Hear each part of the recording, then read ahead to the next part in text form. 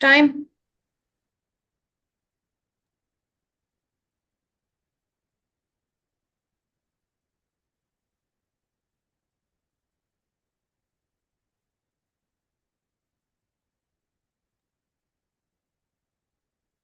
Yeah, let's play the video, please.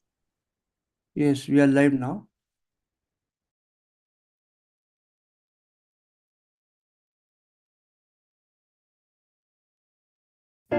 This is a message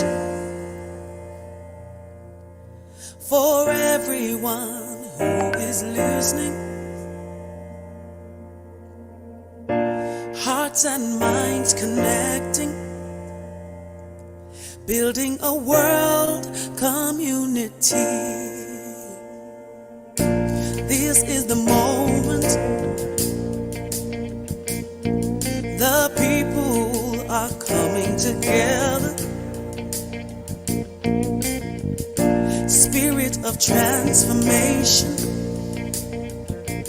reunite in the meaning of we. What is the biggest thing that you can dream of? What can you do to make it true? Well, Transformation Day, let's make a difference. You for me, and me for you. This is the moment, the signal, the klaxon, the ringing, the alarm to awaken,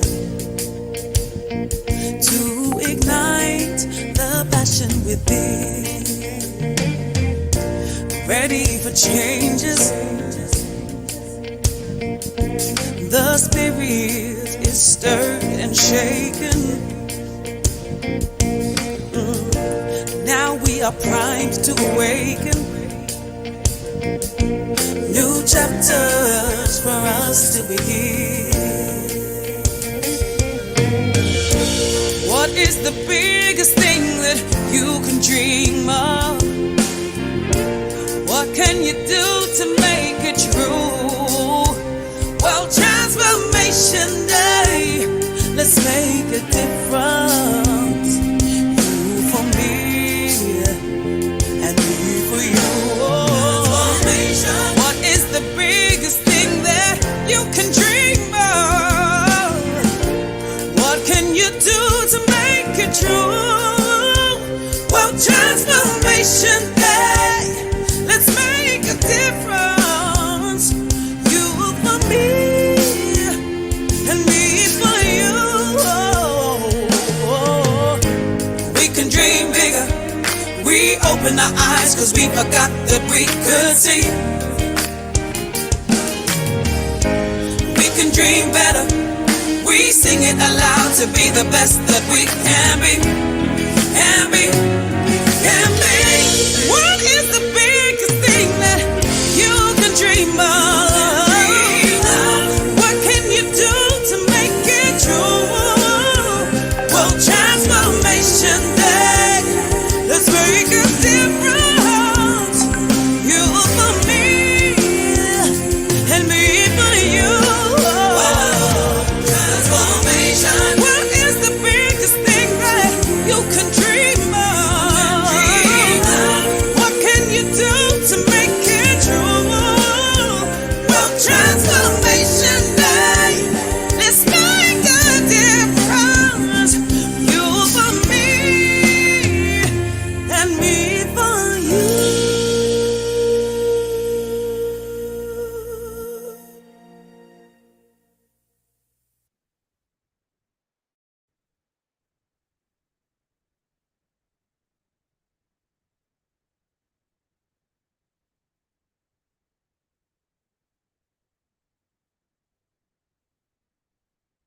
Good morning, everyone, and welcome today, the special day, World Transformation Day. This is the 4th year in India we are celebrating this. And on this auspicious day, I would love to invite Khussaal sir who's the founder of this community and impacting so many people. So I welcome Khussaal sir. Please give us some, insights. What are we doing and what we are going ahead with? Okay. So, good morning, everyone, and welcome to this Amplify World Transformation Day 2024. So, we are celebrating this is the 4th year in India through World Transformation Day. But World Transformation Day was started in year 2018. And it was started in London, UK by Mr. Kalpesh Patel, Sue Patel, Harinder Paul, and various other members who been part of the core team. Now, currently, the World Transformation happened on first Sunday of April every year.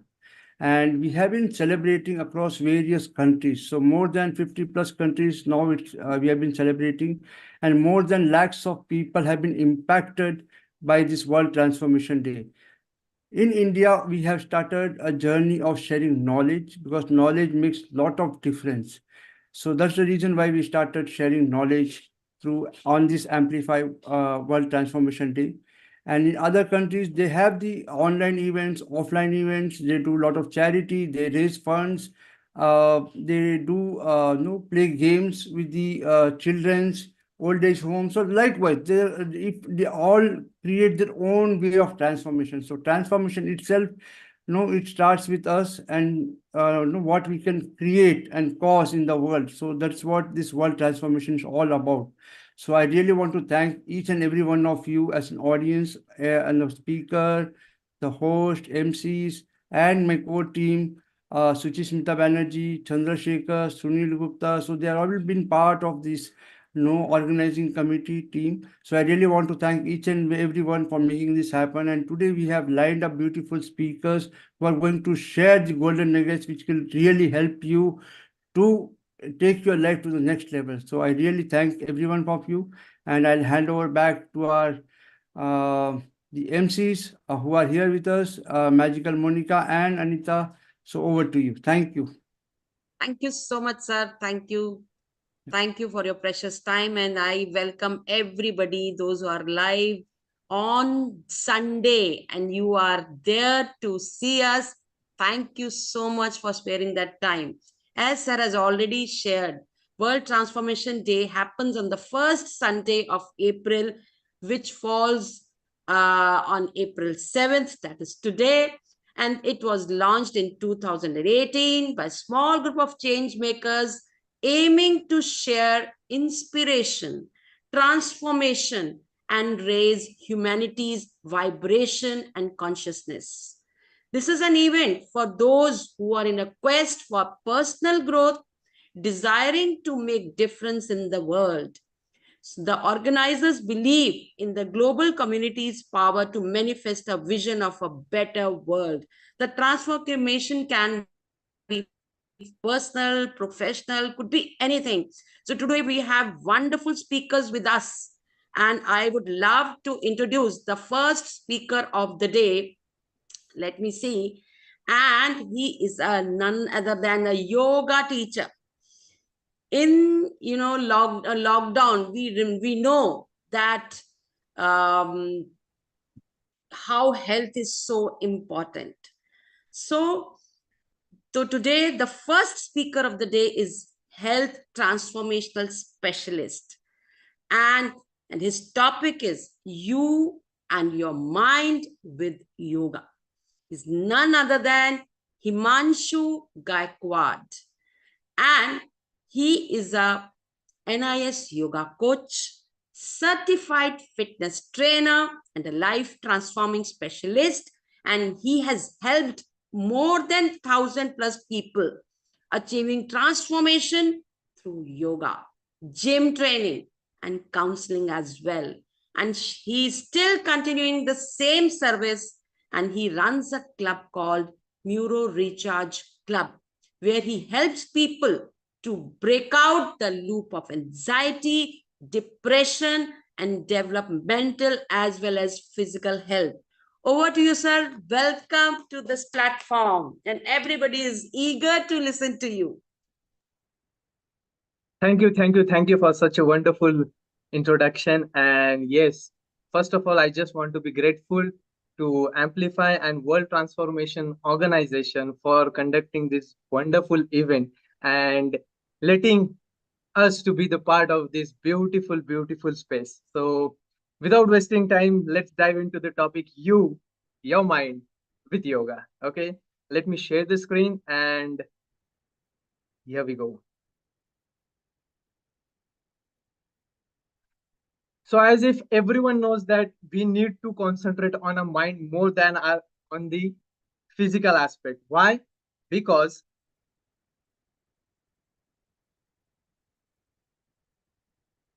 yeah. Why? Because if our thoughts are right, we create good decisions and we create a good lifestyle. Okay. But if our thoughts are affected and if we live in negative thinking situations, then everything becomes negative for us. So, on this note, we will start today's topic, you and your mind, with yoga. As she introduced me so wonderfully, let me share something in detail.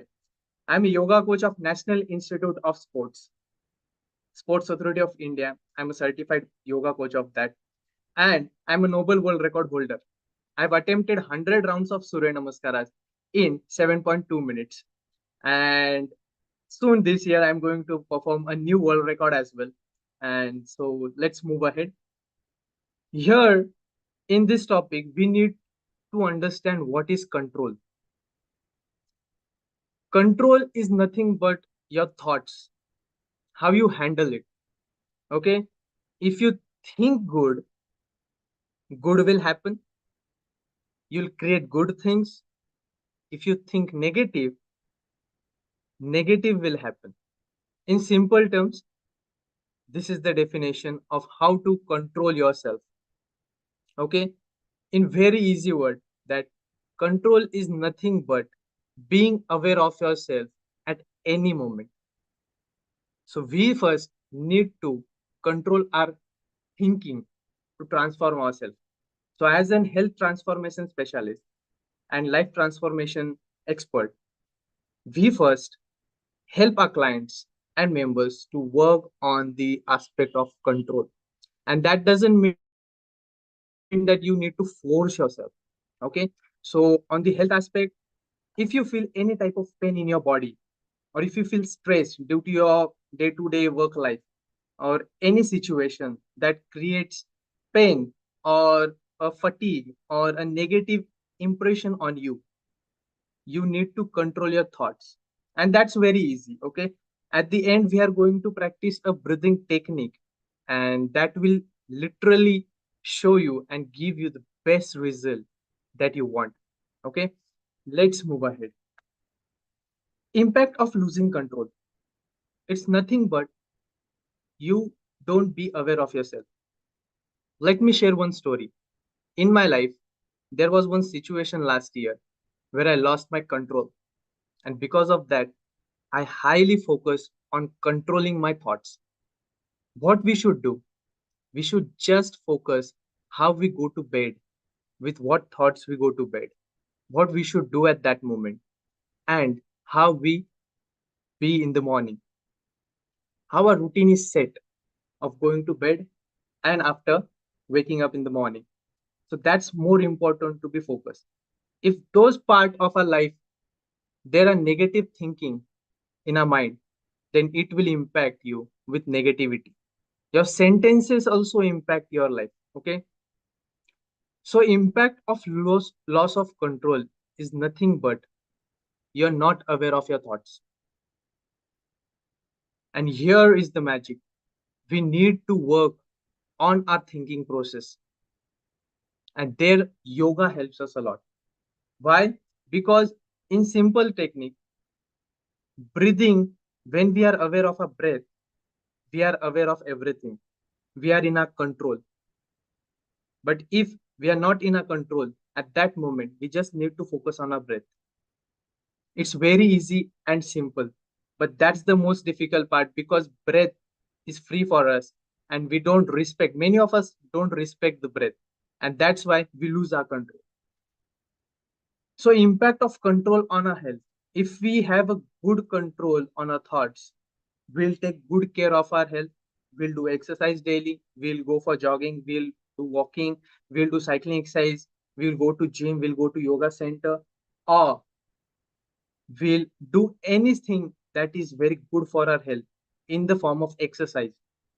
We can practice our own yoga routines that we design if we have, but focus to practice with a guidance, with an expert's guidance.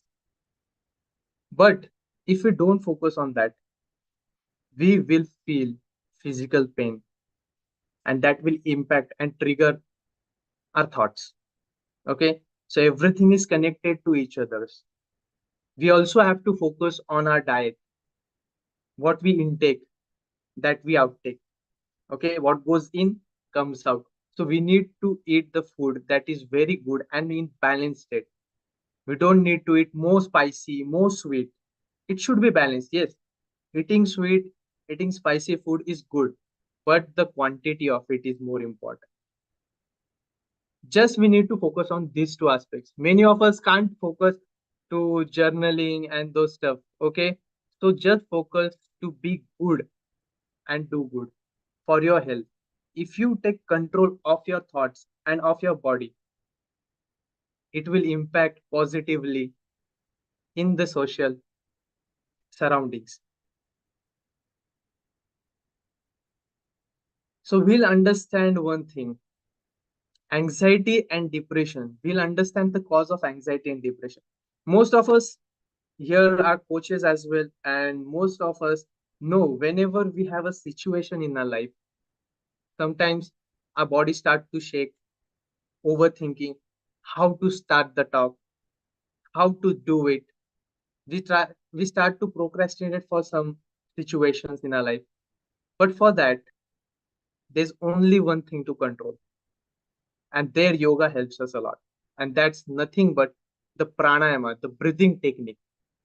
At any moment, we can use it, and we can apply those techniques, and we can see the transformation in ourselves.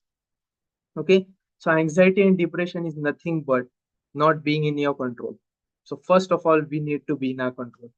And here we go into the practical session.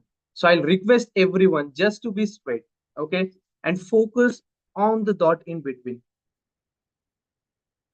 Just be aware of this dot and of your surrounding. We'll control ourselves if we are imbalanced, if you feel uneasy right now. This session will impact you really well, and it will give you really good results right now. So let's dive in and just focus on this dot. You can touch your back behind to your chair if you are sitting on a chair. Be in a comfortable position.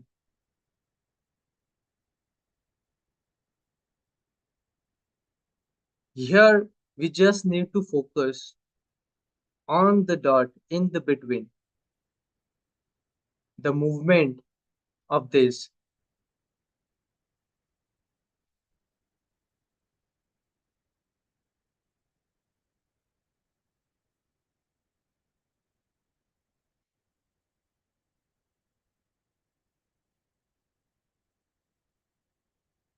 And now slowly and gently, we have to be aware of our breath. Don't close your eyes. Just let your concentration be on this. And with that, be aware of your breath. Your incoming and outgoing breath decides how you will react. So is it in your control? If yes, then just focus. And if it's not, we just need to bring our breath in our control. And for that, we can only use deep breathing technique. Just breathe how is possible for you. Take a long and deep breath, and slowly and gently you exhale it. Few breaths will help you a lot. So let's start deep breathing. Okay, this will recharge your mind as well as your body right now. Let your attention be on the screen and your awareness on your breath. At this situation, just inhale a lot of breath. Try to inhale a lot of breath as per your capacity. Hold it for a second and breathe out slowly and gently.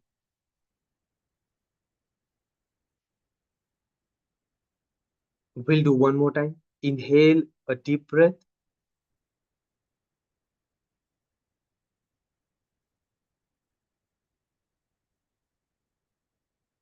Hold it for a second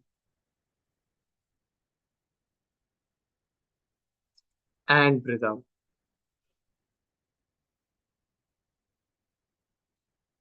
Listen to me and just practice this deep breathing for a few minutes. This will re-energize each and every vein of your body. This will help you to be aware what our muscles are trying to say to us. If there is a pain in our body, if we are feeling anxious, that means if there is a shivering situation, or if you are thinking too much, or if you are unable to stay quiet, this will help you to bring your mind in stable situation and in control. This is very easy task, and this technique we can perform at any moment in our life. We don't need this screen image or this video as well. We can just close our eyes, be aware of our breath, and control ourselves at any situation. Whenever we feel fearful, whenever we feel any negativity, just be aware of it. Your breath is your power of control, and yoga teaches us that very swiftly. It also helps us to strengthen ourselves. We are doing the deep breathing. That's enhancing the power of our soul as well. We'll see the shift of our thinking patterns as well. And that's very easy.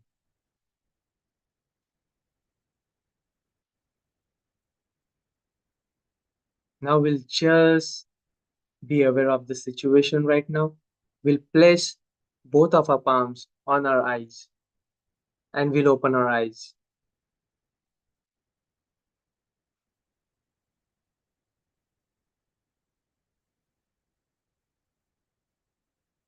So just be in this moment for a minute, and I want to share one more thing, that control is everything in our life.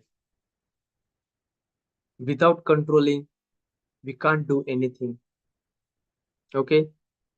If we lose our control, we lose everything. And if we are in our control, we achieve anything. Therefore, our thoughts are very important, and we need to take care in today's day and age about our thoughts. It's very hard for the beginners, but if you take this decision, that will be very easy for you. You will be aware of your each and every thought. You will be aware of each and every action that you take. So just focus on your breathing whenever you get disturbed. Just be aware of your breath whenever you feel any negativity around you. That's it for today. So if you want to learn deep, this was just a glimpse that I shared over here. And yes, if you want to connect with me, you can join me on Instagram and LinkedIn. Healthy Himanshu is my profile name on Instagram, and Himanshu Gaikwad is my profile name on LinkedIn. So with lots of gratitude, I sign off and thank you.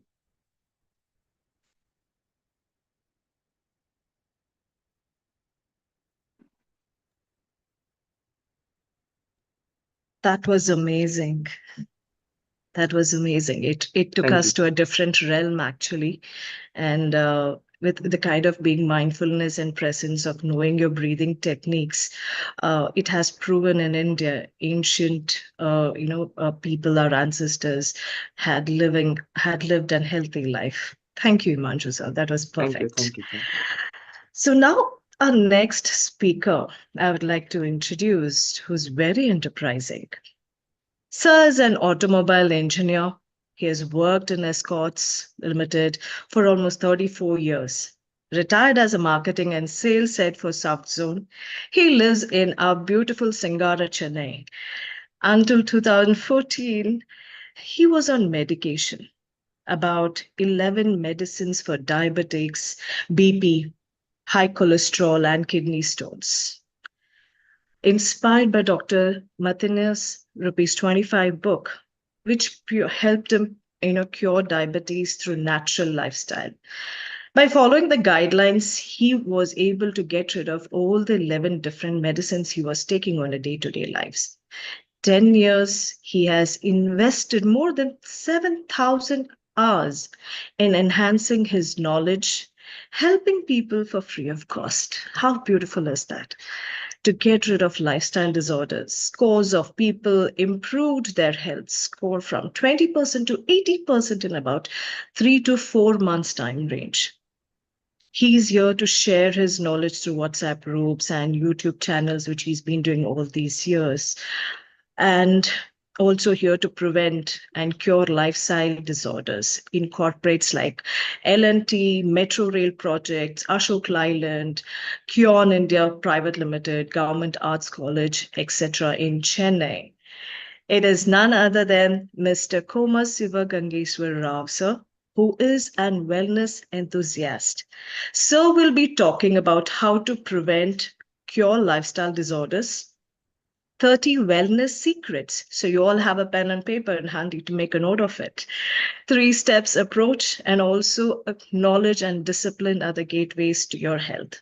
So let's invest time to enhance our knowledge with Mr. Koma Sivagangeswar Rao, sir. So I welcome you to the dais. It's all yours now. Thank you very much, ma'am. I appreciate. I think you already got the.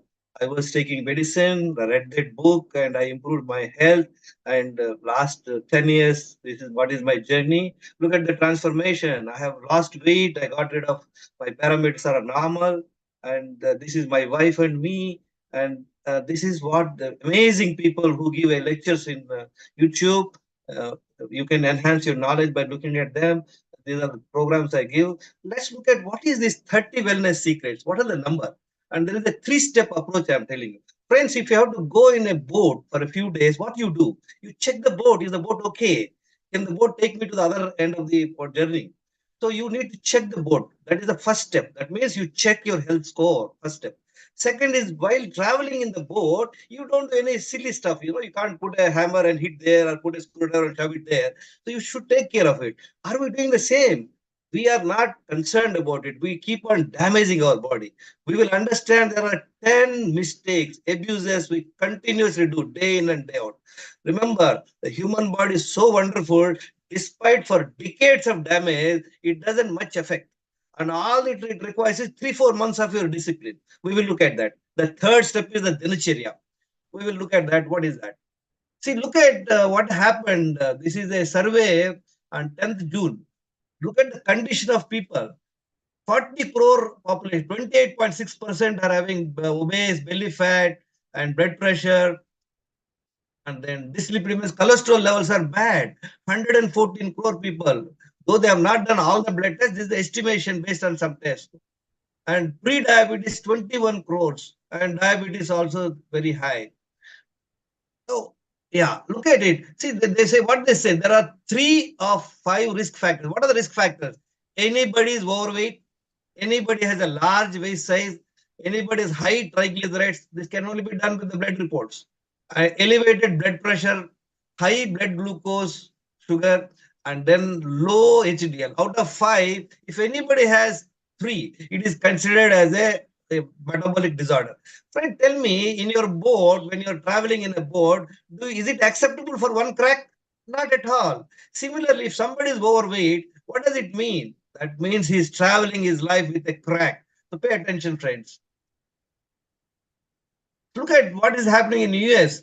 Out of 3 are pre-diabetes. And out of the 10 diabetic patients, 9 of them are not aware. Unbelievable. Friends, you have seen that survey. Same is the case in India. How do we know this? How do we? All that you have to do is a blood sugar and lipid profile. It costs 300 rupees. Just by spending 300 rupees, you will know where is your problem. And if you want to know whether you are pre-diabetic or diabetic, one test costing 300 rupees. I'm surprised. A lot of people, they're overweight and they say, I have no problem. True, there's no problem. Friends, when you're stuck in a flooded water, if the water is up to your neck deep also, there is no trouble because you can breathe. So we are all, most of us are literally, probably at the chest deep water. That's what I see. Now look at this gentleman. We looked at that 5 parameters, but now I have done 7 blood tests, friends, and 10 parameters. What are the 10 parameters? Your weight should be as per height. Your blood pressure should be this range. This is an ideal optimal range. And number of prescription medicine. We should be living a life without medicine, isn't it? We can't be taking medicine. We can't balance your chemistry by the medication. HbA1c is a glucose 4.7, fasting glucose, fasting insulin. I put a star mark, friend. This is a very, very important. Unfortunately, this is not part of any packages. Very unfortunate. Friends, if you're traveling to US, you lock up your house, you take all the keys and go to US. And when you come back after 3 months, you open, all the keys are there. But if you don't have the main door key, how will you enter? Similarly, this particular test is like that. People are overweight. See, like when I see people are 20 kg overweight, 30 years age, when they get all the blood tests done, they must have spent 4,000 to 5,000 rupees. Doctor, everything seems to be normal. Everything is in the range. Doctor says, oh, everything is fine. But tell me, one simple question we must ask, if all my parameters are all right, why am I like this? Why am I 20 kg overweight? It's a fundamental question we must ask. We don't ask that.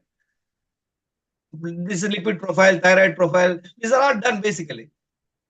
D vitamin and B12 vitamin. Friends, let me tell you, I have done a lot of research. I have got more than 500 to 600 blood reports. I put them on Excel. I can tell persons when I ask their habits, when I see their overweight, waist size, I can tell them what your parameters would be. To that level, I have done the survey and all that. See, this is a metabolic health. As I told you, 10 out of 10. Suppose out of this, all are okay except your overweight. What does it mean? It means your boat has one hole. If you have out of 10, let's look at this gentleman. Out of the 10 parameters, he's okay only on 1 parameter. Can you believe it? What are the problems he had? He's 16 kg overweight size, blood pressure, pre-diabetes, dyslipidemia, D and B12 vitamin deficiency. He's under medication. This is the status, friends. But suppose if he has not done as I suggested these 7 blood tests, then you do something else. It doesn't work out, friends. So we know his health score is 10%. This gentleman just followed my approach. What is the second approach? You need to find out what are the mistakes we are doing day in and out. Stop those mistakes. Friend, for example, if in your fish pond, fish are dying, what do? You don't give them vitamins, you don't do anything. First, you see why the hell it is happening. If there is any, bad water is getting mixed up in the water, some seepage is happening, then you should stop the seepage first. And then only we talk about giving antibiotics and nutrition. We are all unhealthy. We are only focused on food. They say, I'm eating this. I joined the diet program. I joined yoga. This won't work, friend. This won't work. So look at this gentleman, how he has improved. He has improved 80%. Look at all his parameters, how he has improved. He lost 16 kg overweight, 3 inches waist size. He became non-diabetic, improved lipids. Look at lipid profile. 146 is triglycerides. It should be below 100. Look at it come to 53. Friends, what happened? It is nothing. I'm not suggesting any magic. You do the right things, create the right conditions. If you create the right conditions, the right things will happen. Suppose there is a garbage in front of your house. What happens, friend? Other people also put the garbage. After a few days, you find cockroaches, you find rats, you find dogs, you find pigs and all that. So obviously, it is going. Suppose you get it up, cleaned up, and you put a small, rose flowers, all that. You get only butterflies, things like it. Friends, understand to create the right conditions to your body. Now we'll see, we'll look at the second step. What are the 10 abuses? Friends, we are all doing this. Mindlessly or mindfully, we don't know. We all know this. Lack of 7 hours night sleep, chronic stress, no exercise. We eat always cooked food. We don't take any nutritious food, friends. Intoxicants, processed foods and all that. We all know dehydration. People don't know how to drink water, how much to drink. Then constipation. Friends, people are going to toilet once in a day, maybe in the middle of the day and the evening, but some people go once in 2 days. All the garbage is inside our body. So how do we do about multiple times eating? Friends, this is one of the biggest flaw. People don't pay attention. We are all habituated to breakfast, lunch, and dinner, in between coffee, tea, snacks. In a day from morning 6 o'clock to night 10 o'clock, we are eating multiple times. A lot of times we think, friends, eating means what? Eating means other than water. Make a note of this point, friends. If you understand this point alone, you can improve your health in the next few days. Other than water, anything else you put in your mouth is food. If somebody says, no, I eat only 2 times in a day, but he takes 4 times coffee. So how many times he's eating? 6 times. So that's how all the problem is happening, friends. We all know work culture, any office you go, even in other places also, at 10:30, 11 o'clock, you are offered a coffee tea. Evening again, 3 to 4, you are offered, some snacks and coffee tea. What does it mean? You're eating anyway compulsorily breakfast, lunch, and dinner, and 2, 3 times coffee tea, 6 times. Friends, eating 5 to 6 times over a period of time, it can take 5 years, 10 years, 15 years, people will start developing insulin resistance. As I told you, the blood test, insulin, fasting insulin test, if it is done only, we'll know this problem. So we all know this all causes overeating. Other than water, make a point, friend, make a note of this. Other than water, suppose somebody comes and offers you a prasadam. He says, oh, I went to Tirupati, you put it in the mouth. You think it is harmless. True, it is harmless for a day. But you are habituated. Today, one fellow will give another fellow birthday, another fellow you eat, you get tempted. So end of the day, most of the people are eating multiple times, which is leading to the problem, friends. So belly fat and overweight are a clear disorder, friends. A lot of people, they say, I have no problem because he must be 20 kg overweight. He says, have you got the blood test? Says, no. Friends, when somebody gives you a gift to you, so what is inside? How will you know? Tell me. Unless the fellow tells you, or you open it, or you get that scanned. Similarly, you may be looking hunky-dory, maybe dressed well, you're looking cute, you're chubby and all that. What is inside? Unless you do the blood test, friend. Very unfortunate. A lot of people tell me, oh, sir, we don't need blood test. There's no problem. Friends, please get this 7 blood tests. You will be knowing the difference. See, friends, the about 10. People tell, no, sir, I don't have any bad habits. Only one. What is that? He is not able to go to the toilet in the morning. That one is enough. As I told you, friend, one crack is enough to put you into trouble. So we have looked at this first 10 health parameters we have seen, another 10 daily raw repeat habit. I call them abuses. We are continuously abusing our body, friend. God's grace. He was so kind. He has given such a wonderful mechanism to us, but God has given the long rope. We are waiting until it comes to an end, friend. Now let's look at the third step. Friends, we all know to make a sambar, what do you do? You just can't jump to do the sambar. What do? You want to know what are the ingredients. Just knowing the ingredients is not sufficient. Then you need to know, okay, for making for 4 people a family sambar, there are certain quantities. So you need the ingredients, you need the quantities. Just having these two, will you be able to make a sambar? No, you need the expertise. You need to know how it can be done. You need experience. You know to know the technique. You need to know the fine tuning. Same ingredients are given to 2 people. Look at how it turns out. Maybe your mom makes, or spouse makes a delicious sambar. We are all making a lousy health, friend. So let's understand what are the ingredients for health. There are 7 essentials for good health, friend. What are they? Air, water, food, excretion. These are the chemical thing. What goes into your stomach, what gets out of your body. What gets out of your body, friend? You eat food, you eat drinks and all that. What gets out of you? It's stools, urine, and then the sweat and the breath. All these 4 outlets must be working superbly. Then only you can have no toxins in the body. Exercise, friends, you have so many joints. So you need to do the exercise. 1 hour exercise, friends. Elephant. which is such a huge animal. You know how many kilometers it walks for its food? It walks almost 50 kilometers, I was told. For a human being, he just walks in from his bedroom to the kitchen, he finds the food. If there's no food, open the fridge, you have the food. If no fridge in the food, just call it Zomato. Night 12 o'clock, you're served food. So exercise is not become part of our activity, friend. Sleep. You must sleep 7 hours, non-negotiable sleep, friend. Mind management, we just know that Gaikwad was talking about your mind. How do you manage your mind? Friends, we have given our remote controls to many people. Anybody can make you dance. So keep your remote control with you by managing your mind. So let's look at what you require. You require 3 to 4 liters water every day. Very, very must, friend. And there is a process. Don't drink water 20 minutes before eating food, while eating, until 2 hours after eating food. Water and food should not be put at one time in your stomach, friends. Remember this point. Two bowel movement. 2 times you should be able to excrete, removal of the waste from the body.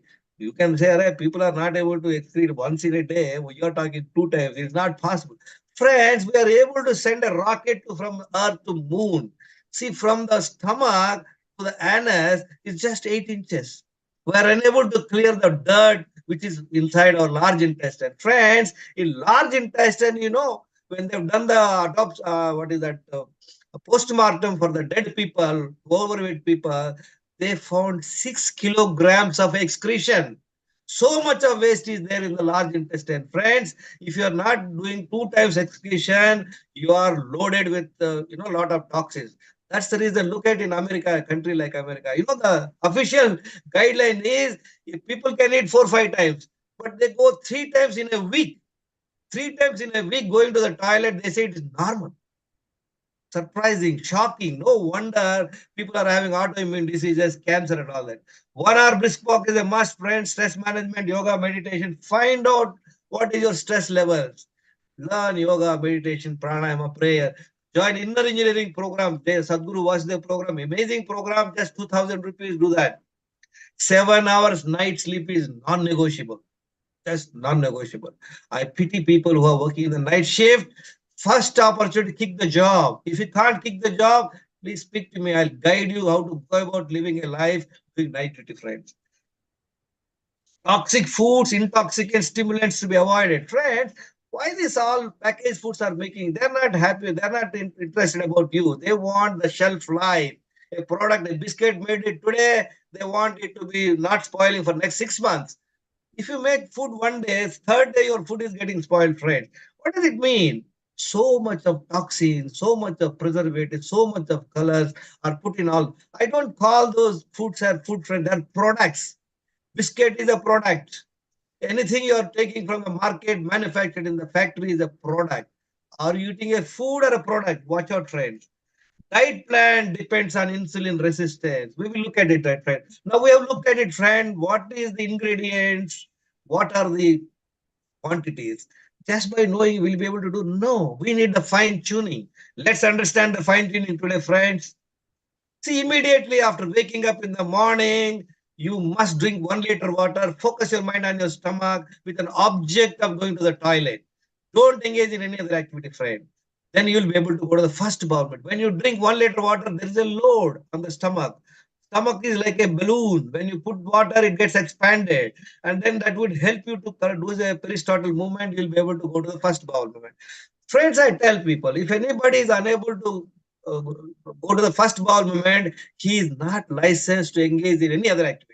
If if my guests are there, I'll lock them in the bathroom. Only after their first bowel movement, they're allowed to engage in anybody's activity. Then go for a 1 hour brisk walk, come back home, rest for 5-10 minutes.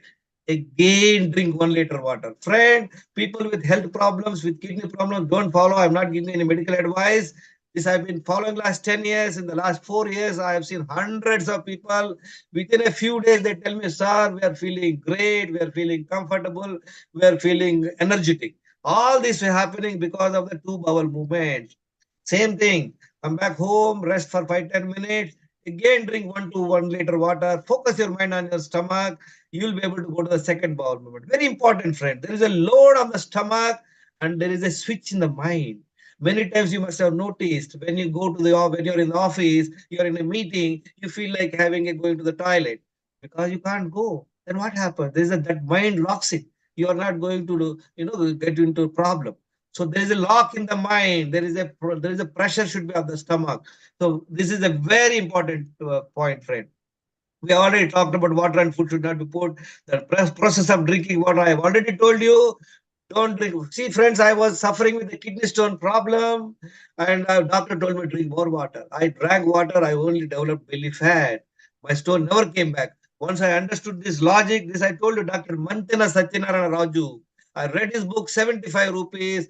I learned, friend. Friends, the problem is learning, unlearning, and relearning. So I went around this unlearning process by listening to so many talks. Sir, Yeah. it's time. Yeah, I'm just closing it. So avoid packaged food, processed foods, find the stress management, strive for hormones and all that. 7 hours sleep is absolutely essential. Now, what food to eat? Different type of food, quantity, timings is your choice. I'm not suggesting any food. Only thing is eat when you're hungry, eat only 2 times in a day, and homemade food you can have. If you're diabetic or not, try a no carb food trend. So this is how you can improve. And this is the foods and balance 1 to 2 liters water between 2 meals in installments. Suppose you had your first meal at 12 noon. After 2 hours, you start drinking until half an hour before second meal. Finish 2 liters. Keep it in a bottle so that you will know, friends. 14 hours of overnight fasting, and by this way you can improve your health. Friend, these gentlemen, look at how they've improved their health.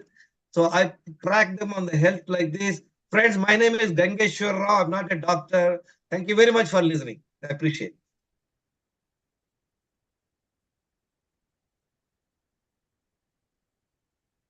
Thank you so much, sir. What knowledge that you got, and we can say such a winner you are. And the kind of knowledge that you have given us, like daily wrong habits and all that 7 essential for good health. Amazing. Thank you so much for giving us so much of insight, sir. Thank you, thank you, thank you. So let's move ahead. One more transformation personality we are going to talk about. She's an empowerment coach, certified executive coach, tarot reader, Reiki master, self-regeneration therapist. And I would say she's a superwoman. How and why, you will come to know very soon, as she got fully recovered from advanced stage of breast cancer. Wow, ma'am, amazing. She's none other than Nitika Sethi. And because of this, she started the journey of self-discovery. And now she has started contributing the same thing through meditation to thousands of people and transformed so many lives. She does group meditations, she's coaching individual, and she focuses on how to empower every personality so that they can get transformed. So, ma'am, over to you. Welcome to this platform. Thank you so much. Thank you so much for this wonderful introduction. I'm really blessed to have this introduction from you. I would like to start by thanking Amplify and WTO. I really want to thank Khussaal and Suchismita for this opportunity. This is my third year where I am being part of this wonderful event. And actually, it's now like I look forward to this first Sunday of April. As you have already given my introduction, and now I am an empowerment coach, bringing transformation to lives of individuals. I conduct meditations. My whole focus is that this body that we have is the wealth that we have, and breath is our biggest wealth. Through this breath, we can activate the intelligence of this body and can really lead a healthy life. So today, what we are going to do is acknowledge what we have and become more aware of our 5 senses. That is one form of meditation which I conduct. So I would like to start immediately by starting with the practice. So in this practice, we will become aware of all our 5 senses. I request you to please take your time, sit very comfortably, keep your back straight as much as possible, and close your eyes for a minute.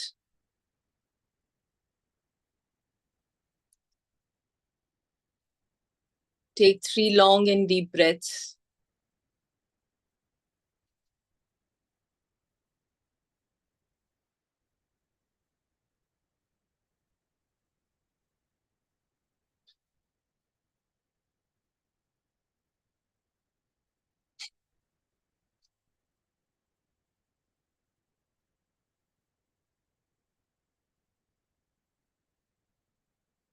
We will start with our first sense, which is touch.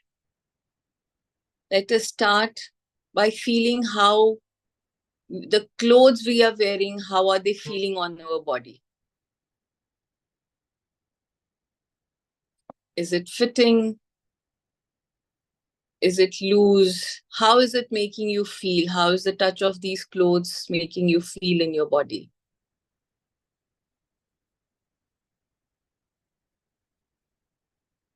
The seat you are sitting on, how is it making you feel? How is the touch of that seat?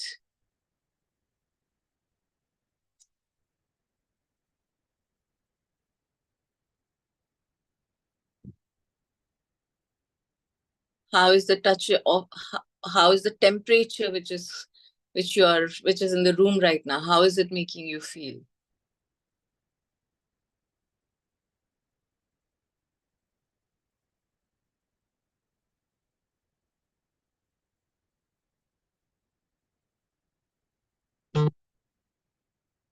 With your eyes closed, remember what are the touches that you like.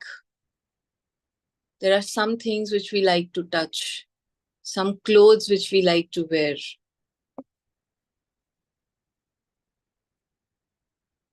Remember those. There are some friends or some partners whose touch we like. Feel the touch in your body. How is it making you feel?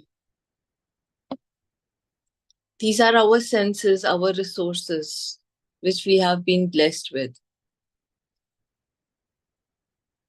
See how it is making you feel.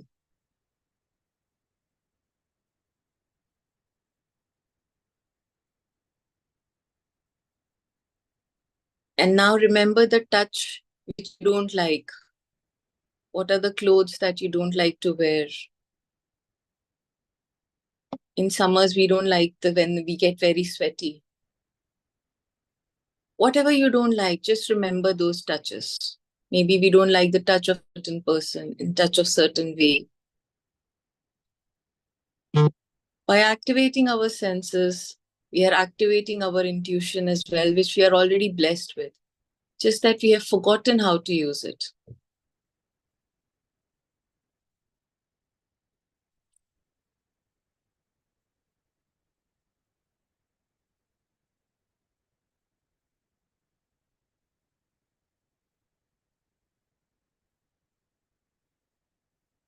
Now we move to the next sense, which is seeing.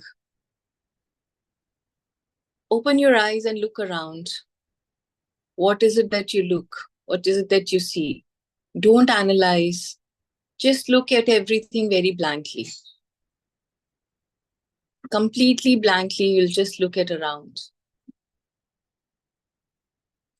Don't analyze anything. Now close your eyes.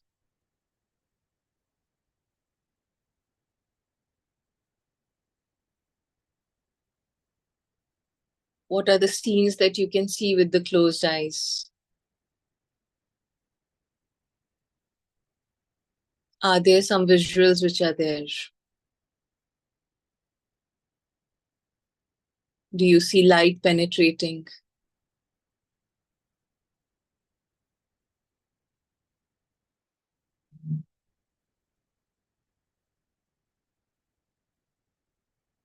Remember the visuals, the people that you like.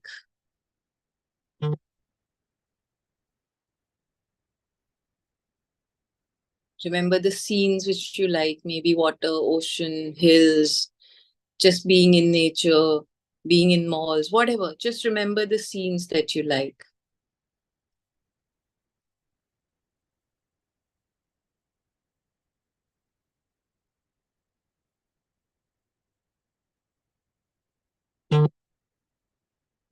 And now remember the scenes that you don't like. There are some people whom we just can't stand. Some scenarios we can't stand. Some places we don't want to visit. Some food items we don't like. Just the look of it we can't stand.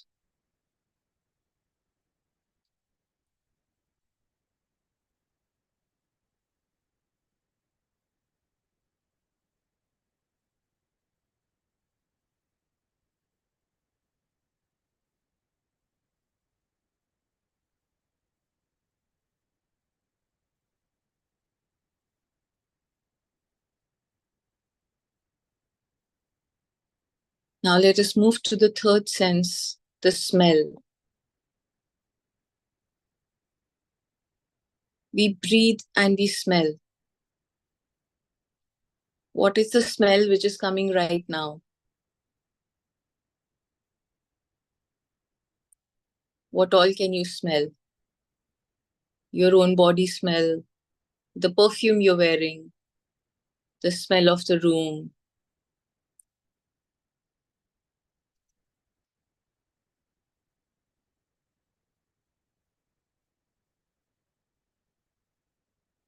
Now remember all the smells that you enjoy, the fragrances. There are some which we just love. So we use soaps, perfumes, creams, smell of food, smell of rainwater, smell of flowers. Which are the smells that you really enjoy? Remember those.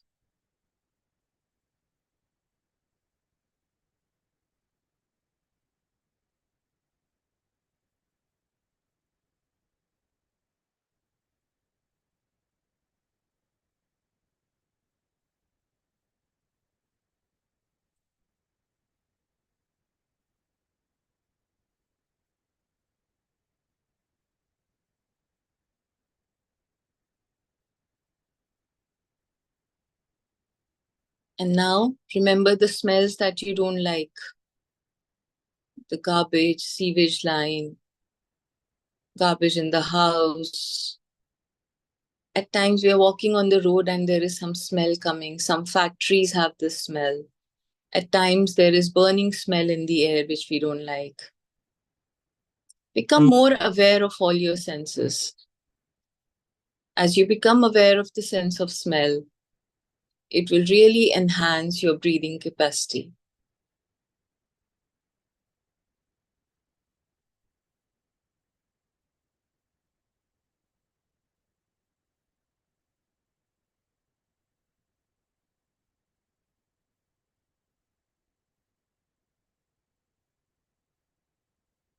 Could be anything, any smell.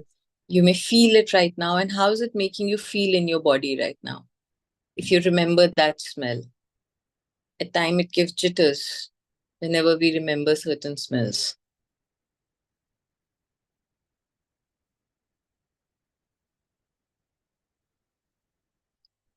Let's move to our next sense, which is listening. You're listening to my voice. Maybe there's AC fan, which is also making noise in the room. You're listening to notifications from the phone or your computer. Maybe sounds in the house are coming or in office, wherever you're sitting. Birds may be chirping, dog barking. What are the sounds coming right now?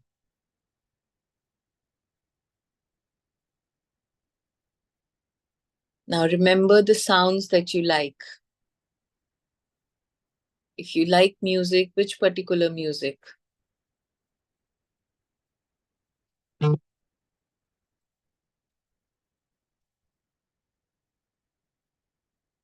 Maybe we like the sound of the rainwater falling, waterfalls, could be any sound. So just remember those sounds.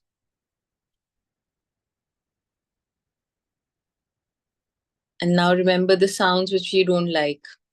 At times we don't like clanking of some steel. What are the sounds that you don't like?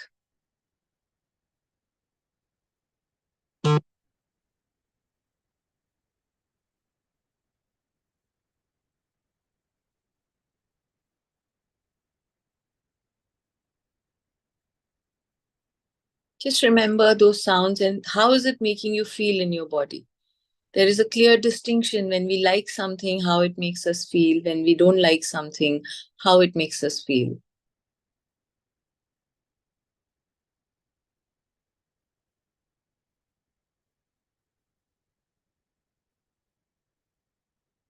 So let's come to the last sense, which is the taste.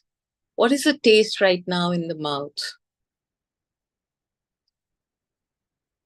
You've eaten, you've not eaten, you drink something. What are the tastes that you really enjoy? Think about those, the tastes that you like. What are those tastes? And how does it make you feel when you remember those tastes? There are certain foods that we like. There are certain drinks that we like. Taste of water, taste of rainwater. Some people eat sand, chalk. We have all tastes. Some tastes are much prominent. Some things we just love. What are those tastes?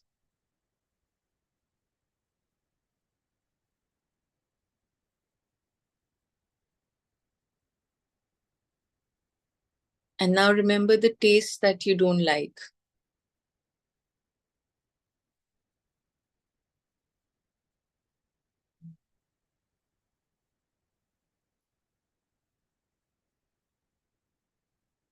And how does it make you feel in the body?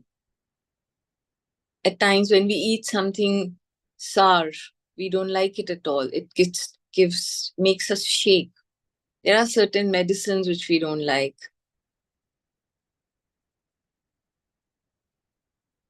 Just remember those tastes in the mouth. You may like to feel those tastes.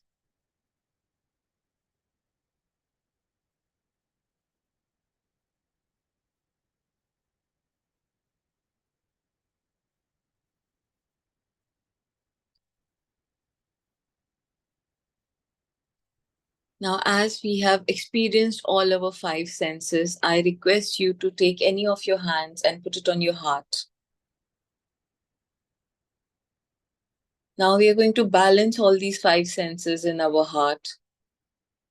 Keep your eyes closed. Focus on your breath. Feel your heartbeat. You may be able to feel sensations in your hand. Breathe long and deep. Exhale in a longer count. So for example, if you're breathing in 5, breathe out in 8. Activate your heart so that all the 5 senses get balanced. Count your own breathing. Exhale longer. We're balancing all the 5 senses in our heart. Heart performs the major function of pumping blood.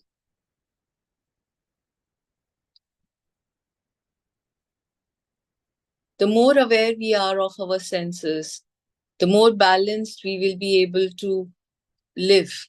And our body activates its own intelligence. The body guides us. What to eat, what not to eat, where to go, what to do. The body has a very superb mechanism. It's all scientific.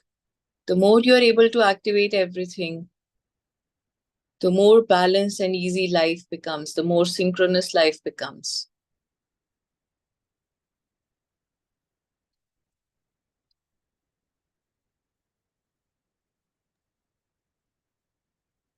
Continue to breathe, continue to focus on your breath. With your one hand on your heart. Exhale longer. focus on your breaths. As you breathe in from the nose. Ma'am, As you breathe out. just keeping up the timer. Yeah. Thank you so much for this opportunity. I think we can close. Thank you so much. I would request each of the participants to please have more water. We are finished with the exercise. Thank you so much. Have a good day. Thank you. Thank you so much, Nitika ma'am. It was perfect and amazing. Guided meditation is something we all can relish, and it is for all ages. Being into meditation, it helps us to be more aware and more purposeful about your actions. Thank you, and wish we had more time onto this. Now, moving on, I would like to introduce our next personality. She is a government certified yoga teacher and a medical yoga therapist. She has worked on musculoskeletal diseases like neck pain, back pain, knee pain, and systematic disorders like diabetes, asthma, hypertension, digestive disorders. She also works with women on PCOD and PCOS and infertility issues, which are on the rise right now due to HPO excesses. She promotes practice of yoga at early stages of life for overall health. It is none other than our Ms. Kavita Rohila, who is a yoga therapy for pain relief. Welcome, ma'am, and the stage is yours to share your knowledge about how Thank to you so handle much for pain. the great introduction. Thank you so much, Anita. And I thank you so much for the great introduction. I want to acknowledge, good morning, everyone. I want to acknowledge Team Amplify for conducting this event and helping us to contribute on the World Transformation Day. And I want to acknowledge the effort of all fellow speakers for really transforming the world with the knowledge you have during your lifetime. Here today, I want to talk about yoga therapy. So my journey of yoga started in 2003 when I would request you if I can share the screen, PPT. Yeah, thank you. I have it.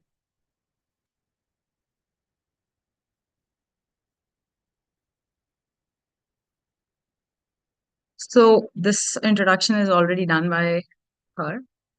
So my yoga journey started in 2003 from my college when I started practicing and liking the effect of yoga in the body. And with the journey of my studies of economics honors and finance,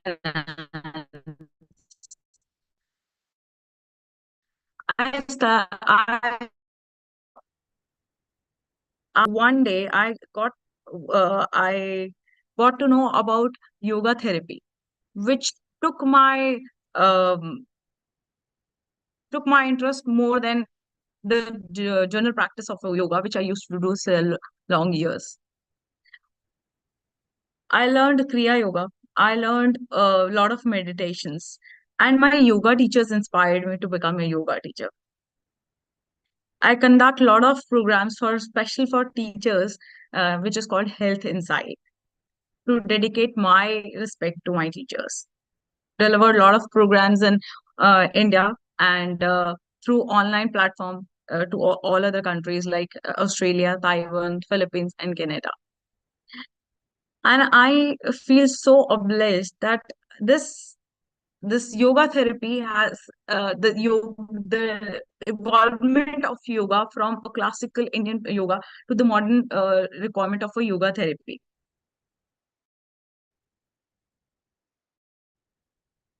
As she already mentioned that I prioritize well-being at every stage of life.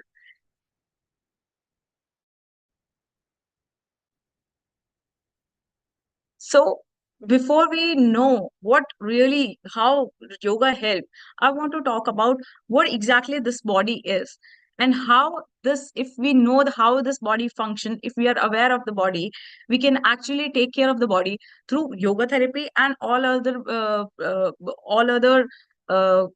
given methods.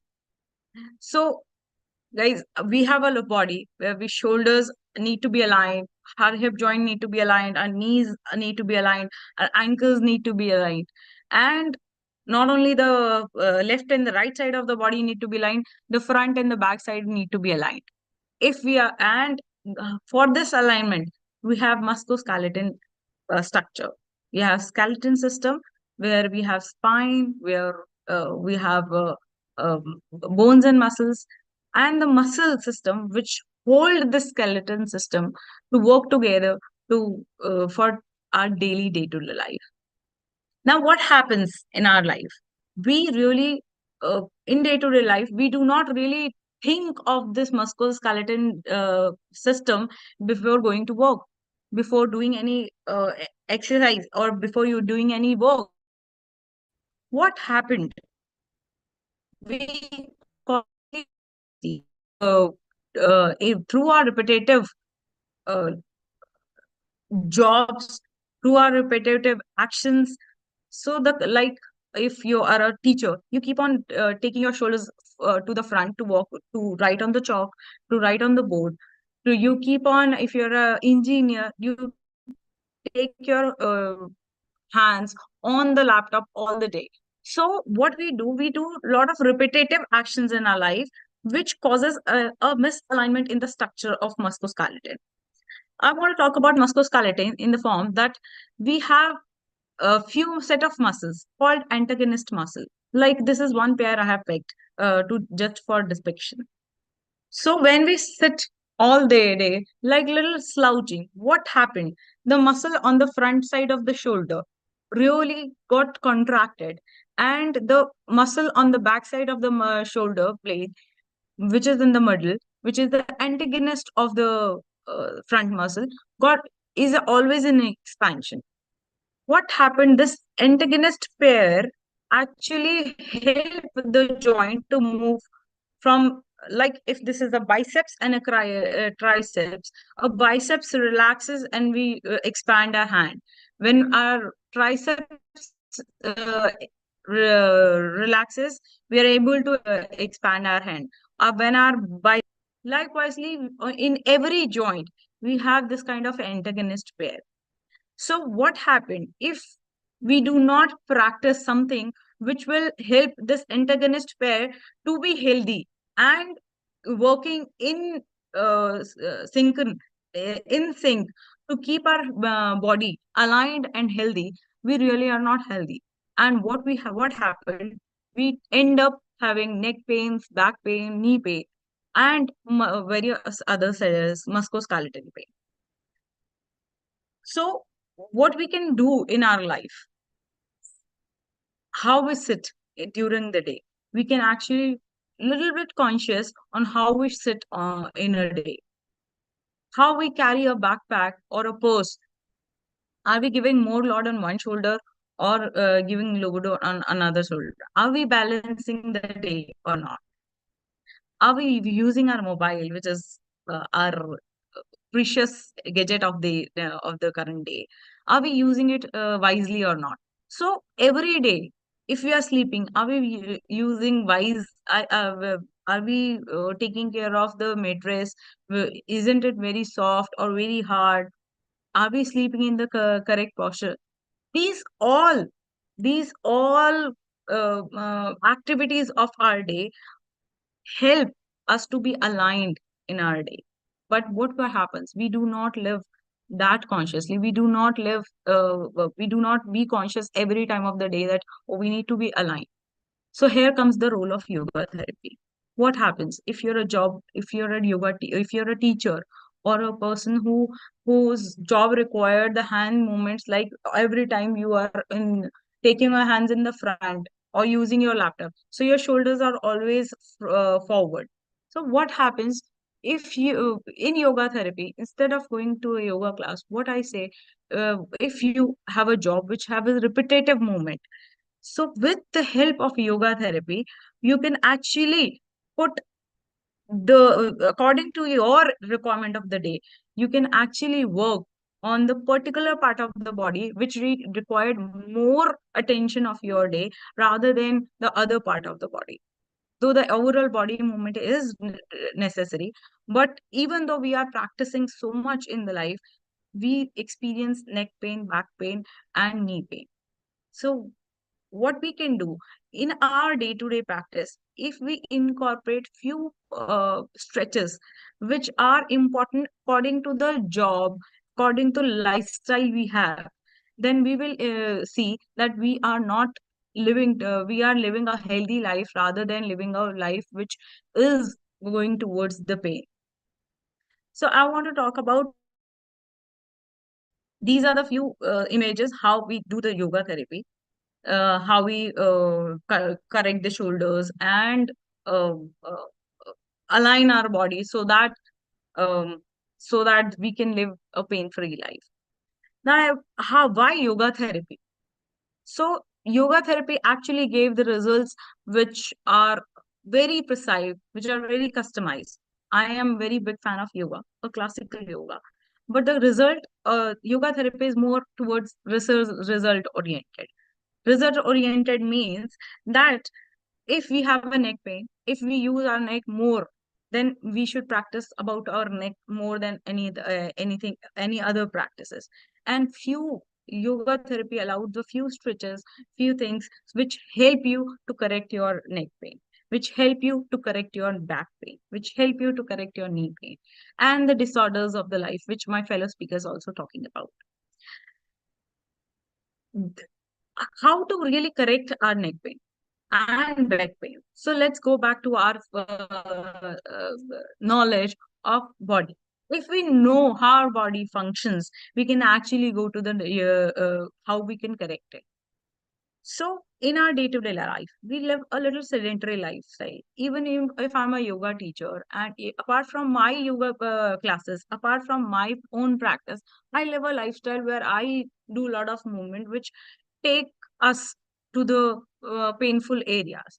So if the knowledge we have, the knowledge of if we have the knowledge of musculoskeleton, then how our body, how our spine. So let's take this. This is a spine. The center picture is a picture of a spine. A blue portion is spine, intervertebral disc, and the brown portion is vertebra. The yellow portion is called spinal nerve. So what happened in our day-to-day life? If we are living a sedentary lifestyle, if we are not giving enough movement in our life, in our body, what happens? Daily, there is a degeneration changes happening in our body. So what happens to these nerves, these discs? They start dehydrating if we do not move enough in our day. Like if we do not take infrequent breaks, if we have a job and do not take frequent breaks, what happens? These intervertebral discs, which are jelly-like structure, start dehydrating, and the fibrous tissue in them start getting harder, and the disc disc bulge start happening. Like we start happening a numbness in our hands, we experience numbness in our legs, and the tingling sensation start happening. So what is the solution to that? What we can do, we start taking breaks during the day. Like if we are sitting on the laptop or sitting or doing some job which require long sitting hours, what we can do, we can take frequent breaks, like after 30 minutes we can take 30 minutes of 30 seconds of break, or after an hour we take 1 minute of break, whatever is suited to your job or your schedule. We take frequent break so that this structure does not really go to the air, to this structure where the jelly goes out and we experience pain. How we here in yoga therapy helping people, we are helping to keep this spine very much active. Like we do stretches. If we end up in the pain, we do free stretches to restore the natural posture of the spine, so that we can cure the pain and we can live the natural way of the life, natural uh, uh, natural life which is pain free. So now I want to talk, the Yoga Sutra talks about Heyam Dukham Asanam, means the pain which is there can be avoided. Means if you are in a early stages, like if you are in 20s and 30s, you do not have that much pain. You still, your body is okay. So what can be done if you start practicing something, activities, maybe a yoga, and if you're already in a path where you started experiencing pain, maybe a yoga therapy, so that the pain which are going to come in your body in your 40s and 50s can be avoided if you start practicing right now at your stage of 20s and 30s. So I always advocate, after seeing my patients who come at this age of 60 with very painful situation, the pain actually starts very early in 20s and 30s. So I have a request to everyone who are in early stages and all every age of life. Start doing some activities of the in life, not just walking activities like yoga, overall yoga, or maybe the yoga therapy if you are if you already entered into the zone of pain, where you can actually cure Kavita yourself ma'am, from Kavita upcoming ma'am, pains also. Yes, time is up. You need to yes. wrap up. Thank you. Yes, yes, I'm almost about. So I just want to advocate that please start practicing something. And if you want to connect with me, this is my Facebook page with the name of Yogantaram, and this is my number. If you want to connect with me for more knowledge regarding this, this is where you can find me. Thank you so much for this time.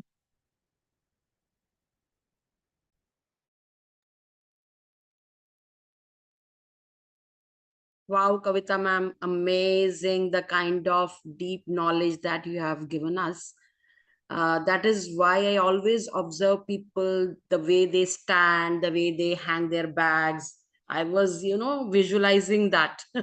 Thank you so much.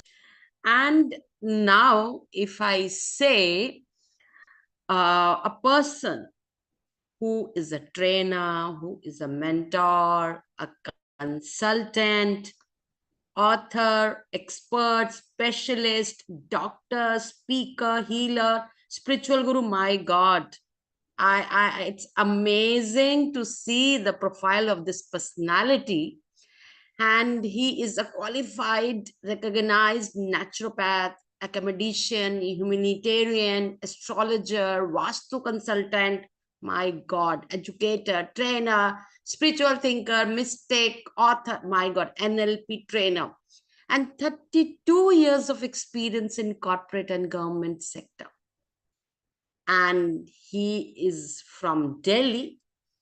And the best part is he is a conscious energy transformational personality, and none other than Sri Maitreya Rudra Bhayananda. So I welcome you, sir. We would love to hear you out. My God, what a profile you have. Amazing, the kind of energy, the kind of modalities you have gone through. Wow. Welcome you, sir. Welcome. I welcome to the platform of Amplify. Thanks a lot. Thank you for adding up a lot of good words, which I might be even qualified for, but definitely it's a divine's grace that I've been able to achieve some things in my life. And before wasting any time, I'll just start the session. Thank you. Can I share?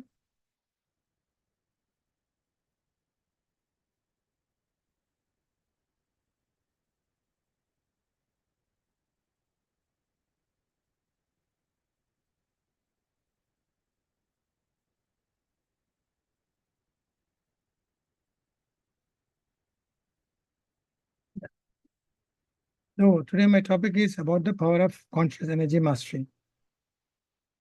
We all have been talking and thinking about conscious every day, every single moment of time, even before the birth till post the death period.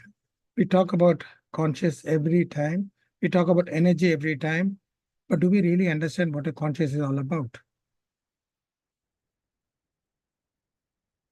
We need to understand that the conscious, within the depth of it, is holding up everything that we need to know, and much more than that. It has the power and the potential to unlock, manifest, expand, connect, transform, illuminate whatever we aspire to be, whatever we think we need to achieve. What does a conscious actually mean? We need to understand that conscious can be understood as a fundamental awareness, and its presence is permeating the whole of the existence. It is the essence of being itself. It's a spark of awareness that manifests, animates, and connects to all the live beings, and the universe gets tuned to it. It expands with that. The conscious transcends the limitations of the individual ego and encompasses the interconnected nature of all the things, be it living or non-living, be it animate or non-animate. It connects to all of that. It connects to the fabric of reality. As it connects to the fabric of reality, you find that it's going to continuously expand, and within which all the experiences, whatever you think about, whatever you know about, rises. And it's a process whereby we say that it's emerging, merging, and re-emerging. That means every single strand of thought which we have right now at this moment of time and space has somewhere merged at one moment of time in space. It got emerged and somehow got connected to me because I was ready for that particular thought. Since the thought was there, I was ready for it. If the thought was not in existence, I will not connect to that. A thought in existence is something which is connected to the cosmos itself. So it becomes a conscious which works at the cosmic level also. So it is not just limited to the human perception, and it goes beyond the time and space and the form. It begins the journey from the state of formlessness, which we call as universal intelligence, we call as the cosmic intelligence, we call it as divine, we call it as God, whatever we call is the conscious. If we need to find about the consciousness, it's a journey of self-discovery, and it's about realization. The more we start searching for it and we go deeper into it, we start finding that there are more layers of conscious awakening happening to us. That's the reason you find that one's awareness is not matching with the other's awareness. The conscious of one, which one realizes, may be tuned to another dimension and space compared to the one who is connected to another time and space. So the layers are quite hidden, and we start unraveling them layer by layer. It's like flipping the page of a book, but which page will come to me, which paragraph I will see first, cannot be decided. It only happens when my tuning is right, my connection is right, and my depth is right. The moment I have a tuning to it, you find that all the illusion vanish, you find everything merging together, and then you suddenly find, sorry for the spelling mistake in the fourth point, that's recognized. It works with the recognition of the unity and oneness. So whatever we consider as a creation, and whatever we don't understand as creation till now, is all part of the conscious. This is a very brief understanding what a conscious is all about. Regarding energy, definitely, it is the force which is rising, giving rise to all the phenomena that we know. The whole of the existence is functioning on that. We know that it's dynamic in nature, it's ever present, and we have definitely, over the period of time, scientific discoveries have happened where we found that, okay, there are different forms of energy. But then when we look at the ancient scriptures, you find that the talks, the methods, have been working on two things. They used to call that as chit in our traditional scriptures. Understanding the chit was the most crucial thing. The chit in a state of formless is something which we cannot express or understand. But the energy was termed as Shakti, given a form, though it was never having a form. Then we started connecting to that form and then started expanding on that. We know that nothing of the energy can be created or destroyed, but definitely it keeps on changing itself, changing the form, because it works on the law of conservation and entropy. Definitely we have the different forms of energy like the electromagnetic rays, gravitational fields, the subatomic particles, all of these are part of the whole concept of energy. But there are more parts of energy which we are still to find. For it is not defined and limited to the cosmic physical realm. It is extending beyond the time and the space, and is also manifesting throughout the cosmos. In the cosmic realm, you find that the energy is directly connected to the conscious. The conscious, when it is getting projected, it becomes energy. The moment when the conscious takes the form, it becomes energy. Like we all are energy particles. They're nothing but conscious energy particles which are joined together in a certain form, in a three-dimensional form, which we see, relate, connect, and expand with. All of these are part of us every single moment of time, and this expands with us every single moment of time, where we connect with ourselves in the most deepest manner.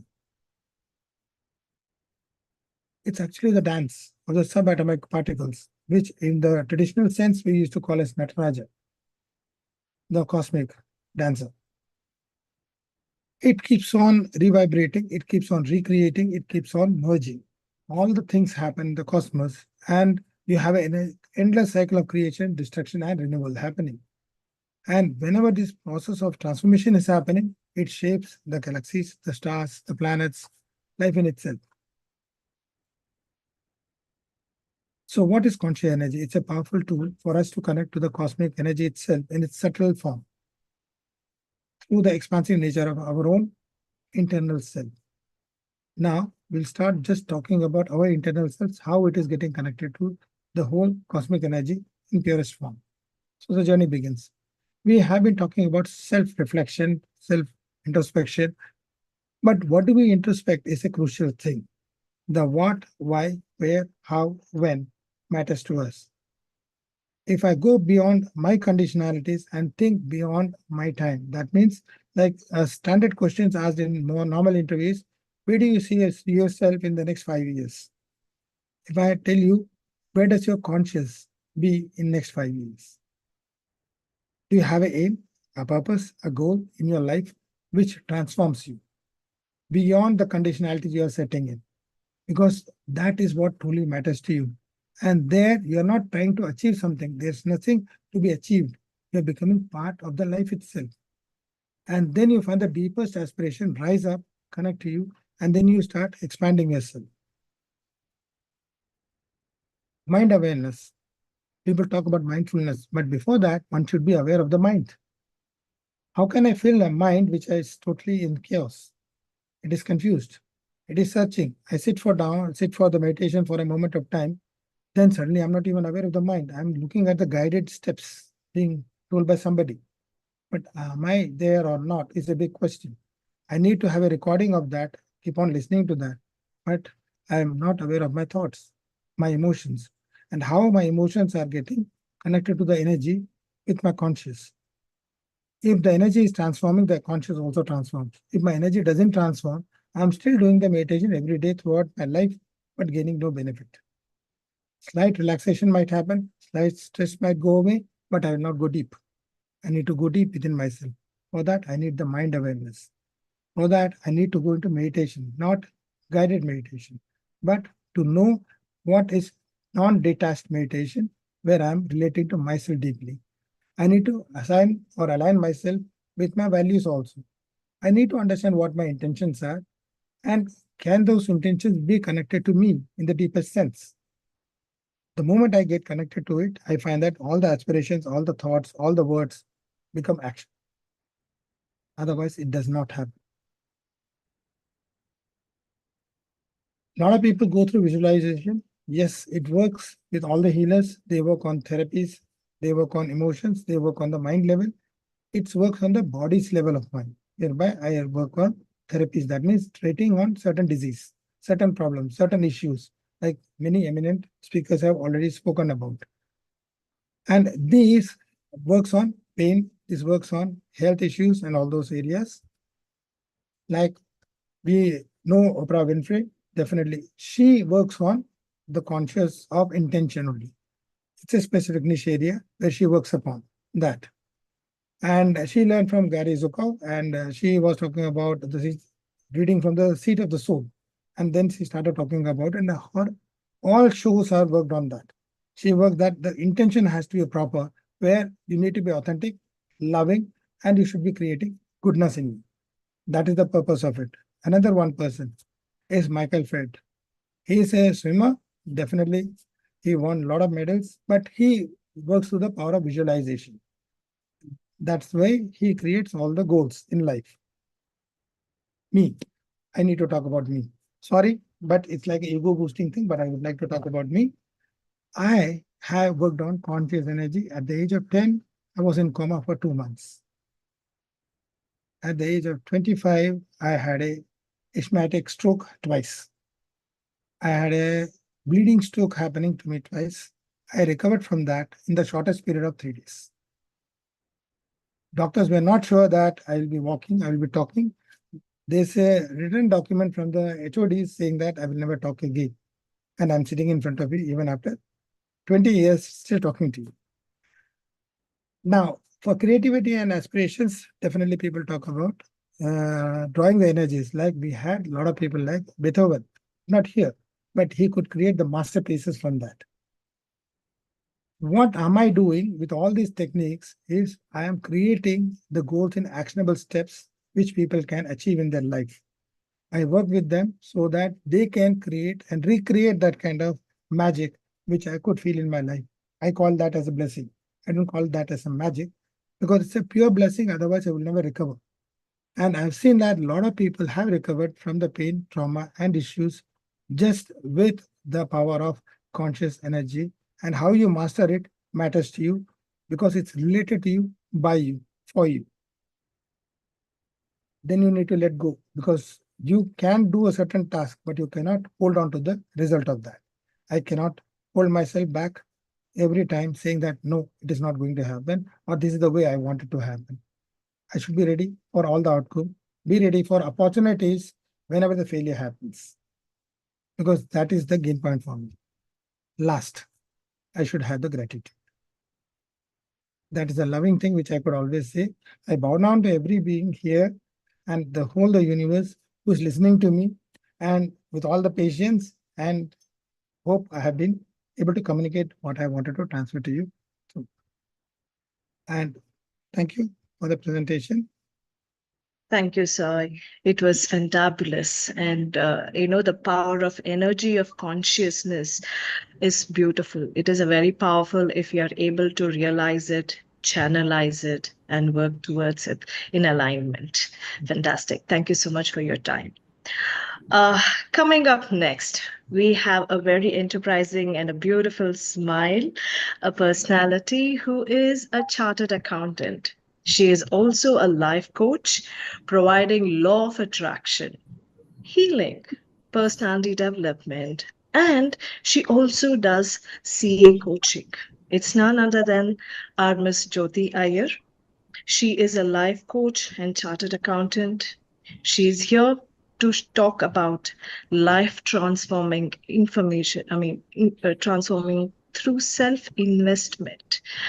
When we say about self investment, I always remember about roti. It is not just ROI, but return of time invested also. So let's learn about self-investment. We welcome Ms. Jyoti Iyer to share her knowledge. Ma'am, the stage is all yours. Thank you so much. Thanks everyone for making it today. And my thank you to Amplify team for giving this wonderful opportunity. I know that speaking after Maitreya sir is like batting after Dhoni. Uh, but I'm really thankful that I got an opportunity with such eminent speakers. So can I request to share my screen, please?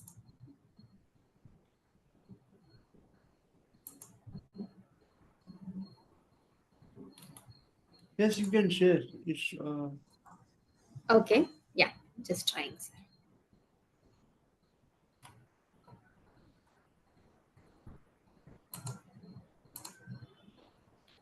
Yes, let me know when it is visible.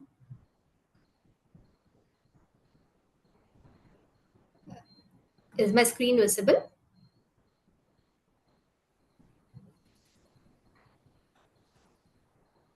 All right. So, as No, Mrs. ma'am, Anita your screen already, is not visible, We are ma'am. not able to see Your your slide. screen is not visible, ma'am. okay, just give me a minute.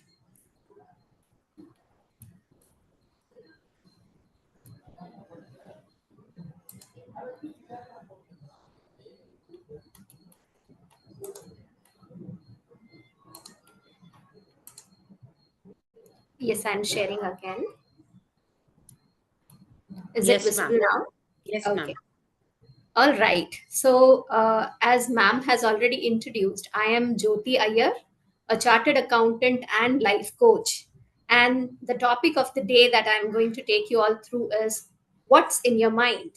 That is, how to transform your mindset and to transform your life.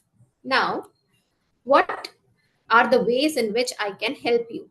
These are some of the courses that I conduct, which we'll discuss in detail in the later slide, but just a snapshot. So I work on mindset mapping, manifestation, law of attraction, healing in terms of relationship, health, traumas, stress, anxiety, and also strengthening the money energy. I also provide service in my niche, which is CA, and I do CA coaching, motivation for CA students as to how to crack CA exams easily, on public speaking and personality development. Now comes my life story. So, quickly giving you a glimpse of what I went through and how I got from a chartered accountant to a life coach. So, I am a chartered accountant with 16 years of experience in a multinational company. I'm currently an associate director, and my shift from this corporate culture to life coach began when my son was born. So, when my son was born, I had a personal loss just a month before he was born in terms of my father passing away suddenly due to a cardiac arrest. And that being pent up inside me, and after the birth of a child, your roles change so much. There is so much of things which are taken away from you suddenly. All that together put me into a severe postpartum depression. And at that point, since my mom was vulnerable because of my dad's demise and I was in a very bad state, what I could find was there was none around me to support me. And things went on till the verge of divorce along with my spouse. So we met multiple people, which is doctors, counselors, and so many therapists, and nothing, literally nothing worked. Everything was helping in a very little way, but that was not solving the problem. Then I thought, okay, there is something that I have to do to help myself heal so that I can come out of these thoughts. And that's when, instead of putting my energy outwards, I turned inwards and healed myself internally. And one of the biggest lessons that this incident taught me was that in times of your need, many a times we all realize that people are not there to support you. And being a human being, we should not expect the people to support us. We should always be independent. So, from there, the quest started as to how I can be a hand holding person to someone who is in need at that hour of need. And what I did was, I started working and doing research on this as to how I can become a coach, how I can help people. And because without knowledge in this area, you cannot give that helping hand, I did a certification course. I did a self transformation. And after almost 1 year of self transformation, working on other people, I'm here today in front of you, sharing my story here, and a happy self, obviously. So, in case anyone who is stuck in a similar situation in any aspect of their life, as I spoke, be it money, be it career, be it any other aspect, relationship, or you are undergoing this postpartum depression or anything from conceiving till your child is a toddler, parenting issues, I help you out with all these things. Now, how do I transform people? What are the things that I'm working on? So this is where I was saying that I'll put a little bit of detail into what I'm doing. I am providing life coaching where I provide manifestation techniques to become abundant in all areas of your life. Healing inner traumas, because the beliefs, the traumas that we carry, that is something that actually impacts all of our life decisions. And healing these will actually help us cleanse off all the negativity and invite a lot of positivity into our life. So, finding your soul purpose. We see that so many of us earn so much today, work in such big MNCs, but ultimately, when we search for it, we are all like, I don't know what I'm doing here. I don't know what's my soul purpose. I help you find that. So, that's the service I provide under life coaching. The second one is CA coaching. Under CA coaching, I provide foundation classes to CA students, whoever is pursuing CA foundation. Along with that, I also provide motivational classes. So, in case you do not want to study the subject, I also give you motivations and techniques on how you can crack the CA exams easily. I also work on public speaking. I'm a renowned speaker and I have won multiple accolades where people say that the way I speak resonates with a lot of them. It's easy and it makes public speaking very interesting. So I try helping people on that aspect where how to confidently speak in front of people, how to address especially large gatherings, and also helping you resolve conflicting situations, especially in your work environment or anywhere you go where you have a large gathering where you have to address people. How should you work on conflicting situations? And how do you carry a positive personality trait when you go for a public speaking opportunity? So, these are the courses that I provide, and in these areas is where I transform people. I already have transformed close to 400 plus people in all these aspects. So now, what do people say about my coaching? I did not want this slide to be a clumsy one, so I have just incorporated a few testimonials here. But all these details are available in all my social media pages. So anyone who's interested can always go and have a look at what people speak about me. So here you can just read on yourself where one lady. So I have customers from Pakistan as well. So Zahra from Pakistan, who is I think my biggest fan, she says Madam Jyoti's incorporation of Ho'oponopono healing was truly transformative. Her compassionate approach and deep understanding facilitated a profound sense of healing and renewal within me. So, hearing such things from client makes you feel so good and so fulfilled, right? And then another one who says, Yogita, who says that, ma'am आपने इतना अच्छा session किया कि मेरा पूरा negativity दूर हो गया एंड पहली बार मुझे इतना पॉजिटिव फील हुआ thanks so these are the kind of feedbacks that you get that makes your day absolutely wonderful, and all the efforts that I put into it worth doing. So these are a few testimonials, and in case you guys are interested to have a similar kind of experience and transform your life and to know what is there in your mind, as my topic told, and find out what is there and also to transform if you need to, you can always contact me at any of the below. My Facebook and Instagram page goes with the same name, which is Life Coach Jyoti Iyer. I have given the link also here, which I think the team will be sharing with you guys. And this is my WhatsApp number where you can only send messages. This is not a number where you can give me a call. So, in case you feel you want to connect with me, please feel free to reach out through any of these sources, and I'll be glad to handhold you and help you. Now, the journey actually begins. Thank you so much.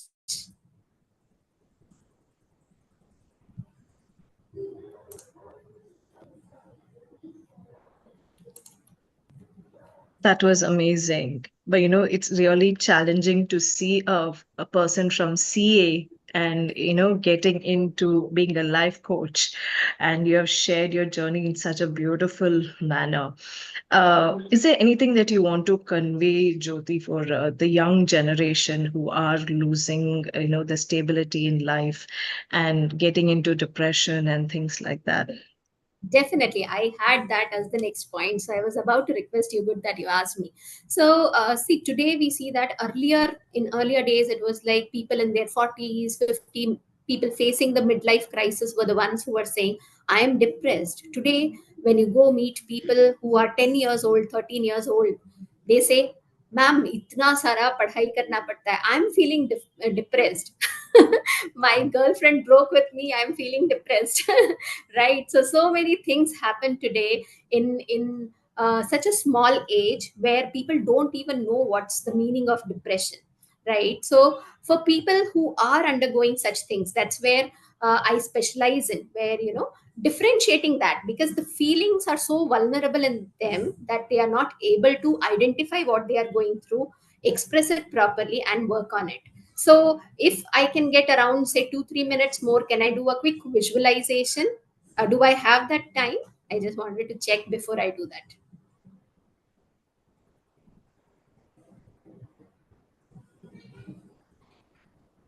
that. Monica, do we have the Ma'am, bandwidth? we No, don't. no. We don't have Oh, that okay, much no problem. time. Yeah. Maybe next Yeah, time no we problem. would love to Yeah. hear your manifestation techniques. But it was a wonderful, the way you presented and the way you came out of it. It's amazing. Your life Thank you story. so much. You're a true winner, ma'am. Thank you so Thank much you. for Thank sharing you. that And much, my ma'am. real, honest gratitude from my heart to your team for organizing this. Thank you so much. Thank you so much, ma'am. Amazing the journey that you had. Thank you, thank you, thank you. Thank you. So now I have a craving, because next the person who's coming is a craving care expert. And what is she going to do is she's going to teach us 3 F's to age gracefully, so that you can connect your dream life. Wow, ma'am, I'm looking forward for your presentation. And she's a craving care expert. She believes in aging gracefully without any pain and pills. And this plan, 2011, her mother suddenly went through huge major health issues, and she kept watching her health keeping deteriorating. In 2017, when she breathed her last, she went into major depression and completely collapsed her own health. So at this moment of time, she thought she will not allow her son to go through this. Wow, ma'am, this is amazing. So from that, the transformational journey started. And from 2019 till now, in last 6 years, she has coached 10,000 plus people, wow, across the world for their health issues. And she's India's first coach who been part of Mind Valley to coach Wild Fit, as she's India's first Wild Fit coach, and she's a certified Mepa Dam trainer. Ma'am, you will spell this better. So thank you so much. And we would love to hear you from ma'am. And this is Raki Singhi. Ma'am, over to you. Thank you so much for that wonderful introduction. And as we were just reading out, I went back to my memories, and I'm still hold on to tears thinking of my mother. And before I share my story, I'm here to share you insights of how to age gracefully, and do it just from your comfort of your space. And the whole idea what I'm trying to tell is, when you learn to age gracefully, you start connecting to your dream life. Many of you, or many of us, struggling and not knowing how to achieve my dream life. And this is what I'm going to share in next 15 minutes. So if you have a paper and pen, I would like to begin with two little activity. Write down, at the age of 8 to 14, what did you want to become? Instantly, what comes in your head? Just write down there. Yeah. And the next I'm going to share is, if I happen to meet three of the people from your contacts, it can be your family people, your colleague and friend, and if happen to ask, tell me 3 qualities of Rakhi, what it is. And what are the 3 qualities you get? That's your baseline. That's what you're made up of. So my baseline, I'm made up of, if you ask me, my baseline is hardworking, love, family. These are my top 3 baselines. And for my family, I can go to whatever extent. And when I reflected on my life in last 50 years, I understand that how my life has evolved. And I sit now connecting all the dots to understand from being a interior designer for 20 years, then being a Q math teacher. And at the age of 47, 48 people think to retire. I set a new career in my life and I become a health coach, being India's first wild fit coach. And I begin a complete new career where I've been a struggler, but now I am a winner. So this is my story, which I wish to share. 1 minute. Share screen.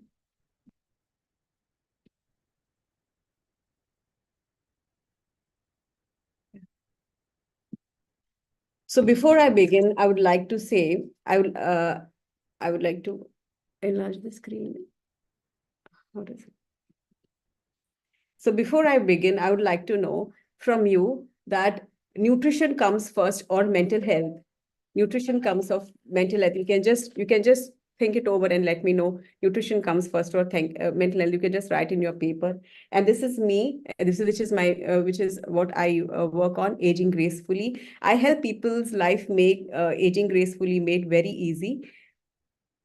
And I help people to move towards a pill-free, plan-free, and a diet-free plan life. So before I set to move my screen, yeah, let me keep you engaged. I believe in a life of freedom. See, we know that we have to achieve something in life. We have to control things. We have to do a lot of things. But what I've learned is to live a life of freedom, a freedom where you can breathe with peace, breathe with happiness.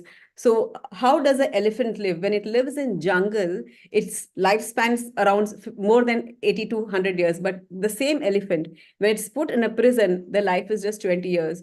So helping our body breathe deep and living a life of freedom is what will connect to your dream purpose, and that is what's going to connect you to your dream life. So understanding our what we want to really become, understanding our baselines. Life throws a lot of challenges on us. It's very important to take charge of life in such a way that you learn certain principles and rules and tools and techniques that help you live a life of freedom without any restrictions, without any diet, without following certain rituals. And this is what I teach in my program, which is called 4-Wall Fitness Formula, wherein I take through people to different process, tools, and techniques and help them go through the transformation. Just click like this. I'll go click like this. Play. So I'm sorry, I'm a little stuck with the share screen part.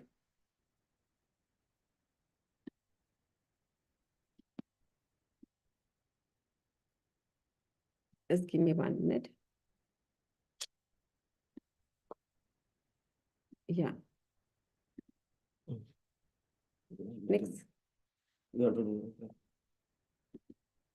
So can you see my screen? Can you see my screen, please? Yeah, so this is my mother. Yes. Yeah, this is my mother, from whom I got the inspiration when she suddenly fell sick and I was visiting in hospitals and all. I was seeing how she was aging. That really disturbed me a lot. And then this was the final few days when I was with her. And then I decided to completely change my life and how I can take charge of myself so that I don't want my son to stand next person to be in the ICU, right? So this is me. And there has been often a time when we don't have time to look at the mirror also. And there was this point I decided when I was looking at my mother and the way I was aging, this point I decided to bring a shift into my health. So I tried everything. Normally we do a lot of exercise, diet, and all this. And this is what I've done. I've been a marathon runner. I've done 100-kilometer cycling. I've been a fantastic 21-kilometer finisher. I've done dualathon, which I did for almost 4 to 5 years. It took me to finish. I'm a swimmer. I tried a lot of ways and methods to transform myself, but nothing changed. There was some lack of awareness, which I was not getting to right. So what will happen? My weight will drop, but I will bounce back. Still, the hair loss was happening. I had thyroid issues. I had urinary consistency issues, lack of energy, lot of issues, but nothing was falling on place, no matter what I tried. My mother was sole inspiration for me to get back to my health, and this is what I was trying. I believe you all might also have tried a lot of things, are still trying, but I discovered something very beautiful in my life, and I've been practicing last 6 years. And this is my transformation. You see, from I just released my excess inflammation, fat. I reversed migraine. I reversed thyroid. I understood the art of aging gracefully myself, just understanding simple principles of life. So my vision and mission is helping every individual, especially women. We are the support builder of our family. So helping every individual to age gracefully and coming back to your college days feeling vibrant and feeling energetic. So before we jump into other activities, I want to share my mantra. What is your mantra? What is your mantra that you can't? Because in India, we recite shlokas and mantras that give so much power to us. My mantra is to age gracefully, and I help that understand through 3 Fs and a 360-degree foundation. So coming to this, what I focus mainly on when I coach my clients and mentees across the world, which has helped me connect. I've coached more than 10,000 people across the world, and I understand that once I was a struggler, but now I'm a winner because I found my pathway and I connected to my dream life for the only reason that I could just change my body and my mental health in such a way that I could start focusing on what is the purpose of my life. So I would like to ask here, what comes first, nutrition or mental health? So for me, I understood the biggest magic and the secret that nutrition comes first. Unless you take care of your nutrition, you will not be able to repair your mental health. Unless you learn to live with freedom, if you keep living prisoner's life, if you keep following diets, plans, schedules, to-do lists, reminders, you will happen to collapse once. What we have to do is we have to vibrate our energies and vibrate our body and live in a space of freedom. One day, just feel just living in freedom without any rules and regulations. And this is what I focus on the 3 Fs, which is working on the food addiction first. How does nutrition comes first and then mental health, and how you get connected to actually your dream life and purpose of your life. That is what I did in last 6 years. I was a struggler, not knowing about health, but being an interior designer into a art field and being a QMAT teacher, I'm completely reversed now. You talk to me, any talk about health, I know how to get it right. So once I focused on these areas, I'm really telling you, once I started to focus these areas, I connected to my dream life where currently I'm living, which I always aspire to live in my space, my house. So I've moved to very near to Oroville, which I really wanted to live for long. So how do you do this? 3 Fs is first focusing on food addiction, how you can overcome and handle your food cravings. This is the area that I focus on. And the next, you focus more on than focusing on weight loss, focus on fat loss. Your fat is very important for your body, but you should know how to cycle it. Once you boost up fat in your body, you start changing your brain health, your mental health. You give the required manure, required food and nutrition to your brain, and then you start focusing on your mental health, which aligns to the purpose of your life, it aligns to the dream of your life. And whatever you wanted to become around the age of 8 or 14, you tend to become that. So I'm sharing you a very deep thing about me, that actually I wanted to become a chef. And those days, it was a little strict atmosphere around the house. So I was not allowed to follow my passion of hotel management and become a chef. But I'm very happy to tell you currently my main niche along as being a health coach, I coach people across the world with food. I bring 80% changes with food, and I'm doing classes and sessions where I'm talking about Ma'am, your Indian food. time. Yeah, thank you. So I focus on fat loss, and fat is very important for the body, and equally the fasting. So this is me, my transformation. If you'd like to see in last 6 years, how I've learned to age gracefully. And this is in 2020, in 2021, in 2021, in 2022, and 2023. And this is what I love to tell, that every one of you weave a story on your health and pass it on to your generation, so that the legacy of very healthy generation follows. This is very, very important to set ourselves like a leader, to live a life so that you can coach and help your own family. Before I wind up, I would love to tell, live a life of freedom from the four wall of your home and space, and connect your dream life. And this is where the secret lies, to age gracefully and to connect your dream life. Thank you.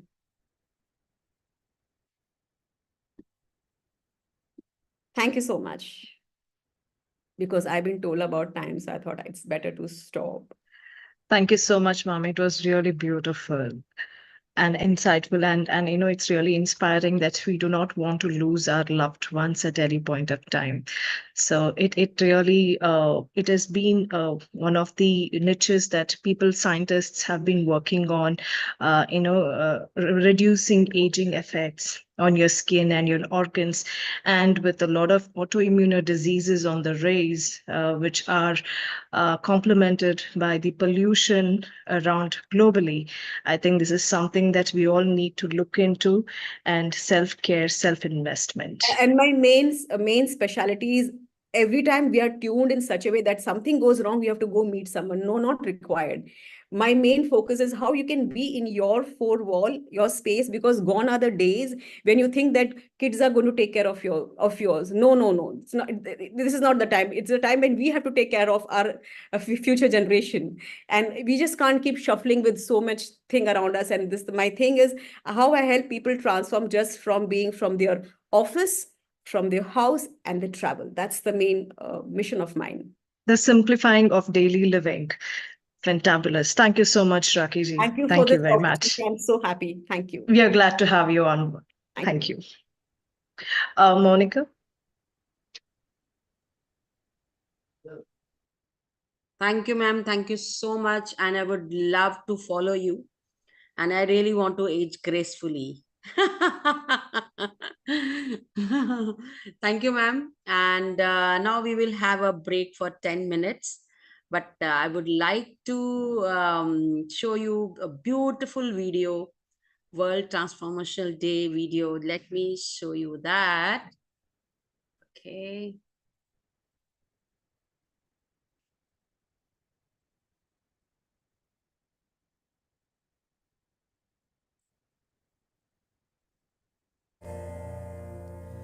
For everyone who is listening, hearts and minds connecting, building a world community. This is the moment. The people are coming together. Spirit of transformation, reunite in the meaning of we. What is the biggest thing that you can dream of? What can you do to make it true? Well, Transformation Day, let's make a difference. You for me, and me for you. This is the moment, the signal, the claps and the ringing, the alarm to awaken, to ignite the passion within. Ready for changes. The spirit is stirred and shaken. Now we are primed to awaken. New chapters for us to begin. What is the biggest thing that you can dream of?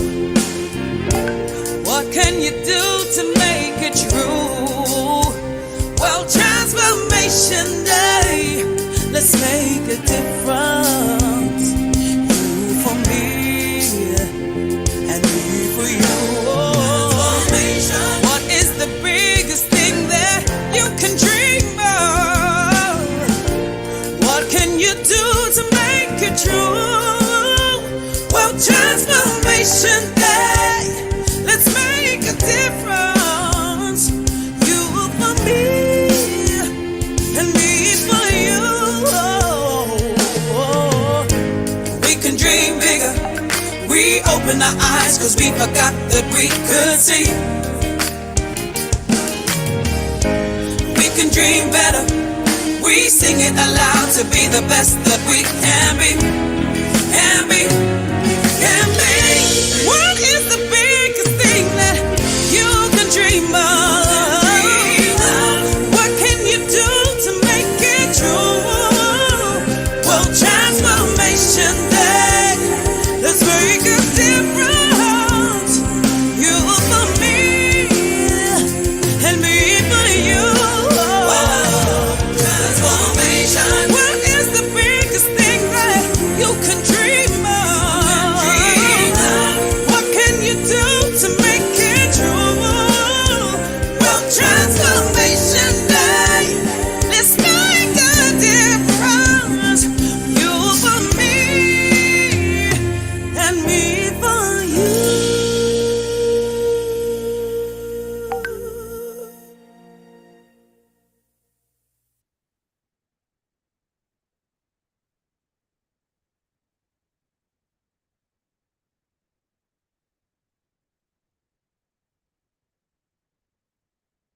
Wow, that is amazing. So inspiring.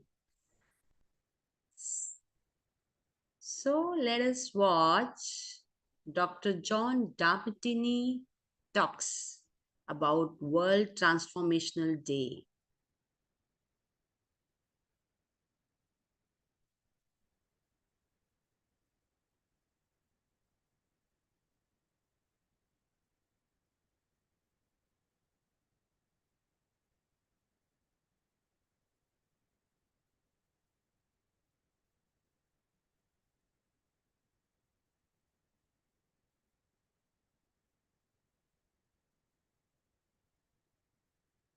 Hi, I'm Dr. John DeMartini. In almost every country around the world, there are days of celebration. One of which, in America, is Thanksgiving. I happen to be born on that day. When I was 4 years old, my mother told me before I went to bed to make sure you count your blessings, because those that are grateful for what they have to get more to be grateful for. That had an impact on my life. And I believe that every time Thanksgiving Day comes along, it reminds me to be focused on Thanksgiving. But now we have a new celebration day, and we're attempting to get it around the world. It's called World Transformation Day. The purpose of this day is to stop and reflect and look at the highest priority actions you can do for yourself and the people you care about, and anybody in the world that you might make a difference in. To stop and do something that helps you transform your life. You're here to be captains of your ship and masters of your destiny. You're here to do something extraordinary with your life. And World Transformation Day is designed as a catalyst to prioritize your actions and to do the things that make a difference in yourself and the people you care about. So I just want to take a moment to remind you on that day, which will be the first Sunday in April around the world, to stop and take advantage of that reminder, just like Thanksgiving in America for me, because it's made a difference in my life. Now World Transformation Day can make a difference in yours. Stop and reflect on the things that you know make a difference in your life, that transform your life, and to expand it and to help you prosper. It's just a reminder to do that, to make a difference in your life and the people you care about. World Transformation Day.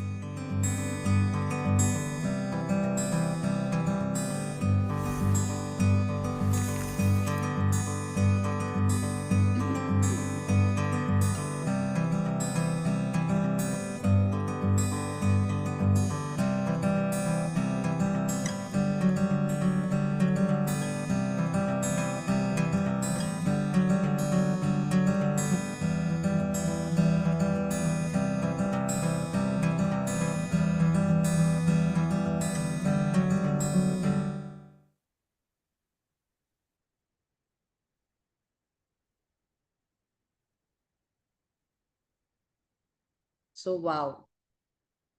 So, there are so many people making difference in people's life. That is what transformation is about. Changing from small to a bigger.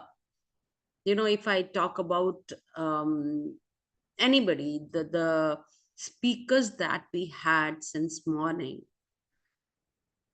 the universe gave them one opportunity where they were depressed, they were, in disease, they were suffering. And that moment of time, that triggered, that they took that as a challenge, as an opportunity to transform their personality, and they did miracles, and they are now impacting so many people. What do you think, Anita? It is not easy to influence or impact people, especially when we have something called Google Auntie or Uncle. The answers are readily available in pocket size or bite size. But the actual learning and knowledge comes when one shares the real time experiences, how it has impacted lives. It could be as simple as getting up 5 o'clock in the morning with your hygiene factors and following simple processes in life, which we tend to forget in this rat race. And Monica Jita has been so what do you say, transforming.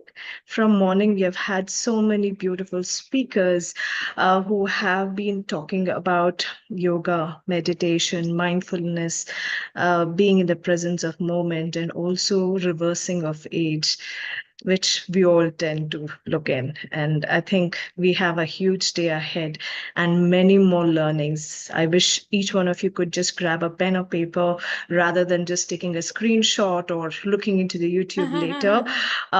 Do make a writing, because we all, as coaches, we are aware of the writing and learning patterns of visual, auditory, and kinesthetic. So let's use and treat our visual learners, our auditory learners, and kinesthetic learners by writing down points and the names of the coaches who have taken time out of their busy schedule and here to enlighten us and have already transformed so many people around the world. Absolutely, absolutely. I completely agree with you, Anita.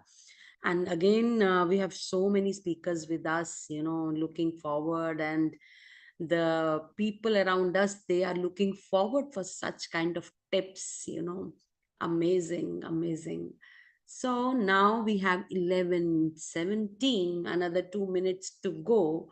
So I would like to replay this transformational day, because the more I see, the more I get inspired by it. It's amazing. So let me do that. And just a sec. You have to give me 1 minute to.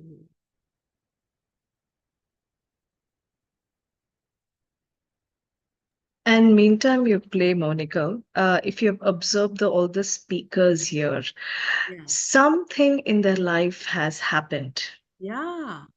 Right. And they have used them as building stones or pebbles or granules rather than sitting and complaining, but they've taken it up to build their own empire and expertise. So, जो भी होता है, अच्छे के लिए होता है. अच्छे के लिए होता है. And it starts from you, basically. How you take the things, as whether you take it, you become a victim, or you take it as a challenge. No, I have to do this. I have to take it to the next level. So that is amazing. So this is what is it about. And shall we proceed to the speaker? Yes, Anita, please go ahead.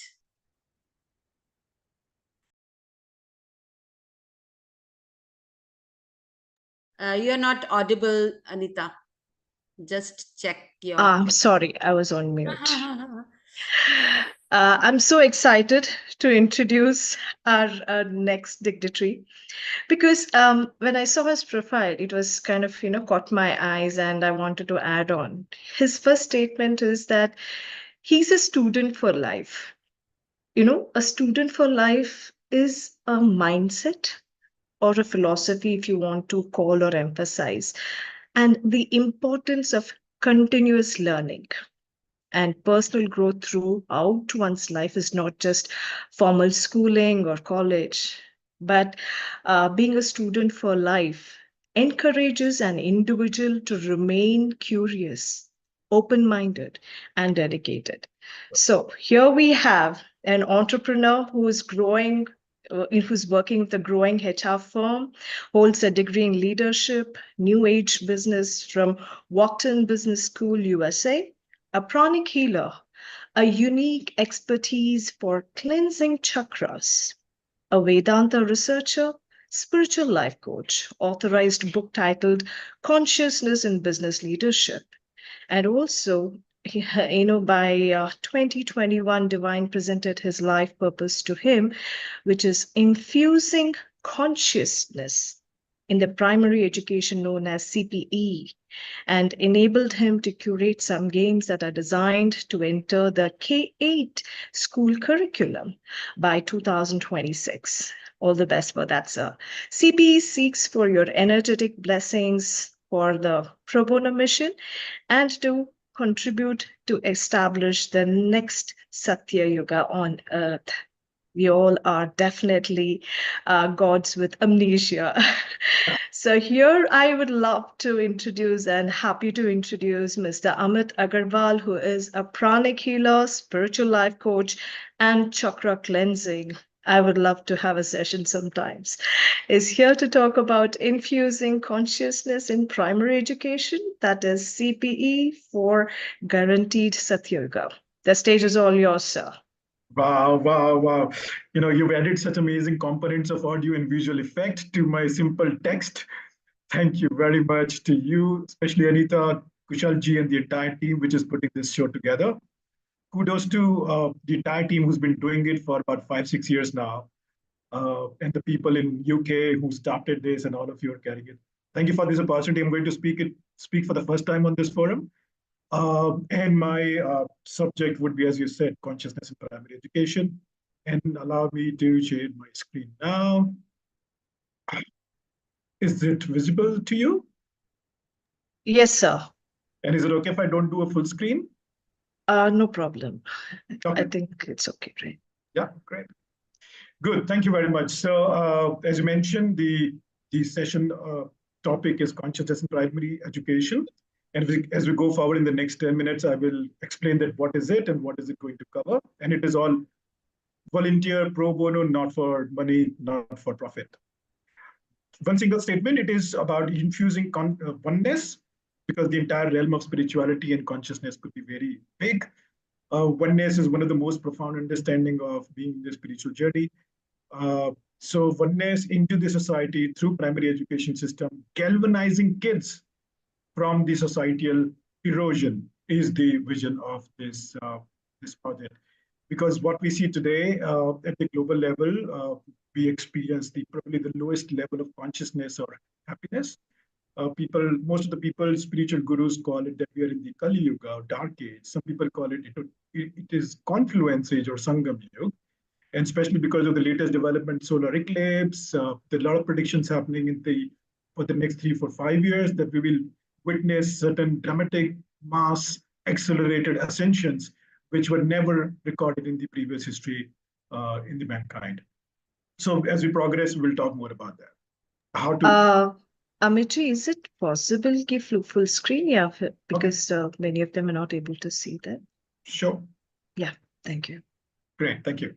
Perfect. So a little about myself. For money, I run an HR consulting company. I am also a self-actualized leadership coach. And as Anita mentioned rightly, chakra cleansing is what specifically I also do for money. So I use a technique called CHAM, which is a combination of 5 different elements, which is color, hand mudra, affirmations, music, and mantra. Business leadership course for Wharton, which happened recently. I just finished writing my book on how to use consciousness in business leadership. And I landed up meeting a lot of industrialists and business owners who have either already started to mandatorily infuse meditation, weekly meditation in their companies, or they are going forward much more than that. They may be about 100 employees company doing about 50 to about 100 CR, not very big companies, but this is changing. So my book is also inspired from them and also for such audience in future. So pranic healing, many of you would know, uses the energy to heal body ailment, but I don't do it commercially. I don't practice it much. After having Vedanta research, which continues to be on, we are student for life. So Vedanta has been a great motivator for me to make me reach my life purpose, which is consciousness in primary education, which we will start to see now in the next slide. Great. So most of us would have crossed about 20 years of age, who are audience right now, maybe about touching 60, 70 as well. I think most of you would agree that the kind of the degradation of the climate and the kind of upliftment of human conflict that we are witnessing today, we have not witnessed till now. So a lot of spiritual gurus, even some ex-scientists from NASA, mentions that we are going through the fastest ascension, where maybe in the next 3-4 years the things will worsen a little more or a lot more, but in the run of about maybe 10 years to about 50 years, we will all rise. Not necessarily all, but people who will rise up their consciousness and the meaningful way to live life, how to live in unconditional love, how to not live in jealousy, fear, and the competition and the race that the world is all about today, would be the people who. So most of us who have started to be in this zone have actually upgraded themselves to Satyag or in the process of doing it. And we see more people following and helping us as well to move forward. So 2 reasons for the current state of the planet. Climate, as we all know, I think humankind has stopped giving back to the earth, and earth has not got anything more or much left to give back to us. So I think it's time that we need to see this reality that we're not too far from extinction. All species had to go whenever they could not. They were not compatible to Earth. I know what's going to happen to us, which is to an extent not in the hands of everybody, but human conflict, which is the second biggest reason. So even if we do a Google search on the world's largest and topmost problems on the planet, there are researches done by World Economic Forum, UN, IMF, World Bank, etc. They have put these 2 problems as on the top of the list. So human conflict is what that CPE, which is consciousness in primary education, as the mission is trying to address and is addressing very successfully in a very structured way. So today we are divided primarily because of the 4 reasons. And these 4 reasons are religion, over patriotism or patriotism, wealth, and also the differences of emotions and choices, that I like this, I don't like this, I like this color. How can people be like that? Why people think like that? So the overall understanding of Advaita Vedanta, Yin and Yang also teaches us that we are all very different. All 8.13 billion people are supposed to have very different spiritual coordinate and the universe inside us. So when we take birth, we are clean slate, but society teaches us how to live with the religion, with the country, with the certain amount of wealth and status around wealth, and certain choices that we're conditioned to make as we grow up. All right, so now there is a need to counter this human conflict, if there is. I mean, there could be 2 ways. One, understand that we can't do anything about this, and just let it be the way it is. We still do not switch off the lights unnecessarily. We still do not come out of fear and start living unconditionally, lovingly. Or the other is trying to still counter to an extent whatever we can do. So we see a lot of NGOs working at various levels, orphanages, old age homes, and so on and so forth. Most of them are working very efficiently. Gratitude to them. They're working at the S1 and S2 level as per the Maslow's theory. They're doing a fantastic job, but they're not uplifting the very consciousness or the spiritual understanding of the planet. The other, yes, there are about 1,000 or more spiritual organizations globally who are trying to uplift the collective human consciousness. They are working at the level of population which could be at S3 level. People who understand Maslow's would know S3 and S4 people. These are the people who are still consuming the content of spirituality and trying to uplift and see that how can they also start to live meaningfully with the purpose. This is also taking a good enough time. We as an adult, we are conditioned very strongly around those four things of religion, patriotism, money, and emotions. It's taking infinite time. So I was part of few organizations where I was also doing my bit to contribute whatever I could. Then I realized that no, it's not happening. Adults, that unlearning and then relearning is going to take infinite time, maybe decades and decades in anybody's time. So that's where, and I also was seeing that there are few initiatives here and there which are trying to hit only at the formative years, trying to work only at the primary education system, with a grand vision that assumingly, if all 195 countries, if all 195 countries apply this in a phased manner also, where the consciousness and the very teachings of oneness is taught in all these schools all across the globe, which sounds like a dream come true. Not even a dream. Probably we don't even dream such a big thing, but maybe somebody has to dream to kind of even execute this in the phased manner. And universe has been kind. I came across organizations who are in touch with the United Nations. I mean, I came across with some organizations, spiritual organizations, reformers, actioners, who are in touch with the United Nations to include the 18th goal into their 17 UN SDGs, which is United Nations Sustainable Development Goals. So that's where this inspiration came. I thought, let me also join this and work only at the primary education of the formative years, so that right from the beginning, there is a galvanization, there's a protection, because when we are born, we did not know our religion, we did not know which country we are born in. We are taught by the outside world. So right from the beginning, if it is imbibed into subconscious by repetitive hammering and recitation and the understanding around oneness, we will guaranteedly have a golden age, utopia, Atlantis, Jannat. All civilization would have given different names to it. Okay, so what CPE does? So this is the scope of work and the proposition. So we ended up making some creative games and fun stories, and making now some quiz around the word, the diversity of the word, which still takes us and connects us to the unity that we came from.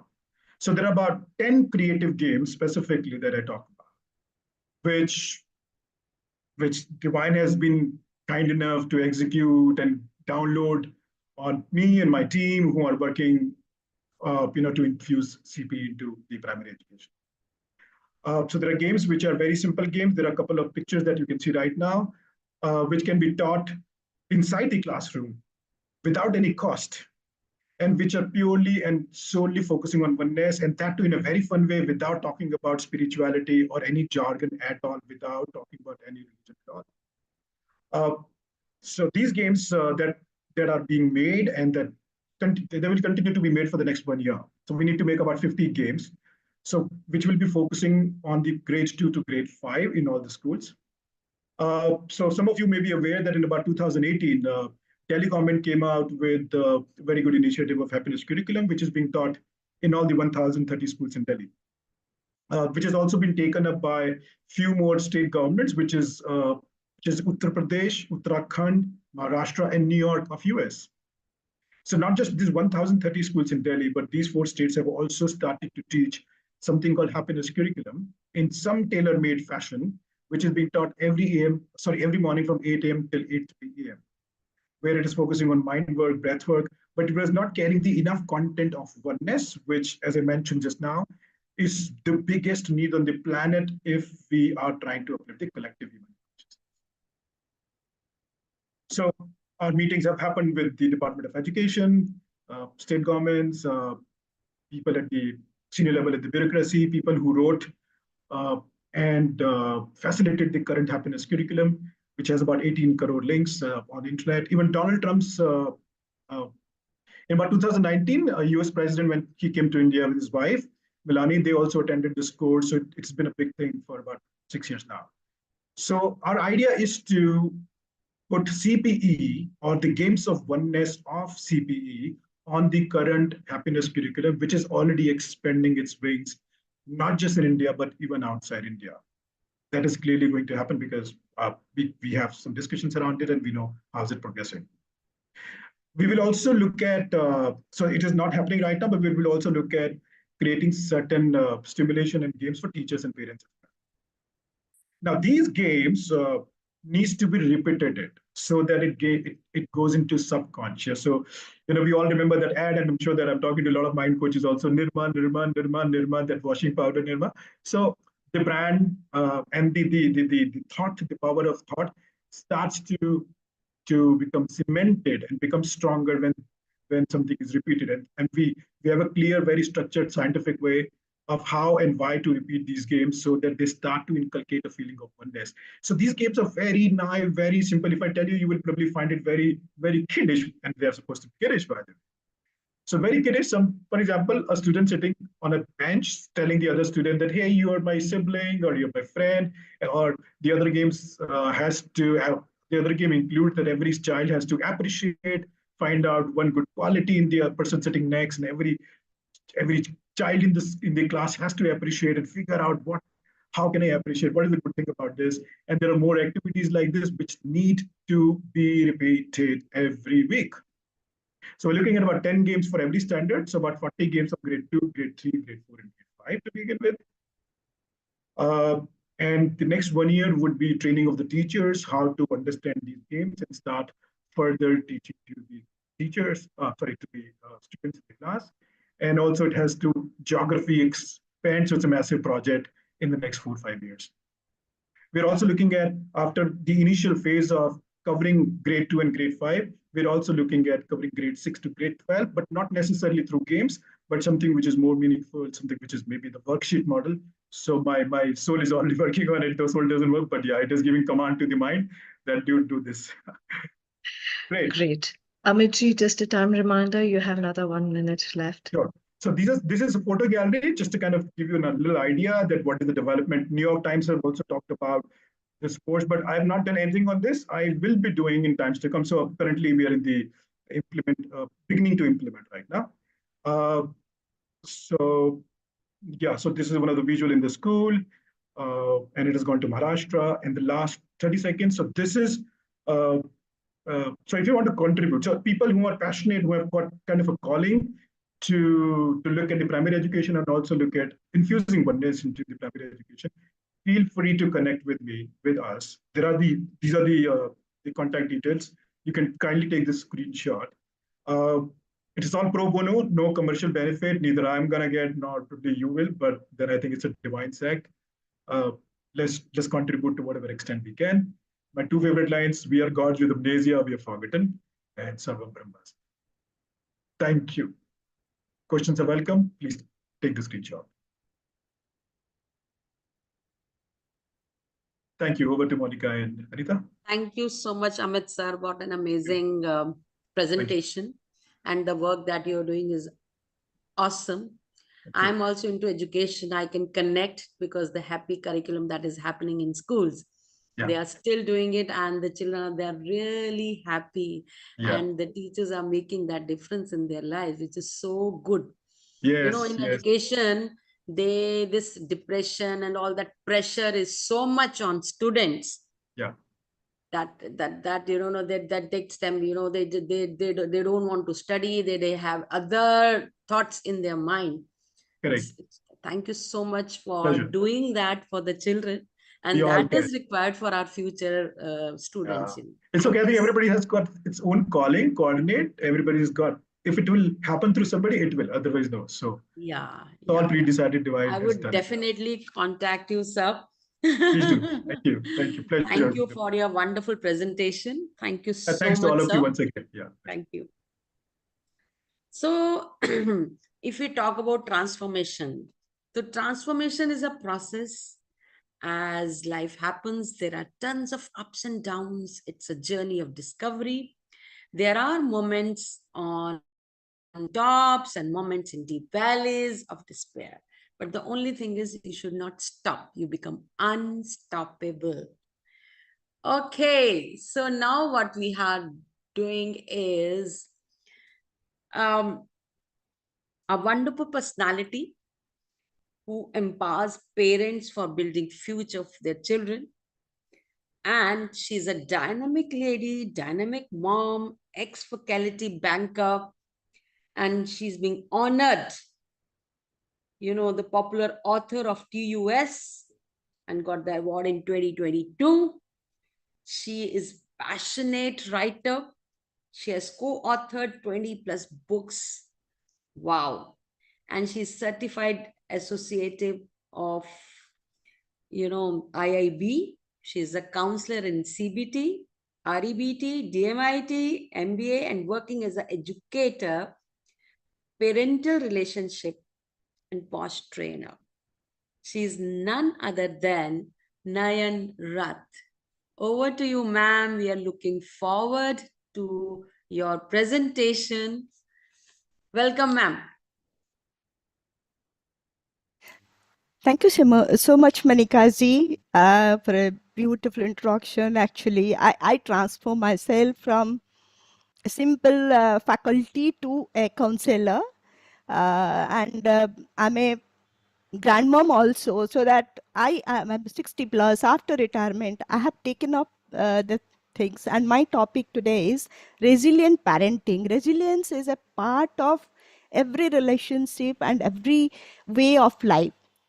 And my first deliberation for this is, hello, beautiful beings. Let us start this divine journey of transformation, and charity begins at home. Unless and until we ourselves empower ourselves, transform ourselves, we cannot transfer the other. And the thing I should be the touch bearer, and to transform this world, actually to describe myself, I joined as a faculty, and then I switched over to banking. And then after retirement, in between my life in bank, I used to do minor counseling with the fellow new age bankers. But then the relationship, because in my days when I joined as a probationer, I was the only lady officer in my state in my bank.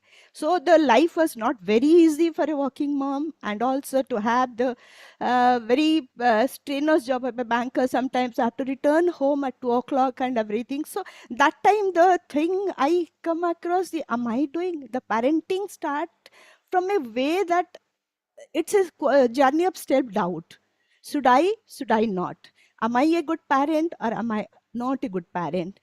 Am I doing the best for my child, or am not doing the same thing which my child deserves the best? But my initial deliberation is, let us come forward from all the superlatives to the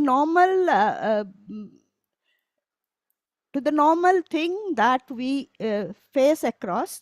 And during that journey, I did all my counseling courses, and I do those things in a very freelancing way in my bank. And after retirement, I did it purposefully. And another thing I just wanted to, I'm a regular learner, I'm a lifelong learner. The way actually I was writing, giving blogs and everything to magazines, I never thought of printing or never thought of publishing any books. But credit goes to small boys and girls around 18, 20, that they taught me how to publish, how to do writing, and how to do your own editing and everything. And then there is Amazon, there is Kindle. So I just took forward all those things and started writing my books. And the another part of my particular contribution is the post trainer. In my entire life of 35 years in banks, I have seen some ups and downs, some this bias against male and female, gender, posting, transparent, so many, so on and so forth. That way, I have tried to get into this post training to know the law, what are the periphery. But coming now to the particular topic today, that is resilient parenting, I'm starting sharing my screen.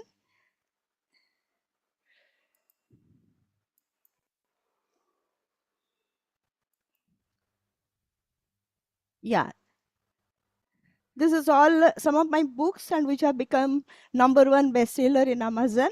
And I'm coming straight to what is parenting. Already, as I have told, in the parenting principles and in the all of us are parents. Some may be the biological parents, some may not be the biological parents. They may be as teachers, maybe as the motherly roles. So everybody has some soul of parents or mother or father inside them.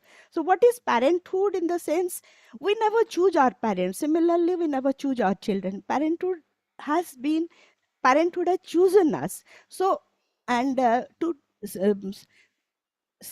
say about it, that parenting is not a job, it's a sensitive privilege. And this sensitive privilege, we have to cherish that with delicacy. Delicacy does not mean we have to be always love our child, we have to be very blind for the child, what he is doing. Our love for the child is unconditional, but our approval for whatever he does is conditional with an accountability tag. So my parenting principles, I have culminated all these healing technique, meditation, but everything, and it is basing on the two principles like the gratefulness and onus. Take your own onus. Whatever we do, even a small child of 1 year old, whatever he does at home, something he splits, something he throws open, let him realize that it is, I have done it. And it's not right or wrong, but I have done it, I have to clean it, or I have to set it right that way. But the very first thing, we just have to find out, the children are different. All the children are different. Some are shy, some are active, some are naturalistic, some are kinesthetic. So how we will know a child? Even though we say we are parents, we know the child. There are some additional scientific techniques to know, that is multiple intelligence test. And I have taken all those reports, and we can find out the real pattern of the child's learning style, whether he is an auditory learner, he is a kinesthetic learner, he is a visual learner, and what is the child's handwriting, and how we can change the handwriting of a child and develop his personality. Some of the things are inborn, but most of the things we can inculcate, and we can develop through different scientific methods and systems in a child. So nothing can be just unexplainable, not unachievable. Everything can be achievable only when our intention is there. And next is, when we talk of the psychology of a child, it is like any incident, it is related with the emotion of a child. And that emotion is very basically, it is on the belief system. If the child see a TV, he enjoys it. So he likes enjoying TV. Suppose there is some obstruction, somebody put down the TV or somebody take down the mobile, then the emotional condition is getting hampered, and the child went into the fight or flight modes. So depending on the incident and how the child is behaving, once we enter into the emotion of a child, we can find out, we can change the belief system, and we can change his behavior. And the next thing, I just try to put on everything. Nutrition is required, physical happiness is required, but most of the thing, in case of children and also in case of ourselves, the emotional quotient is more important. And there are, I divided the emotion of the children in 3 zones. Green zone, when the child feels safe and connected. And that is the particular time we can inculcate, we can put the different value systems, lifestyle, be it spirituality. Spirituality does not mean that we just do the puja at home. It is a lifestyle, it's a belief system. If I hurt somebody, I should feel sorry. If I do something, I should feel grateful. If I get something, I should be thankful. That way.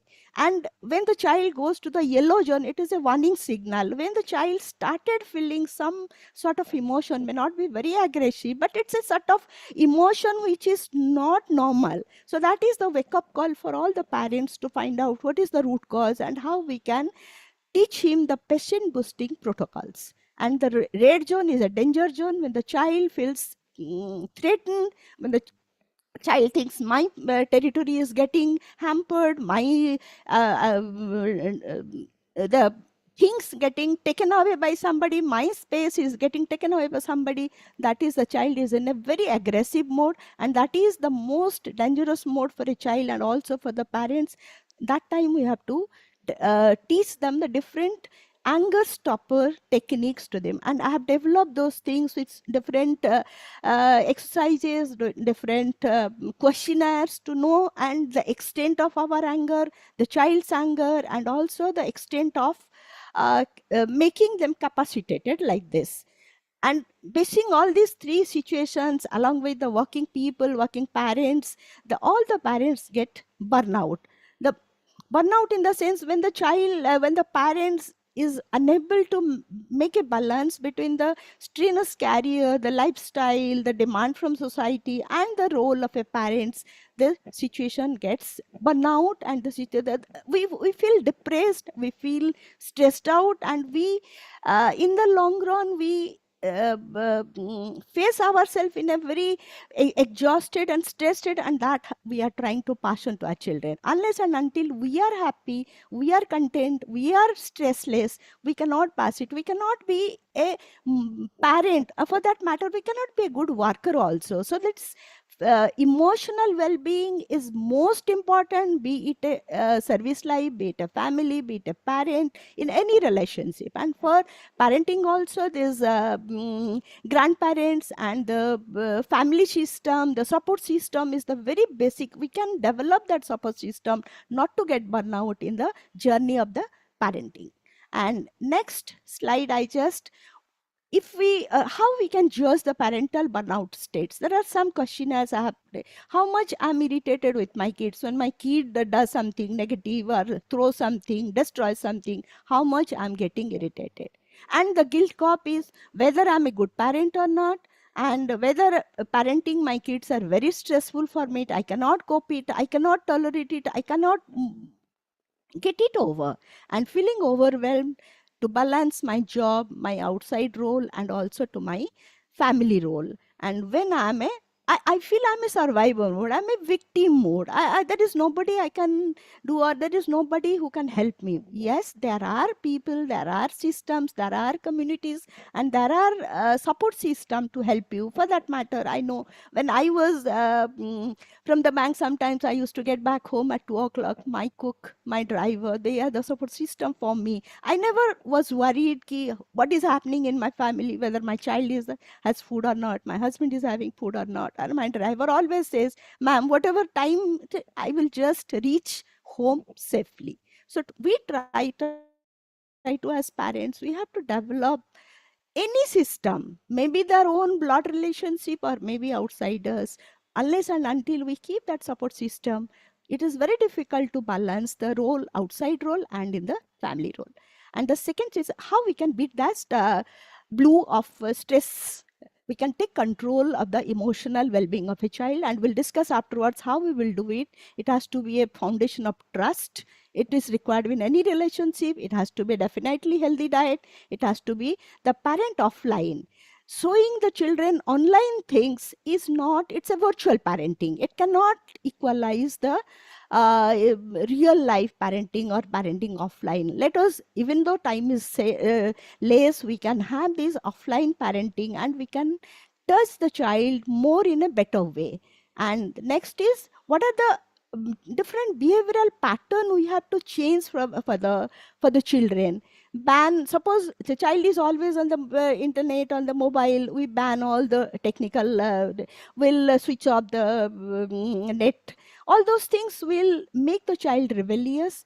Lecturing or punishing, comparing the teen is always another dangerous thing. And all the time for minor drop of a hat, we get overwhelmed, we get stressed, and we try to hit the child, or we try to say some unwanted words with the child. So yes, it is difficult for the parents, but then once the words come out, change your words and change your world. So all those things, excessive monitoring and this emotional blackmailing, most of the parents does it in the sense कि unless the child listens us, we do, मैं तेरा mummy नहीं रहूंगी, I will go somewhere, and all those things. It is most of the time it hits the emotional level of a child. So never do those things. And how the best part is how we can create that connection and answer with the child. Definitely quality time, specific child-centric games. We can do things, so many things together along with the child. We can love the child by touching. Touch is the most important thing for a child. Even though the child is a teen, they need it also to be hugged by the parents. They need to be together with the parents. So even if for teenager also is whatever may be the age, I need my mom. That is the very basic principles of teenage parenting. And next thing, now we'll discover the joys of parenthood by forging resilience. Now, start with, I just try to put the different healing technique, Ho'oponopono. There's 4 principles which I think is the basic of all the religion, all the lifestyle, all the principle. I'm sorry, please forgive me, thank you, I love you. And I use these particular principles with my 3-year-old grandson, and he enjoys that thing. So feeling sorry does not mean I'm a wrong maker, I'm a wrongdoer. I may be knowingly, unknowingly, I have done something which has hurt somebody. So, or else I'm sorry for the Almighty, I'm sorry to the universe. Please forgive me if I have done anything wrong. And thank you is the best magic word. Yeah. Okay, I'll just 1 minute. And these 6C formula for positive discipline, clarity, consistency, caring, and commitment. And then I prepared this digital detox plan, how we can take away the and different system of playing, how we can change the internal pattern of timing. Now this NLP of parenting is learn the difference to create a difference. Now, these are my publications. Let us be together in our parenting journey to transfer the future generation. Good. Thank you all. And let us start this journey from home. Thank you. Wonderful, ma'am. It was so enlightening. And specifically, we all are parents, and having a lot of wisdom and knowledge sharing from your 3rd generation experience really values a lot. And you started off your knowledge sharing from parenting to be a teacher, a banker. You touch based on the psychology of children, which actually blows the whistle of the parents' mindset. Especially Yes. when people are into single parents right now. It has become the capsule parenting, where single parents are there with the children and no support system. So the mindset of parents really is important, so we can nurture the children in a better way.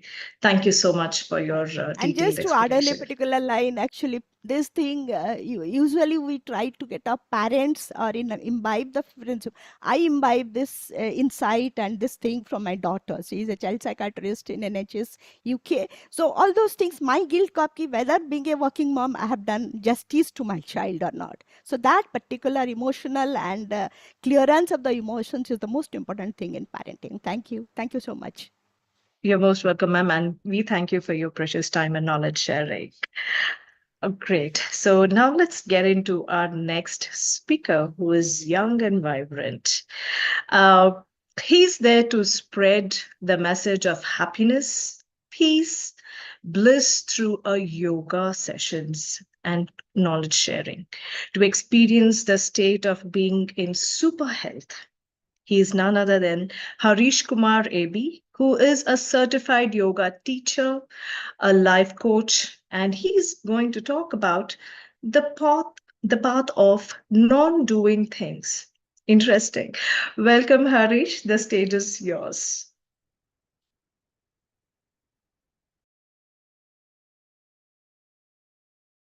You're on mute, Harish. Thank you. Thank you so much. So this is a great occasion I am getting. So myself, Harish. So I am a certified yoga teacher. I'm doing the yoga classes now. Are you audible? Yes, you're clear. Go ahead.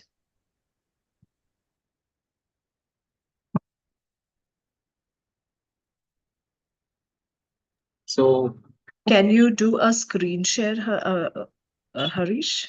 Yeah, I did. I'm saying the presentation mode.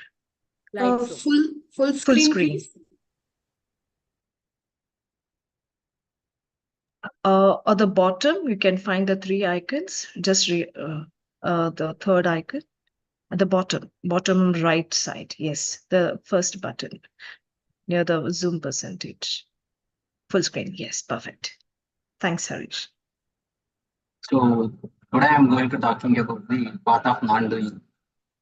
Sorry, Harish, you have not clicked it. You need to click that. It's still not in the presentation mode. It's a slideshow that he has to do. Yeah. The same button down the bottom, the right side on your screen. Yeah.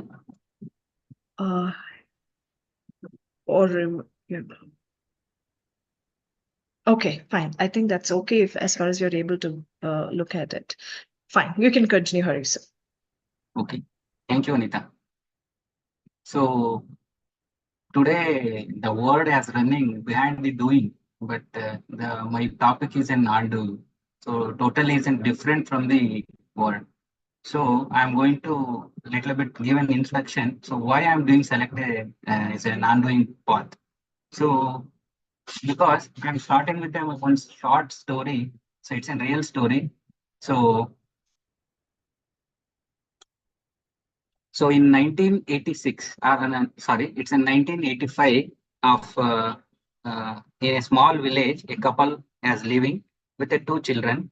So along with in the April or May, she get conceived. So for a 3rd baby. So that family is thinking already we have 2 children. So then already she has conceived. So then both of them, the parents has decided to get a abort. So then directly they went to an hospital. So they have taken appointment and all the things, and she is prepared for abortion. So finally, one thing she said, in the next few moments, in a few minutes, she will going to get a abort. So last moment, she sit in that hospital and she think, so if I get an abort, so I'm going to kill my child. So that thought has changed her mind, and then she went back from that hospital. I'm not going to kill that child. So then, so she gave a birth on December 2nd of 1985 as a baby boy. So in that story I took, when I speaking with her, I asked her, so why you take a strong decision and what happened? So she told, I don't know. I'm sitting in a moment in a silence. Then one thought came in my mind. So I'm going to killing my child. It's not big issue to child. So immediately she went back. So regarding this topic, regarding this story, listening all the stories I got immediately. So why she got it? Why she took a strong decision on that her mind? So I got, so everything should be happen in the mind. So I'm doing in the path. So we are also struggling to do that thing and that thing, this thing, that thing. So then I find, so I closely asked with her, so last decision making that time, what you are going to do? She told, I'm doing nothing. So that word has triggered me as a coach. So then I took, so why she's doing, why took that silence in that last moment. So immediately I got, so everything should be happen in the mind. So that mind can be controlled. So without controlling the mind, we cannot create anything in our life. So how to control the mind? So immediately I took that path. So this is why I'm going to select as non-doing as a path. Okay.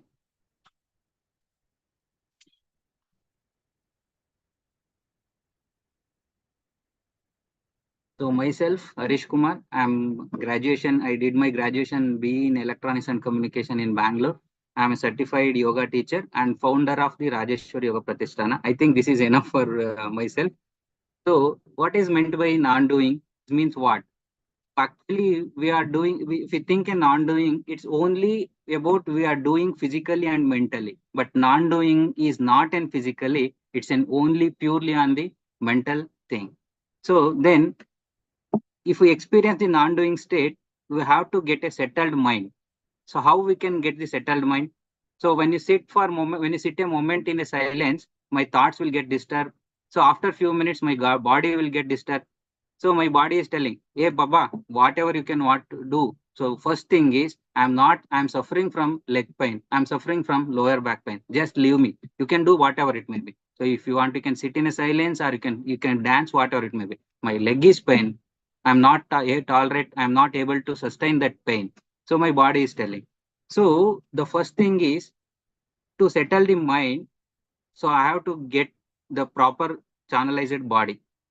And then the second thing is the thoughts. Even though if I get the pain, that pain as initiated by a thoughts, and to explain, to insist to mind. So I'm getting the pain here. So how to control the thoughts? When I going to control the thoughts get disturbed. So Harisa, sorry to stop. Your slides are not. Yeah, it's in the same slide. The scrolling of the slide. Your presentation, you're still in the same slide, sir. In my slide, in my system, it's going. Oh, okay. Chandrasekhar, can you quickly help Harish? You can reshare your screen, then it will. You can stop the He share. has to stop share and then again share it in presentation mode. We'll do. Sorry.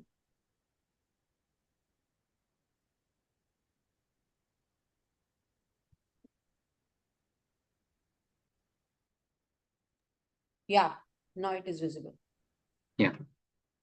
So I took as to control mind, what are the tools?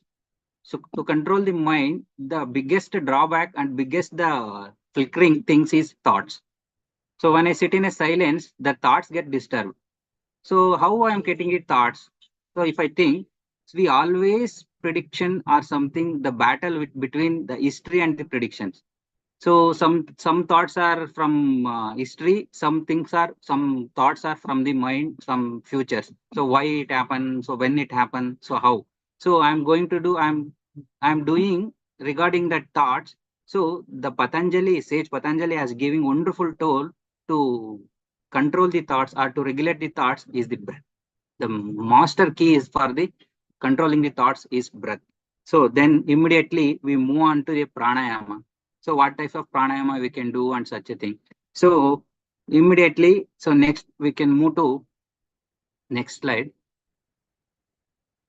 So the thoughts can be disturbed, not even mind. So it can also disturb in our body.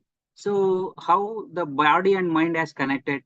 The body and mind has connected through in prana. So if the pranic flow is not as proper in our body, so that will disturb us. So it will cause us to an unhealthy mind and unhealthy body. So I'm focusing on the prana. So how to enhance the prana? Already I have the prana. So I'm getting the prana. So various rituals. So next I'm moving to, so how I can get the prana. So that body as a matter, the mind as a spirit. Then how to interconnect the both and mind and body and the spirit. That matter and spirit can be interconnected through the consciousness. If I increase our consciousness in a such a way that, so the both body and mind will be in a settled state. So it's for regarding that, I have started one yoga class under the tagline of Yogo Bhavati Dukkha. The Krishna is saying in the Bhagavad Gita, Yukta Aharasya Viharasya Yukta Chestasya Karmasu Yukta Swapna Avabodhasya Yogo Bhavati Dukkha. So regarding, I think this one paragraph is enough to stop there. So this is the motivation line to start my yoga center. So why I'm going with the proper food and walking and and proper channelizing in the doing what I'm doing with my professional. So and proper sleep is enough. When you are in the yukta ahara, when you are in the path of proper regulation, so your dukkha will be eliminated. So next. So according to in Bhrigu Maharshi, our body is made up of panchakoshas. So I'm focusing on the mind. So where will exist the mind? It's in the Manomaya Kosha. Yeah, everything should be happened only in the Manomaya Kosha. So if I plan to buy a new car, first I am manifesting in my mind. So I want to get that car. Then which car? Then which company? What are the features that have? So I focus on the mind, that is Manomaya Kosha. If my conscious moving towards, I'm showing the arrow mark here. So if my conscious moving towards the Pranamaya Kosha and Annamaya Kosha, I'm suffering from the Vyadi. That means diseases. It may be in physical disease, mental disease, or whatever it may be. So if my conscious has moved towards the Vijnanamaya Kosha and then Anandamaya Kosha, that's an Adi. It's a state of, that Adi means it's a state of being in the happiness. That means Ananda. I think in the word Kannada, you will not get the opposite word in the that word Ananda. So I'm focusing on the consciousness, how to increase the consciousness. Only if my prana is in such a way that then only I can focus on the consciousness. If I consciousness is very low, my prana is very low. So then where I to get that source? So one thing is Annamaya Kosha is made up of the food. The prana is I'm getting from the food. The second one is rest. So rest can be getting by sleep, yoga nidra, non-doing meditation. And third one is breathing. So this is wonderful technique we are following in our sessions called Sanjeevani Kriya. So this is greatest source. This is the highest and easiest way to eliminate all the karmas, including, I thought we can eliminate by practicing Sanjeevani Kriya, we can eliminate our karmas also. So finally, so by practicing these things, we can experience the non-doing state. So what I'm telling is the path of non-doing is not a doing path or thing, it's a state of being. When you did some in a proper way, that non-doing meditation, some breathing techniques, we will experience in the mind and body, we can experience the non-doing state. That will be in the higher conscious state. So once we experience the higher conscious state, so our body and mind get automatically healed. It will be connected with the universal signal, and then we can easily get back that what we want. So in our session, we are adopting the CDE technique. It's one of the greatest and easiest technique. So what is CDE technique? So it's very easy. So the first thing is cleansing, detoxifying, and energizing. So we have a lot of technique to energize, but without going to cleansing and detoxification, we cannot restore the energy. What I am getting energized myself in some sadhanas, I cannot get back that energy in a proper time. So that's why we are adapting the technique cleansing. First, we have to cleansing physical body and mental body with the thoughts and toxification, and we can detoxify all the things. For example, so many people nowadays, we are suffering from the ear fall and some ear issues. So they are going to do the things for head. But when you give a liver detoxification, easily that thing will be eliminated. So I'm experiencing with my clients. So and then energizing technique will be have given. So Sanjeevani Kriya, and then one more thing is to be some pranayama and meditation, non-doing meditation. So based on that, we have created a community called Silence Nest.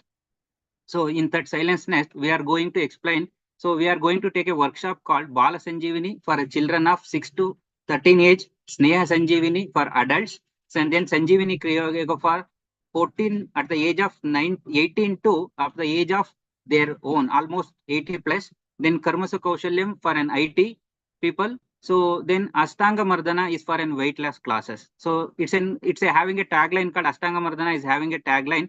Ideal weight management. It's not to reduce the weight or it's not to gain the weight. It's in maintain the ideal weight.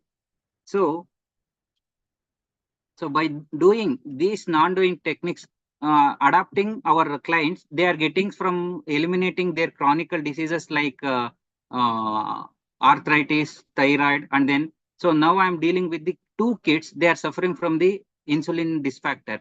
So and then one more, active colitis can be treated. It can be treated as it's a chronic disease. But now, so in our clients has clearly they overcome their active colitis. Then finally, I had a story. I told the story that one couple has giving and they went for abortion and that thing. So is none other than she's in my mom. She took a strong decision on 1985 then and gave a birth on December 2nd. So is none other but myself. So I'm doing this path. So yoga is adapted as my fashion. Then I'm giving that non-doing path in the proper way, so they can many hundreds of clients has overcome their diseases and they're living happily. Now That's your it. time is over. Yeah, that's it. That's it. So That this is was the my path. amazing. Amazing, Harish. And all respects to your mother. Convey, best wishes to her for such a challenging journey she has had. God's grace. Thank you. Yes, Monica. Yeah.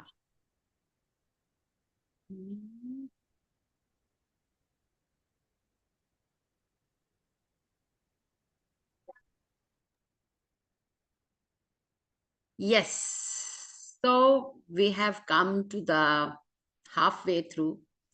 And Anita, why don't you introduce yourself? Because you didn't tell me who you are and what you're doing. Oh, yes, we were so excited to start up the show that we forgot to introduce who we are. Yes, that Absolutely. Amplify team is aware of, but just for the audience and everybody else, thanks for this opportunity, Monica and team. I'm Anita, NLP mindfulness practitioner, career coach, work-life balance coach, and I've been working from children from 8th standard to college students, undergrads, and women in career transition. I'm one of the mentors and ambassadors of jobsforher.com, mentored 1,000 plus women. I'm also a coach and counselor for Red Dot Domestic Violence for Women and Project Samantha on employability. And I've been supporting women and people who are being rescued from red light and other places where they cannot show up. I work on empowering them, basically to dust them and changing their mindset from sorry figure to be self-resilient and grow in life. You can't wait for Prince Charm always, do you? So be the Princess Diana. You can always flaunt into, and my company's tagline is pivoting your purpose in life. Whatever you have with it, live with it, make it. And we all have internet and phone in our hand. Exploit it. We have a lot of free resources, and you're never alone in terms of trouble or any kind of SOS. The right channel, right people should be there. And it all starts with you, it ends with you. Your right growth mindset and the courage you carry with a purpose in life is that all defines. So this is about me. Now I would love to know about you. Thank you so much, Anita. It's been wonderful with you. What a kind of work that you're doing is actually, I got that goosebumps, that kind of work that you're doing. It's really, really, really amazing. And if I introduce myself, I'm Magical Monica. And wherever I go, I create magic, whether I meet you for 2 minutes, 5 minutes, 10 days, or years. My magic will be on and on. And I've got 35 years of experience in education, and started my journey as a teacher and evolved myself till the director. Right now, I'm in Siliguri, officiating as a mentor, taking care of schools. Again, transforming students, transforming teachers. I don't want them to become victim. They are also, so I empower them, that way. I'm a transformational coach that way. So if somebody asks me who you are, I always say I'm a teacher. So if you talk teacher about for life, I guess. Yeah, if you say what a teacher is, सुंदर सुर सजाने पर साज बनाती हूँ, उड़ते परिंदे को बाज बनाती हूँ, चुपचाप सुनती हूँ शिकायतें सबकी, फिर दुनिया बदलने की आवाज बनाती हूँ, बनाए कोई चांद पे बुर्ज एक खलीफा, मैं कच्ची मिट्टी से ताज बनाती हूँ. This is what I am. Awesome, awesome, So awesome. this is the time. It is, thank you, Amplify, for giving us the opportunity to be on the platform, and wonderful speakers. We were listening to every speaker, and I'm noting down, the tips that they are giving, and we are 100% going to follow those. So our duty is complete over here. Now we are going to introduce the new MCs. Anita, Yes. you introduce your MC who's coming. Yes, I would like to introduce Bhavana Goel. Bhavana, Bhavna, are you please. there? Yes, hi, very good afternoon. Good Could you just afternoon. introduce yourself too? Yes, I'm first of all, thank you so much, everyone. And this is such a beautiful morning. Now I think it's afternoon, and I didn't really realize, when morning become, afternoon with the magical Monica, Anita, and beautiful speakers all across the globe. And thank you so much for such a lovely time we are spending together. So my name is Bhavna, and this is the third time I'm participating in this forum, and that it's I wait for the entire year to participate, Wonderful. and grab that. I mean that energy. Believe me, I'm still getting those goosebumps all over. So much This to is learn. This is our platform of first time. This is my transformation. first So time, it has and to so happen. much, yeah, so much here to learn. Yes, Monica, and we have shared this last year also, and I really await this moment, and believe everybody who's participating in it or who's watching, our lovely audience, they would agree with me. Yes, this can create a lot of transformations. 360-degree. I mean, it's not only your career, your health, your mindset. I mean, amazing learning in a very bite-sized information. So that is something magical around. Yes, hi Satya. So we are going to be together So for next. I am introducing Satya Jyoti. Welcome to this platform. Why don't you introduce yourself? Thank you so much for everyone. From morning, this was amazing session. You both are doing very great job with all the speakers. I am also noting all the points. The speakers are giving very good nuggets and the points. So myself, Satya Jyoti, I am educator. I take sessions on communication skills for students and also memory skills for students. From high school students to till college students, I take the sessions. Beautiful. We Over are to you. honored here. I think, Monica, we could end and hand over the baton, the dais to these beautiful ladies for the second half. And again, I would like to, say a bye. It's not a goodbye ever. It's just a bye for now. And again, gratitude to Team Amplifier and all the Amplify and every single person who mentored us. Is the first time, I'm anchoring and kind of emceeing here. It has been a great learning and privilege to meet such great personalities. Thank you and a good day and more learning Over to ahead. you, both of you. Thank you so much, Monica and Anita. We are going to miss you. Yeah. Yeah, Satya. So, Bhavana, next I'll introduce another great personality. So let us introduce her. She is a mindset transformation coach, author, and a speaker. She is an internationally certified executive coach, life coach, and emotional intelligence coach. As a powerful international keynote speaker, she motivates and creates mind shifts among the people. She has recently authored first solo book of Unmasking Happiness, 108 Sutras to Happy Life, which empowers many instant hacks to create mind shifts to infinite abundance, harmony, and joy. It is sure short way to freedom. So she is also authorized international Amazon bestseller book Undefeated and My Voice Volume 4, which are journeys of survival, empowerment, and compassion women. She has one vision to create happy mindset in the world, impacting 1 million lives by 2030 with positivity and peaceful. Being spiritually evolved, she is blessed with internal peace, the bliss of consciousness. Today, she is already transformed hundreds of people to lead life clarity and purpose. Her topic is Unmasking Happiness. Let's welcome Suman Sirhoya. Let's welcome, ma'am. Thank you. We are eager to listen to your session, ma'am.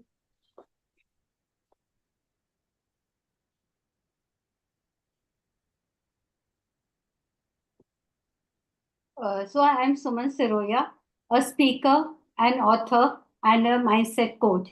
And this is my book, Unmasking Happiness, 108 Sutras to a Happy Life. And the topic today is Power of the Mind. As today's World Transformation Day, It is a new day for new beginnings, hope, peace, happiness all around the world.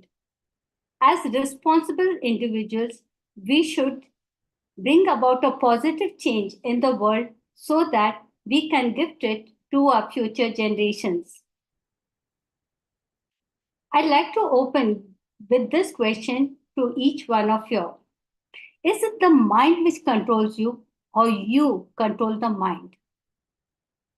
Yes, definitely the right answer is we should control our minds. But studies have shown that 90% of the time our mind is negative. And it is that rare, less than 10% who are the true owners of the mind. Each one of us here have 100% mind potential, but the common man uses only 5%. Successful people have used 5 to 7%, and only enlightened souls and gurus have used 10%. Imagine the infinite possibilities which lies within us. Let's take the example of a powerful horse and a rider. Supposing the rider is not able to control his horse, then what happens? The horse turns wild. It gallops at great speed, unheeding to its master. And that poor owner or the rider, he's holding onto the horse tight because otherwise he will fall off, or he can get injured or even lose his life. So when the rider is not able to control the horse, there is a miscommunication between man and animal. There is no trust and there is fear in the horse. There is no safety for the rider, and the rider gets a negative feedback from the people. But if the rider is able to control the horse, then what happens? He's able to regulate its speed.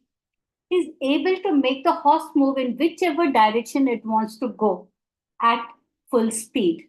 So there is safety for the rider, safety for the passers-by. There is full trust and 100% communication between man and animal.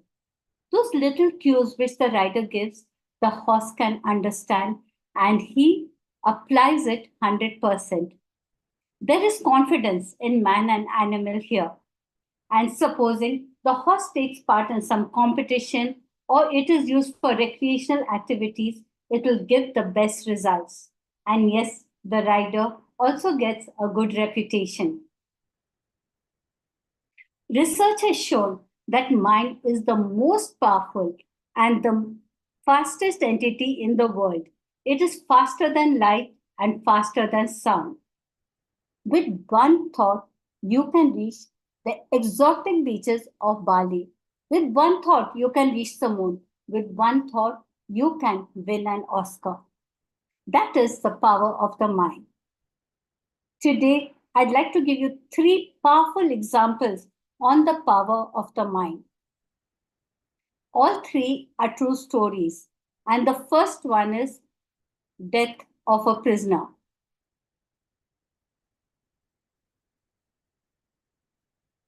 A verdict was given to a prisoner to be hanged unto death. A few scientists asked the prisoner whether he was ready to do an experiment with him. The prisoner thought, I'm going to die. Why not do a good deed before dying? So he gave his permission to them. The scientists then told him that he would not be hanged, but would die out of a snake bite. A poisonous snake was shown to the prisoner, which was kept a few meters away from him, and then the snake was removed. Now you can understand the condition, the mental condition of the prisoner.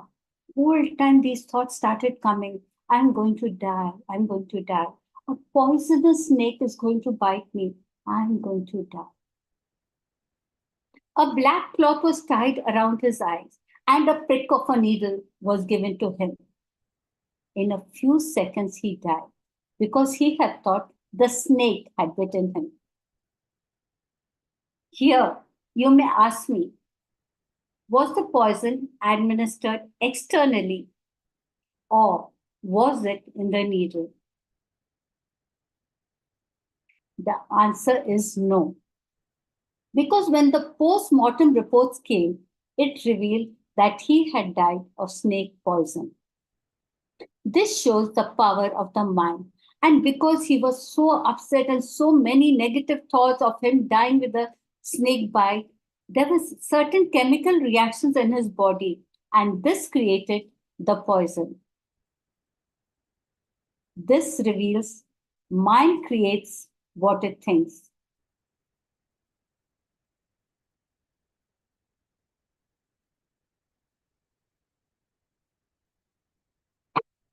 The next true example is Nathan Sharansky. I really don't know how many of you all have heard of him. So far, in the 1960s and the 1970s, for 9 years and 5 years, he has served in different Soviet prisons. In one such prison, he was kept in solitary confinement. There was only darkness and no human contact. He was given one meal a day. Can you imagine what his condition would have been? His health deteriorated and his life could have been endangered.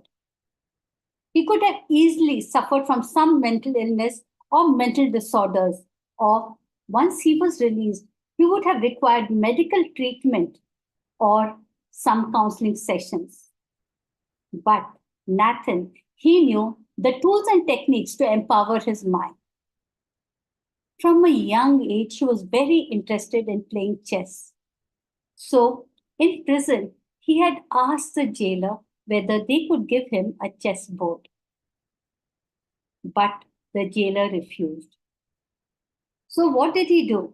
He started playing chess with himself. He placed the chess in the middle of his forehead, and he started playing from both the sides. For more than 1,000 times, he had played like this. Whenever the jailer knocked on the door, asking him to take his food, he always had one answer. Do not disturb me. I am playing chess. For years, this was the same answer the jailers received. The jailers thought he had gone mad. And when he was released, he became one of the finest chess champions of the world.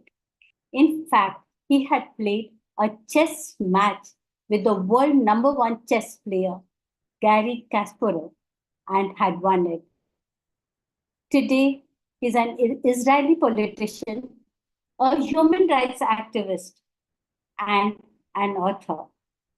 This shows the power of the mind.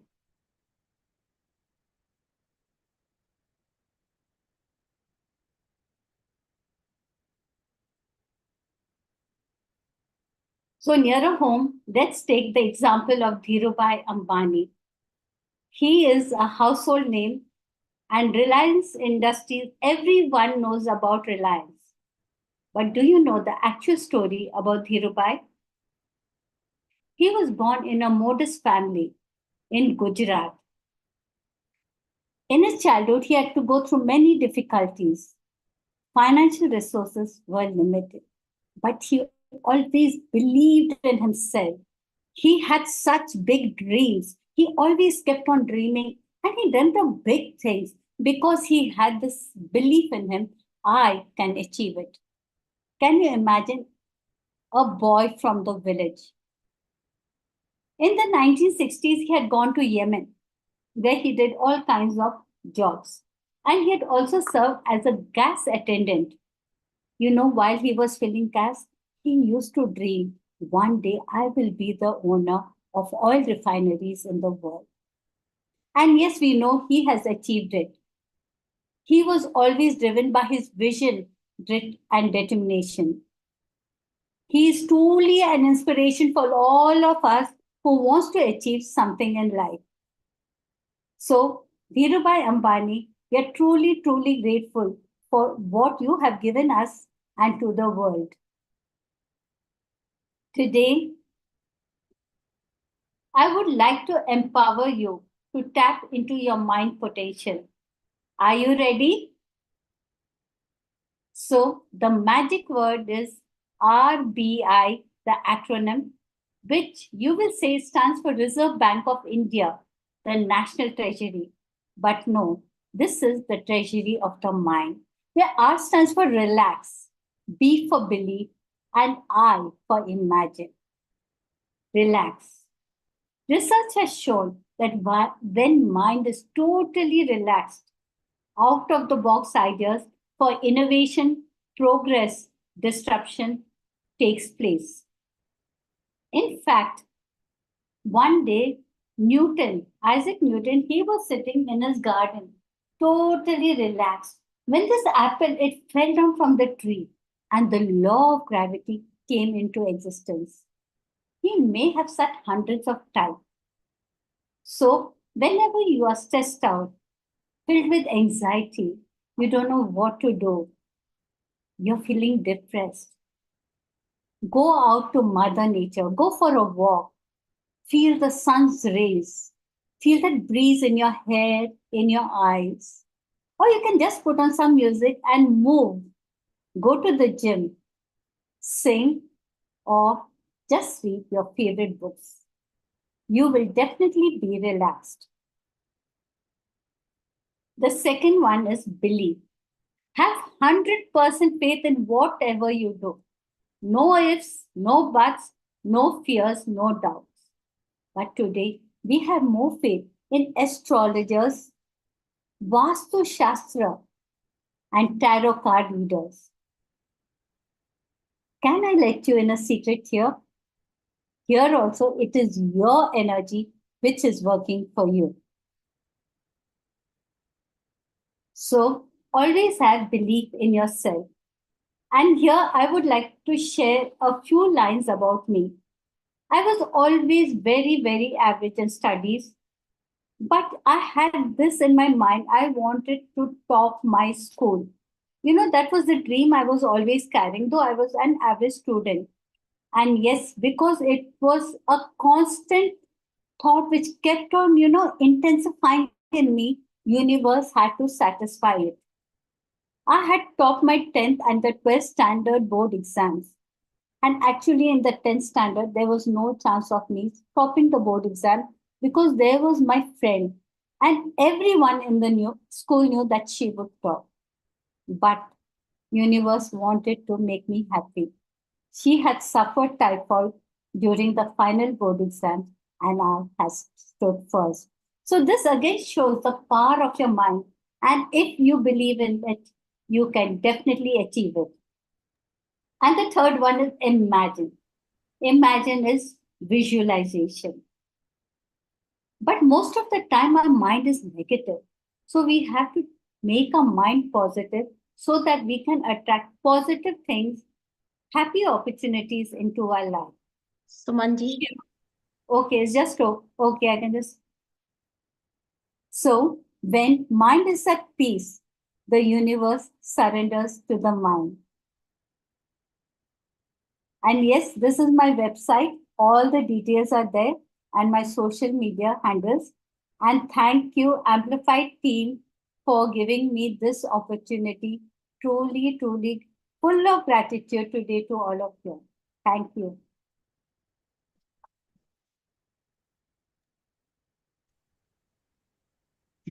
Thank you so much, Sumanji. I think the statement, universe surrenders to the mind, right? So this is amazing the way you have really explained with the story of a prisoner. Then you spoke about that horse. I think that really helped us to understand this thing very well. So Sumanji, like what exactly the one tip that you can give for somebody who has not really started understanding this mind shift, that it is so important for us. Any one liner or 1-2 lines you can tell for somebody who has just got the awareness, but they don't know from where to really start. Yeah, you're on mute. Each one of us should have a tagline in life. Like For someone, it can be, I am confident. For you, it can be, I am beautiful. So someone, it'll be, I am successful. But from the last 38 years, I have only one tagline. Till today, it has not changed. I am the best. I am the best. I am the best. Thank you. Beautiful. I think with that, great tagline, I think we all need to find out. So audience, please put your tagline in the comment box, whether you're watching via YouTube or other social media channels. We would like to know your tagline for your life and then see the transformation and the mind game starting, right, Suman? Thank you so much for your time and sharing such valuable insights.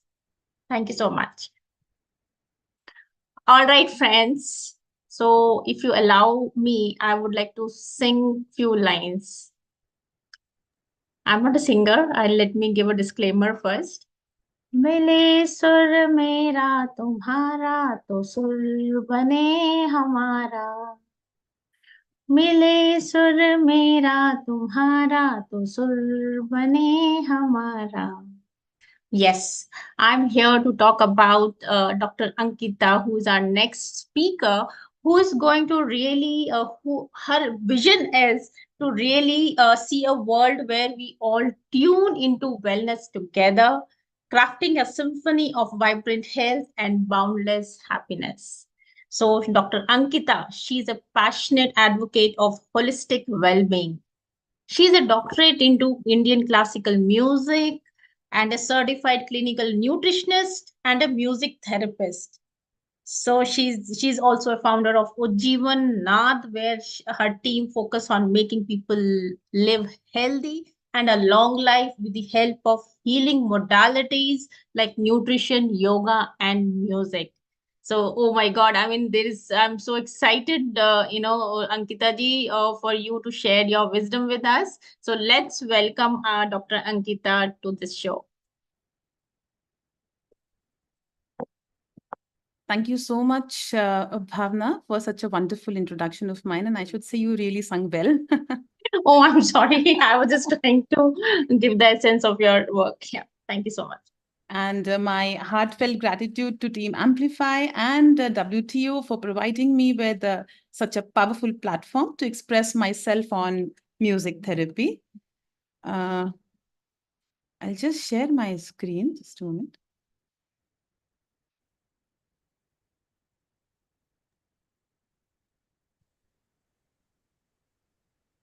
Yeah, we can see. Yeah, thank you so much.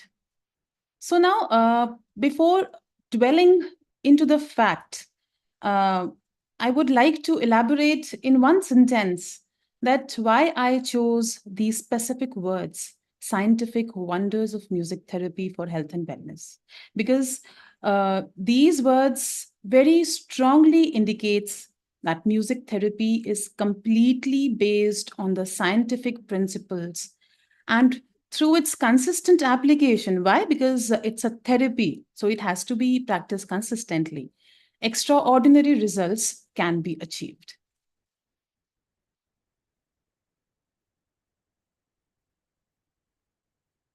Namaskar. Hello, everyone. My name is Dr. Ankita Bhetiwal, and I'm from Pune, India. I'm the founder of Ujjivan Nath, where our team helps people to achieve arogya, good health, that is Ayush, that is longevity, with the help of nutrition, dhwani, that is therapeutic music, and yoga. I'm a certified music therapist and a clinical nutritionist. Me and my team is actively providing consultations and services and conducting programs and workshops on music therapy, nutrition, and yoga for obesity, disease, and stress management. I myself was struggling with obesity, migraine, and PCOD issues in the year 2015 when I was blessed with a very beautiful and a healthy baby. But with the help of nutrition, music therapy, and yoga, I lost 32 kgs of my weight and successfully managed my migraine and PCOD issues, that too without any medications. We have already provided our services to more than 1,000 people in India, and we are on the mission to bring this number to 1 million people at least. So now today's topic is based on therapeutic music. So let's begin with the general introduction to music therapy. See, we often hear people say that music is soothing to our ears or music makes us feel good. And this has further led to a thought that listening to our favorite music is a kind of music therapy. Well, our favorite music can surely make us feel good, but that may be helpful in our normal routine. Maybe to get rid of our day-to-day stress, or probably satisfying our senses when we feel low, or even when we are happy and we want to celebrate. But when we say music therapy, and therapy for that matter must have a science at the base of it. There must be a reason to why a particular type of music is bringing a particular reaction in a person. Moreover, a therapy is aimed at treating a particular medical condition. It has certain rules to be followed, and the trained expert therapists can formulate the treatment plan. So for general or acute stress, music of one's own choice or music that improves one's mood can be relaxing. But for specific health conditions or those arising out of chronic stress and other lifestyle mismanagements like hypertension, insomnia, diabetes, and many more, one need a proper treatment under music therapy. So a specific treatment is planned with proper use of properties of music, which is then applied as a music therapy. So music therapy can be defined as a type of therapy that uses a therapeutic music to help people improve their overall health and well-being. And in this era today, if music therapy is also used along with appropriate nutrition, various types of diseases caused by lifestyle mismanagement can be definitely cured. Now, talking about the history of music therapy is not a recent science or a practice. It is a very old science which was used very effectively and extensively during those days. There are scriptures and documents that suggest that ancient civilizations such as Indians and Greeks were aware of healing properties of music and had been using music therapeutically. The Vedas, which are the earliest Indian scriptures, dating somewhere back to 1500 to 1700 BC, they contain many verses related to musicology and health, like Gandharva Tattva. This is the literature on science of music in India, which was written somewhere in 4th BC, and Brihadeshi Grantha, which was written in 6th century. It is a landmark work in Indian musicology by Matanga Muni, and of course, Sangeet Ratnakar, which was written in 13th century by Pandit Charang Dev. These are not only important for musicological aspect, but these are also emphasizing the relationship between health and music. Now we can see here, this is the first chapter. You can see here on the right side, there's a text shown on the screen. This is the first chapter or Adhyay. This is Swargat Adhyay from Sangeet Ratnakar, written by Pandit Charang Dev in 13th century, that how musical notes are connected to the three doshas, that is Vat, Pitta, and Kapha of human body. This is written in Sanskrit language, so I will recite the shloka first and then we'll tell you the meaning about it.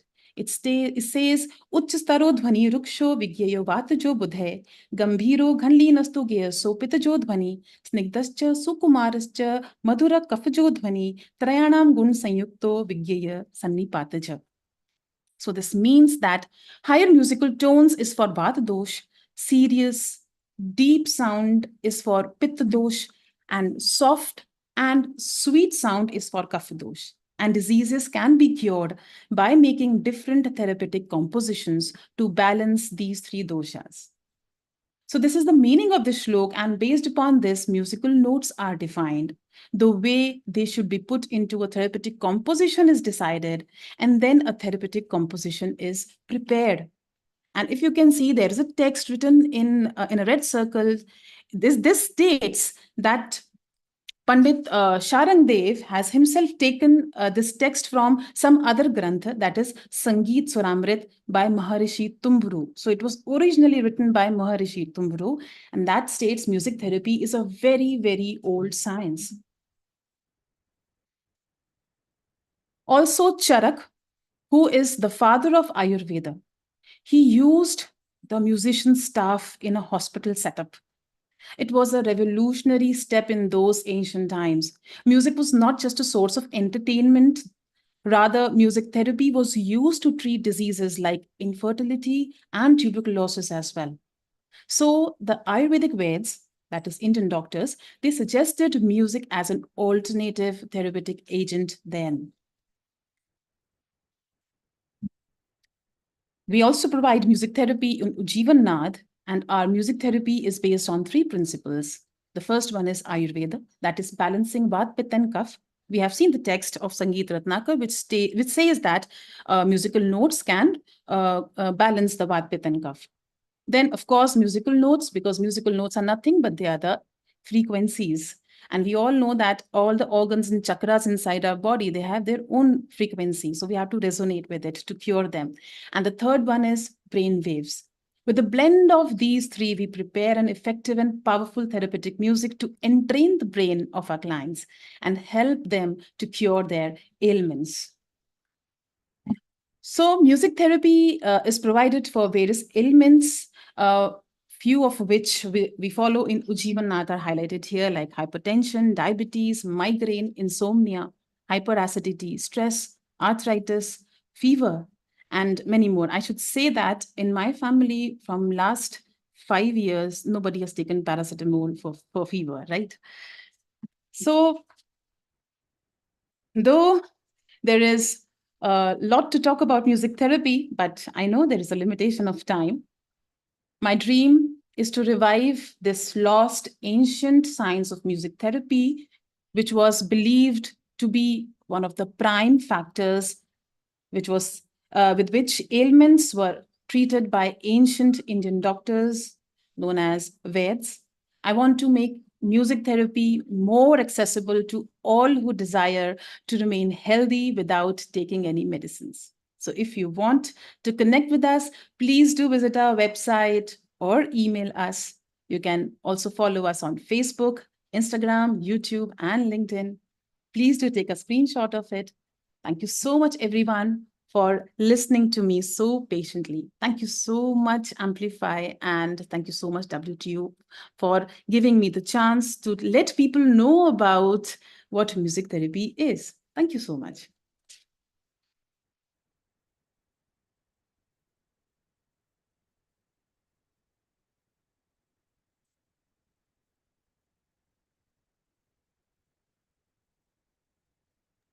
Thank you so much, Dr. Ankita. And this is actually something, I mean, I have heard for the very first time few concepts which you shared, and it's mind blowing actually. And Dr. Ankita, like I would like to know, like what like you shared your life experiences, what made you really get into this field. But it is the first step is always difficult. So could you please tell about your first step and how you initiated and reached till this state? Sure. See, Bhavna, the question is very beautiful because when it comes to the first step, this is definitely a mindset. Yes. So thinking positively is very important because my own transformation was not that easy. I was weighing beyond 100 kgs post my delivery. I'm a tall girl, so I used to look like a very, a jumbo kind of a female. I was not feeling comfortable the way I look. Moreover, I was not feeling healthy. So it was very important. I got a thought when I was trying to talk to my baby. She was just sitting on the floor and I couldn't sit properly. So at that time, I thought that how I'm going to take care of my baby, I have to take my care first. This was the first thought which poked me to take care of my health. And then definitely my family supported me. This is very important. Family support is also very important because for females, there are so many things to be done. So I was having a proper support from my family and definitely a positive mindset. Luckily, I was knowing so many things. I was having mentors who were guiding me, definitely. And it took almost a time. I would also like to mention people that whenever it comes for the transformation, it needs time. Don't think that transformation will happen in few days or in a month.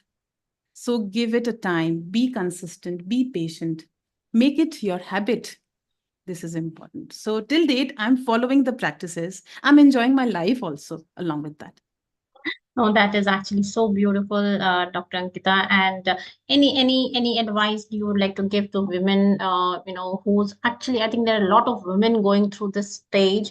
I would also consider myself because I'm going through this menopause state and where I'm, building a lot of fat and yes, really don't know what's happening with the body. So anything for those ladies, you have some piece of advice? Number one thing, don't take stress off it. I also conduct my master classes in which I talk a lot about stress. We generally overlook stress. Stress is equally harmful the way we eat unhealthy food. It spikes our sugar levels. I used to tell people that you're not eating anything, your stress is spiking up your sugar levels. So first of all, don't take the stress. And then definitely, the way I told you that you have to adopt everything as a habit. People come to us and they say, ma'am, within 3 months, we will be fit. Then what? It bounces back. The weight bounces back or the disease comes back. Because we are thinking that we will be doing it for 3 months or for 2 months. And then we will go back to the previous track. So you have to have this kind of a mindset that we have to make it as our habit. And it is very easy. There is nothing like a rocket science in it. I'm practicing it till date. So the first thing is don't take stress of anything in your life.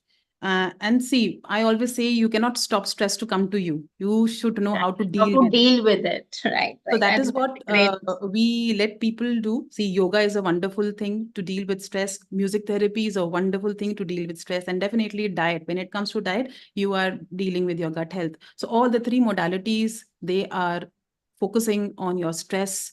It's focusing on your mindset as well. So stay means don't say stress-free, don't take a stress. If there is a stress, learn how to deal Learn to deal with the stress. Yes, and follow a habit. Make it Yes. as a habit. It becomes your habit. Enjoy your life along with a habit. Choti cheeze hoti hain. They're not. Accept it and work on it, right? Yes. Yes, I think that's so nice and so inspiring for me, and I think for many people, many women around me, they can really resonate with what you have shared. Thank you so much, Dr. Ankita, and wish you all the very best in your future endeavors. Thank you so much, Bhavna. Thank you. Yes. Thank you. So I hope, yes, Satya. So whom do we have our next guest? Can you So please next, introduce? yes, next we will introduce another great personality. So she is into a self-discovery. So she is discovering herself, 16 years of experience in teaching and learning. She explored life coaching and also science of positive thinking. Everyone has the power to change the world. She believes that guide on a journey towards happiness and fulfillment. So she inspired by Dr. Abdul Kalamji's words, that is deeply what about she wanted to live and behind in this world with her family support and husband and son support. Let us welcome her, Rajita Vanga madam, to welcome and take the session. Thank you. Thank you so much, dear Satya. I get very nice introduction of mine. Let me share my screen also. Hope my screen is visible. Yes, ma'am. Yeah, thank you. Very good. So the topic which I had chosen is very close to my heart. Though I'm a life coach, I work with mainly working professionals who thrive between the career and passion. So the topic today I've chosen is dual tracks thriving in the crossroads of career and passion. Am I audible? Just a minute. Please put it in the presentation mode. It is in the not in the presentation. It's not okay. Now? Thank you. Thank you very much. It is right. Yeah. Thank you for guiding. So, yes. So, dual tracks, thriving in the crossroads of career and passion, which I was struggling for working in a medical college since years.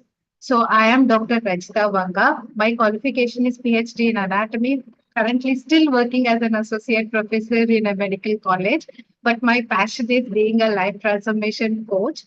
And I've done several jobs because I learned how to juggle between your passion, career, and become have that multiple source of income. That matters a lot to increase your income stream and to boost your confidence.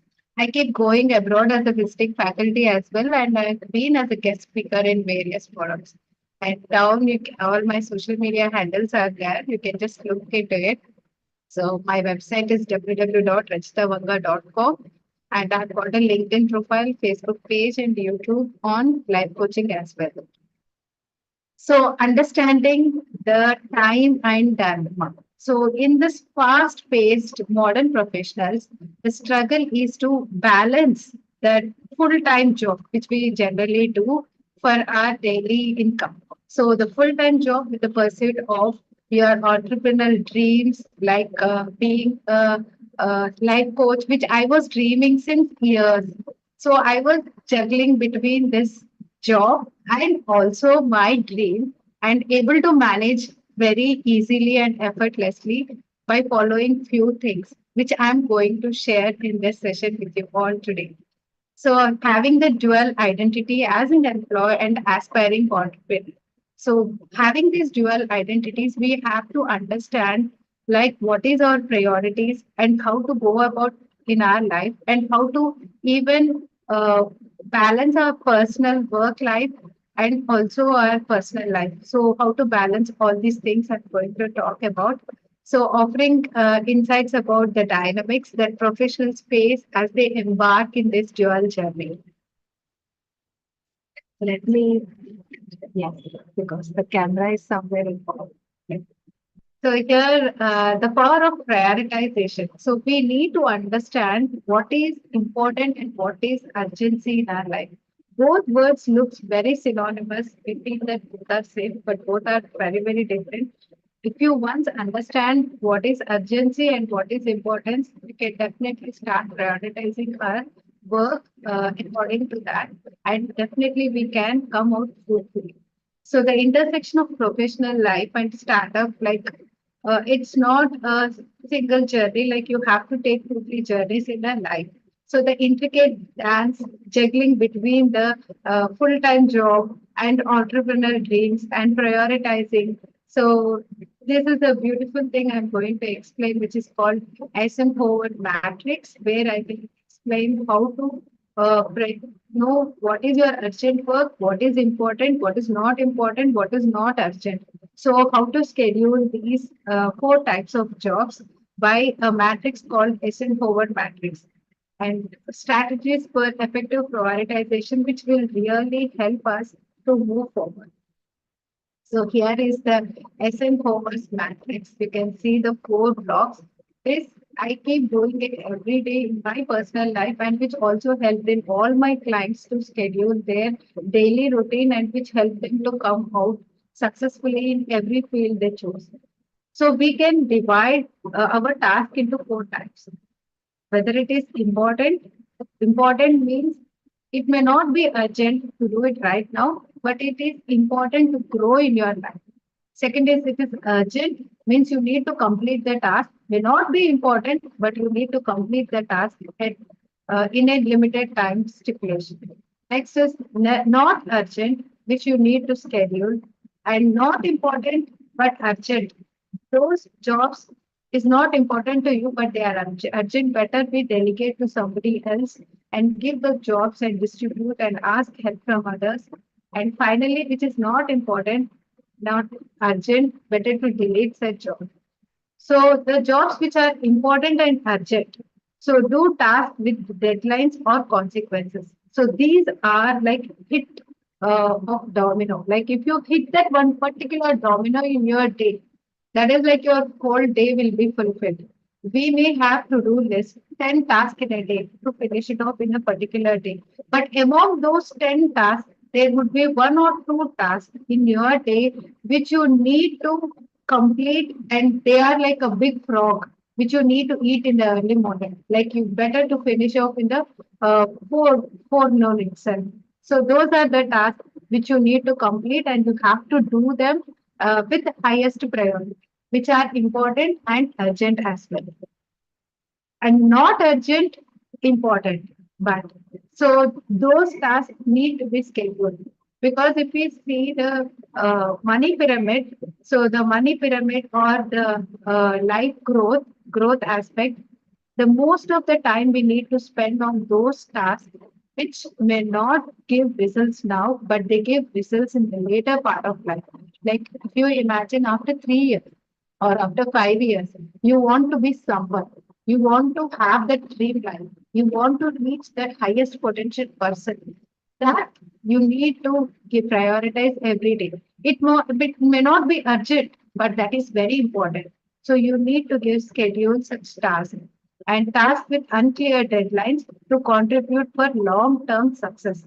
So here we need to give some time, take time, which may not appear very urgent at this point of time, but you need to prioritize them because they give you long-term results. Next is the tasks which are urgent but not important. Means you need to complete, but they are not important. So such tasks, it is better to delegate. Better be delegate and be read in Rich Dad Poor Dad book that we should not run behind money. We should make money to run for us. We should make money to work for us. So we can delegate the task and give some amount to others and try to distribute the work, which really reduces your workload. And you can concentrate on that domino, which you have to complete on that day, and you can do it in a relaxed way. And finally, the tasks which are not important and not urgent, better you delete those tasks, just like distractions and unnecessary work. So building blocks of success. Yes, this is a very interesting part. So creating effective daily routine. It is like people think that being disciplined is like not being in freedom. Actually, the people who are more disciplined, they have more time freedom. So creating such effective daily routines are the secrets of success. Not only any person, any celebrities, any successful person, if you take, definitely they will have a routine which is a morning routine and night routine. And following such routines will make them prepare themselves subconsciously to hit that big domino and have the highest productive day. And art of delegation, that is also very important. So it is like learning and trust your team, because if you don't trust your team, we'll end up doing everything by us. So better you start trusting your team and try to delegate the work to your team, and so that you feel less strained at the end of the day and less stressed, and where you can concentrate on that one particular thought job or than one particular task, which is very, very important. And here I would like to suggest one more small thing. Like in a daily routine, certain jobs will have repetitive jobs. So such repetitive jobs, no need to give too much importance to them. They keep going on. So you can do it automatically and you can reap benefits of it. No need to give much time to it.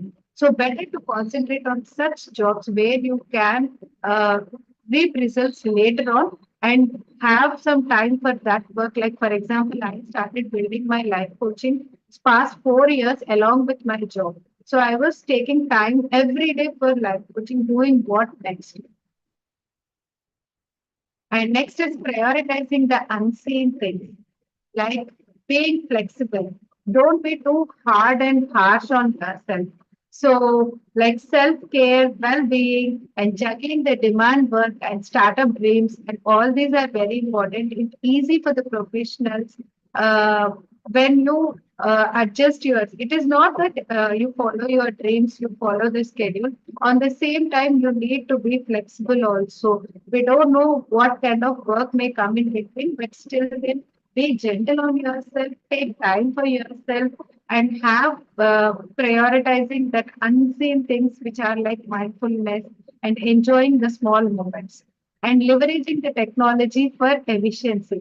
So these days, a lot of technology is there, ChatGPT is there, and a lot of technology is available. So better we use all the technology and be aware of the technology and learn the new technology and become a lifelong learner. The more we learn, we can make ourselves burden free and stress free and manage to not 2, 3, 4, 5 jobs in a day. And also automation, using automating tools like WhatsApp automation is there. So many automation tools are there which streamlines your repetitive tasks, so which also reduces your workload. Then overcoming some problems like procrastination. Overcoming procrastination and navigating distractions like emerges a crucial skill in professionals. So procrastination is like a subtle art delaying things or like which are actually affects your growth. So understanding the procrastination paradox is very important. So for that, what are the tips means? Break down the big task into a small task, which are called as like power steps. So you can split the task into a smaller task and try to finish off those smaller tasks step by step.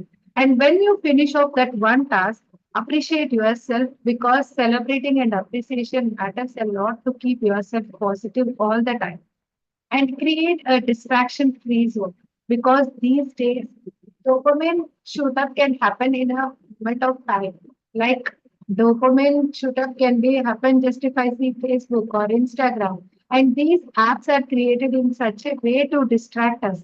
They are created by proper neuroscientists so that causes distraction of our brain and we land up wasting our time with lot of digital media. So it's very important to have digital detox and dopamine detox. So, and also distraction free zone. Distraction free zone, you can maintain it by keeping your phone away or creating an environment where you feel like it is an office in the home itself and start working in a particular place. And following mindful techniques. Here, I would like to talk about Denmark. Denmark is considered as the world's second most happiest country. Why it is considered second most happiest country? Because it follows a concept called as hygge.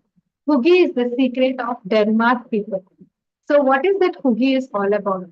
They say that to enjoy the smallest and smallest things, relish and cherish those small things in your life.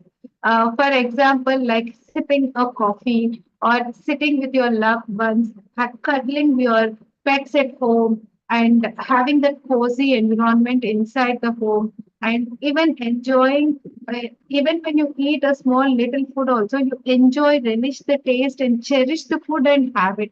So these are the techniques which they follow to keep themselves in mindfulness. And yes, apart from that, we already knew like doing meditation and breathing techniques, all these also. And just now, Dr. Ankita also spoke about music therapy. So listening to soothing music, all these help us to keep us in mindfulness techniques because our self well-being and happiness is more important to reach our goal.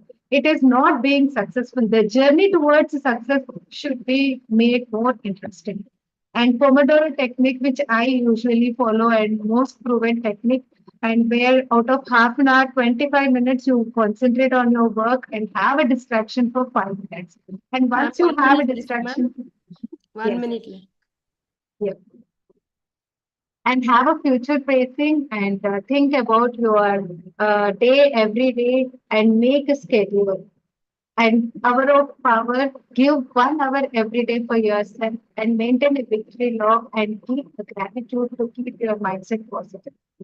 So with this, I wind up. Thank you, Amplify, for giving me this opportunity. I'm so happy to be here, one among you all, and hear so many beautiful, inspiring stories. Thank you. Thank you so much, ma'am. That was a wonderful session. We got many information and urgent work and important work. We know that, but we are not practicing it properly. So I got some information about that, and creating time blocks and write downing the daily routines, art of delegation. These are three important for us, for our life. You deliberated very correctly, and we have to follow it. Main reason is procrastination. We keep on procrastinate. We will do next day, next day. This is the main reason we are following. So we have to change ourselves. Definitely, I will adapt your points. And also, Hugi, the new concept I learned today. I heard today. So very nice, ma'am. Thank you so much for your wonderful information. Thank you. Thank you, Sophia. Thank you so much.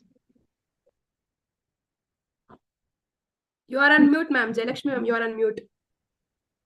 Thank you so much. Good afternoon, and all of us are now excited to have been motivated by Dr. Rajita Vanga's presentation, and it's time for a very short break right now. And what we will do is we will spend the next few minutes in just joicing on the World Transformation Day. And let's take a moment to hear the World Transformation Day song.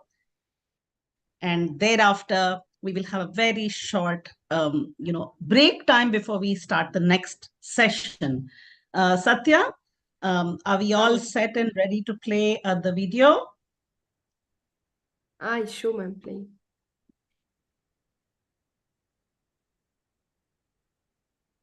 No problem. Wonderful.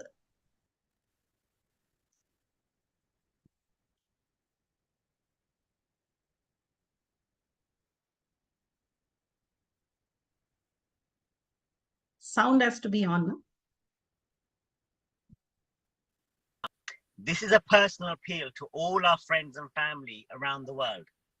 In April 2018, we launched World Transformation Academy right in the heart of the slum in New Delhi in India. On a regular basis, we have both the slum children and their parents being transformed with sessions of life coaching, yoga, and meditation.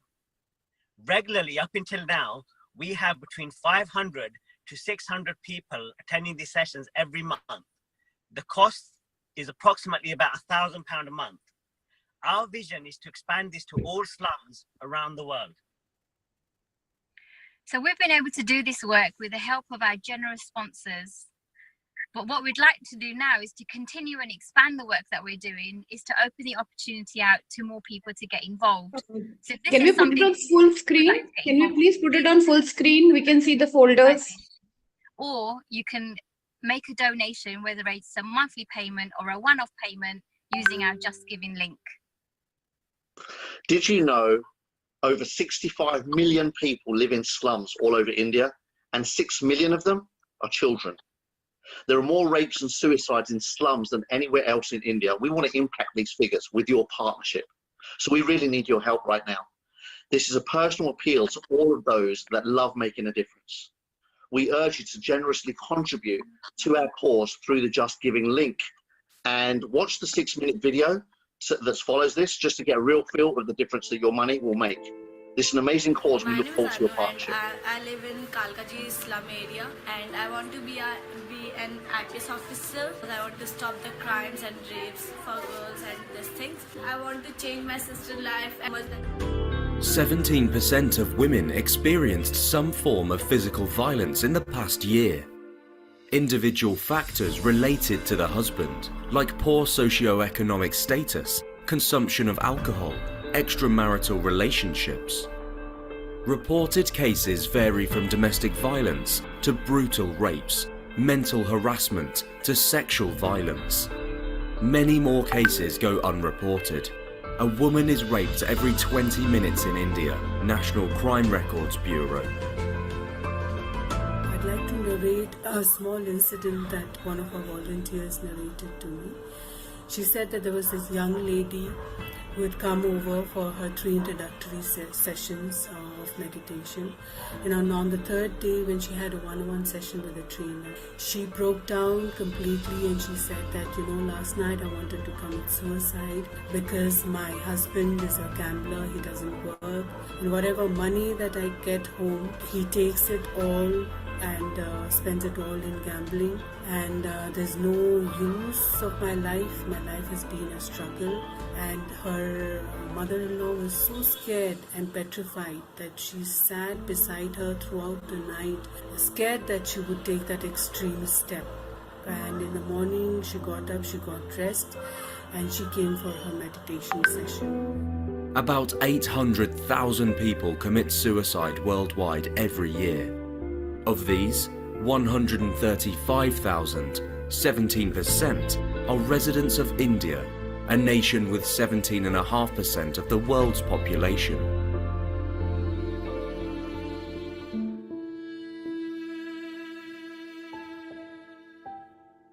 Almost 6 million children live in the slums of India and has the highest rate of child sex ratio.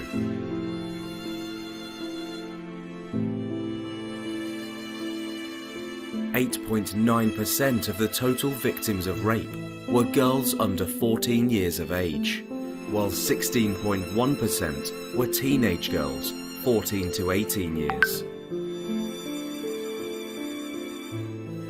Over 65 million people live in the slums of India. Slum dwellers usually earn $1,900 a year. Young slum girls on their way to defecate in the open fields are abducted, raped, and at times hung from a tree, as in the case of the murder of 2 minor Dalit girls in Badon village near Delhi.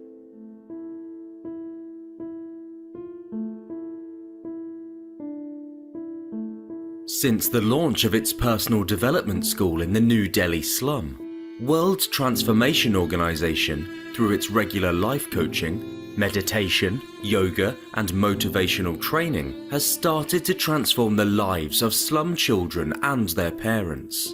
For the first time in their lives, the slum community is being taught how to create dreams and goals, and have started their journey to realize them.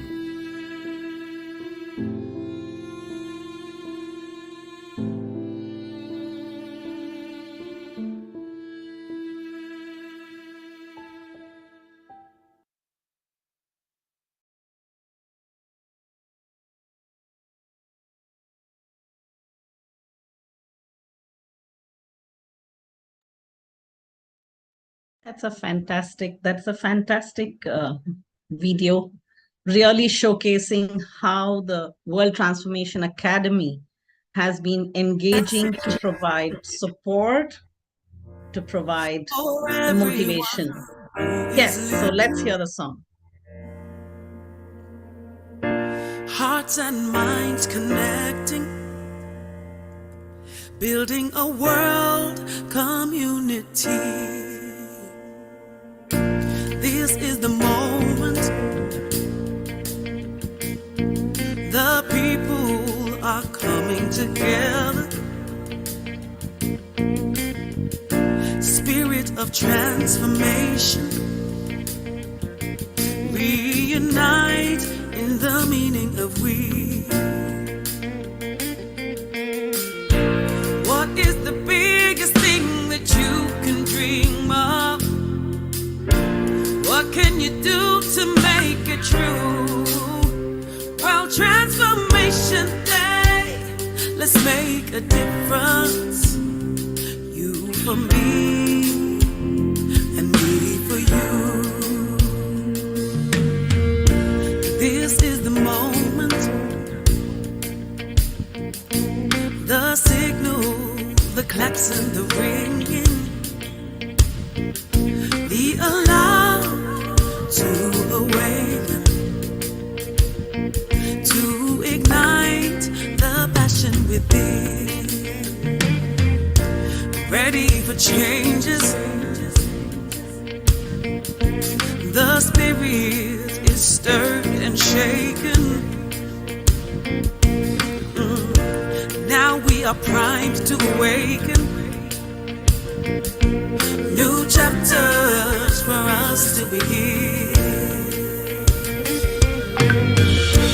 What is the biggest thing that you can dream of?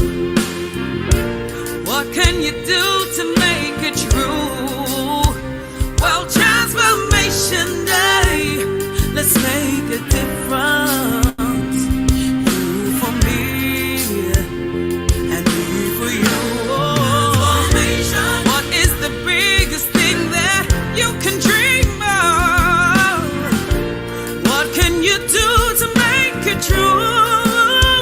Well, Transformation Day, let's make a difference. You for me, and me for you. We can dream bigger. We open our eyes 'cause we forgot that we could see. We can dream better. We sing it aloud to be the best that we can be. Can be. Can be. What is the biggest thing that you can dream of? What can you do to make it true?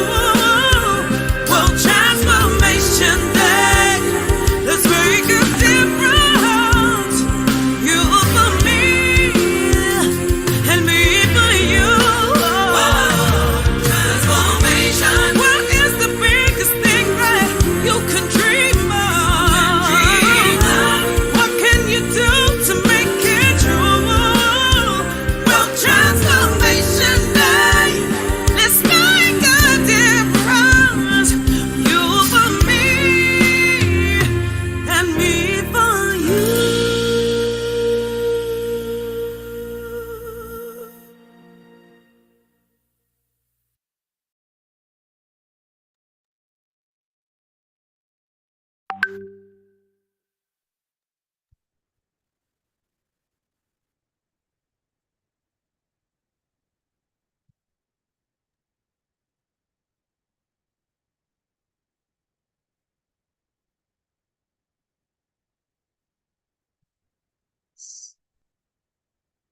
Now we have listened to the song, World Transformation song, that was very motivating us, and we are getting the idea how the world is, how the population of world living in this world, and the problems facing mainly in the last video we have seen in India how many slums are there, how the girls are treating, everything we have seen. So we are getting an idea how the world is.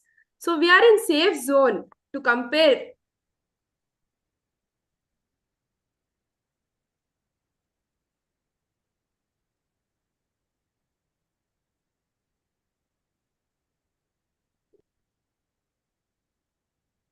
Yes, Satya, this has been one of the most wonderful days, first Sunday of every April, every year. We have this fantastic celebration, celebrating all the leaders and motivators and change makers whose lives have been changed. And we are so privileged to be part of this community. Isn't that true, Satya?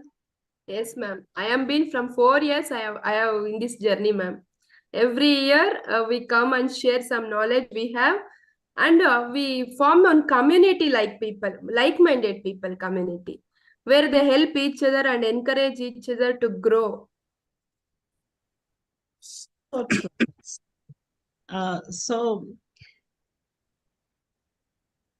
wonderful to have Bhavna here. Bhavna, good to see you once again. Same. We are so blessed to get your, energy this day. I keep waiting for this day whole year. So Nitika, how's your day going? Good. Really enjoying. I think it's that day of the year which Amplify has got us addicted to, that we wait for this. Hi, Rina. Good to see you again. You're on mute, Rina. Yeah, Nalini. Yeah. Hi, thank you all, and very good to see everyone over here, and fantastic speakers, a line of speakers over here. And on this World Transformation Day, what a day! What a great start to the great event. My God, it has left me all absolutely dumbfounded, you know. And yes, and with such lovely speakers starting the day, and to get so many sharings, what lovely learnings from morning onwards. And I have been on it. In fact, I was away for, in between, but then on and off, I would keep switching on to listen to what our speakers had to share with regards to their learning. And amazing. It's been amazing time for me. Absolutely. And I'm really looking forward to the rest of the speakers who are lined up till the evening time.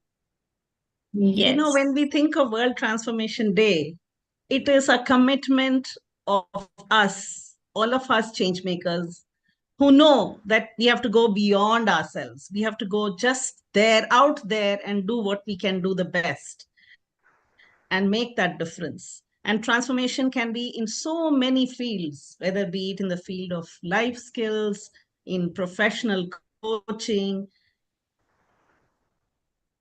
world, in the world of health and wellness. And there is a whole array of subjects that we can all be involved in. And we can be proud to be part of this community, and we touch the lives of so many people. And as we get ready to have a little bit more, dive deep into this deliberation, Bhavna, who is going to be my co-discussant with my in this panel? Are we having a few more people joining in? Jayaji, it's you will be leading the group discussion. You are free to ask everybody here any question, whoever is on cam. Oh, superb. Thank you so much, Suchismita. And it is my pleasure really to ask the first question to Nitika. Nitika, you have been such a wonderful, wonderful coach. Somebody who started out being a professional management specialist and then dived deep. So my first question really is to you. Can you briefly, in a minute, share quickly what has been your life journey? What was the turning point for you to become this transformation coach that you are? So, Jayaji, being born in India, you know, we are all used to this, that parents say, friends say, do this, do that, do that. And there came a point in life where I was blessed to meet a coach. He's a news founder, Mr. Avyed Ghosh from Turkey. That is when, in the year 2012-13, is when he really coached me. I had this opportunity, and that is when he made me think what I really want to do. And from there, this transformational journey started. And one after the other, I'm blessed to have been part of and been mentored by many, many gurus, coaches, and mentors. So that is one turning point which I have. His book, The Man Who Knew How to Think, it's not a published book. It comes only if you are a student with him. That book is what really made me think that, do we really know how to think? That brought the difference, and that is keeping me going, my self-inquiry, my questioning. So that is where it all started. Thank you. Thank you so much. Thank you. Thank you. I'd really like to take the same question over to Reena ji. Reena, I'd like to learn from you what has been your own transformation point. Really brief, but what was that touching moment? Thank you, Jayaji, for this opportunity to speak on this wonderful platform. Actually, frankly speaking, there have been, from my childhood, there have been lots and lots of incidents of where I have found myself learning and, getting that bit of inspiration to transform. But it has been like, like spurts in between. So it won't be, it's not a kind of a story that I would be able to concise in a brief time period and present it over here. But it's been a journey for me ever since being a child and till the time that I'm here and in all these years. But I would like to share a few instances, experiences, maybe one or two. It is basically from what you have learned while you were growing up, as little bit of your experiences during the time when you meet your peers, when you are growing up with your peers, you learn so much from them. You learn from your teachers, your gurus, and what they impart to you. You get influenced by them, you get motivated by them, you take a little bit from them also, and you proceed on in life. So I guess for everyone, each one of us, the inspirational story has been different, the journey has been different, and there's so much to talk. In fact, it would take me ages and ages to go on and on, but for the paucity of time, maybe I'll just restrict it to one or two instances over here. Yes, during my childhood, during my growing up years, my father, my parents have been my source of inspiration, great source of inspiration for me. And I couldn't be more thankful to them on this day. Great gratitude to my mother, who's no longer there with me, but I still feel the inspirational hand of hers on my head, even today. And as I said, my gurus, my mentors, my teachers, all throughout, my college professors, each have their, in their own bit, they have contributed to me getting transformated. So, Super. and plus, thank you. Yeah. Go ahead and finish. Yeah, and of course, interacting with such lovely panelists over here, that itself is so motivating, highly motivating for me. And looking forward to much more of such kind of sessions. Yeah, thank you. We'll be there, and of course, Amplify is one platform where all the people who are involved and engaged can continue to be part of and benefit from the numerous support activities that happen all the time. And at this point, I just want to ask the same question to Bhavna. Bhavna is a LinkedIn and job search strategist and coach. So she has been empowering people to create so much of positivity, and her smile is infectious. So, Bhavna, I want to know, what was your transformative point? And keep it really short and simple. Yes. So in my case, thank you so much for putting up this question. And it takes me back to the time when I always felt that maybe, while I was a kid, okay, my parents are not helping me, going to a hostel I desire to. So I kept complaining other external factors rather than taking my lead, that I should do it on my own. I mean, why should I hold other people responsible for my success? So this journey really started when I took up this this thought that no, it's me who has to start. I mean, they have really done so much, I mean, to my life. I should be thankful to them, have gratitude, because as a kid some of the kids have that complaining attitude towards parents that they are not helping us in some good school or good things, so we are not able to grow. So that particular thing, when I really took that responsibility, no, it is we who has to design my life. That is the point when my transformation began. Thank you so much, ma'am. Super. Thank you. Wow. Nalina, if you unmute yourself and let us know that transformation point. Was it somewhere in the childhood, like most people have said, or was it some turning point, somebody, some coach, something that made it happen for you? Yeah, ma'am, of course. हम हिंदी में बात करते हैं. Okay. Childhood के actually बाद हम family में हैं. इस वक्त क्या हुआ, मुझे बहुत हेल्थ इश्यूज आए थे. उसके ऊपर हम अस्पताल गए, चले, टैबलेट और खा कर हम बोर हो चुके हैं, थक गए थे हम. इसीलिए इस वक्त हम सुसाइड करने के बारे में सोचा है. एक्चुअली हमारे सिस्टर एक क्लास है, योगा क्लास, प्लीज ज्वाइन करो उसको इसे बोली. हम उसके बाद मानकर, कोई अगला रास्ता भी नहीं था मुझे पास, चली गई उस क्लास के. That time my life transformation है. हम 100% कह सकती हूँ. कैसे हुआ, हम प्राणायाम, एक्सरसाइज, योगा करने के बाद हम फुल हमारे फिजिकल बॉडी में नहीं, हम मेंटल और social full my life style ही बदल गया। हम बहुत अच्छा फील कर गए उस वक्त। क्यों हम इस अपॉर्चुनिटी को, इस महान ज्ञान को हमारे हमारे पास है, इसका ये ज्ञान को हम क्यों बांट नहीं सकते?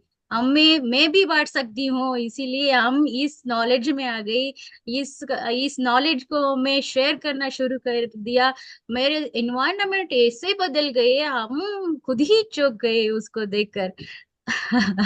Oh, fantastic, fantastic. Nalina, you mentioned about how a personal sad feeling was transformed through breathing exercise and yoga that was suggested to you. And once you took it on, it just changed the whole physical, mental, and emotional scenario for you. Superb. Satya, I want to know, how many lives do you think you have touched in your transformation journey?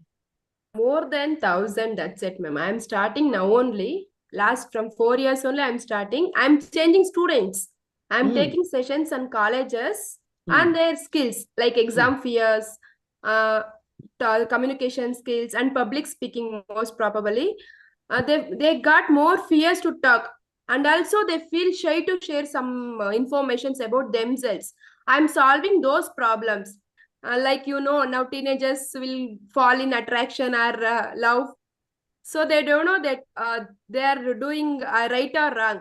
I am counseling them and bringing out them from that problem. So I'm transforming many students, but personally, there are 1,000 people I have transformed. Superb.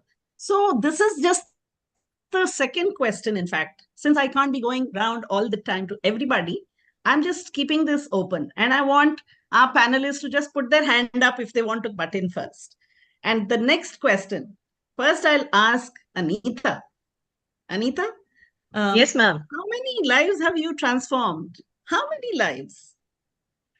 First thing, I got the opportunity at least to transform one life 80 to 90%. I'm grateful for that. But I have to really prove in terms of numbers.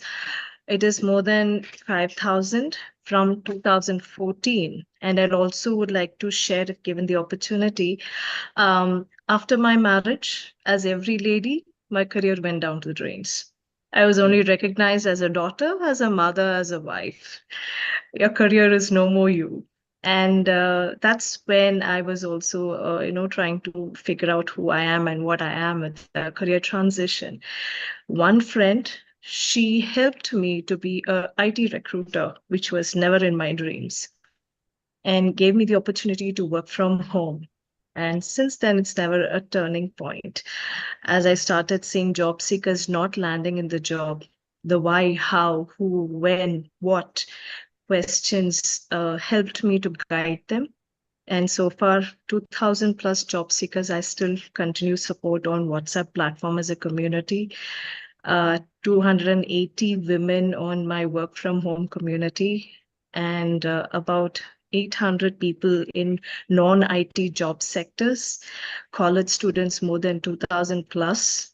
And God's grace, during COVID, we worked under IPS Manivandan sir and all in Bangalore for working with the hospitals and other places. I don't have a count how many people I spoke to.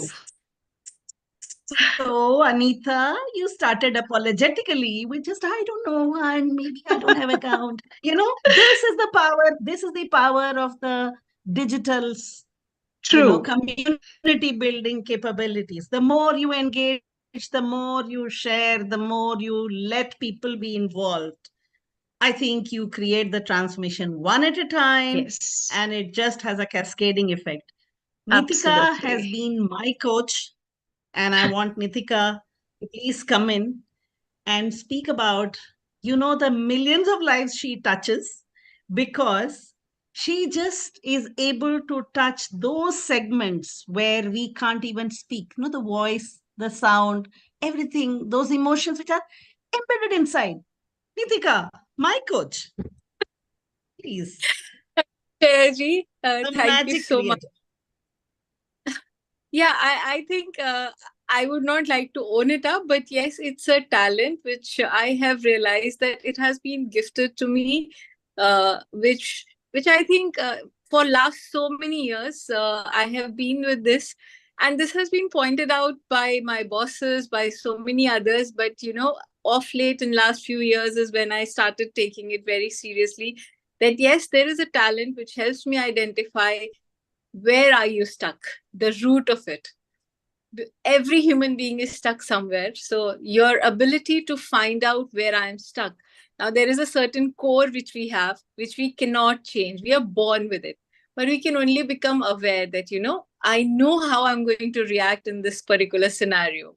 So I would say that it's a God gifted thing. And yes, I have in my corporate life also, I have been a boss and handled teams and all. So yeah, many, many people. And as you shared, there are so many other people whom I have coached, and they are still in touch, and they reach out whenever they feel ki, Abhi, I need some help. You have to help. So yeah, thank you so much, Jayji. I hope I've answered in what you were looking for. Yes, yes. So I now have the question. See, when I talk to my coach, I know how to formulate that question. It's beautiful. How were you able to transform others' lives? What is that small nugget? Roshmi ji, I want to hear from you. Yes. Good afternoon. Thank you so Good very afternoon. much. Yes, I'm very happy to be part of this event, World Transformation Day, where so many speakers have come to share their knowledge. Yes. My journey, I've started long back as a teacher. I started as an English teacher. So then I went on to teach in university and management institute. So I have actually touched so many lives of students that you cannot ask me a number that how many people you have transformed, because there are so many students all through my 30 years I've had the career. And then now I have, after doing soft skills training in various colleges, and now I have become a certified transformational coach. So my coaching journey is very recent, so I haven't yet developed so many case studies yet. But my students, they're all over the world, and this Facebook is such a wonderful thing. I get in touch with people like, those who I have taught so many years back, and they get in touch with me. And when they see something, they say, Ma'am, it's so nice to see you. So it's really very rewarding to have had such a life where I have touched so many lives.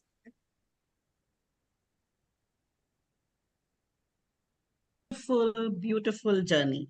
A very good conversation to dive deep into 3 questions. I'm just wrapping up this panel discussion.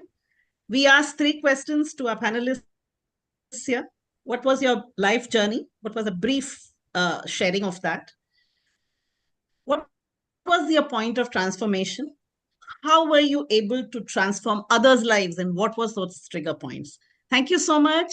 I think this was a panel discussion that we all wanted to be in as we took a break, and we've had one half of the day very, very fruitfully done. Thank you, all the panelists, Satya, Nitika, Bhavna, Nalina, Anita, Rashmi, and Reena. Thank you so much for this. So, as we thank you. Thank you. Thank you so I much. think this has been a wonderful, wonderful session, isn't it? Yes, indeed, Jayaji. So are we moving ahead to the next speaker now? Yes. All right.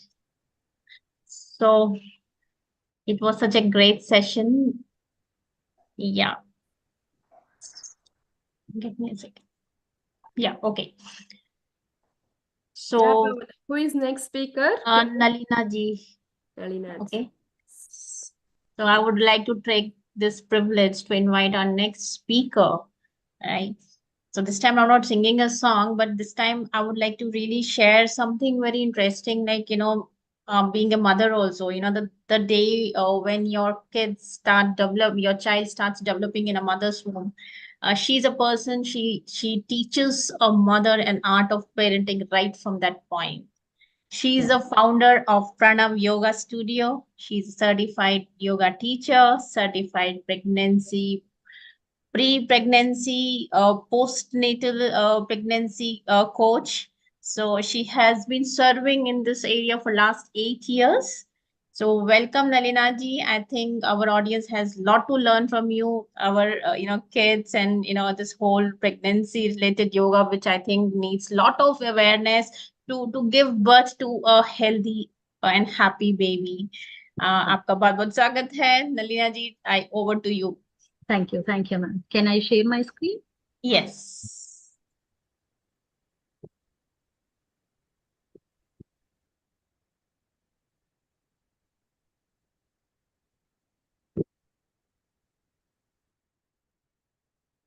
Wait a second. 1 second. Okay. Yeah, we can see Nalina. Okay. Thank you. Namaste. My name is Nalina Ashwath. I'm a founder of Pranava Yoga. इस Pranav yoga 4 limbs में काम कर रहे हैं. उसके एक limb है गर्भ संजीवनी. गर्भ संजीवनी प्रणव योगा में कैसा आया, इसके बारे में हम थोड़ा बताना चाहते हैं. ओके, एक moment.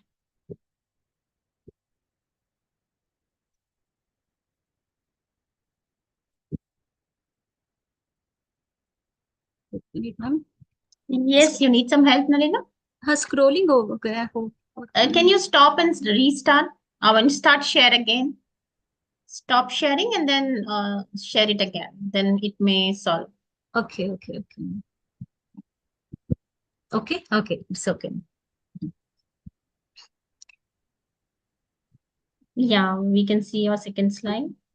Can you try moving to the next slide? No, I think it's not moving. Yeah, you can scroll down maybe. Yeah. Yes. Yeah, we can see now. Thank you. Yeah. गर्भ संजीवनी में प्रणव योगा में कैसा आया, इसके बारे में थोड़ा हम शेयर करना चाहती हूँ.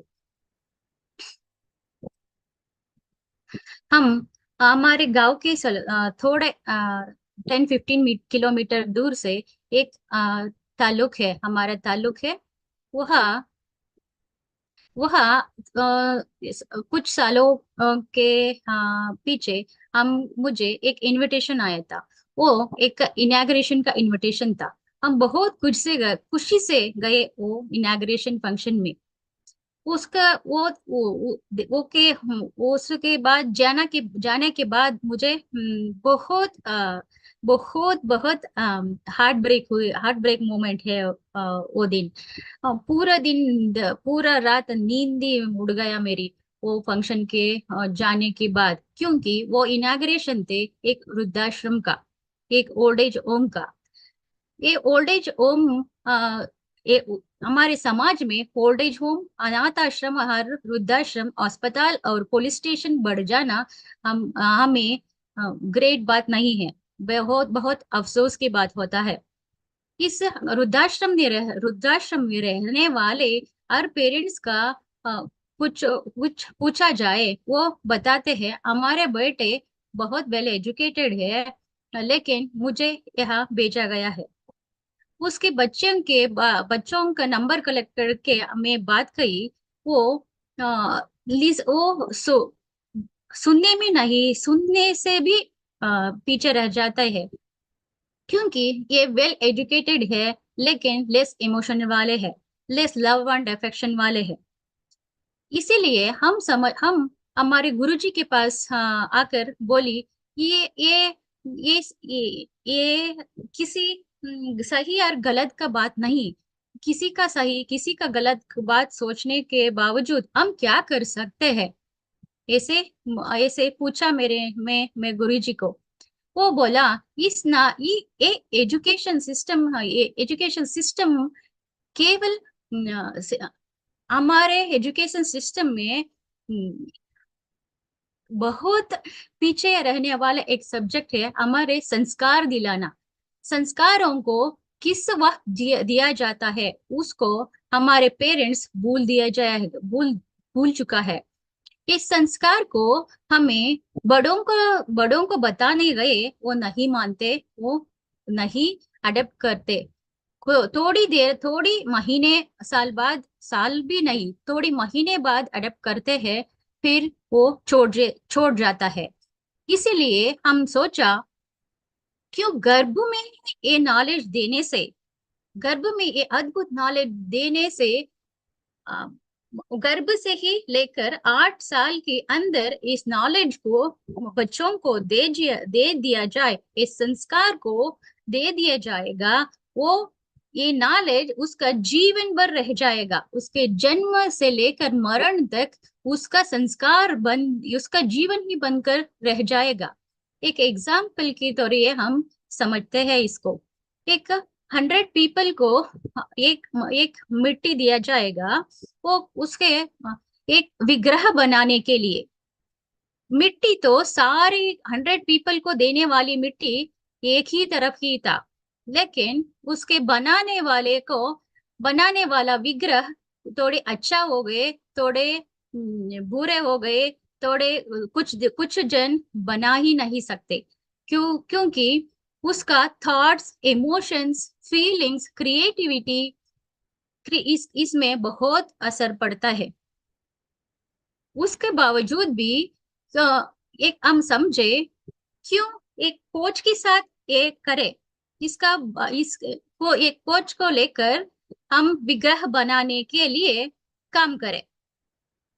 इस वक्त क्या हुआ, इस वक्त एक कोच के साथ ये सारे 100 पीपल विग्रह बनाने में लगातार परिश्रम करे, कोच उसको करेक्ट डायरेक्शन में लेके चले गए। इस समय वो विग्रह सारे अद्भुत बन गए, उसके साथ साथ पूजनीय अर्हो भी बन गए।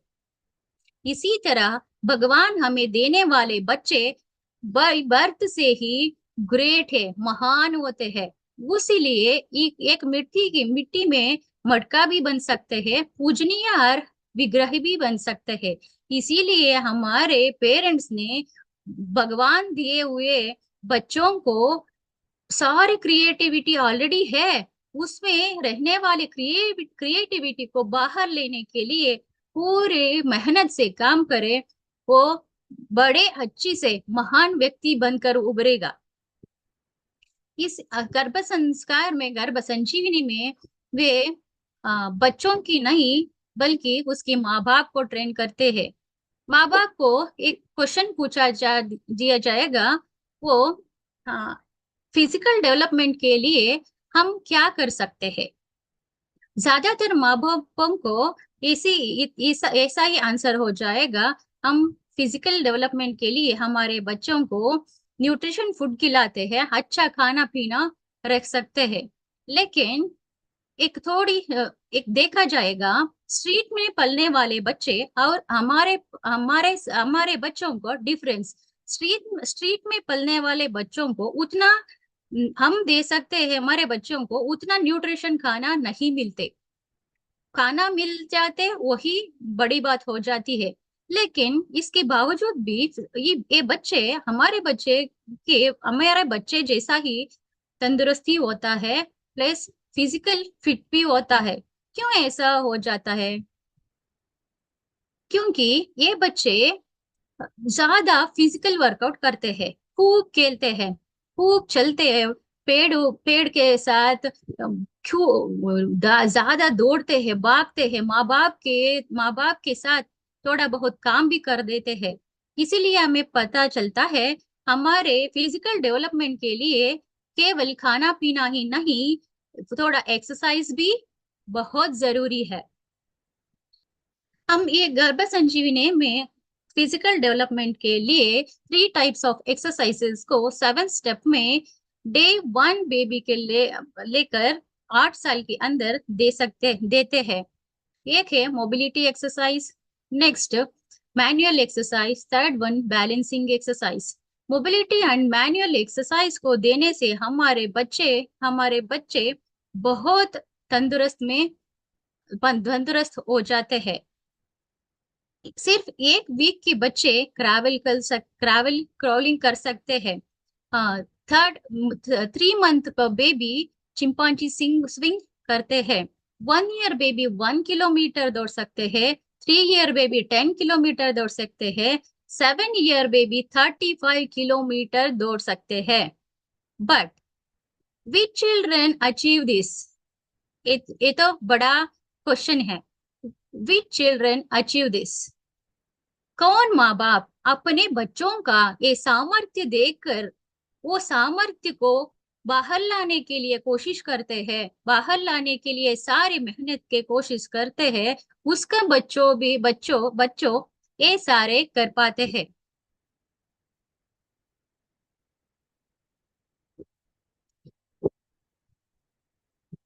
हमें बैलेंसिंग ये गर्भ संजीवनी में बैलेंसिंग एक्सरसाइज भी करते हैं। What is balancing exercise? Right और लेफ्ट ब्रेन को हम बैलेंस करने में मदद करते हैं। ये भी फ्रॉम डे 1 to 8 ईयर तक 7 स्टेप में बच्चों के लिए इम्प्लीमेंट करते हैं। राइट और लेफ्ट ब्रेन डेवलपमेंट करने से हमारा बच्चे सभी एरिया में सभी काम को इजी, फास्ट एंड एक्यूरेट से कर पाते हैं। हम केवल फिजिकल डेवलपमेंट के लिए नहीं, mental development, social development, emotional development और स्पिरिचुअल डेवलपमेंट से भी काम करते हैं। और ये सारे डेवलपमेंट को हम ठीक वही डे 1 से 8 ईयर तक 7 स्टेप में करते हैं। ये सारे एजुकेशन बच्चों को हमें देने से वो महान व्यक्ति बनकर रेडी हो जाएगा। केवल हमारे समाज के ही नहीं, पूरी हमारे दुनिया के लिए ऐसा व्यक्ति बन जाएगा, ऐसा व्यक्ति को खड़ा करने में हम सफल हो जाएंगे। ये नॉलेज को देखकर हम प्रणव योगा में बहुत महान व्यक्ति को सृष्टि करने में काम कर रहे हैं। गर्भ संजीवनी में ये बच्चों को उसके रहने वाले नॉलेज को ऑलरेडी रहने वाले महान व्यक्तिजन को हम बाहर लाके इस समाज को महान व्यक्ति ही बन जाने में मदद करते हैं। हमारे बच्चे महान भविष्य है। ये बच्चे काली व्हाइट शीट की तरह होते हैं। हम गर्भ में लेकर 3 और 4 साल के अंदर हम बच्चों के मस्तिष्क में क्या डालते हैं वो बच्चे वही बन जाता है। बच्चे एक काली व्हाइट शीट की तरह होते हैं। हम क्या लिखते हैं उस व्हाइट शीट में वही दिखने लगते हैं।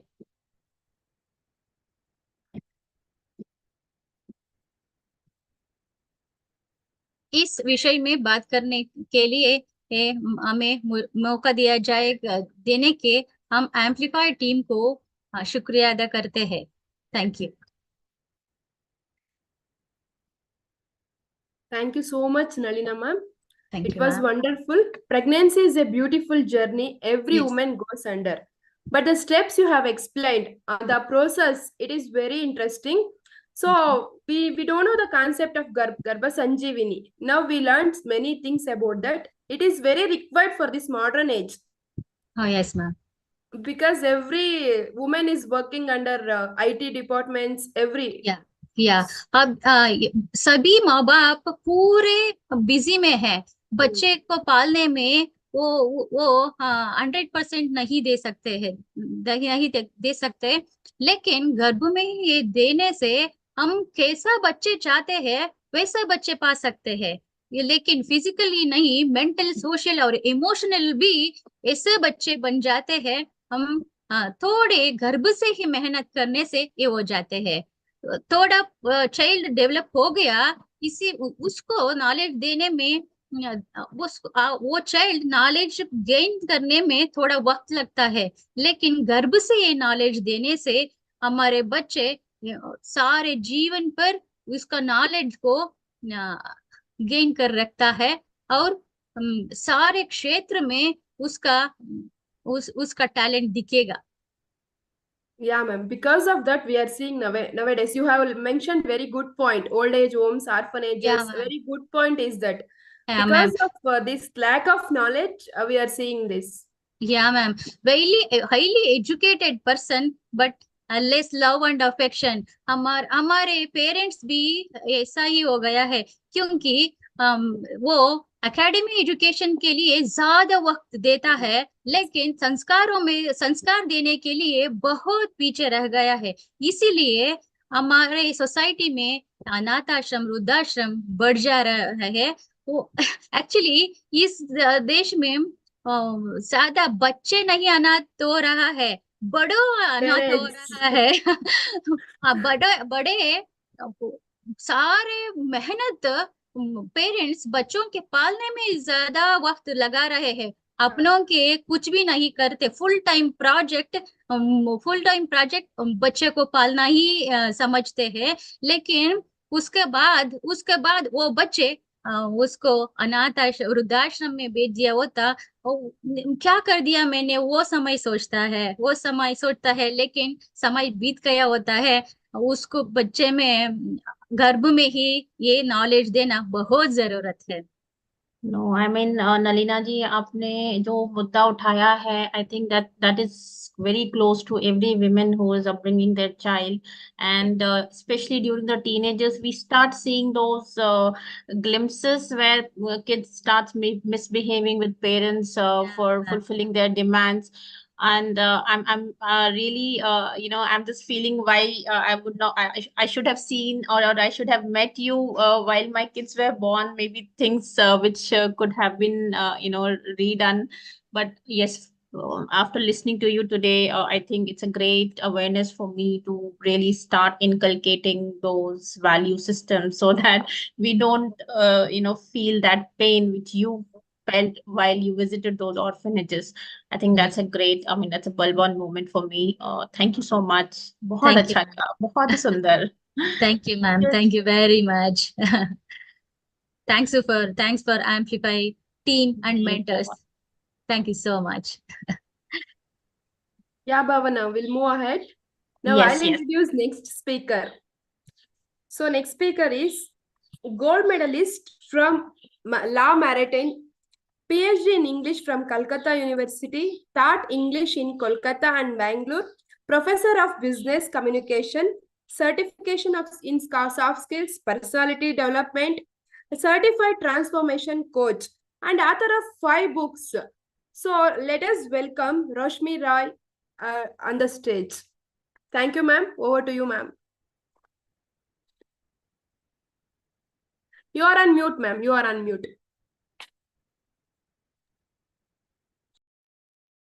Thank you so much for inviting me to speak on this platform.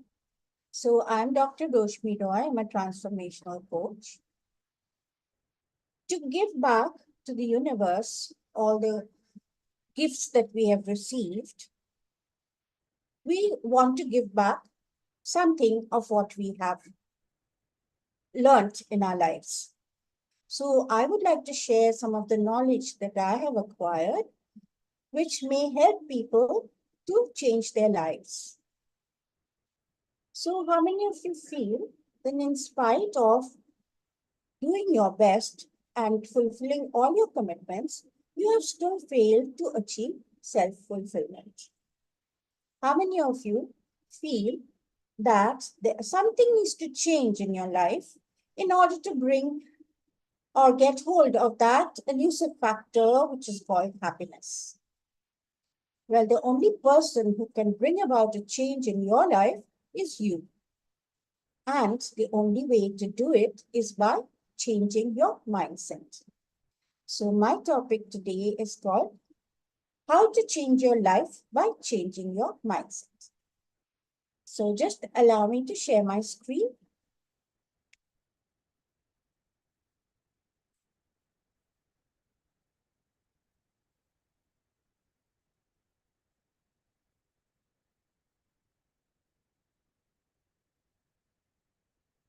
How to change your life? By changing your mindset. Change your thoughts and you change your world. These words were written by Norman Vincent Peale in his book, Reaching Your Potential. So I want to tell you, first of all, what is mindset? I'll just quickly introduce myself. Just to tell you who I am, with a PhD in English from University of Calcutta. I was a professor of business communication and management institutes, a soft skills and personality development trainer, and a certified transformational coach. I have written 5 books, and my most recent publication is Mindset Mastery, 10 Essential Steps to Unlocking Happiness. What is mindset?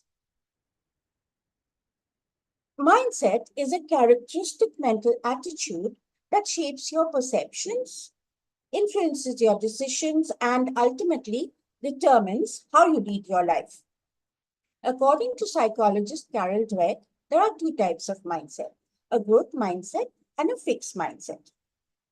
A growth mindset makes you receptive to new experiences and view obstacles as challenges, leading to personal growth. On the other hand, if you have a fixed mindset, then you will think that you cannot overcome your shortcomings by upgrading your skills. But the good news is, our mindset is not set in stone, and we can change our mindset and change it for the better to help you reach your full potential. So what are the ways of changing your mindset? Number 1, change your thoughts from negative to positive. Positive thoughts will attract positive results. Number 2, learn to recognize your emotions and keep them under control. Number 3, challenge your limiting beliefs. Many people fall behind in their professional lives because of lack of self-confidence. Number 4, you must be prepared to take risks. So let's look at the ways to change your mindset. The first is gratitude, which is acknowledging and appreciating all the good things we have received in our lives. Maintain a gratitude diary. If you write down what you are grateful for, your mindset will shift from what is lacking in your life to what you have in abundance. The next way is affirmations. Affirmations are powerful statements we repeat to ourselves to counteract negative self-talk.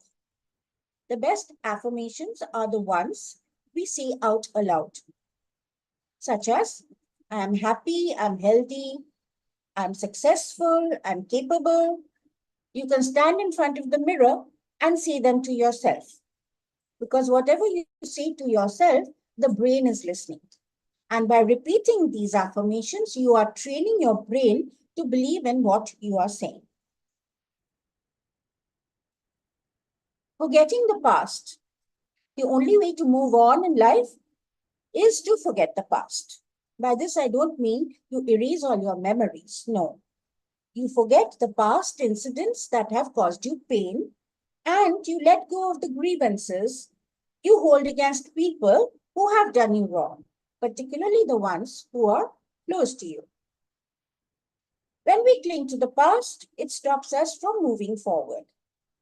Forget the past, but remember the lessons you learned from past mistakes. Discovering the real you. Self-discovery. What is self-discovery? It means gaining knowledge and understanding about one's own identity. What is your passion? What goals do you want to achieve? What do you really want out of life? Before any transformation can take place, you must first acknowledge and appreciate your own individuality. Embrace your strengths and be proud of your achievements. When your passions are aligned with your values, that is the best career path you can follow. Next comes overcoming fear and self-sabotaging beliefs. Fear is harmful when you become a prisoner of your fear and it blocks your path. According to Martin Luther King, courage is the power of the mind to overcome fear. Whatever it is you fear the most, you must challenge yourself to do it. What is stopping you from achieving your goals? Is it your own self-sabotaging beliefs? There are many things you don't attempt because you tell yourself you can't do it. When your own beliefs are stopping us from doing things we want to do, it is called self-sabotaging. So to remedy this, what can we do?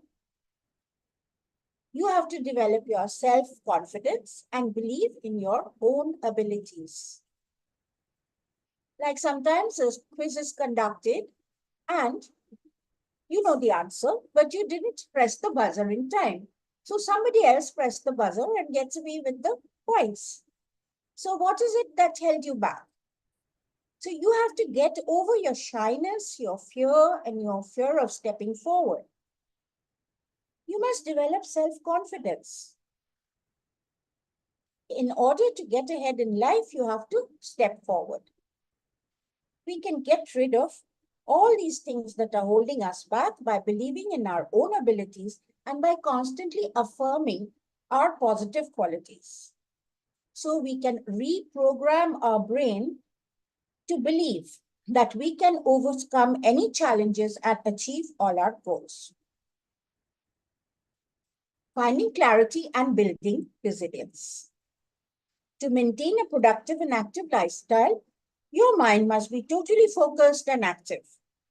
Mental clarity helps in making sound decisions and in reducing stress. Having clarity will help you to figure out many things, such as your mission in life, your financial plan, how to improve your relationships, how to lead a healthier life. Now you must build your resilience. What is resilience? It's about getting back on your feet after being knocked down. Being resilient requires a certain amount of flexibility. The more adaptable you are, the more you will be able to face changes in life. So to build resilience, you must have faith in your own abilities, develop adaptability, increase self-confidence, and engage in empowering activities. Nurturing positive relationships. To get the full value of joy, you must have someone to divide it with. This was said by Mark Twain. Enjoyment of an experience comes from sharing it with family and friends. So that is why it is so important to create meaningful relationships. Man is a social animal, and we have to share with others. Leading a life of fulfillment means being successful in every area of your life, and family is the most important among them. Unleashing your dreams. We have so many unfulfilled dreams that we push them in the background and carry on with our everyday lives. But in order to lead a happy life and a satisfied life, you should be able to reach the highest rung of Maslow's hierarchy of needs, which is self-actualization. What is self-actualization? It is your creativity, your intellectual and social potential, reaching fulfillment in all of them. Happiness can't come from just eating and sleeping and watching Netflix. You have to go after your dreams. But remember, in this case, dreams should be relevant, achievable. For instance, if you just suffered a leg injury and you think you want to go mountaineering, that won't make much sense. So the essence of all that I have said till now is that you are in charge of finding your own happiness, because happiness is a state of mind and it lies within you. You cannot find it in any external circumstances. It all depends on your attitude towards life. Find the things that you really enjoy and incorporate them into your life. Find a hobby that you are passionate about. Step out of your comfort zone and do something new. People are happy not because they are wealthy or because they are privileged. No, but because they actively take steps to bring about changes in their mindset and lifestyle. So before we end, I would like to leave you with an exercise, which you can do in your spare time when you have time to think. Answer these two questions. What are you passionate about? And can you align it with the way you earn your livelihood? Question number 2, what is your mission in life? So in case you want to get in touch with me, here are my contact details. And if you want to learn more about the topic I spoke about, it's in my book, Mindset Mastery, 10 Essential Steps to Unlocking Happiness. Thank you. Thank you so much, Rashmi ma'am. So it was very nice information. So happiness is hidden within you. We have to unleash. It's very good point. We have to search happiness within ourselves, not with others or surrounding us. It's a very good point to take from you, ma'am. That was wonderful session. Thank you very much for your session, ma'am. Thank you. And Rashmiji, one thing which I really learned today from your session is, like we train our minds, so we need to, along with train, we need to tame our mind, right? So that is really important to forget the past, because with my close observation about life and people, I see more than 80% people are stuck with their past incidents, and it's really difficult for them to move on. So anything that you would like to share, which can help them, I know it won't be completely wiped out, but they can move on with their past at peace. Yeah. Yes, it is more about, like I said, everything is changing your mindset. You cannot change the other person. Somebody, and especially it happens with people close to you, your own family members. You can't step away from them. We say that don't associate with toxic people. That's what we say in coaching. But your own family, you can't, step away from them. You can't say don't associate with your own close family members. So when this happens, it is you who have to change your mindset, and you have to change your reactions. You stop reacting. Don't feel hurt. Maybe somebody is shouting at you and saying things which are, you feel this is not correct. This is very hurtful, what they are saying. But you have to control that is where emotional control comes in. Don't react. If you react, then it will become a shouting match. So what you have to do is control your emotions and change yourself. We can't change others. We can't help it, but we can change ourselves. I know it's a tall order. Like we all can't become munis and rishis, and but exactly. We cannot be perfect. Yes, we cannot be perfect. And as a working mother and mother of a toddlers, I agree, because your family and your people around have a lot of expectations. We have to be perfect in every way. So it's better we have to really take it from our own end, rather than becoming perfect in all zonas. It's okay if we are not able to do it. It's okay to be average at some place. Yeah. So with this, thank you so much, Rashmiji, for giving us such a valuable insights and different, talking us about Maslow's and other theories, which can really help our audience to really understand this mindset game. So Deepak ji, I would like to invite Deepak ji to take over and introduce our next speaker. Welcome, Deepak ji. Thank you to see you again. We met in the last event. Thank you. Thank you, Bhavna. Thank you for that introduction and warm welcome. Happy to be back on World Transformation Day. I was emceeing last year also, and thank you to everybody in the team for giving me this opportunity to do this again.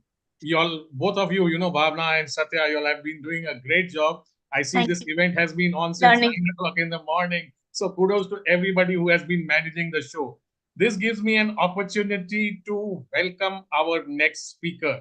Our next speaker is Fatima Zaveri. Fatima, you could keep your camera on by the time I will read a little bit about you. Thank you. Thank you for doing that. Okay.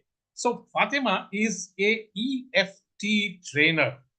She is passionate about facilitating profound shifts in individuals and with training from esteemed international trainers and mentors.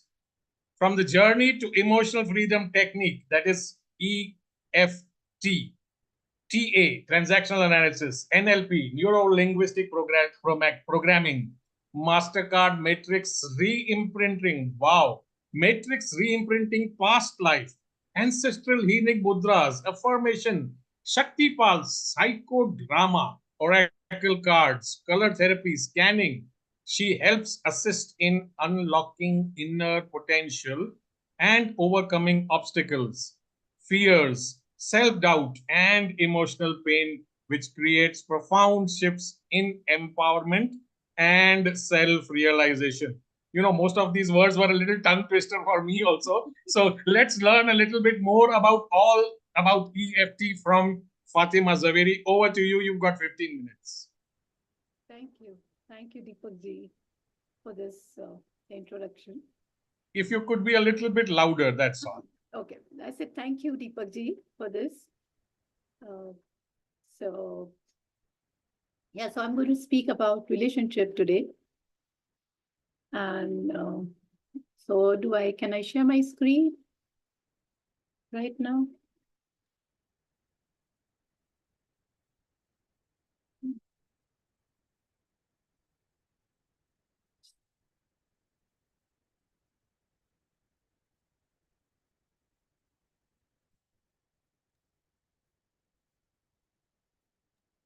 Fatima, please speak a little louder when you speak next. So just a minute. I was just trying to.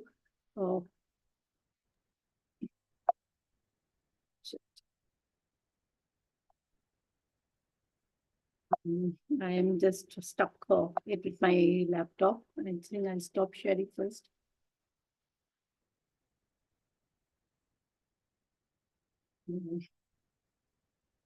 Okay. So I am going to speak about relationships, and I think I've lost my.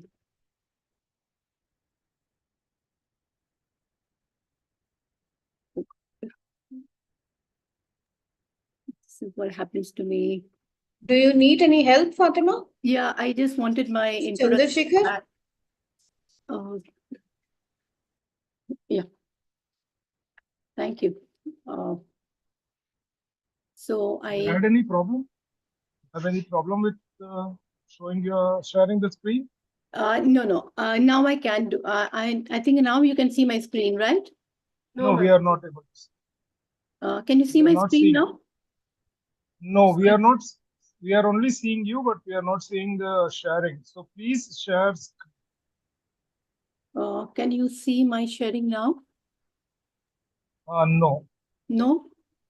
No. Okay, I don't know what is happening. Can you see yourself in the? No, I can't. I you can't. Close your. You minimize your PPT. Okay. Just minimize your PPT. Can you see me yourself now? We can see you. Can you see yourself in the screen? I can see myself, and I can. Yeah. Now what you do? Yes. Now what you do? Just press share screen, green button. Okay.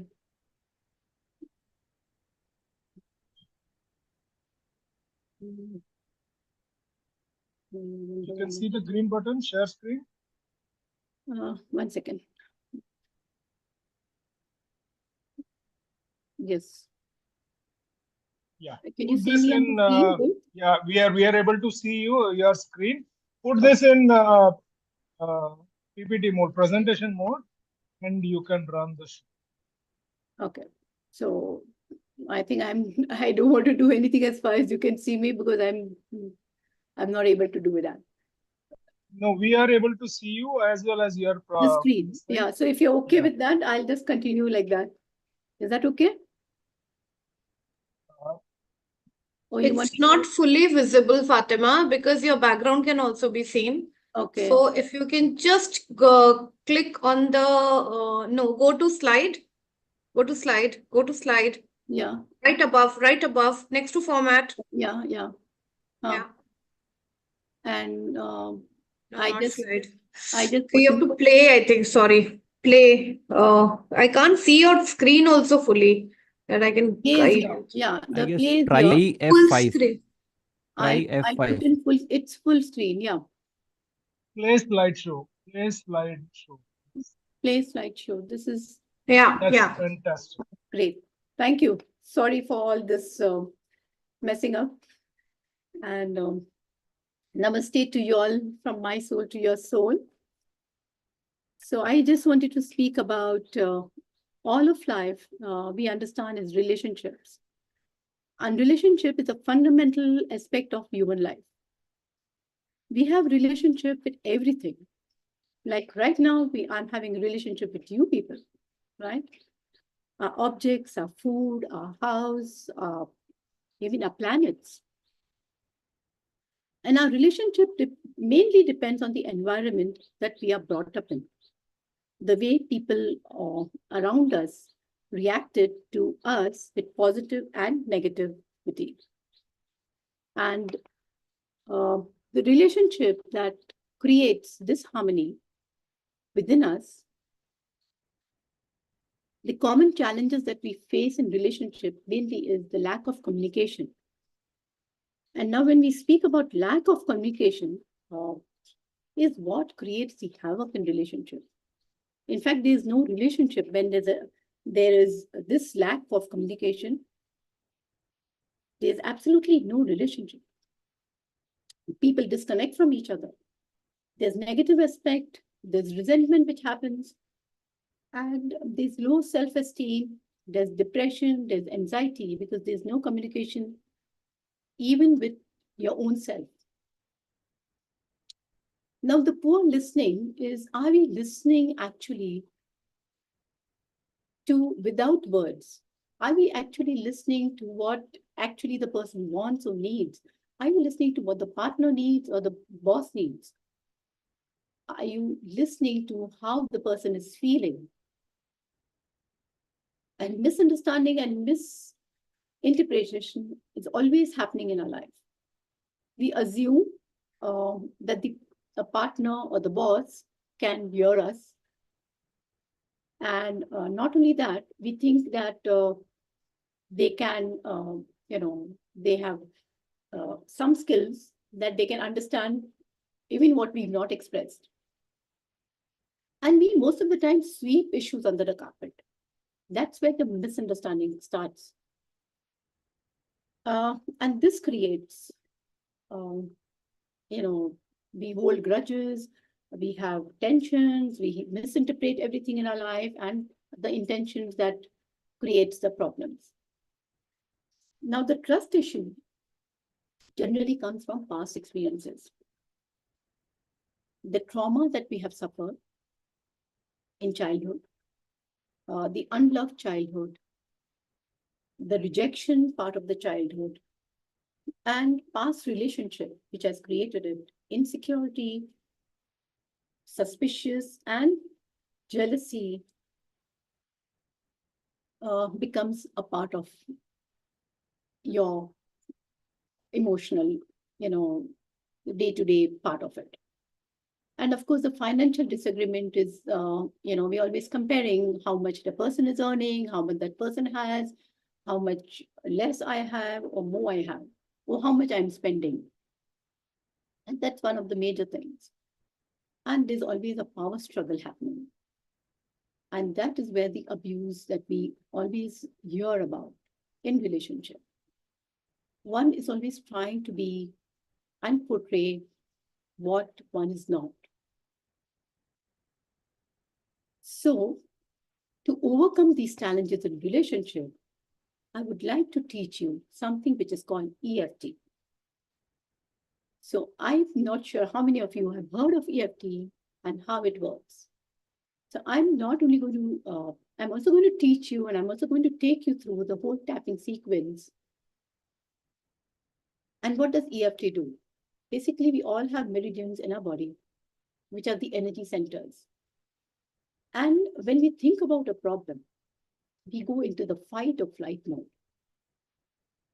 And what does EFT do? It basically rewires your brain and creates balance and restore your body system, the energy system, into peace and calmness. So you're willing to learn with me what we call EFT, right?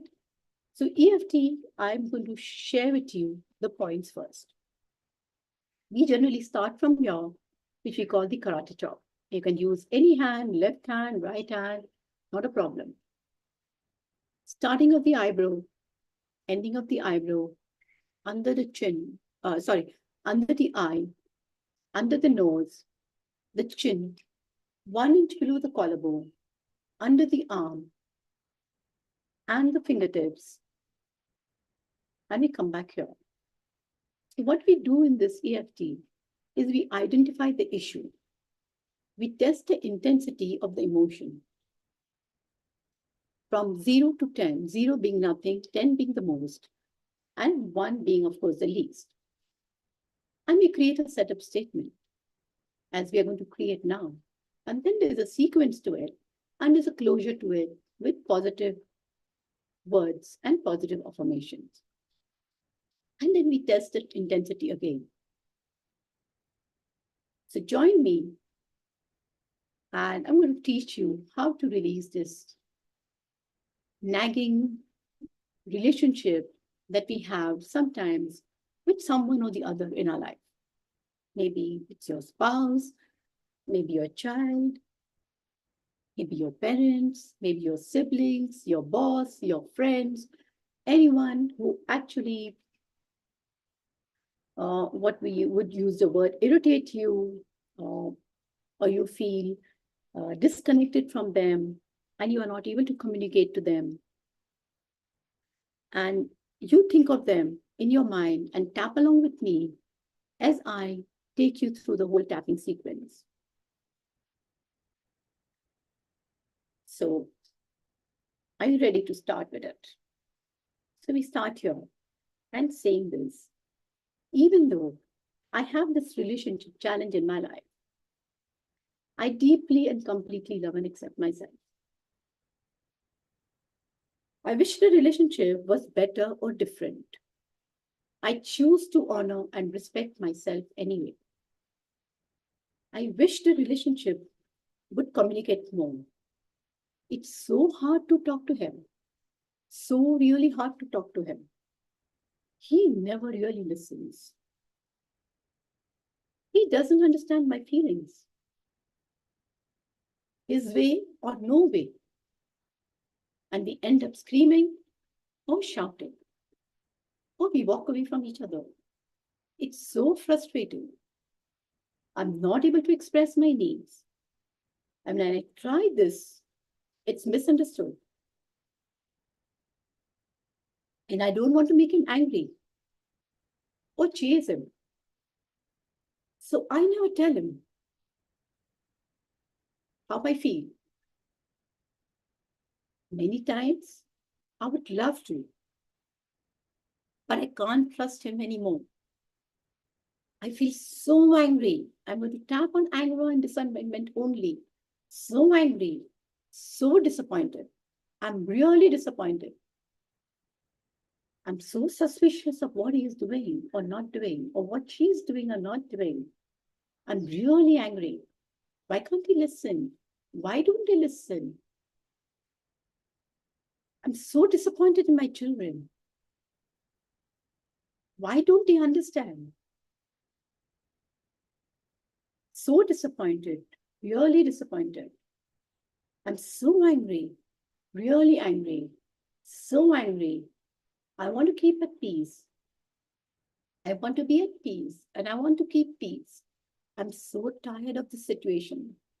I'm so tired of the situation. I'm lonely and unhappy. I'm lonely and unhappy, and I'm tired of all these toxic conversations. I'm so tired. I'm so lonely. I wish it would be different. I want to keep peace, but I'm tired. I want things to be different. And I wish he or she would love and accept me the way I am. I wish they would accept me the way I am. I wish they would accept me the way I am. Maybe I don't believe it can be different. I wish I knew how to communicate better and would listen deeply to my own self. But my childhood traumas get in the way. My childhood traumas get in the way. Then I don't trust them at all. They always try to rule over me. They always try to rule over me. And then there's a power struggle that keeps me stuck in my fear. I'm so fearful. I'm really fearful. This fear doesn't let me live my life. This fear doesn't make me speak up. This fear holds me down. This fear controls me. It controls my life. This fear, I choose to let go of it now. I choose to let go of this fear now. This has kept me away from my truth. This fear keeps me away from my truth. I will face it. I will face it and stop resisting. And that will make a difference. It will make a difference to my life. It will shift my life, my energy. And I'm going to choose now. I'm going to be honest and release all the old limiting beliefs about myself, my relationships. I'm going to release them now. All these old negative beliefs about lack, about power struggle, about financial disagreement, and I can't trust people. I'm going to release them now. I'm worthy and deserving of love and respect. I honor who I am. I am worthy. I'm deserving of love and respect. I honor who I am. I am worthy and deserving of love. I respect and honor who I am. I love myself. Therefore, I behave and think in a loving way to all people that I know. What I give out returns to me multifold. I only attract loving people in my life, loving people in my world. For these are mirrors of who I am. I love and forgive myself and release the past. I am the child of the universe. I release the past. Excuse me, ma'am. Time up, ma'am. Yes, I am free. I am the child of the universe.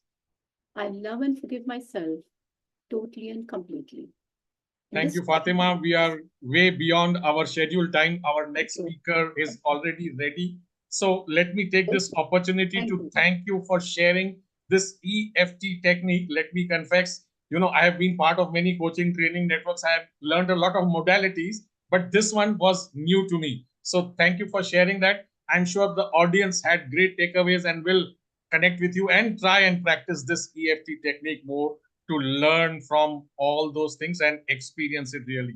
Thank you for joining us on World Transformation Day, Fatima. And let's call in our next speaker. Our next speaker is Arya Bharati Sinha. Let me read out a few words for Arya Bharati Sinha. Talking on chakra and healing, Arya Bharati Sinha is a life coach and a healer, helping people unleash their true potential and improve their quality of life. Let's see what Arya has for all of us. Arya, it's all yours. 15 minutes. Thank you, Deepak ji. Thank you, everyone. Thank you for this opportunity to speak here. And a warm good afternoon to all of you. And yes, I will begin now. I will share my screen.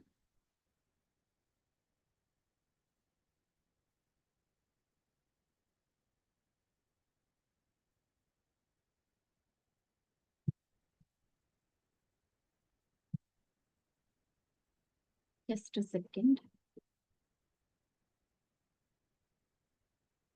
Is my screen visible? Yes, it is. Please proceed. Yeah. Okay. Thank you. Thank you so much for acknowledging it.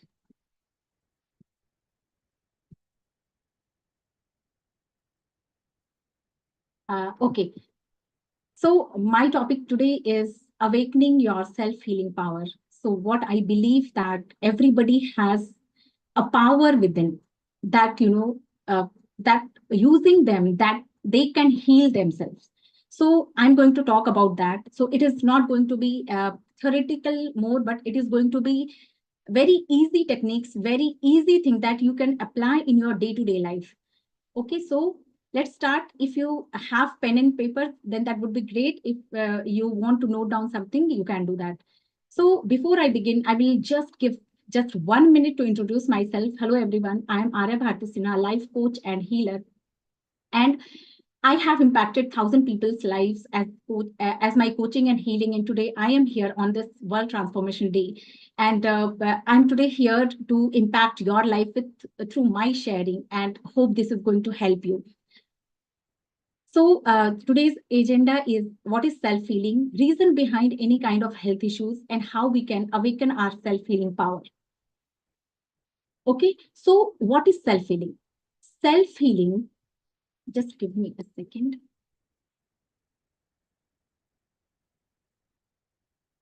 Yeah, so what is self-healing? Self-healing is using our own inner potential to heal our emotional, mental, and physical health. When we talk about health, it's not just physical health, but more than that, it is mental and emotional health. So later I'm going to explain how physical health is basically starts at your emotional and mental level, and then later it becomes physical level. Okay, so, but I just want to make you understand that that is, what is it? That is the main reason behind getting into health issues. We all know that, we need to have healthy diet. We need to have healthy lifestyle. We need to have healthy eating habits. We need to have, we need to have proper rest. Okay. But there are many other reasons, deep-rooted reasons that I'm going to talk about today. So that is the reason behind your health issues. But nobody talks about it.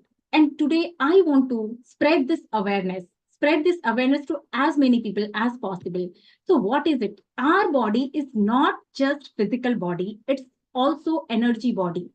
It's it has been proven. So researchers have taken pictures with specific type of camera, and they could see the energy body around physical body. So what is that? So that consists of chakras, that is called energy centers.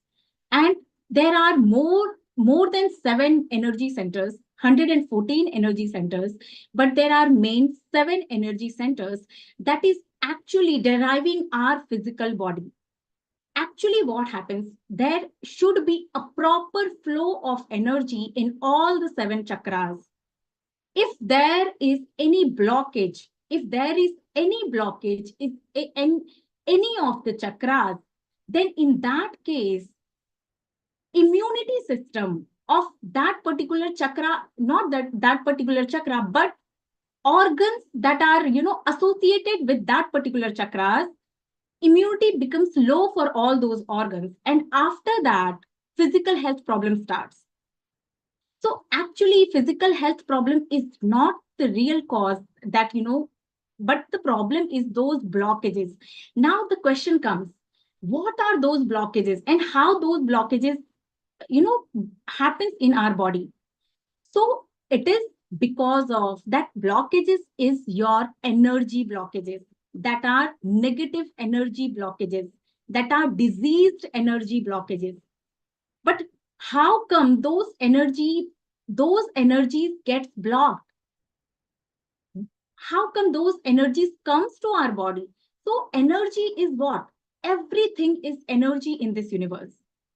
So when we are meeting people, we are taking their energy. We are taking energy from our surroundings. We are also giving our energy to our surroundings. And that is why it is said that, our parents always say that, you should have a friendship with good people, right? Why? This is the reason, because, we just keep attracting their energies. And that creates blockages in our body. And apart from that, whatever emotions a person goes through since their childhood, everything creates blockage in your body. If your emotion is not healed, that gets trapped. If your emotions is not resolved, that get trapped in your body. And when that get trapped, that creates blockage in your chakras. And when there is blockage, there is no proper energy flow. And when there is no proper energy flow, and in spite of that, you are not eating healthy food, then the problem actually occurs. So how it started? It started at energy level. It started at emotional level. And it is, and by using your mind, by using your soul, you can heal your any problem, be it your mental, emotional, or physical health, any problem you can heal. But you need to learn how to, tap into this energy, how to tap into this energy and heal this energy. Whatever blockages are there, how to heal that. So that is what I'm going to tell you. So what is the problem? Problem is that, chakra is blocked or there is some diseased energy. Now, what we have to do, we have to release that energy. What we have to do for that? We have to give more and more a positive energy so that there is no space for negative energy. Like if you have a glass of dirty water and if you keep putting, fresh water in that, what happens? Dirty water keeps coming out, right? Slowly and slowly you keep pouring healthy water, good water, then it becomes clean water, right? The same way, we have to put lots of positive energy to our body so that negativity is released and it becomes complete positive energy. And then slowly you will realize that everything, all your emotional, mental, and physical health problem is gone. So that is what I want to tell you, that how you can do that.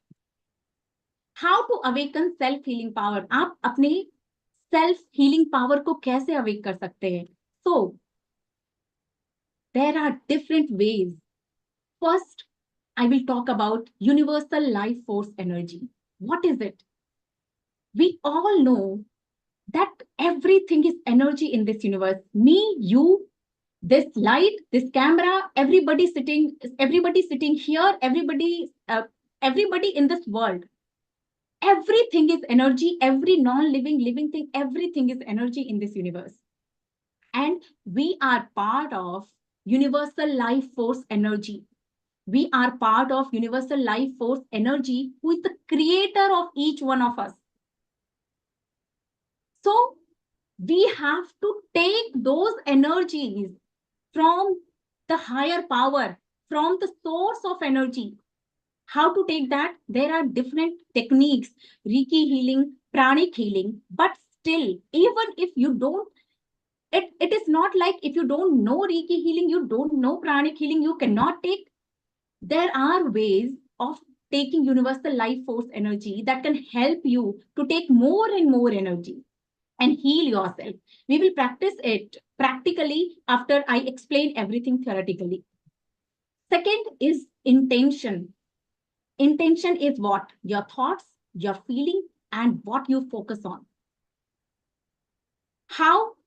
As I told you, mind is a powerful engine in this system, in our body system. Mind is a powerful engine. So what you have to do, use this mind to create positive thoughts. Positive thoughts is positive energy. Everything is energy in this universe, including your thoughts, your feeling, your action, and where you focus, energy flows there. We all know, right? जहां पे हमारा focus जाता है वहां energy का flow होता है. So now, using our intention, using our mind, you can create more and more positive energy within our body. So this is second way. Third, vibrational energy. What is vibrational energy? Vibrational energy is creating vibration within our body. Energy is nothing but vibration, right? Vibrating at certain frequency. Okay, so you need to create vibration within your body. There are so many tools and techniques, but I'm going to give you a very easy technique. That is, very old technique, very easy technique that you can use on day-to-day basis and heal yourself. We will do it after I explain everything. Water and food. Everybody know we should eat healthy food. We should take, clean water. But do you ever think that, we should charge our food and we should charge water, whatever we are taking in? Do we ever apply this in our life? You are eating, but what is the thought that is going on in your head? Is it positive or is it negative? So understand, no matter how healthy food you are eating, but you are thinking something that is, giving a lot of, that you can say negative thoughts, then that is, you are consuming negative energy. No matter how fresh water you are drinking, but you are full of negativity, you are consuming negativity. So it is very important that, you are drinking and eating food with right mindset, with positivity, lot of positivity. That is called charging of your food and water. And by charging your food and water, you are charging your body. Third is deep breathing. We all keep shallow breathing. We keep doing shallow breathing. What does shallow breathing do? Does it reach to each and every cell of our body properly? No.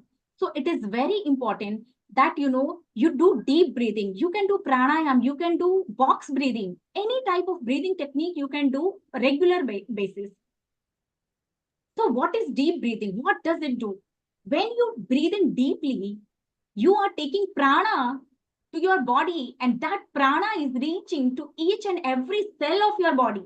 And prana is nothing but energy. And when you are taking in energy, you are healing each and every cell of your body. Isn't it? So it is very important. Time up. 2 minutes left. Oh, okay. Okay, yeah. Rest.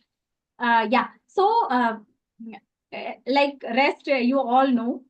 Mindfulness, yes, this is, I would say one of the most important technique that everybody should follow in their life. Be mindful in your day-to-day life. How can you be mindful? Very easy technique. Just close your eyes. Just close your eyes and listen to 5 things. 5 sounds, sorry. Close your eyes, listen to 5 sounds. And you will be completely peaceful and the happiest person. Or what you can do, just look for 5 things around you. We are here, but we don't observe things. After 5 minutes, if you are asked, kya tha wahan pe, you will forget. But if you observe closely, you will realize that, how mindful you are and how happy you are. So I think my time is up. I will not be able to continue with my practical exercise. Thank you so much. Thank you for this opportunity. Thank you, Arya, for closing in time. What that does is gives every other speaker who is coming next the right time to give their presentation, to give their talk. However, I must say your emphasis on energy. You spoke about energy, and we all understand that wherever focus goes, energy flows. Everything is energy. So if you are stuck somewhere, you need energy to unblock it.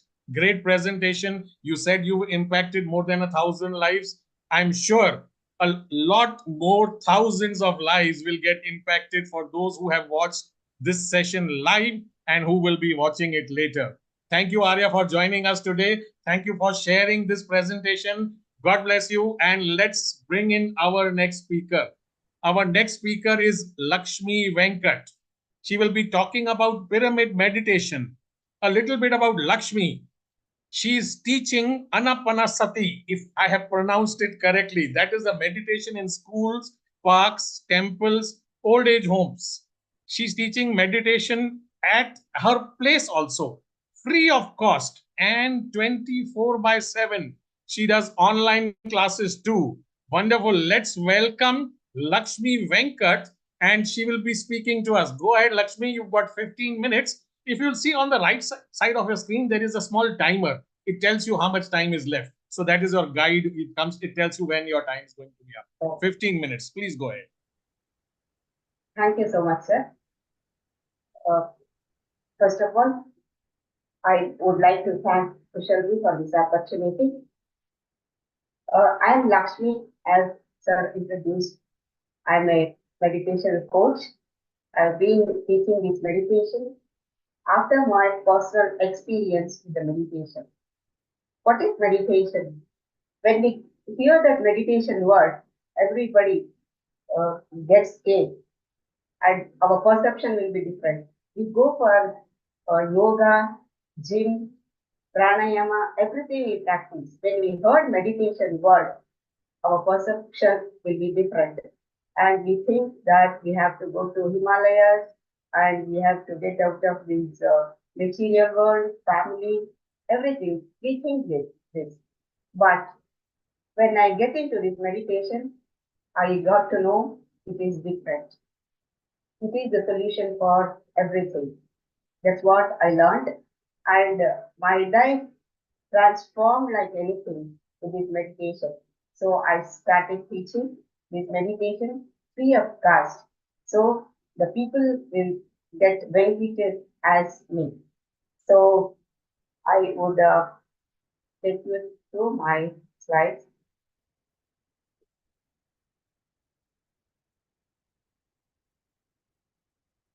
Yeah, let us see about meditation. What is meditation?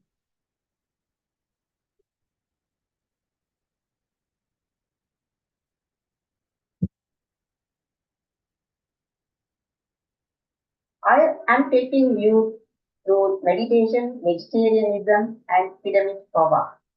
It's all correlated, and vegetarianism and pyramid power is the catalyst for meditation. What is meditation? How to meditate? Why meditation? When to meditate? All these questions arises when we get into the meditation. So let us see one by one. What is meditation? Meditation is a thoughtless state of mind. Because we have many thoughts, not many. Every day we'll get about 50 to 60,000 thoughts per day. Most of these 90 to 95% are negative thoughts, useless thoughts. So our emotions get damaged. So the meditation is the only route to get the thoughtless state of mind and emptying our mind. Already we have many emotions. So we have to clear this and strengthening ourselves. One of the strongest emotions we got is fear. So with fear, we can't forward. So we have to get out of these bad emotions to strengthen ourselves. Being in the present moment, the human tendency is that when we will not be present moment most of the time, we'll be in the either in the past or in the future. So it makes us the energy suck.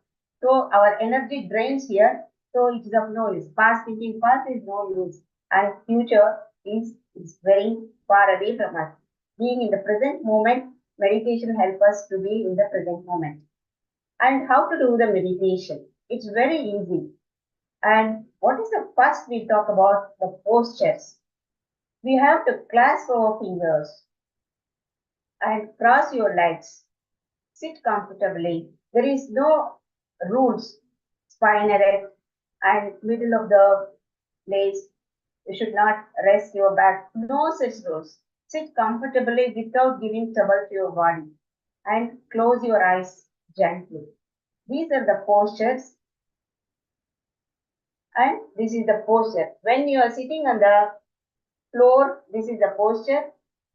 Clasp your fingers, cross your legs. And when you're sitting on the chair, sofa, or bed, you should sit like this. Cross your fingers and clasp your fingers and cross your foots. Next.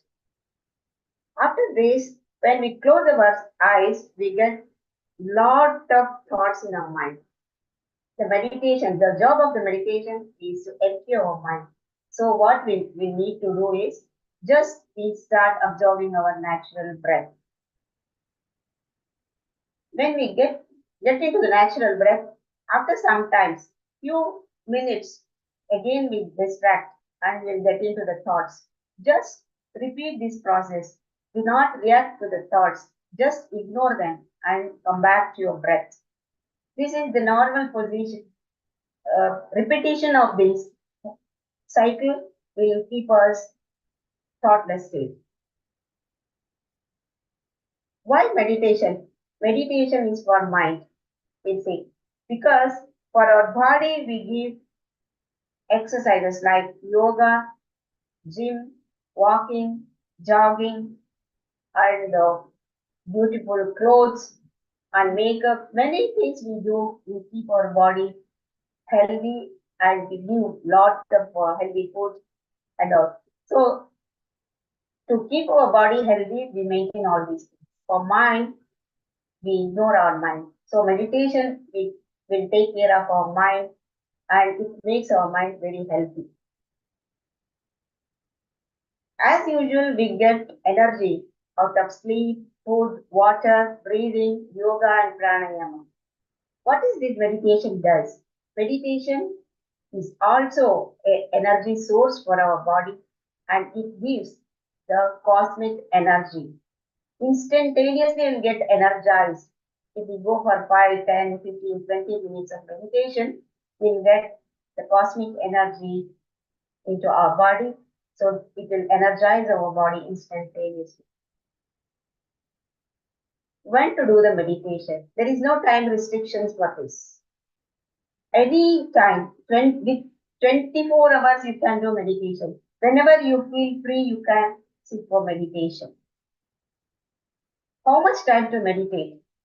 Time of meditation is aligned with the age of a person. For example, if a person is 30 years, he has to meditate 30 minutes a day. That is the minimum to balance our material life, family life, professional life, and spiritual life.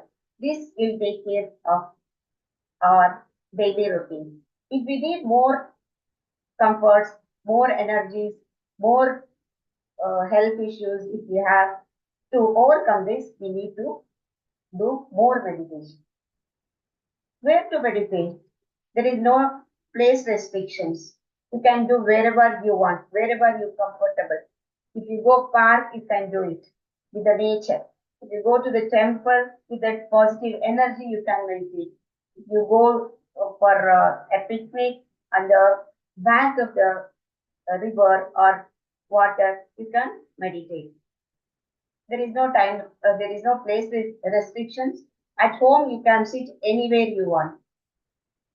Who can meditate? Each and every person should meditate, irrespective of their age. They can start from the age 4. See, Swami Vivekananda had started his meditation by his 4th age. He learned his meditation from his mother. And Hanumanji, Vayuputra, we say, Anjani Putra. Anjani Putra started meditation when he was 2 years old from his mother, Anjali Devi. Meditation is necessary, it's not luxury. So everybody can adapt with this easy method. What is this type of meditation is called? It is so comfortable, it is so easy, anybody can do, everywhere, anywhere you can do it. This is called Anapanasati meditation. What does it mean? In Pali language, Ana means inhale, in breath. Apana means out breath, exhale. Sati means be with it. So all over the meaning, you have to be with your breath always. It will take care of whole your health issues and relationship issues, family issues. It will take care of everything. And benefits of meditation. First thing is diseases gets healed very fast and memory power gets enhanced. This will happen with all the age group. It's starting from the kids to older people or senior citizens. Till that age, the memory gets enhanced. Wasteful habits die naturally. It means addictions. Addictions will go away with the meditation practice. Mind stays in peaceful and joyful state always. Always our mind chattering will be there and we'll be talking unwanted things, gossiping. No, in the meditation, we stay peaceful and joyful state. Work becomes efficient. With the tension, we can't complete our work within time. Before doing any work, if you meditate for 5 to 10 minutes, the work will become very efficient and very quick. Sleep time get balanced. In senior citizens, we have heard many people say that I am getting sleepless nights. I cannot get proper sleep. And some people say I'm always sleepy. I feel sleepy in daytime also. So when we start meditating, the sleep time will get balanced. Relationship becomes more qualitative. And willpower gets tremendously increased. All our emotions, bad emotions, goes away with the meditation, so that automatically you will get the willpower. Ability to discriminate right and wrong things. When we are in confusion, we will not be able to analyze what is wrong for me and what is right.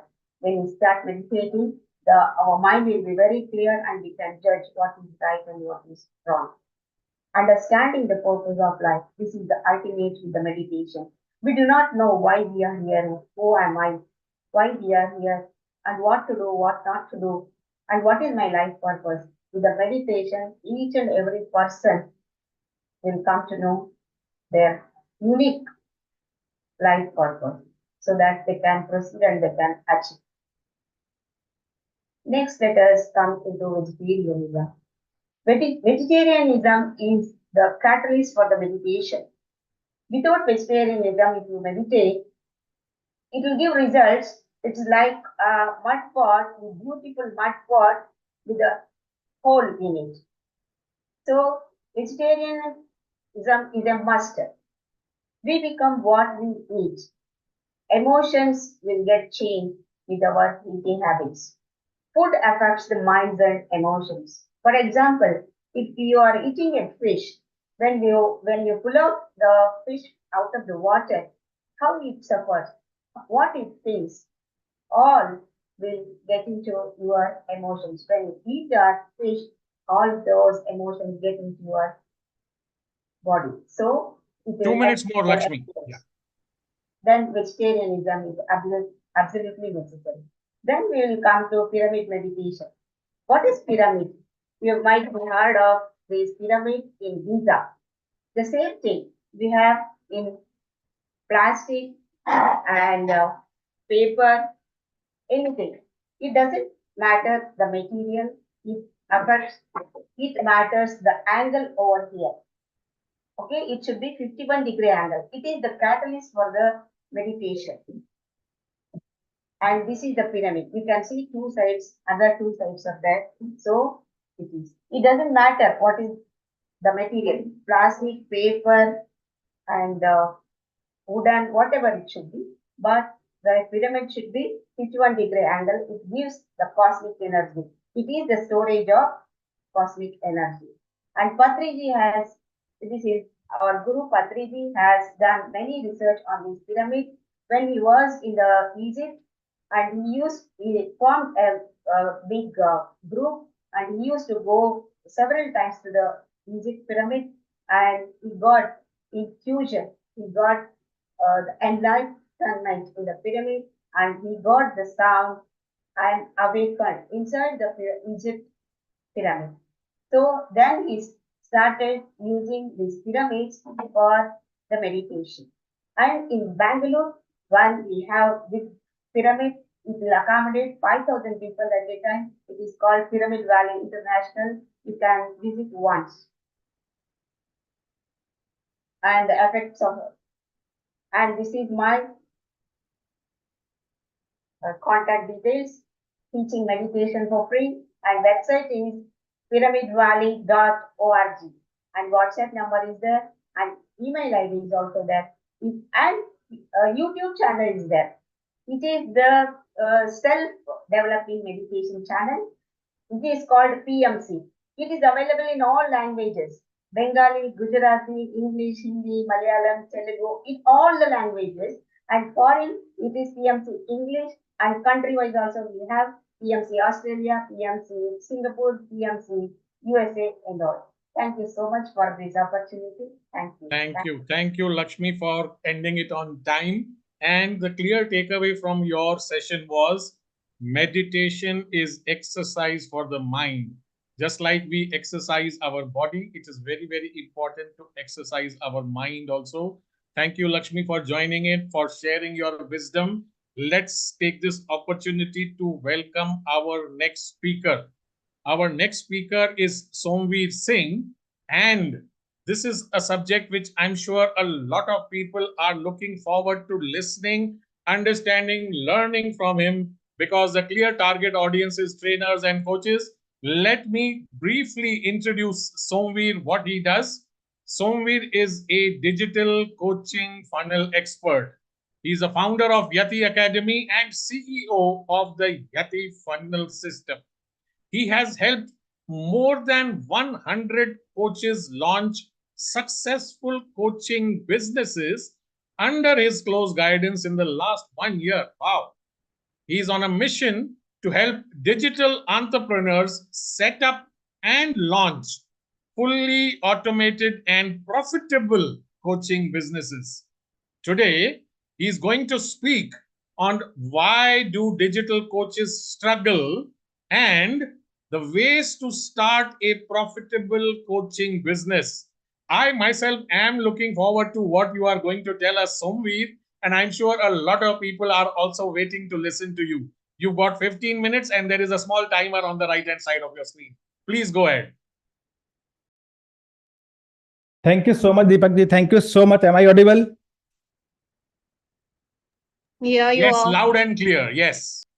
Thank you so much, Team Amplify. On the occasion of this World Transformation Day, I would like to present my 15 minutes session on this digital part, and I will not use more of the PPT. The thing is, it comes from my heart. The thing comes from my heart because I struggle a lot. I struggle a lot in this coaching industry since 2021. And this is my third time to speak on this Amplify platform. Thank you so much, Khussaal Ji, and the whole team for giving me opportunity. So let's start my 2-page slide only. So yeah.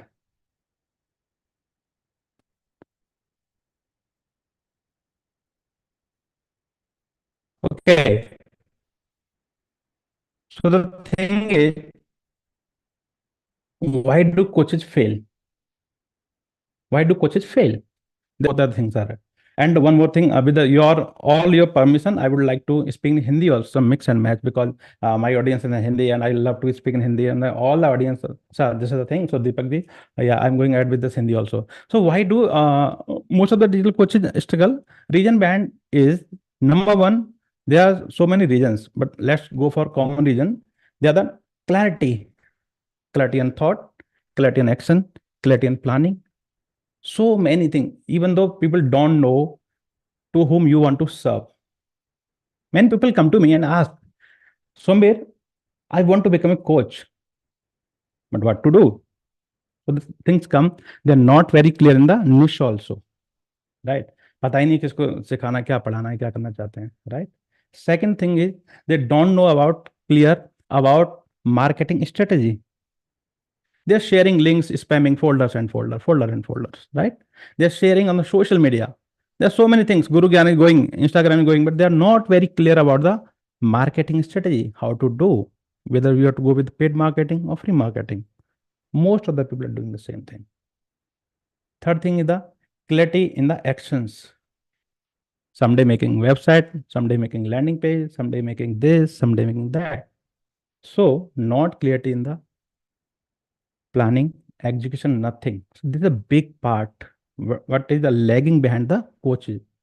And most of the people join this coaching industry because they seen a ad somewhere. Okay, leave your 9 to 5 and join elite group of 1 CR plan, 1 CR revenue earning, 7 figures, something like that. I think so. Some people might be agree on this thing, and people are watching the YouTube, they might be agree on this thing. All right. So सबसे बड़ी बात है, don't be trapped in this. Number one, if you are really want to become a coach, digital coach, then be very clear on your strategy, clear on your niche, clear on your planning, clear on everything, even the budget also.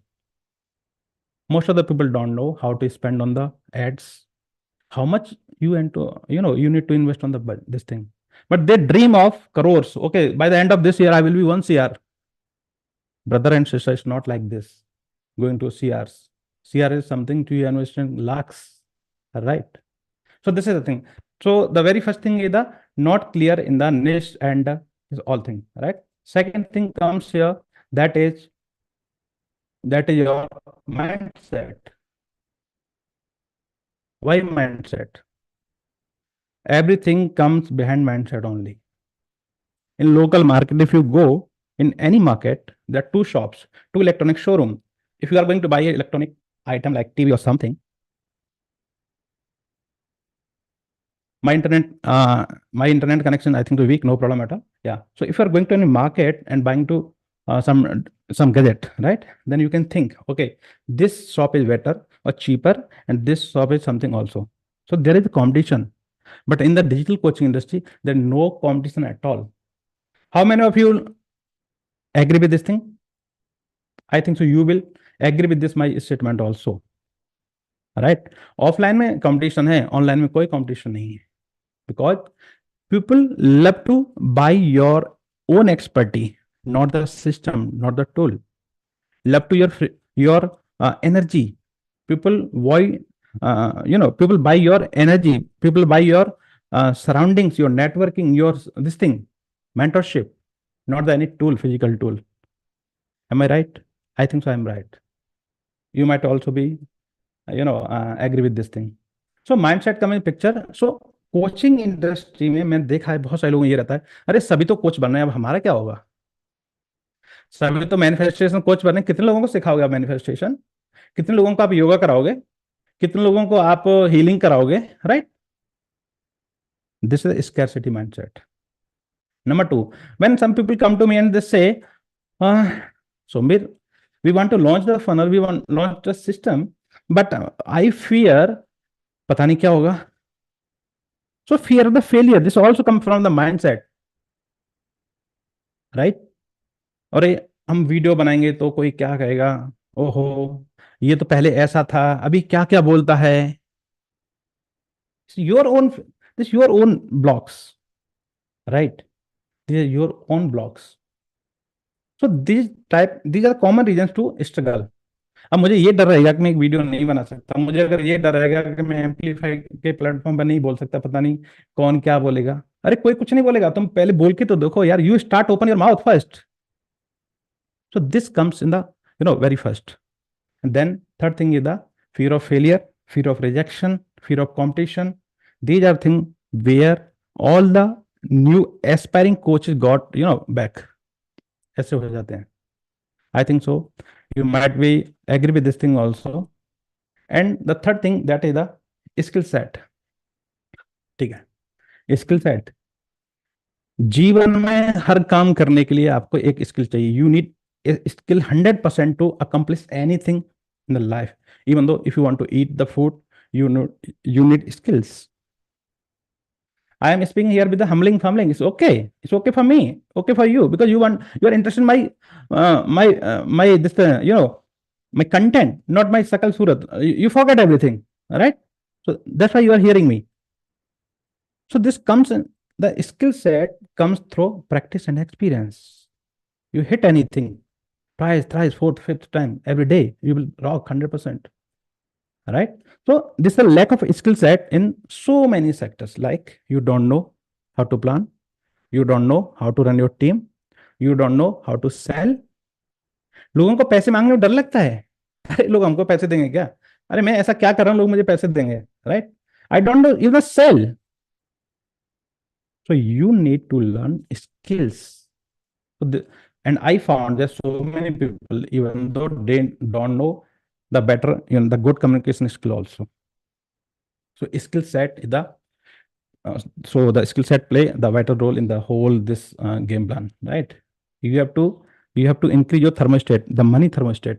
You charge high, people come to you. Okay, I will give you example. One example, that is, if you are selling, okay, if you buy 2 programs from different mentors, right? One in some thousands and one in some lakhs, and both mentors are conducting an event at the same day, same time. Then you will choose, or you will go to attend the session where you paid higher, right or wrong? Say yes or no. Right? So all the audience being on the YouTube or Zoom, I think so it's good, and you will be agree with this statement also. So charge premium to deliver premium. This comes through your skill set only, right? And next is under skill set. Now I can see there's so many coaches or speakers in this platform right now. They are aged, having good energy, having good domain expert, good knowledge, everything good, but they are struggling with some technical issues, right? This is a part of skill set also at the same, because this is the part of digital literacy, right? Most of the people don't know how to share the Zoom also. Most of the people don't know how to get support from some support system using different NHS like the tools which we are in use for support system. So this is the part, technical part is there, right? Now let me ask one more question. All the people who came into digital industry are suffering from one thing, that is Black Friday sale. I think so. You might be again, because you don't know what to buy, but on Black Friday you have to buy something, right or wrong? So technology part is there where you are just influentially buying so many systems, so many tools, paying, but you are not getting good results. So this is one part. And then apart from this, mindset, technology, skill set, right? And this thing, there's so many other. Every day, maximum coaches go into the trap of buying courses and programs, but they are not taking action. They are not taking action because of they want to learn first, then they want to launch. My dear friends, it's not like that. My golden statement is subscription. Okay, action before subscription. Don't pay unless you are not going to take action, right? So what where is what next is mastermind.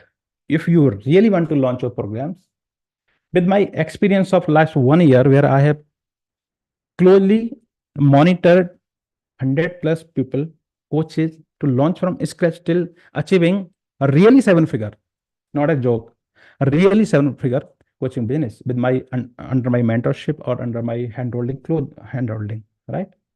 So the secret behind this is just mastermind with the people,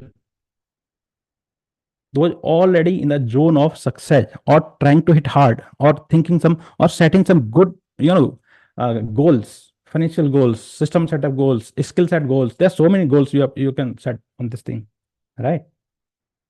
So in this picture, you can see here the fire, right? ये 3 लकड़ी जल रही हैं, right? If you pull one, what happen after some time, within few minutes, the stick you remove will be वो बुझ जाएगी, right? Because that is out of that mastermind. That is out of that particular zone, energy zone, fire zone.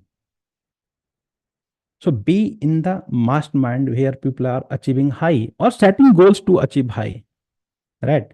Find a mentor who can help you to reach something. Find a team who can work for you, right? So this is the next thing you can go for. Systems. Design system in such a automated part that should be very simple version, not too much technical. Okay, here this thing, this tool will integrate with this thing. No, nothing. You visualize your whole process of your coaching. You visualize your all funnels, how you will get the lead, how you will convert them, how you will deliver the content, how you will retain them for long time. So create a system with very clarity, right? Create a system where everything should be on automated process. So this is the thing. Next is find who. ऐसे देखो, you should know what to do, right? If you are clear what to do, find the person who can do. Don't learn everything, because if you are a health coach, why to learn creating website, creating landing page, creating automation? Why? पूरी जिंदगी में, पूरे साल में आपको एक landing page चाहिए और आप 3 महीने से मेहनत कर रहे हो एक लैंडिंग पेज बनाने के लिए. Am I wrong or right? Not required at all. If you are beginning with some Facebook ads, just go with the flow. Ask some person who is already running the ad for some good people. Ask that. Okay, you run my ad for me. I want to focus on my domain. You learn how to drive a car. Don't learn how to mend or make a car, right? So connect with the people who already are in the zone, who already doing good. So this is a thing, right? And okay, with the time permission, this topic too long, but the thing is, I have to cover in this some record time. Yeah. So here are my social media handles, my contact detail. You can take a screenshot of this and you can ask me any support if you need anything, right? So this is the thing. So any aspiring coach who came into industry by any influence or trapped, I will say trapped in the industry, then you just go out of this, find the person who can help you, do the thing, whatever required. That's it, right? Thank you, Somveer. I mean, the takeaway for me from what you have said in the last 15 minutes is, if you are a health coach, do not try and learn how to make a landing page. Give that job to somebody who is running those ads, who is actually doing it. You do your job. If you are learning to drive a car, do not learn how the car is made.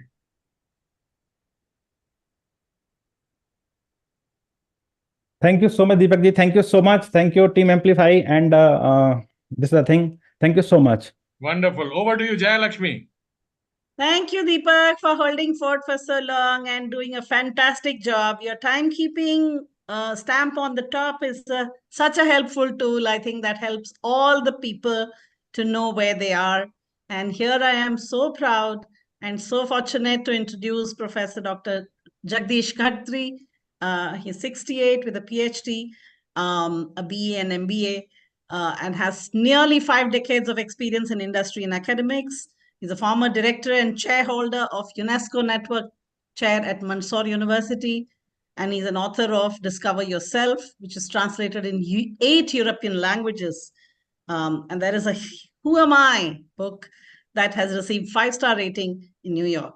He has held training sessions for over 50,000 man-hours for industry and academic professionals. And here today, we are going to hear him in the next 15 minutes on the topic, Rediscover Yourself. Over to you, sir. You have 15 minutes. The floor is yours. Thank you, madam. Namaskar. And my greetings to all the learned dignitaries who are participating in this wonderful program. It's quite treasure of learning in this program from distinguished persons. Thank you very much. I would like to share my screen.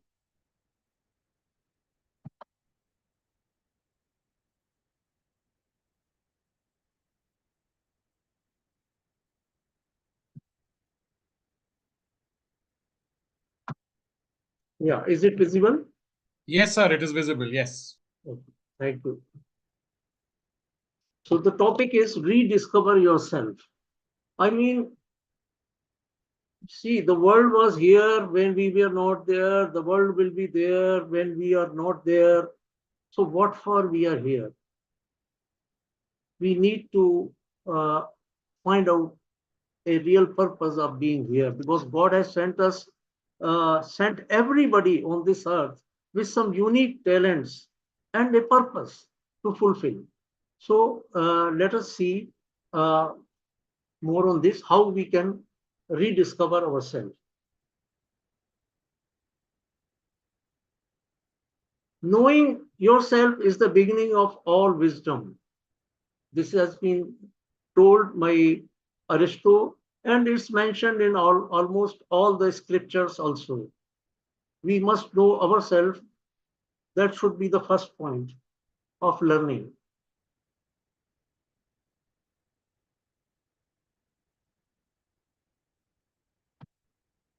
And Dr. Deepak Chopra also mentioned in his book, each one of us must discover our higher self or our spiritual self to express our divinity. What are we doing for that? We know so many things in life. We know, understand, and we learn about so many subjects in our, from KG to PG to PhD. We learn so many subjects, except the subject that how to discover ourselves, about knowing of ourselves. So the first step is self-awareness. How to become aware of our own self.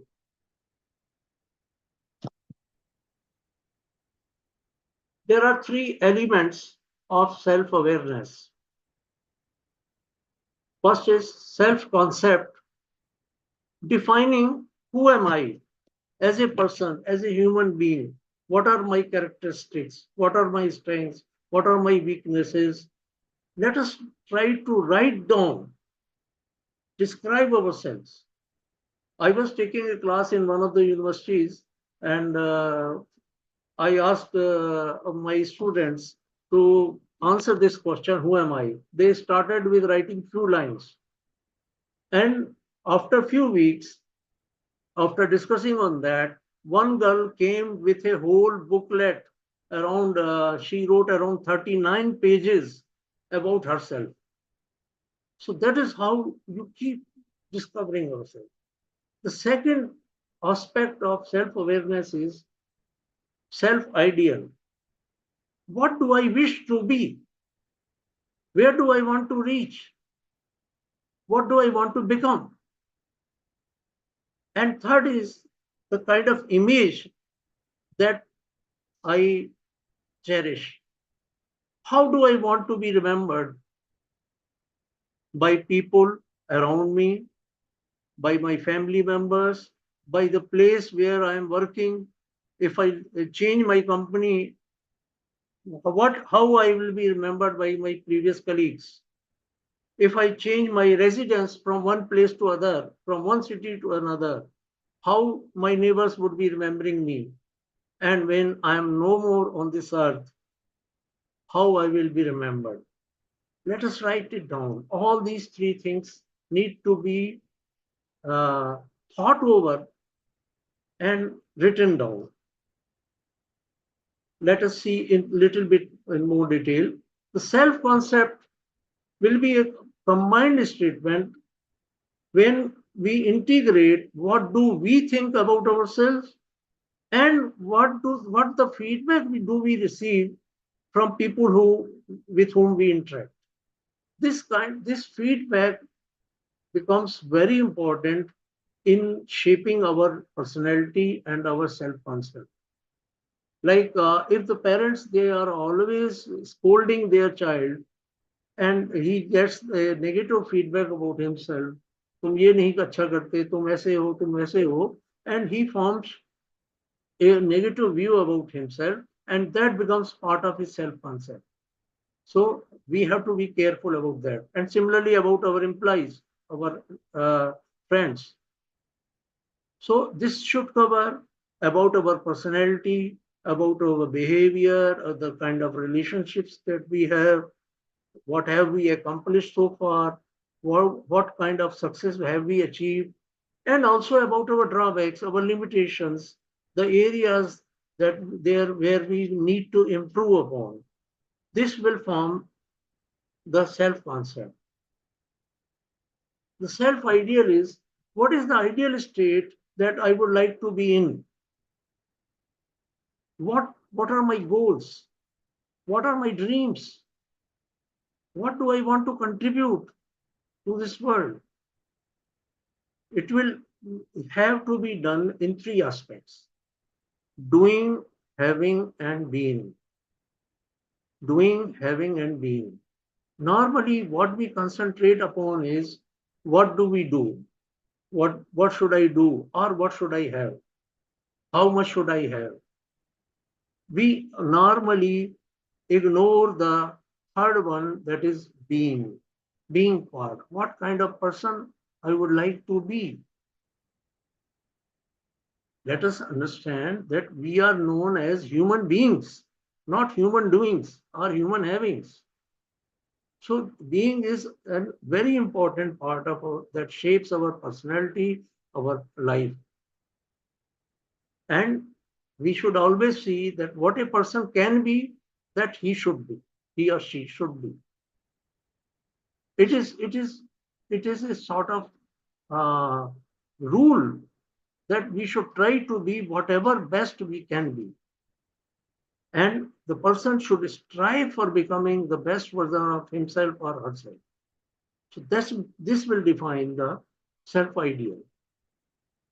And the third one is self-image. No, we all want to have a good, clean, respectable public image. We all want to be considered to be more intelligent, more beautiful, more kinder person than we actually are. And hence, we always try to create a favorable impression on everyone that we interact with. We all also do not want, we want to avoid any adverse action that will tarnish our image, because that is what we have carefully crafted over the years in the minds of people in our social circle or in outside. So we want to leave positive memories in the minds of people when we are no more there. What do we do? What are we doing for that? Are we taking some action daily to improve upon that self-image? Does our thoughts, our words, our actions, they are going in the same direction of creating a clean image? We need to introspect. We need to introspect that what kind of actions I am taking to reach to the self-ideal state. Now, once we are writing it down, then we have to take precaution. If we want to have a balanced personality, our self-concept should be as honest as possible. Otherwise, we will be fooling ourselves only. Our self-ideal should be as realistic as feasible. And our self-image should be as authentic as desirable. This has to be kept in mind. Now, let us see if we put it into a graph. This is the self-concept, this is my self-ideal, and this is my self-image that I want to create. Now, let us see. This is what I am as on today, and this is what I want to be. So this is the gap that is to be covered still. Now, if this gap is much more,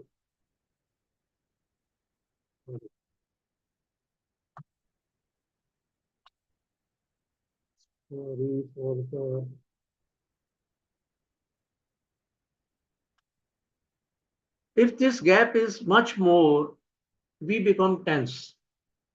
We are under stress. I want to reach this height, but I am only on this. Then I want to create this much image, but I have only this much image I am carrying. So this is the gap that is between real and the image that we desire. We have to, once we write it down in a realistic, authentic way, we can go on reducing this gap. And that will add to our happiness, our efficiency, and our contributions. Let us understand that once we are talking about self, we are not being selfish. Self-love does not mean selfishness or self-centeredness.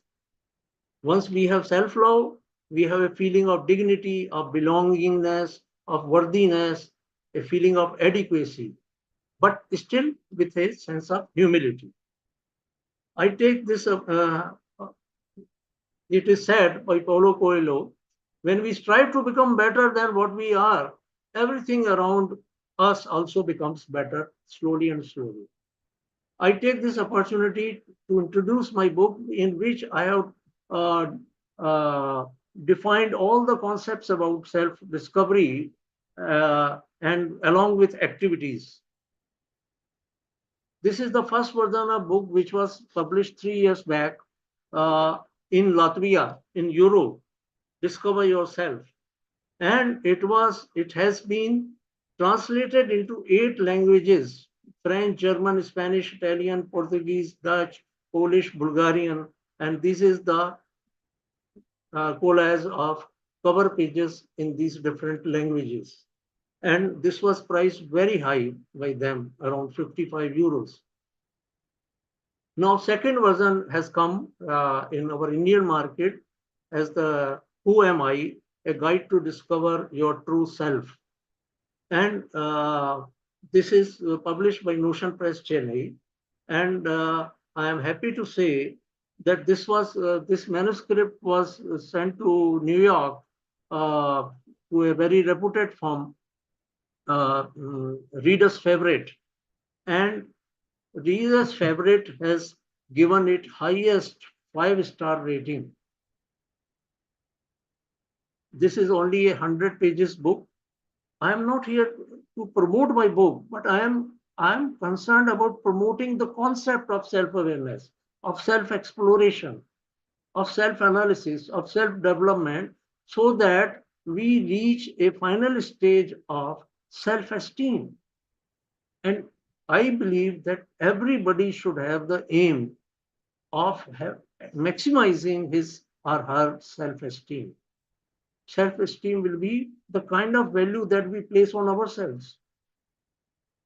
How do we value ourselves in our own eyes, not by others? Do we love ourselves? Do we like ourselves? How much do we like ourselves? And once we do this self-exploration, self-analysis, and go on revising it, as we grow, we become a different person. And at every stage, we need to explore ourselves, examine ourselves, and redefine ourselves, so that we contribute our best by becoming a better version of ourselves. Thank you. Thank you very much for this opportunity. And these are the details where I would love to have your reactions and your kind feedback. And you are welcome to connect on LinkedIn also. Thank you. Thank you so much. And I hope this was found useful. Thank you, Professor Khatri. This was a fantastic and stimulating conversation of 15 minutes in which we heard about more of, being the authentic self, discovering yourself, and making your aim come true by filling out those gaps. Fabulous session. Over to you, Deepak. Thank you, Dr. Professor Jagdish Khatri. One, for finishing on time. Second, my clear takeaway from what you said was, one, congratulations on your book and the publishing in multiple languages, and self-love.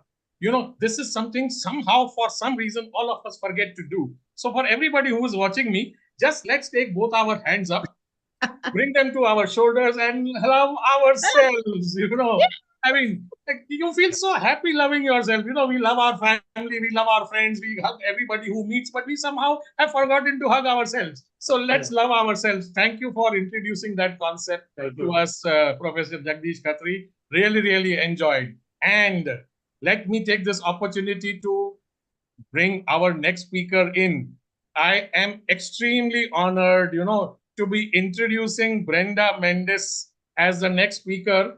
She was the one who had actually introduced me to this platform last year. So thank you, Brenda, for doing that. She had proposed my name as an MC, and I am back again this year.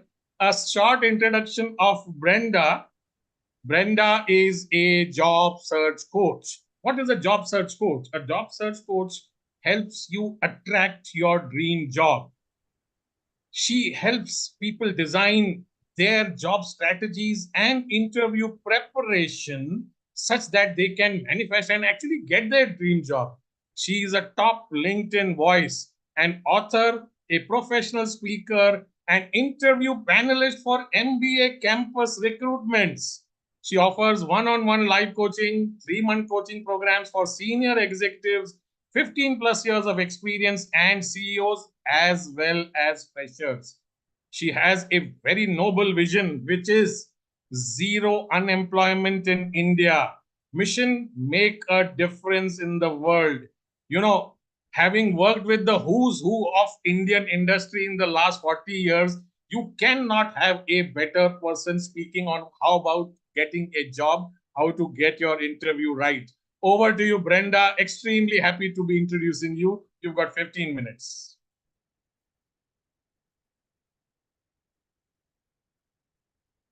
Please unmute yourself, Brenda. Thank you, Deepakji, for that lovely introduction. And welcome, friends, from wherever you are tuning in. And I hope you are as excited as I am to learn something new today. Would you agree with me that unemployment is a huge problem in the country today? As of February 2024, over 50 million white-collar workers have been jobless. Now, this is something that touched me and made me want to make a difference. I'm Brenda Mendes, a job search coach, passionate about empowering people to the workplace. This, my friends, is what wakes me up every morning and even keeps me awake some nights. So let me share my screen with you.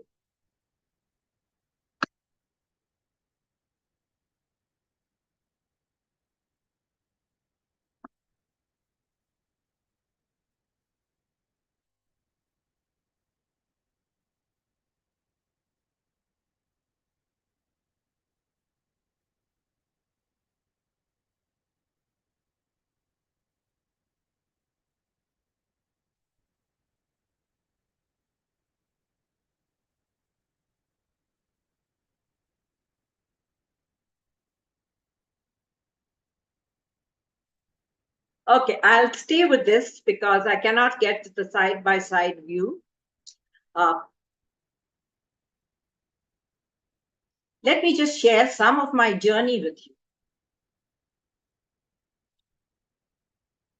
So this is my journey. and what inspires my mission. I started my career at the young age of 19.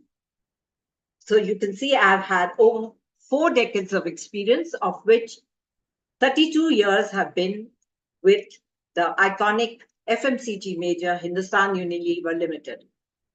And surprise, surprise, after I retired, the company called me back to set up a wholly owned subsidiary, HUL Foundation, which I did for 6 years. At the end of which, at the age 68, Professor Jagdish's age, I went back to college and got a master's diploma in training. And that's what I've been doing for the last 5 years. And in these years, I've helped about 450 people to, I can't see the timer. Okay. I will look. Just you have 12 minutes, Brenda. Okay. I'll just, so I have 12 minutes, okay? Okay.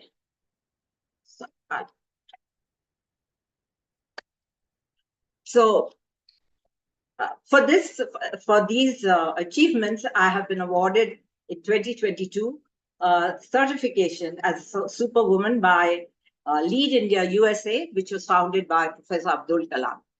I have co-authored these 3 books, Revive and Thrive, and I'm Possible, are personal stories, and Sone Kichiriya Ko Jagao is about zero unemployment in India.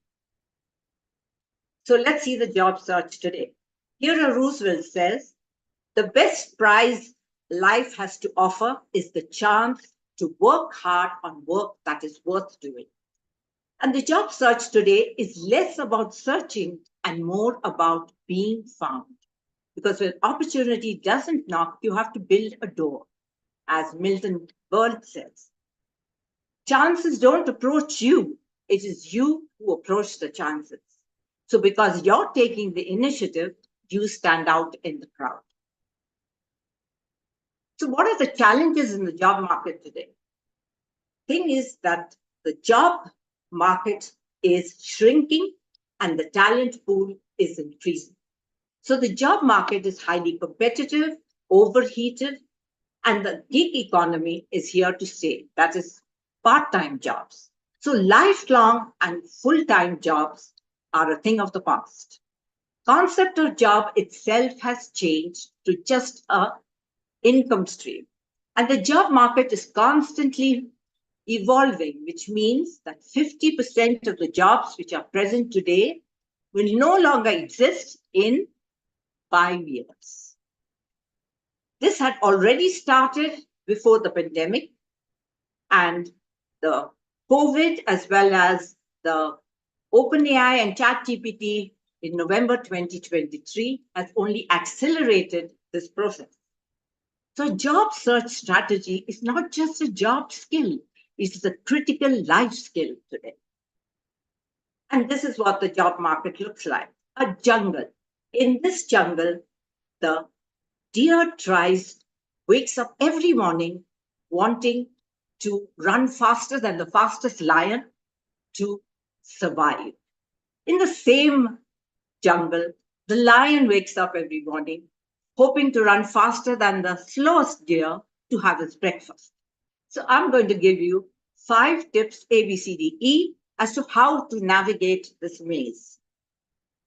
The first thing is approach and mindset. I know Dr. Roy, as well as I think Professor Jagdish have already spoken about me. That's the advantage of speaking last. Most people have heard it. But you need to change your approach, your mindset. Changing your mindset helps you to can change any situation. So what job seekers need to do is change from a passive to an active mindset. What is a passive mindset? Just applying to boards and waiting for that interview call. That is like carrying an umbrella, hoping it will rain. So you need to move out from an outbound approach to an inbound approach. Use every strategy to attract your dream job. Remember, only 1% of jobs come from job posting boards. The second has also been spoken, I think, by two people earlier, including Professor Jagdish. But I didn't see his slides. Okay, so the B is to be self-aware. All wisdom begins with self-knowledge. As he said, Aristotle said, know thyself. So you need to know what you bring to the table. What is my unique employee serving proposition? 4 things. The hard skills, that's your technical knowledge, your domain experience, the how of your job. People skills, your attitudes, your values, the way you do your job. And today, these are more important even than your hard skills. And since jobs are constantly evolving, you need to concentrate on your transferable skills, which can be used in any job. And they are deep skills. They have skills within skills, like communication has appearance, body language, active listening, emotional intelligence. So also time management has prioritizing, planning, etc. And of course, as I think another speaker has said, you need to know your own personality, because a job is a two-way fit. The company is looking for the best person, you are looking for the best company. So what are your personality traits, your innate traits, your values, your skills, your motivation? The C is clarity of direction. When you're starting on any journey like a job search, you need to know in which direction to go to. Otherwise, you reach nowhere. Lack of clarity is recipe for failure. The key here is to target companies, not jobs. You need to have a list of, say, 10 companies with whom you are going to target. I use a formula called PPT. And the first P is prospects, the first list. It's just a laundry list of about 25, 30 companies just that come to your mind, which you're interested in. Here, you're not looking for a job. You're looking for red flags to eliminate, to bring the list down. You're looking for scams or bankruptcies, etc. Then you lower it, narrow it further to, say, 15 or 20 companies, your potential companies. These are the companies you can actually apply to. And here you need to do deep research on hard data, the financial analysis, the profit and loss account, PE ratios, the credit rating, ICRA and CRISIL, the competitive research like AC Nielsen. Now you know these are the companies you can apply to. But are you always looking for the best job? No. You are looking for the job which best suits you. So there's one more filter you have to use, and that is the soft data, the culture of the company. How do they treat people? What are their values? Do they align to your own values? Otherwise, you'll get the job and you may not be happy. So here you have to do, in the hard data is all in the public domain on MCA, which is the Ministry of Company Affairs. You will get it all. But hard data you have to dig out by reading journals, by going maybe on their website, seeing what the alumni say about them. Are there mass resignations? Things like that. So keep this in mind. Once you've got this list of target companies, prioritize and rank them and do your interactions with them accordingly. The D is for design your social media brand. Social media, my friends, is the gateway of your job search. And LinkedIn is the #1 digital asset. More than 100 million Indians are on LinkedIn today. So it is highly competitive. You cannot afford to be a commodity. You need to be a brand. You need to build your brand as an expert on some subject if you're looking for a job in that area. So construct your unique brand by bringing together compelling stories. And remember, the stories is very important also in an interview. I'm not covering that. But when you're telling your stories, you can use a formula like SOAR, that is the situation, the obstacles, the action, and the results, and the learnings.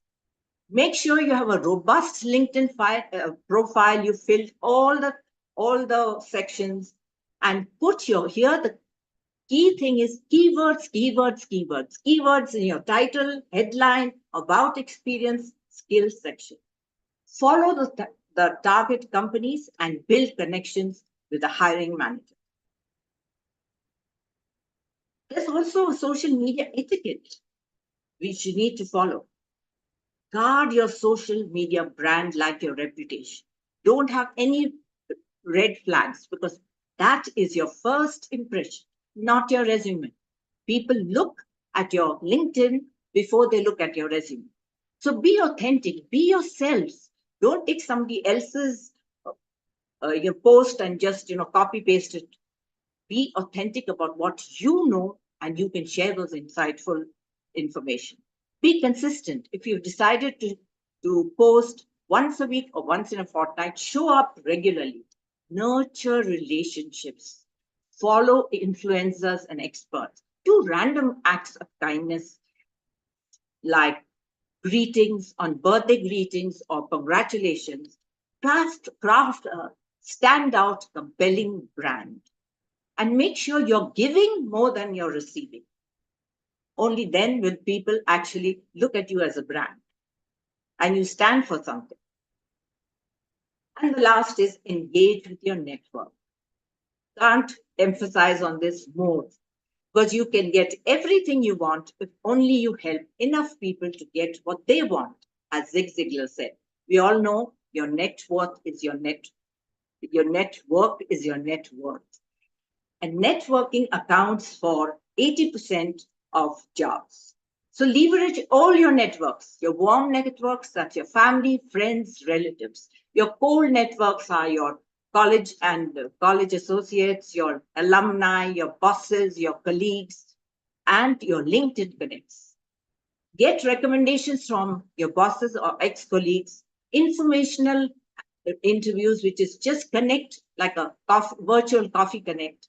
And once you've built your brand, then you can ask for referrals and get actual referral from somebody. Join networking events and meetups, because the power of word of mouth is far more powerful than social media to get to the hidden job market, which is almost 80% of the market.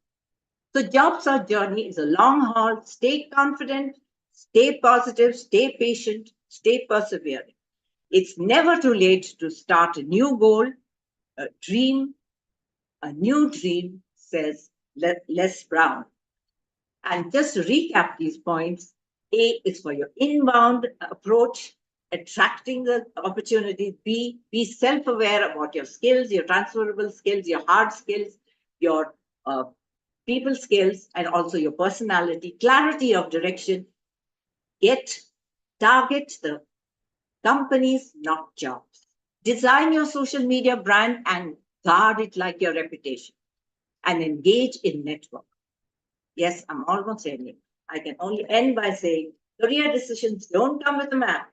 All you need is a compass. And here you have all my connects. You can take a screenshot and connect with me anytime you want. Thank you for the gift of watching, and thank you also to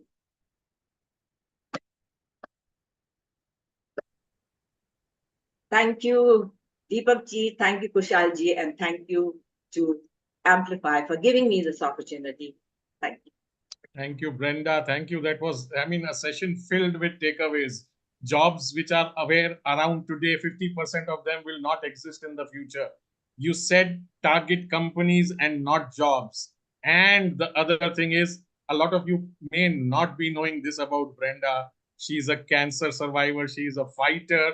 She's back in the field. She's interviewing people. She's on, the board of interviewing companies. If you have a problem with finding a job, connect with Brenda on LinkedIn, and I'm sure you will not regret it. Thank you, Brenda. Thank you for doing what you are doing. Let me ask Jaya Lakshmi to introduce our next speaker. Thank you, Brenda. It was a fantastic session. And I'm so very, very, very happy to introduce Dr. Manisha Jain. She is a PhD in mathematics and works as a professor in a reputed technical university. As a life coach, she has been practicing several different modalities, and one of which is being an emotional detox coach through My Story sessions. She helps her clients heal the trauma of life. She uses quantum healing and synthesis processes in her therapy sessions. She is a trained tarot synthesis coach. She's also a trained fingerprint analyst. And today, I'm so happy to introduce Dr. Manisha Jain, who will be talking on the very same topic of fingerprints. Let's know more from her. Over to you. You have 15 minutes, starting now. Thank you so much. Thank you so much, Jessie, for my introduction. Thank you. And this topic is really near to my heart. And I heard from morning itself, all the speakers, they are so wonderful, and they talked about they have taken various issues, how that is from spirituality to career also. My topic is fingerprint, and this is the mirror of our life. How I can say and how we can say this is mirror of our life. Let's see. So I will try to connect psychology through the fingerprints. Okay. So as we know that, most of us, we know that we have 16 personality types. If you are from the psychology background, you know that we have 16 types of personality types. So what is this personality type? These are the combination like ISTJ, ISFJ, INFJ. These are the 16 types of personality types. So let's understand first what are these personalities. So what is the meaning of E? E means extroverts, S means sensors, I means introverts, N means intuitives, T means thinkers, J means judges, F means feelers, and P means perceivers. So these 4 plus 4, that is 8 combinations make 16th combination of our personality types. And these personality types are actually very, very important. Suppose a person is standing in front of me. For an example, in my family, there are different types of person in my family, from my children, and my husband, my sister-in-laws, mother-in-laws, or my friends. So fingerprint analysis is very helpful to understand what the personality they are. Basically, sometimes we are very much, that is irritating also, why people are not understand what I want to say them. For an example, I am a professor, and in my class, there are n number of students. So all the students are not equal. And when I am saying that all the students are not equal, it means that they have the different personality types.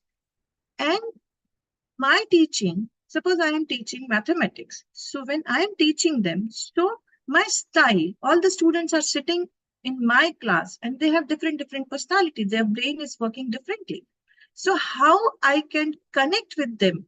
Because as we know that if we can little bit go beyond this scientific to spirituality, we say that we have so many bodies like soul, then causal body, then subtle body, then gross body, and then brain. It means what? This is our journey day to day, in the day-to-day life, our journey from soul to brain. And when we move from soul to brain, there is lots and lots of chaos, and daily we have to manage this chaos. If we understand each other, if we understand what is the type of personality, that is his pattern, how he is attaining the things, how he is recognizing the things, how he is understanding the things, then it is very easy to understand everyone.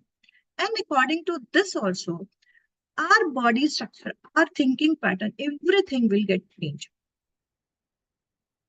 So now we know Einstein. Einstein says that everybody is a genius, but if you judge a fish by its ability to climb a tree, it will live its whole life believing that it is stupid. So we have to understand the potential of ourselves and as well as of others also. As we know that E equals to MC square, everyone knows who is from the science background, E equals to MC square. And if we can say E and C square, E is energy and C square is the speed of light. E and C are non-visible, invisible, and M is a mass only, the visible. It means what? Whatever we are doing, whatever is our action, reaction, these all are we are showing this everything through our body. So body is visible and E and C square is non-visible things. So it is very important how we are running our body. And our body is governed by emotions. Our body is governed by speed of light, how I will connect with this.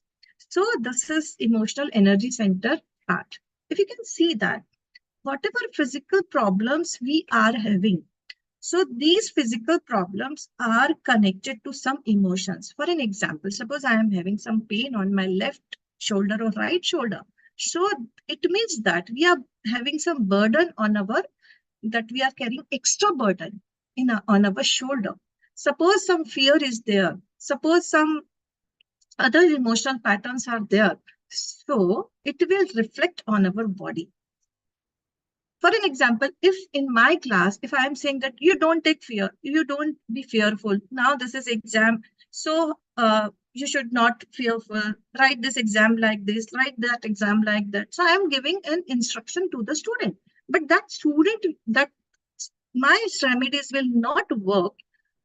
All the students, it means that single remedy I cannot use to clarify, to remove that particular fear from the student.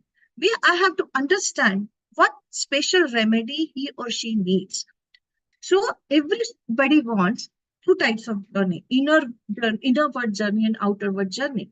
And through fingerprint analysis, we can easily understand who am I, what is my potential, where I can tap, in which direction I can tap my potential, where all the areas are not meant for me. Some areas I have to leave. Now after COVID, everyone, including myself also, I am learning astrology, I am learning fingerprint analysis, I am learning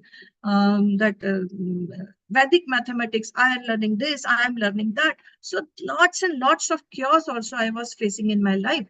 After knowing the fact, what is my potential and where I have to tap, it is very much clear that this is not my domain and I should not tap into that domain. This is my domain and I have to tap into that domain. So all the domains are not necessarily meant for all the people.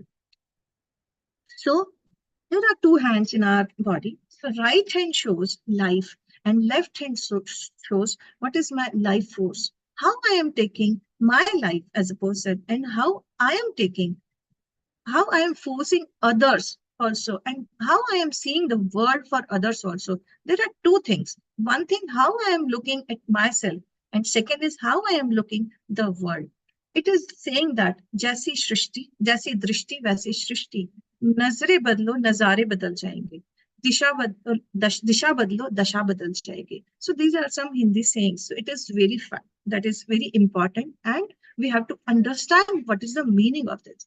So our 5 fingers of left hand side and 5 fingers of right hand side indicates what is our life and life force. For an example, if I am talking about right hand side, what is my life? So right hand side thumb shows the personalism.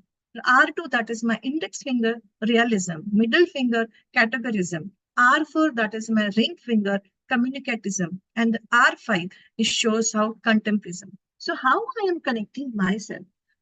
The pattern through which I am connecting with myself, I will definitely connect with others also.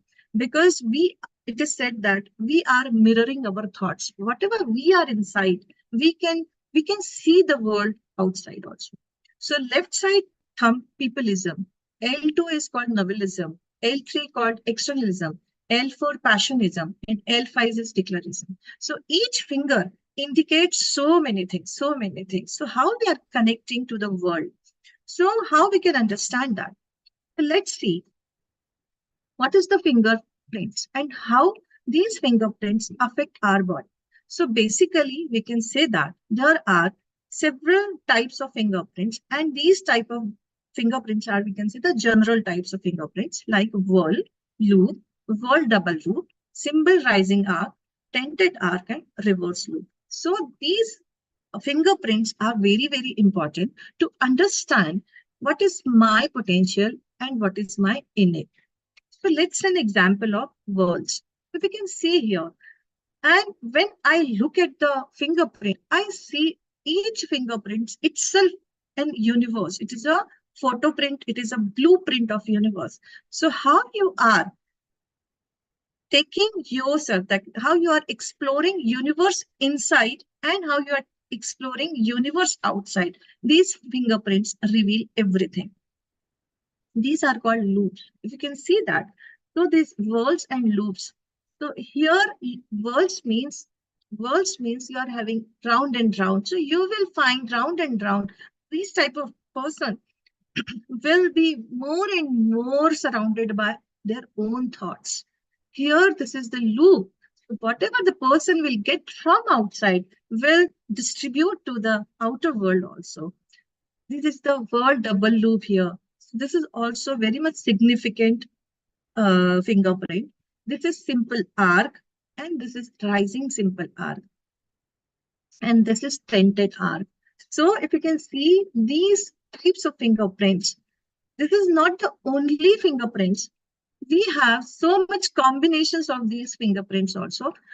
As of now, there are about 114 fingerprints, combination of fingerprints have people have researched on 114 fingerprints, like wall double loop fingerprints. Wall is also having two types of fingerprints, that is we can say simple spiral, and one is targeted also.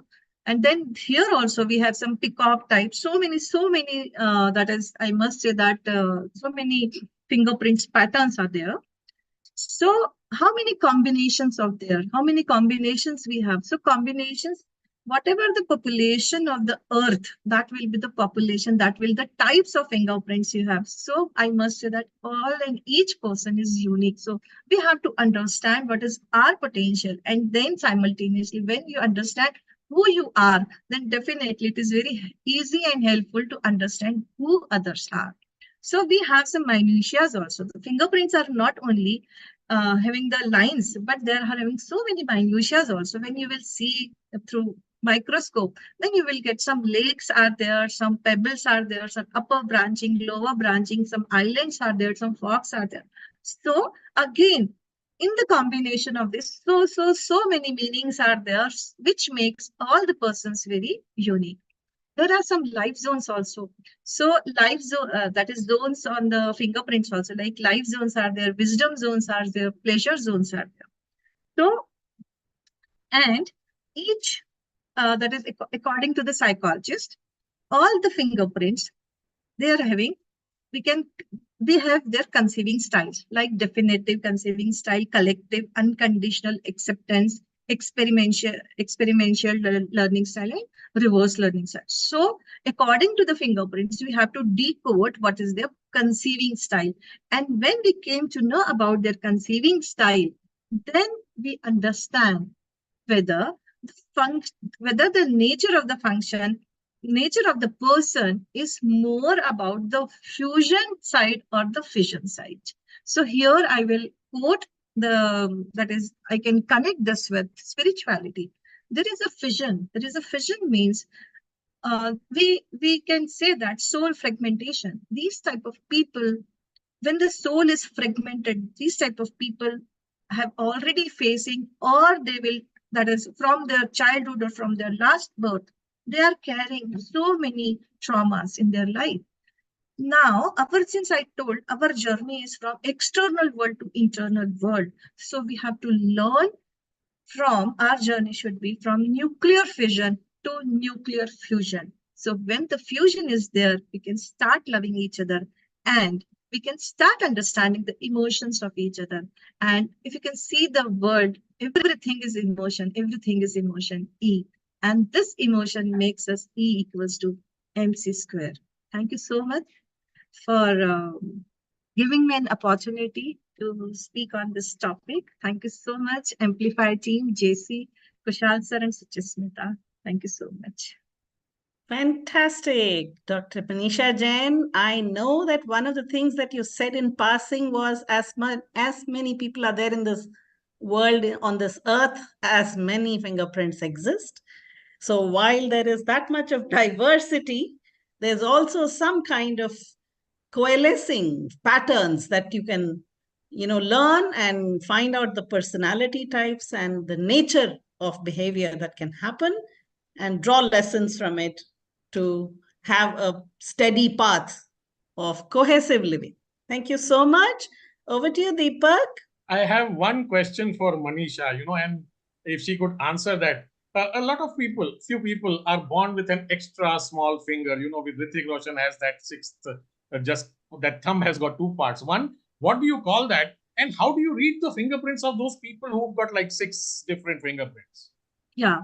So basically, if you can see that, we can see both the fingers. Suppose one thumb is there, so we can find out the very common attributes from the both the fingers.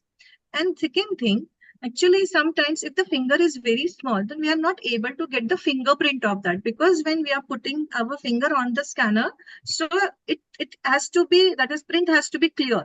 Otherwise, we can't. So we can understand. And the 5 fingers are, that is, average of 4 or 5 fingers are also, we can take the fingerprints. That is a good question. Yeah. So on a lighter note, these people must be having problems getting their Aadhars validated, Yeah.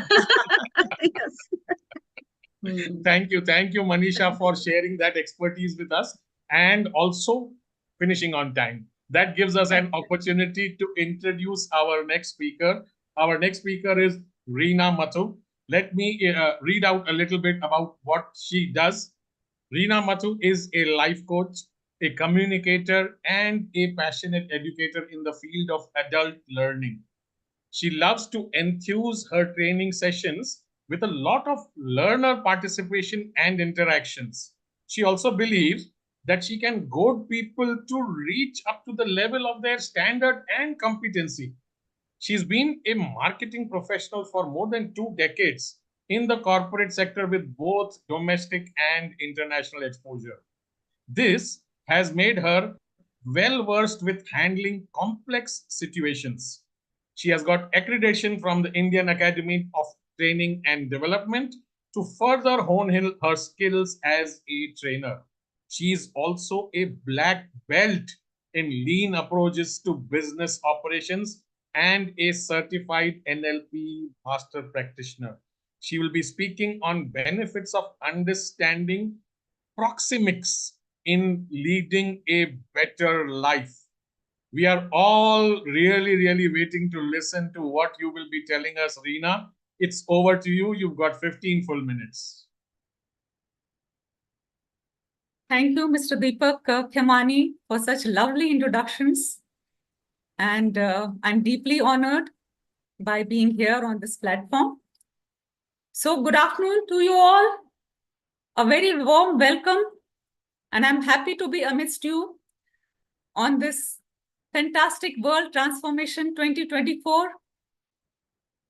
I thank Amplify and I thank Mr. Khussaal Jain for giving me this opportunity to present myself before you.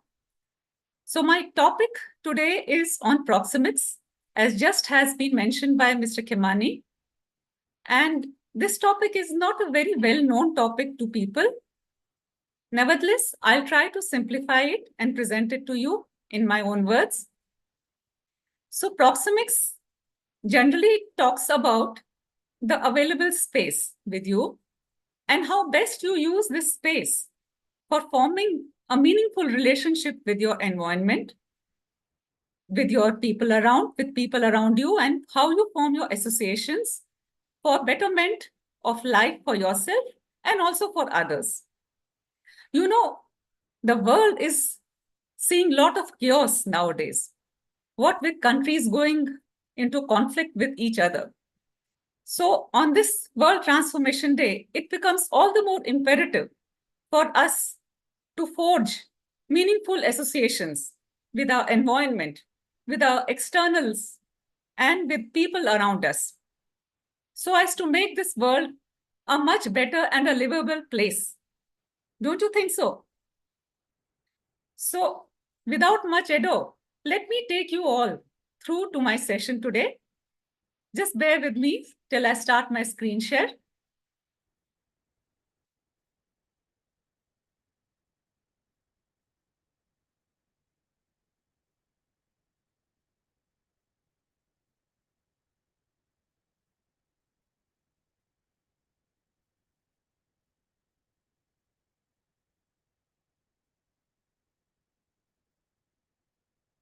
Well, hope my screen is visible to everyone. Yeah, so I'll start. As I said, my topic for today is benefits of understanding proxemics in leading a better life. So before I dive down into my session, let me just briefly take you through to my introductions. Have about 2.5 decades of experience working in a lot of private concerns, also including multinationals. And as stated by Deepak, I am a certified master trainer from Indian Academy of Training and Development, also in neuro-linguistic programming. I also operate out of my own firm that is called Mentors Academy, which is a training company. And we typically do trainings in soft skills, life coaching, and communication skills. So coming back to the topic, that is proxemics. Proxemics is one among several subcategories in the study of non-verbal communication, including haptics, which is the study of touch, study of kinesics, that is the body movement, and to do with your language, paralanguage, all about your vocals, and in fact, even about your time.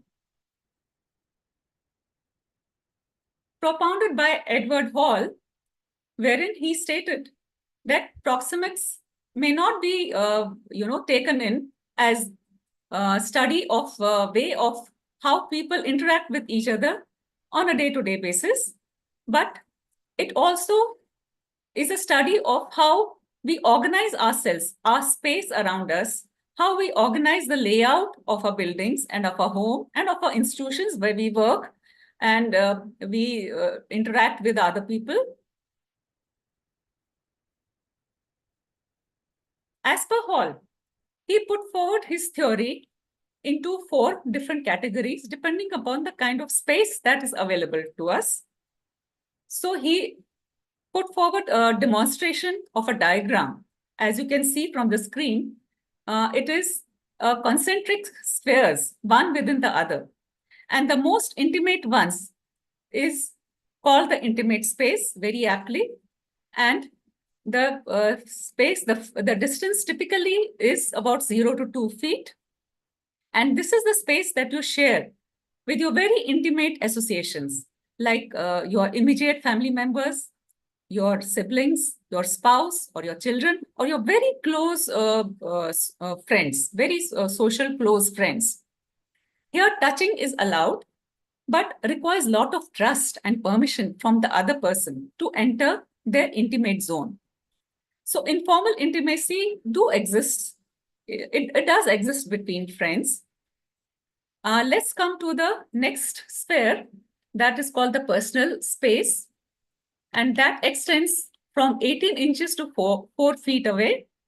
And this is what we find in our homes, or in fact, even in the vehicles that we drive down on. And the personal space is the region that is surrounding the person which they regard as psychologically theirs. Most people value their personal space and feel discomfort, anger, or anxiety when their personal space is encroached upon. Now, permitting a person to enter the personal space or their personal zone is an indicator of the closeness of the relationship that you have with that person. The next space is the social space. The next sphere is the social sphere. And this extends from 4 feet to 12 feet. And this is the kind of a space that you share with your office colleagues, business associates, and in fact, your other associates also. So here, typically, the relationship, the people come here for meeting up with their interest, with their goals, which is for a particular duration of time. So once the goals are met, they go apart. So the association, the relationship is just for that particular point of time where people come in and do their bit and then move back to their respective places. So relationship is cordial here. The last of the sphere is the public space, and which we find normally during large gatherings, outdoor events, outdoor functions, and public rallies being held by leaders. Especially nowadays, you find a lot of this, election campaigning going on. So that is the kind of an organization, spatial organization that you find amongst these different types of setups. Now, what is the interplay of non-verbal communications here to form an association? I would simply touch upon two particular aspects. Of course, there are a lot of aspects, but gaze is one of them. So related to proxemics is the gaze also has implications for emotional distance and intimacy. Frequency, duration, and direction of gaze has social consequences. And like in one of these pictures, looking away signals a desire to keep looking away and not to enter into any relationship. Staring into each other's face indicates a desire to continue the relationship and a desire to continue the conversation. The next particular non-verbal that we will talk about is the touch. Touch is another feature of proxemic analysis. In Western culture, touch is kept at a minimum in public places. Mothers tend to touch their sons more on their chest and shoulders, while to their daughters, they like to touch them on their arms and head. Let's talk about the relationship between proxemics and culture. In North American culture, over the last 100 years, there has been both decrease in the size of the intimate and personal proxy because of the decreasing or the shrinking space that is available to you because of the increasing density of population. The available space is less for you, but also there is increase in the social and public proxy. In other words, in many cases, people demand much more space between themselves and non-intimates, while they would like to have very little space between themselves and their family friends and their immediate neighborhood. Now, based on the cultures, there are 3 different communication styles that have been propounded by Richard Lewis. Number 1 is linear active, wherein people are cool, logical, and decisive. And speakers typically tend to be not very impatient, but otherwise they remain direct and occasionally impatient, and they remain reserved and deal mostly in facts. For example, countries like US and most North European culture. Then comes multi-active, wherein people are warm and impulsive, and speakers communicate enthusiastically, readily express emotions, and prefer personal stories to facts. They tend to interrupt during conversations and display impatience more openly. Typical examples are countries like Brazil, Mexico, and Greece. The third is the reactive one, wherein people are accommodating and non-confrontational. Speakers value decorum and diplomacy over facts or emotions. They're usually very patient listeners who remain reserved in body language and expressions. Countries are China, Vietnam, and Japan. Up till now, we saw the relationship that one shares on a horizontal basis. Let us talk about the relationship between the vertical proxemics. And this kind of a relationship that we find typically between a guru and a shishya, a teacher and a student, wherein the shishya and the student look upon the guru or the teacher respectively for guidance, for support. And it is, however, often understood in such cases that there is a degree of dominance or subordinance in a relationship. Looking up at or down on another person can be taken literally, in many cases with the higher person asserting greater status. How do we measure proxemics? Research is conducted through observation either in a laboratory or in a natural setting. So during observation, the actual distance subjects maintain between each other is measured along with the duration of eye contact and instances of touching. However, some researchers use a method also called projection, in which subjects must simulate proxemic behavior by arranging dolls or similar objects on a flat surface. So researchers then measure the distance between the objects according to the scale. So with this, my dear friends, I come to the end of the session. Thank you very much for giving me your valuable time and also for sitting through this session with me. I would like to share my social media sites. I'm available on Facebook, LinkedIn, Instagram, and also have my YouTube channel. You can touch base with me on my official email ID, that is reena@mentorsacademy.com. For any view or any other further query that you may have, you may like to verify with me certain things, certain details about this presentation, or regarding anything else associated with my work. Thank you once again. Thank you everyone for being there with me. Thank you, Reena. Thank you for finishing on time. In fact, much before time. That helps us plan the schedule. And let me confess, Proxemics as a word is something which I had not heard before. So that gives us clarity, understood a little bit about what more Proxemics is. Clearly, it's about proximity, but this was really, really helpful. Thank you for sharing that. Thank you for being on with us at the World Transformation Day. Over to you, Jayalakshmi, to introduce our next speaker. Thank you, Reena. That was a fantastic presentation. And I'm very, very happy to introduce our next speaker, Shilpi. Shilpi Khandelwal is a passionate and deeply entrenched trainer, coach, and is on to perpetual learning. She fervently believes in the transformative power of knowledge and personal development.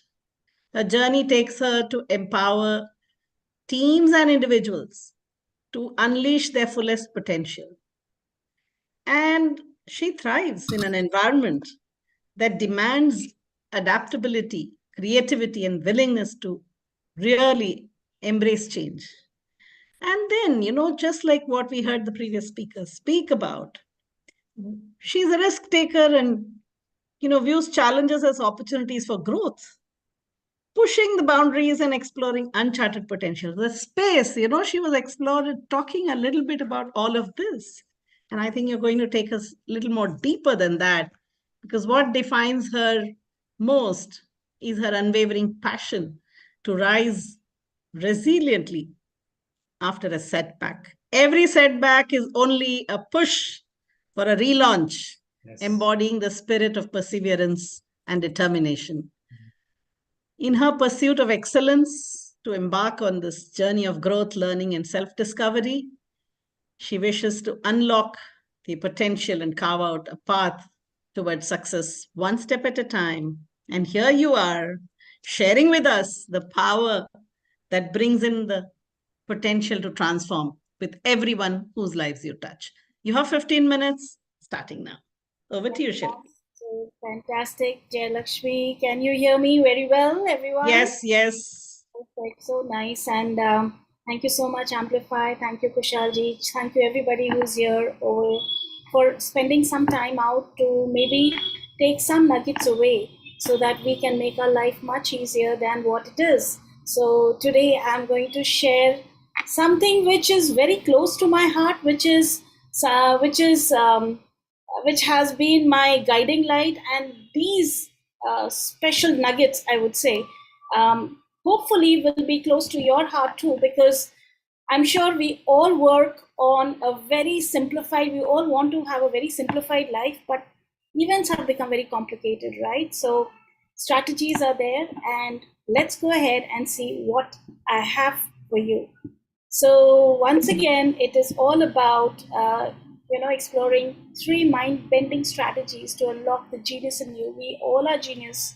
It's just layers of mud and a lot of belief systems, a lot of things that have just dusted on us, that we forget that we can be original. And today is Amplify World Transformation Day, 7th of April 2024. Welcome to this session. And a very, very quick thing about me is that, yes, I'm a lifelong learner. I've been learning ever since. In fact, I'm learning more now than in my college days. Means I've become an ardent student. And because of this, I have credited myself with certain certificates as well as experiences. Being in the training industry, coaching industry for the past 20 years, it's been a superb journey, and I couldn't have been more blessed. And because of this, I always feel getting down to the basic, sharpening the saw, is the most important thing of life. And what are we going to really work today is, Rupert Murdoch, who is he? That's immaterial, but what he's saying is something which is so, so important. And Rupert Murdoch, you can say, is Anil Ambani of, America. So the world is changing very fast, he said. Big will not beat small anymore. It will be the fast beating the slow. So the genius in you has to be how fast you can resiliate, how fast you can take that change action is what we are looking at. And so let's, we always say picture speaks 1,000 words, and I'm sure you must have seen this picture. So are we the people who are the two of us who says, no thanks, we're too busy, we don't want to change? Or are we the solution provider or solution taker? So this is where we have to understand our stance. Very important for us to understand why it is so difficult to change. Why is it so difficult to get up 5 o'clock in the morning and go for that run, go for that exercise that we always promise on the 31st of every year? That first, January, I'm going to start that, is because we don't enjoy it. As simple as that. We fear, treading onto unknown territory. Very important. What will I get? Will I get the pain, aches? How will my whole day go if I wake up early? So on and so forth. We are creatures of habit, so we don't want to get up at 5. We would love to get up at 7 as usual. And we want to eat the entire elephant all at once. We want to go for that marathon. We want to go for that 10K run, but not for that, quick dash of 100 meters. So we just want to do big things with very little effort, which doesn't work, right? We forget the toolbox. We have coaches, we have communities, we have certain practice sessions. That is why we forget these things, and that is why it's so difficult to change. And change is a journey, not a destination. Always remember, it is all about going from one step to another. It's not the final thing at all. And we have to remind ourselves of the benefits regularly enough. What will I get if I wake up early in the morning and do it consistently? What will I get at the end of the month? So my dear friends, today I invite you to unlock your genius portal by accepting change as your friend and not as a foe. All right? Because very beautifully said, by Jack Canfield, another American author. He has done a lot of these chicken soup for the soul and other work. He's an author, he's a leadership coach. He talks about this formula so often, which has kind of embedded in my mind. And I want you to embed in your mind also that E plus R is equal to O. What does it mean? Event plus the reaction or the response that we give is the outcome that we will get, right? So it is event, can you change? Not at all. Reaction, response, can I change? Of course I can. And of course, accordingly, my outcome. If I'm irritated, and if the event comes in, even if my dog comes, wags the tail, and I'm irritated, I'll just push the dog away. The outcome will be that poor guy will be sad. Yeah. Similarly, if my driver, makes a dent in the car and I'm in a good mood, I might forgive him immediately, right? So it depends on my response. It depends on my reaction. What is the outcome? Okay. So be careful and take this as your guiding light for today's talk. All right. So thank you once again for allowing me to talk about this very important topic called Trikarna Shuddhi. It's like an umbrella topic in which I will be giving you 3 nuggets, all right, or 3 mind-bending strategies in this particular umbrella. And what is Trikarna Shuddhi? Three means three, Shuddhi means purity, Karna is within, and the world outside. It means the purity and the beauty of our mansa, vacha, karmana. The mind, the communication, the vacha, and the doership, the karmana. So what is that alignment that we are looking at today? Is I request you to understand, events will not change, people will not change, my mother-in-law will not change, nobody will change. I have to change, right? And for that, I have to have this three karma shuddhi now and again. All right, so now let's talk about how does it. So first of all, we are talking about a feeling level, okay? So anything that we want to change from within has to come from the state that we are in. And this is very well said by the consciousness map by David Hawkins. Says that, somewhere if we are above pride, that is from courage on to enlightenment, just look at the left side of the scale. From courage on to enlightenment, we are going to attract things that will keep us evolving and make us go to that ultimate consciousness, as our frequency and vibration improves. This is the expansion zone. And anything which is expanding, we allow things to happen. Anything which contracts, we resist things, right? So similarly, if your state is always going to be in shame, guilt, apathy, grief, fear, you're going to contract yourself and not be worthy of what universe wants to give you. So try to be in the state, be with people, be with situation, be with, skills that will expand you into this beautiful journey from courage to enlightenment. And that is when your three karna shuddhi, mansa, vacha, karmana, will be in alignment. Mark my words, think about it. If you have any query, get in touch with me through LinkedIn. So what are we talking about thinking? Now we are talking about mansa, thinking. See, I can go in depth about thinking, but right now let me be very practical. What we are talking about is the left brain and the right brain right now. Left being your entire, logic, science, the sense of time, language, and the right brain is about creativity, your art, your intuition and other things. Now, our left brain is highly developed. Unfortunately, our right brain has to get more developed, all right?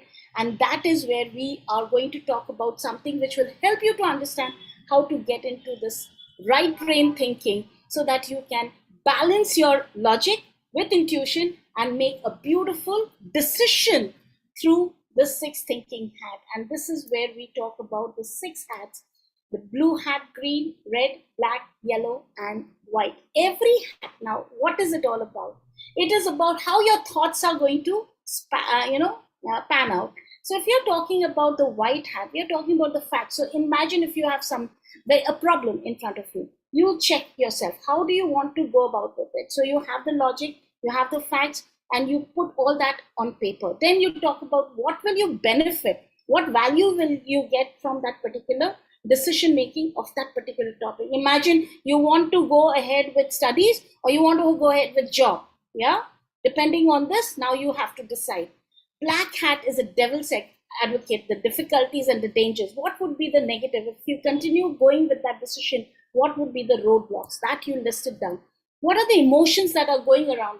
Because my people or my family needs me to earn, I need to go ahead and get a better job. Maybe I will study later. All that, write it down. Creativity. What is that creative? If I get a job, what can I do? If I don't get a job, if I continue with studies, what do I get? Write all that thing down, and then you can make decision. Management is all about, what is the logistic things. So be very careful. This is a beautiful tool where you can make your thinking, your overwhelming thoughts can be defined through this decision-making tool. And I request you to use the six thinking hat. A lot of videos are there on YouTube. Then comes your vacha, your assertive communication. And we are going to talk about very simple thing, the I statement. Assertive communication is how I feel, I think, I believe, because we forget. We always say you think, you believe, you feel, and somewhere we neglect ourselves. It is the amalgamation of I and you, and that is when we say we.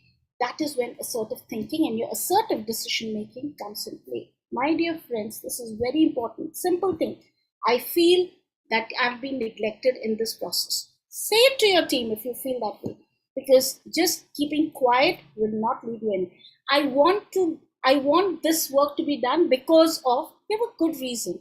All right, making sure that you are taking care of others too. Oh, I have just got 3 minutes. Be courteous, be courageous, and please, please be consistent in your communication. And that is when your vacha will align with your mansa, the decision making. You'll be able to share what you have thought, and that's when you will work beautifully. All right. Now we come to the third one. All right, the mind bending, the karmana. Now, always remember the Pareto's law, the 80-20 rule. What does it say? That if you do 20%, effort, you should get 80% outcome. That's the beauty of, smart thinking, right? Similarly, what are you doing? Are you really doing everything and just letting everybody control you? Or are you really prioritizing your day, prioritizing your life according to the plan you have, according to the decision you've made in your mansa level, and then what communication you are doing? Now see how it is going beautifully, aligning itself in the mansa level, and then it is coming out as a communication in the vacha. And now with that same alignment, now you do it. Now if I want to really go for my studies rather than for my job, I might as well tell my family, look, this is the right time, I'm getting this right opportunity. I will work overtime, I will do some other work, I will save whatever I can, but I need your support. Be assertive, my dear friend, and then do whatever you have to do, because life is yours. Life has to be lived according to what your plan and what your intuition speaks. Always remember, your thoughts and your words and your action will really define your life. And at the end of the day, everybody will say, wow, you did a great job. Why? Because you stuck to your decision rather than you got swayed by people's decision. And at the end of the day, on my deathbed, I don't have to say, Kash maine ye kiya hota, Kash maine ye socha hota.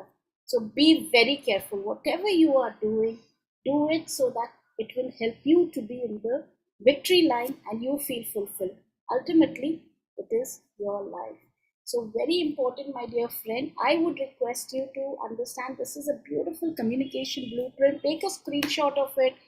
Do connect with me if you have any issues, because I believe in, I am a coach, and I believe that once you go through a special, training or a special way of thinking, your entire life becomes very special in a beautiful way. And I believe in action, and I believe in practicality. Very simple thoughts I've shared with you, but I hope it will help you. All right. And very, very important, my dear friends, don't be a warrior. Please be a warrior. And if you connect with me on LinkedIn, then you deserve 1 hour of coaching session, and I'll get you your individual development plan, which will not look like this exactly, but will have this template too. And we can work brilliantly towards your life goals and your success. All right. So thank you so much. You can always connect with me on LinkedIn, which is Shilpi Khandelwal once again. And thank you so much for allowing me to speak on this platform. And please do, as I always say, please do, get in touch with Amplify World Transformation Day. This is a beautiful platform. Next time, I want you all to. Thank you so much. God bless. Thank you, Shilpi, for the fantastic presentation, and then making a fantastic offer on this Amplify, World Transformation Day session for people who want to join in, and then they want to be coached by you. You are going to give them a 1 hour training session. Great. This is how we make a difference. And over to you, Deepak, to introduce our next speaker. Jayalakshmi, did you notice, Brenda said you should be on LinkedIn. Shilpi is saying that connect with me on LinkedIn. And our upcoming speaker is a LinkedIn coach. I mean, is this a coincidence? I mean, is this something which is happening because synchronicity? Synchronicity. Exactly. See what's happening. And, I get this opportunity of introducing the incredible Bhavna Goyal. She was there during the morning doing emceeing. and now she's joining us as a speaker. I have a small introduction which I will read out about her. She's a mother of 2 toddlers. She's an avid learner and eminent speakers at different universities and digital platforms. She's extremely passionate about unfolding hidden talents in an individual. Wow. She guarantees, let me repeat this word, guarantees to make you visible on LinkedIn to generate multiple opportunities for coaches, startups, career professional. She is a certified LinkedIn coach, a job search strategist. She's motivated 13,000 plus professionals. She's helping homemakers become money makers. This is really, really good, Bhavna. Believes in leave a sparkle wherever you go. Well, to leave a sparkle, you need to be lit on fire. So her next 15 minutes are going to fire us up all. Bhavna, the next 15 minutes is yours. And if I'm not still connected with you on LinkedIn, which I'm sure I am, you have one more follower today. She is a rock star. We want to hear her. Thank you so much. Thank you so much, Deepak ji, for such a fine introduction. And, I was getting a lot of goosebumps while listening about me. And thank you, Jaya ji, for the motivation that you give always. I hope I'm audible. Am I? Absolutely, Yeah. absolutely. Okay. Thank you so much. And like Deepak ji was saying that so many people are talking about why you should be on LinkedIn. So I'm going to really give you a lot of evidences, in next 5 minutes that people would start really believing, yes, they should be there on LinkedIn. So allow me to share my screen.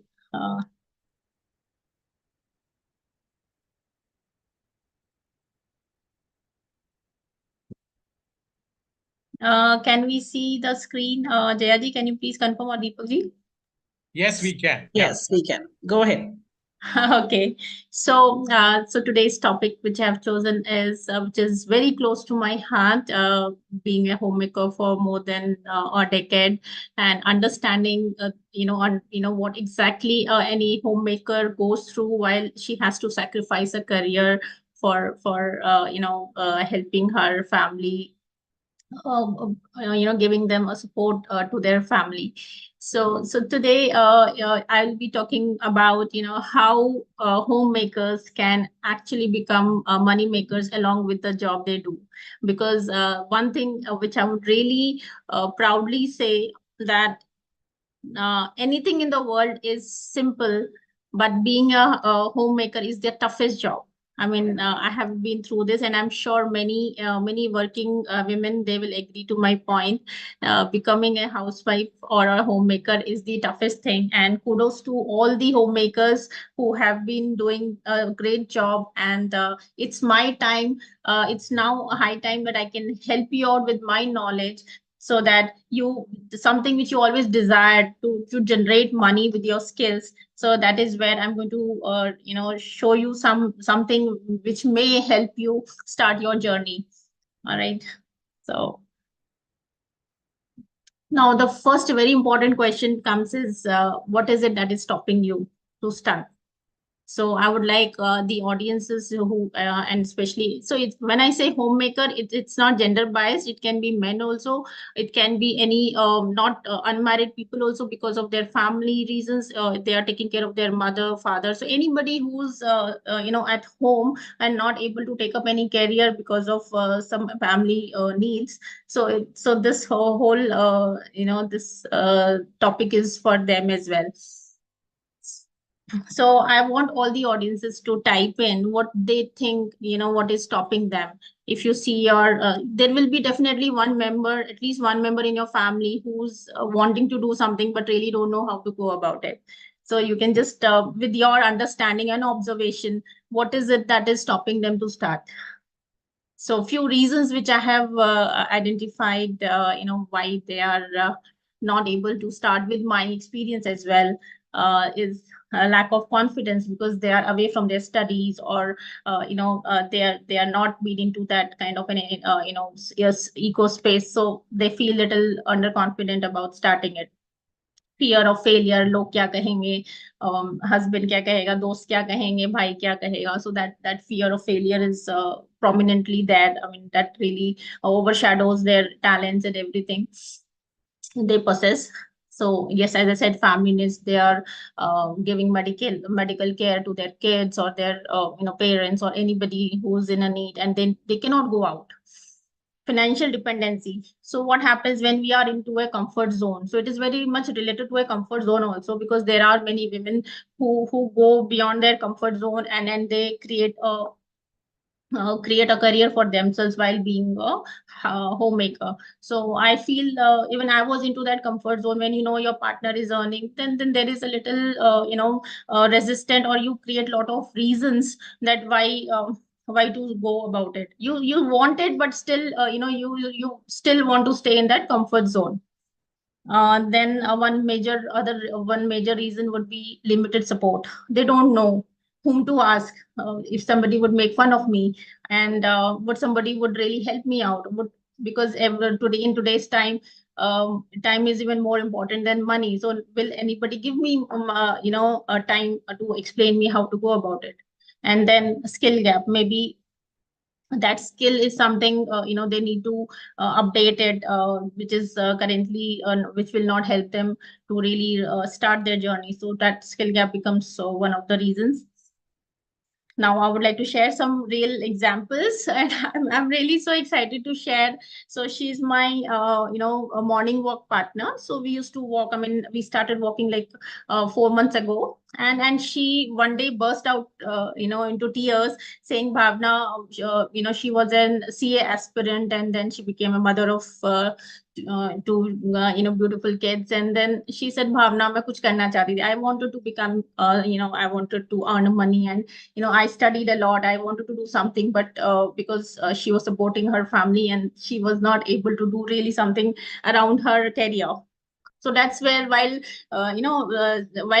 doing that walk with her, I created her LinkedIn profile, and I noticed that she's very good at crafts, creative things. So that's where it was her birthday, and November, I think, I gifted her this Canva thing, and then she started her journey. And within 2 months of time, she started doing amazing job, which even surprises everyone. Like, she closed some international clients, and that's how her journey began. And this is something, LinkedIn has changed her life completely. She feels so good now, after really getting back on her career track. And yes, then we have these so what we decided is, let's create a chain where each homemaker who's getting success, they should handhold other 3 people to give them the similar success. So now Mayuri is mentoring. It's just 3 to 4 months of her journey, and now she's mentoring Gauri, Vinita, and Sonam. And believe me, after 3 months, you will see them rocking on LinkedIn like what Mayuri is doing. Then Apeksha, she's a qualified CS and final year student. She's giving her CA final exams this month. So she's an amazing.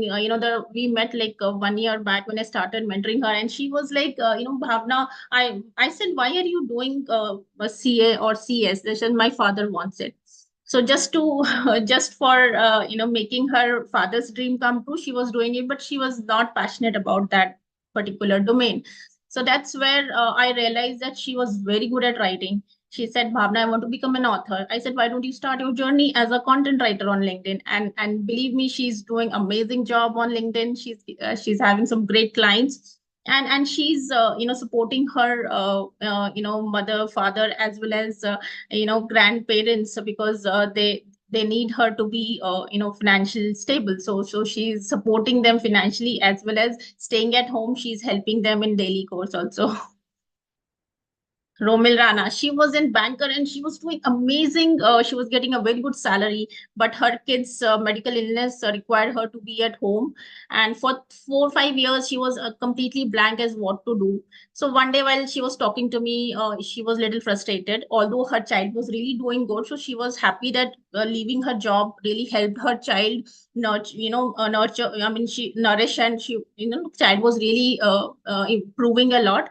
But at the time, on the career part, she was little disappointed and frustrated. And that's where we just created one Canva, design where we talked about her passion for bakery, and her bakery business started. I mean, that was really something surprising to me. The day she put on her WhatsApp status, and she was, she started getting clients, and now she's doing some amazing cakes and following her passion. So Vidita Singhal, she's very special in a way. Believe me, only by WhatsApp audio training, because I was short of time, because I was also into a full-time job. It was not possible for me to really mentor. I just gave her few trainings via WhatsApp audio, and she became an amazing talent acquisition expert.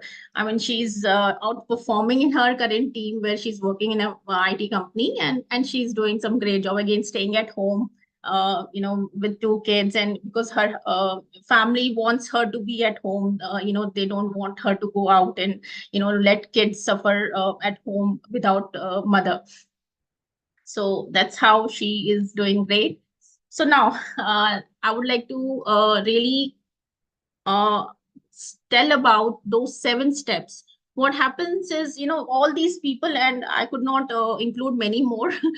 So there are many more. I think I would have touched more than 30 plus women so far. Some are in progress, and some are, who have just started. So these people face similar problems, few similar problems which was stopping them to start. So the first thing is identifying your skills. And then once they identify the skills, then you go to the second step, which is you need to study. There are a lot of free courses, lot of study materials on internet, so you can just study them and then research and be observant. Because before this, you were just watching as in an entertainment mode. But when you really start to you want to start your business, you have to be a very keen observant how it is happening. But whatever niche you choose, whether it's your bakery thing, or your content writing, or any IT job, anything you want, you have to be observant what is happening around the market. Third is creating a professional email. As simple as that, because our professional email, our contact number has to be separate, so that there is there is nothing, I mean, it should be a separate thing for your business. So then after this, optimize at least one social media platform. Not necessarily that you have to, because one big problem is people start going to all 5-6 platforms and they end up giving up because they don't find results. You can, as per your niche, you can choose any one social media platform where you're comfortable. It can be Instagram, it can be Facebook, LinkedIn, Twitter, whatever, and start being active on them. Optimizing is really important, because many people fail to get results since their profile is not optimized. Then creating your services and products. So it can be any simple thing, any one thing. I remember one of my friend, Deepti, she's from Nabha, Patiala, around that Punjab. She had no, I mean, I could not identify any particular skill which she could monetize. Then one fine day while talking, I realized that she's good at making kadha prasad. That halwa, which is received in Gurudwara. So she started her business with that. We just created a design, and then we put in the this group, and she started getting orders, and that's how her journey began.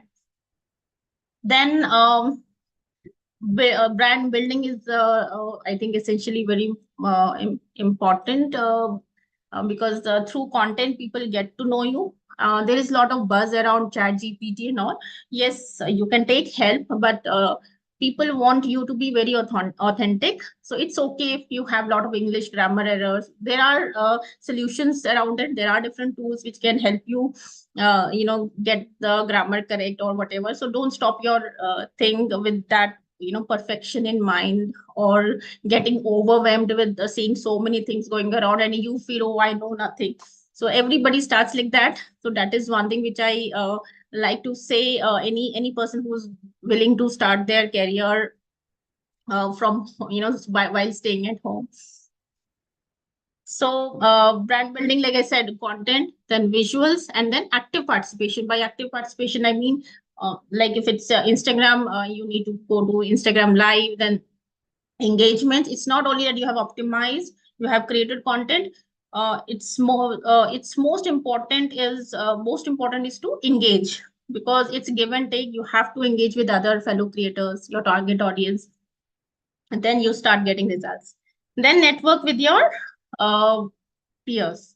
Yes, start connecting and don't be hesitant. क्या सोचेगा, कोई नहीं सोचेगा. Nobody has time to think क्या सोचना है.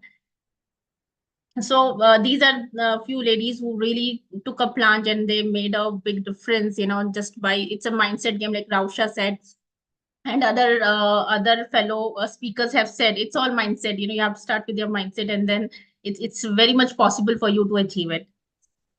So maybe last two frames are for you. Maybe if you are also willing to start your journey. So here is this space for you. So if you need any help, in reaching out, those initial steps, I'm sorry, because first few steps are really difficult for somebody to know how to go about it. So I'm reachable on WhatsApp, I'm reachable on LinkedIn. So you can meet me, or you can, I can reach out to you. See, all these steps, everything you can do on your own. But if you really want to speed up or accelerate your journey, then you must really reach out to a mentor who can guide you. वो आपकी journey को सीधे highway पे ले जाते हैं. They help you cut, cross those bushes and thorns, because they know what all things will come in your journey. So that is a very ideal way to really reach out to a mentor to guide you on your journey. Those who have already achieved that which you are seeking for. Thank you so much. I think I have not taken. I think time is okay. Yes. You are so fabulous. You're so motivating. And Bhavna, you have been able to touch lives of people who were not so sure about where they would be, what would be the journey, people with doubts. And no matter that they were already doing one of the best jobs in the world. And yet, so more power to you, more power to the women whose lives you touch. And on this day of, World Transformation Day, which Amplify here is hosting in India, more than 10 hours of continuous discussions and dialogues with experts, willing to give their bit and sharing to the world. Thank you so much, Bhavna. Deepak, over to you. Thank you, Jaya Lakshmi. Bhavna, I checked, we are already connected on LinkedIn. You are a first contact. The only reason I didn't recognize you is because of these trendy glasses which you are wearing. Okay, these are recent fashion glass. Which are not there on your LinkedIn profile. No, on Holi, my kid broke that, so I just changed recently. So we have one or two questions which we can ask since we have the time. Yes.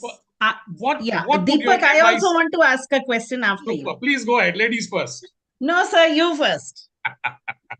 Okay. So what would be your advice, Bhavna, to somebody who is starting out on LinkedIn fresh? When you are starting out, you are seeing so many people having 1 lakh followers, and they are putting up a post where they get 1,000 likes in like half an hour, and you are putting up one post and 5 hours later you got only 1 like. So what would be your advice to a person who's starting out? So first of all, this whole game is all about consistency, right? See, if you can change one person's life with your content and knowledge, that matters more than you're just bombarding 10,000 likes, because to be very honest, there are different groups created just to create that kind of a sensation. But actually, if you ask, maybe that is not so valuable. If you're able to touch even that one like that you're getting, I believe your purpose is solved. I mean, that is what. And somebody who is still feeling little oh, why this is happening, I'm putting and I'm getting only one like, please join us. We have people supporting you, so that at least you're able to reach out to more and wider audiences. There are certain strategies that you have to keep in mind to reach out to wider audiences.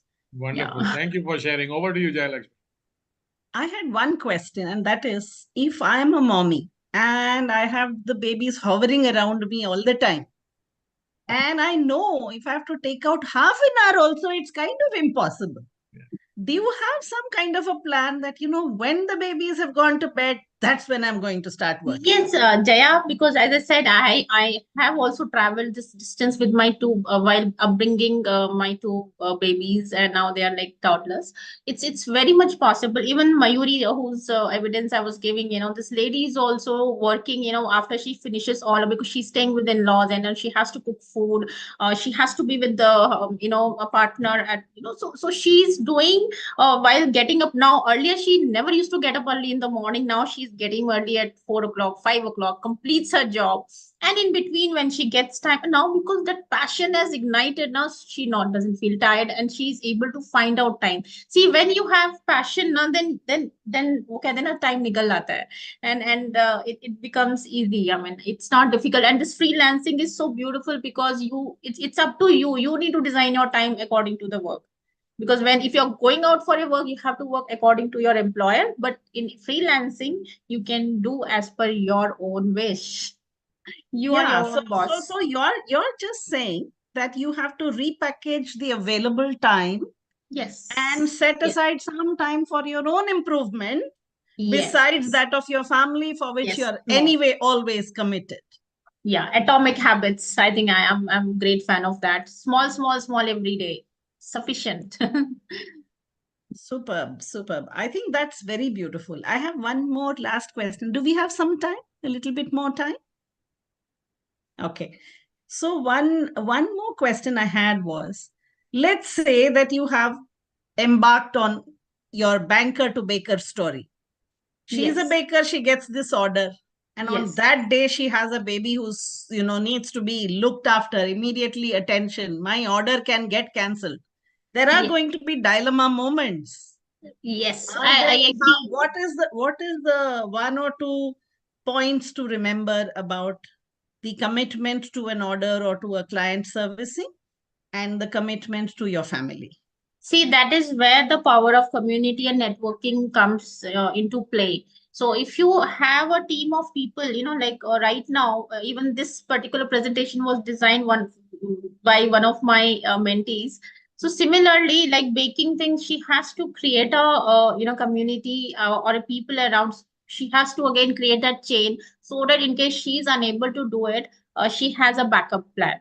So that is where I think this has been working very good with her also, because at such given point of time, if not only kid, it can be any reason, it can be any exigency which might have come up. So she has one more friend who does on her behalf, and she apologized the client that there can be a little, it's okay, client is okay to listen if we are providing timely engagement, if we are our communication is clear with the client.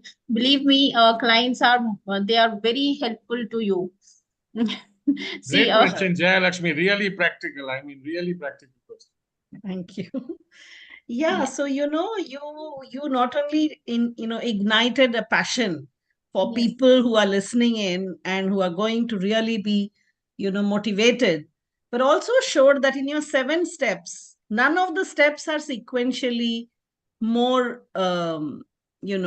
higher than another one or lower than another one. So the 7th one that you had in your 7 steps really was about engaging with other peers, right? Yes. Other people who do similar businesses, or other people who do businesses while being moms, while being home.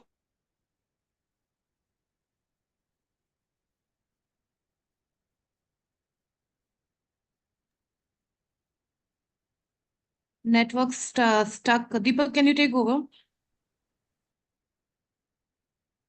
You're on mute.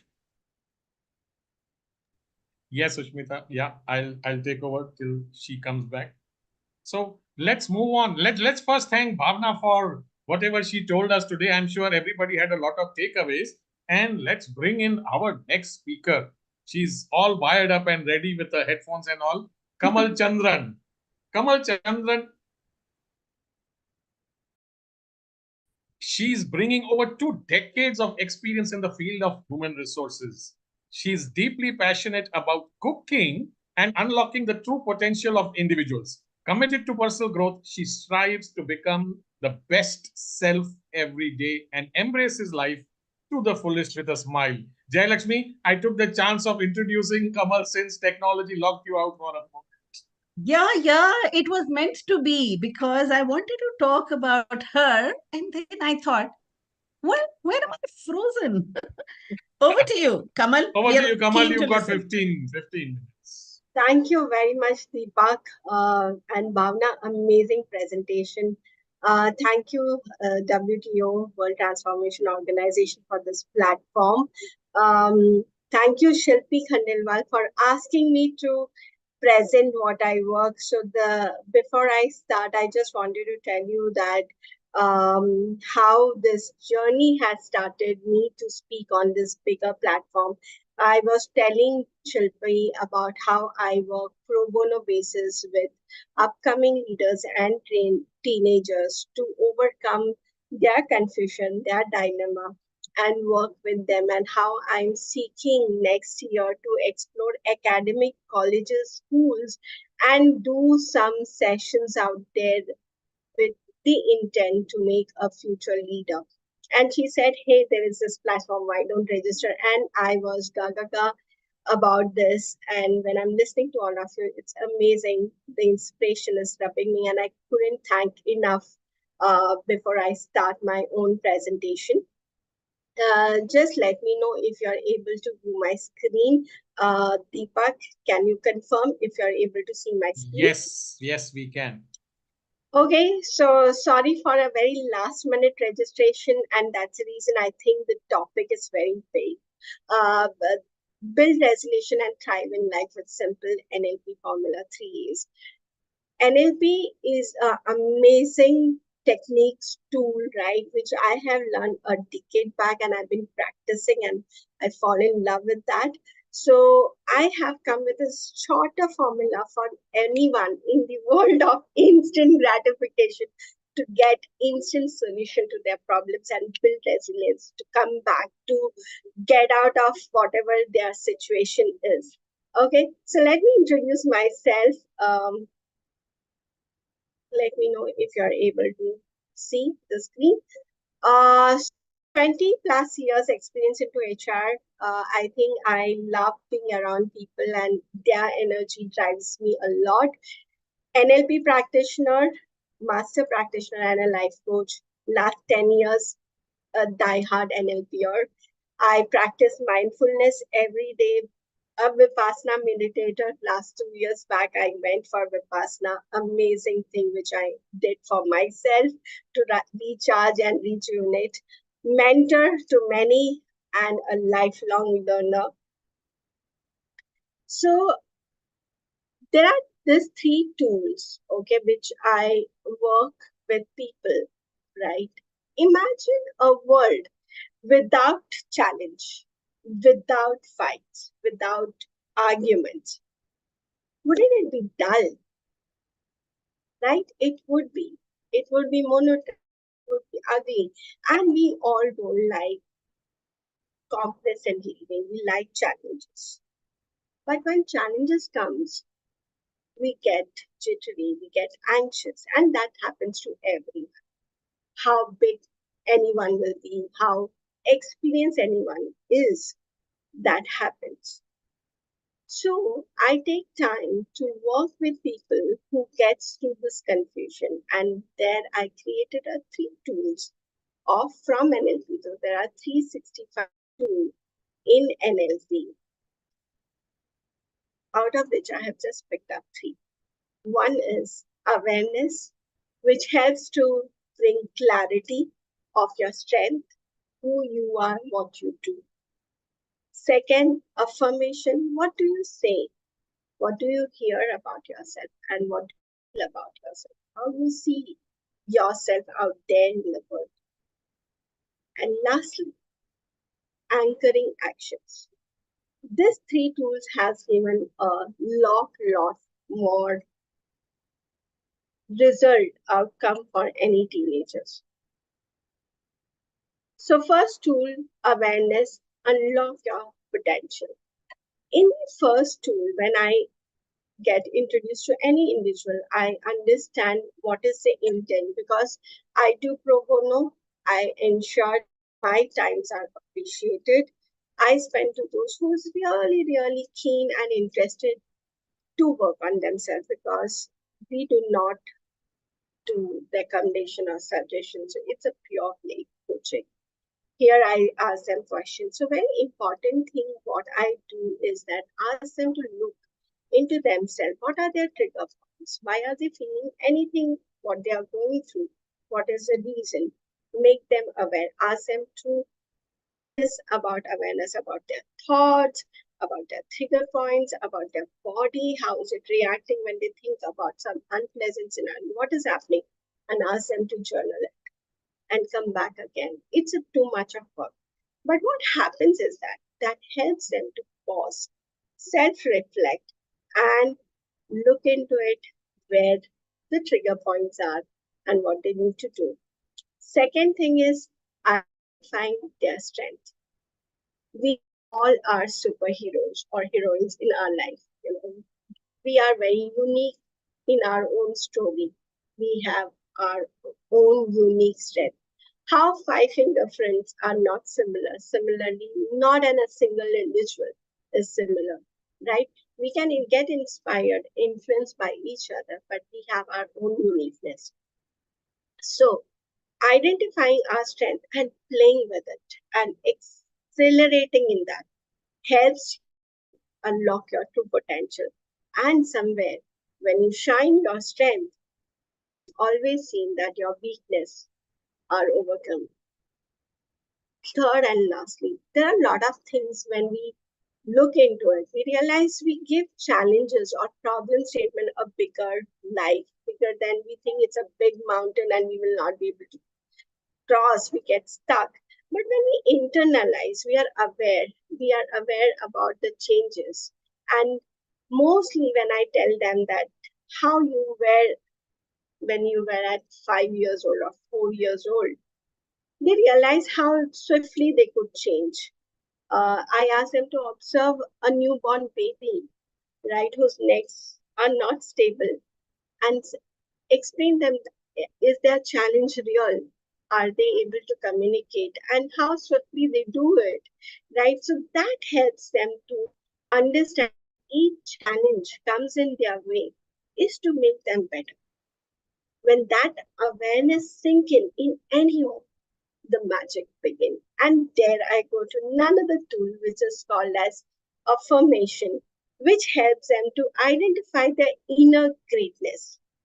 How? Self-love. So I give this analogy to everyone. In the morning when we wake up, we charge our mobile. What are you doing to charge yourself? I charge myself by looking into mirror and say some good stuff about me, what I like about myself. So I ask them to list down what they like and talk about it through mirror. And while doing this, ended saying that I love to come with. It's difficult. It's very, very difficult. When I started this journey somewhere in 2017, I find it very funny. How can I say I love Kamal? But the day I understood the meaning of saying I love Kamal, I had overwhelming experience of tears, my vulnerability. But that had shown me what self-love is. And I'm embracing. So I ask them to embrace and appreciate their self-love. What does self-love does? It helps you to build a positive mindset. NLP has done this with me. It re-emphasized me that I am the person who was pushed into to become suddenly very in life to become a bread earner, right? Without me expecting to do that. But I could just I was able to do it in spite of being a backbencher and an average student during my academic year, just because I love my family. And I have a practice which is there in my subconscious mind that I always see glass full, half full. I have never seen half glass empty. So I realized that somewhere embracing and appreciating self-assurance is part of my life and positive mindset I'm blessed with. So I inculcate this to any teenagers or upcoming leaders. And because of that, I have seen people standing tall with a lot of confidence. And when this exercise, it is intense. They understand the submodalities of how they perceive about themselves, how they look about themselves in the world by saying or by seeing how they see themselves, by listening how they hear about themselves and how they feel about themselves. So I work on their visualization, auditory and kinesthetic in this area. After that, yes, the last and empowering tool is anchoring actions. I ask them to take small steps. Atomic Habits is something which I recommend everyone to book because it helps us to understand a small step taken today. You are a very different person after 365 days, right? So yes, goal setting. I push them to goal set once the awareness is built, they have watched what they are to themselves, how they're feeling about themselves, and they're all geared up. I set their goals. And during that journey, I'm there with them. We make small steps, okay? We develop strategies. We look into what are the situations which can come as a hindrance and how to overcome. For example, if somebody wants to do a public speaking, we develop strategy that every day, 10 minutes, they will listen to some talk show and write it out, and then listen again and say it out and then deliver. That's how you will deliver and become a public speaker. And consistent practice. So there is no shortcut. There is no shortcut, but these 3 tools will help anyone to overcome any situation and build resilience. That I can guarantee because this has definitely worked with thousands of people I have worked for last 2 years. Okay. And by doing that, they have understood how to embrace the power of resilience, how to adapt to any situation, whether it is uncertainties, whether it is surprises, whether it is sudden changes. COVID was really a good time where I worked with people and introduced this tool. I could see a lot of magical changes. They were able to come out of their diseases too by just adapting and making these changes. Healing happens when you are ready, right? They were able to build perseverance. They were having that patience to overcome anything. And by just being aware, by looking into what you're saying, and by taking small action, you see your better version your better version of yourself from yesterday to today, and that empowers you. So nurturing your well-being, stress management, cultivate connection, practice self-care, seek help when needed. So this is my message out there to everyone, that this tool is definitely going to work, but look into your emotional well-being. I hope you have seen the movie Inside Out, how it is ended or concluded that we should embrace all our emotion. Show your vulnerability out there. Make mistake. Don't be fearful to fail. But the moment you rise, you are going to drop everyone with your energy, and everyone out there will want to work with you. So anyone who want to join this journey with me and pass on these 3 A's, please reach out to me through LinkedIn. And I would say I'm doing this pro bono because their job is there to earn my means.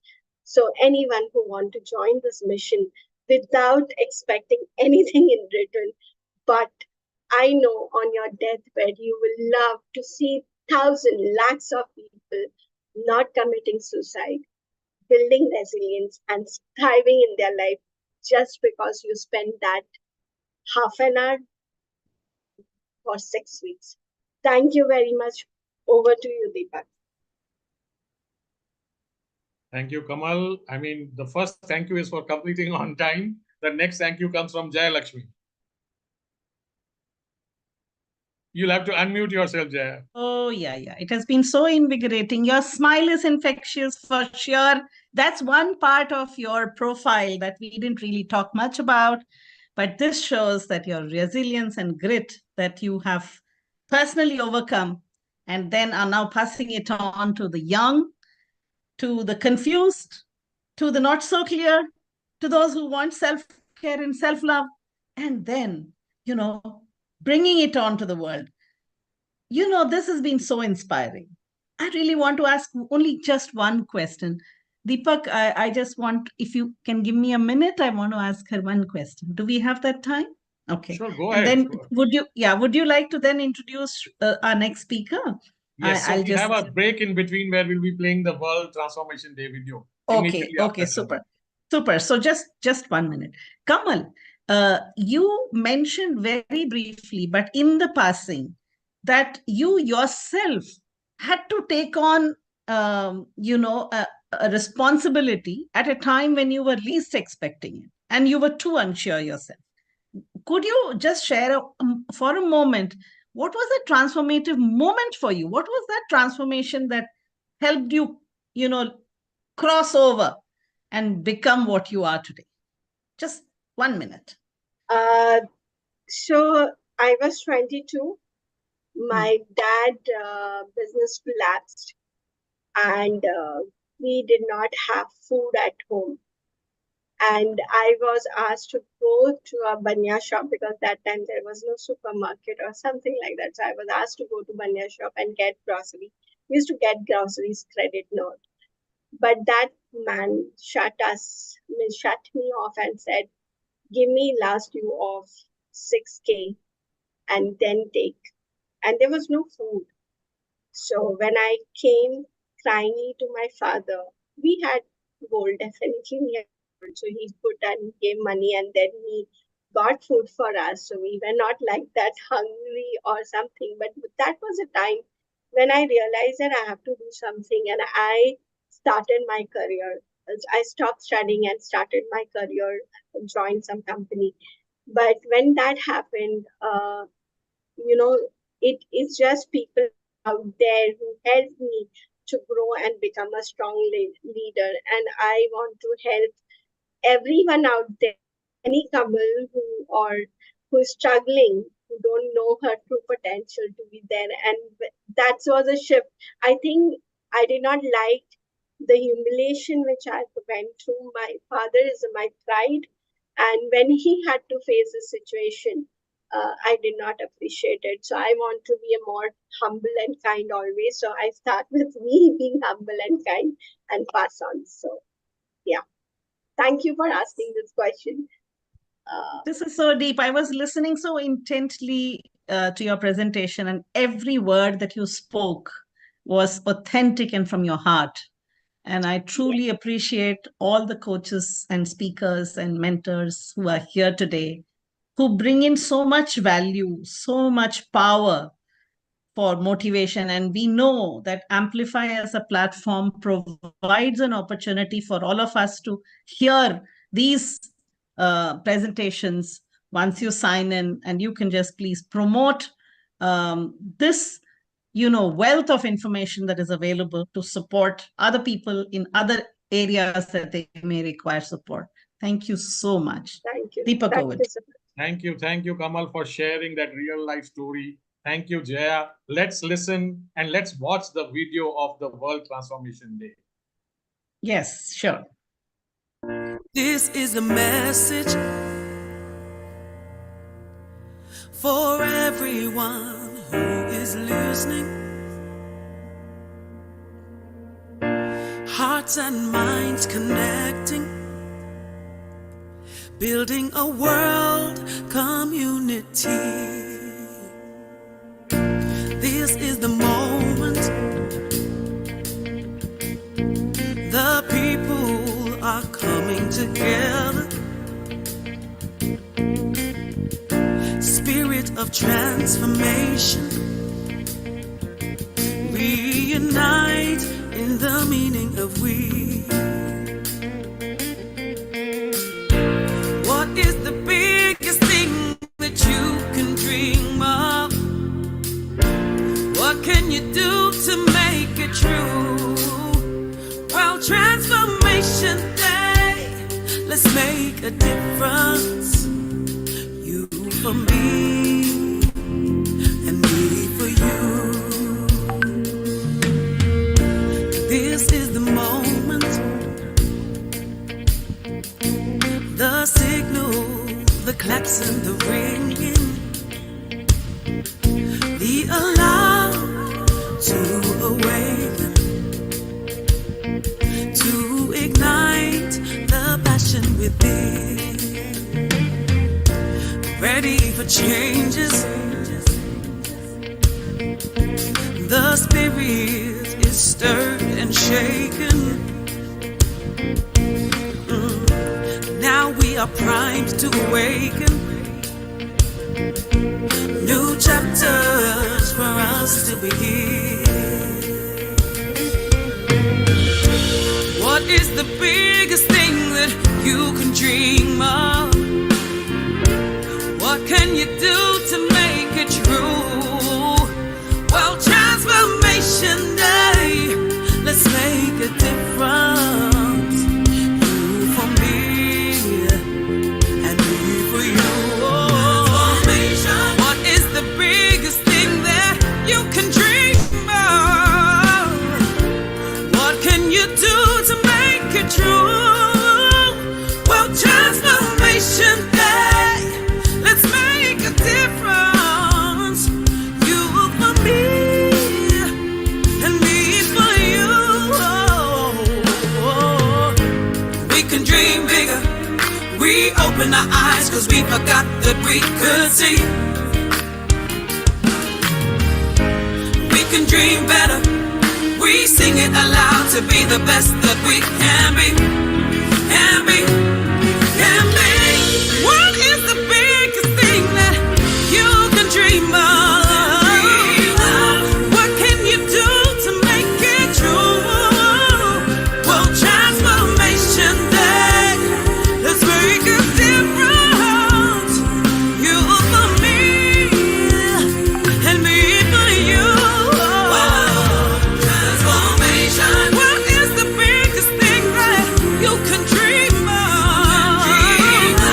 What can you do to make it true? Well, Transformation Day, let's make a difference. You for me and me for you.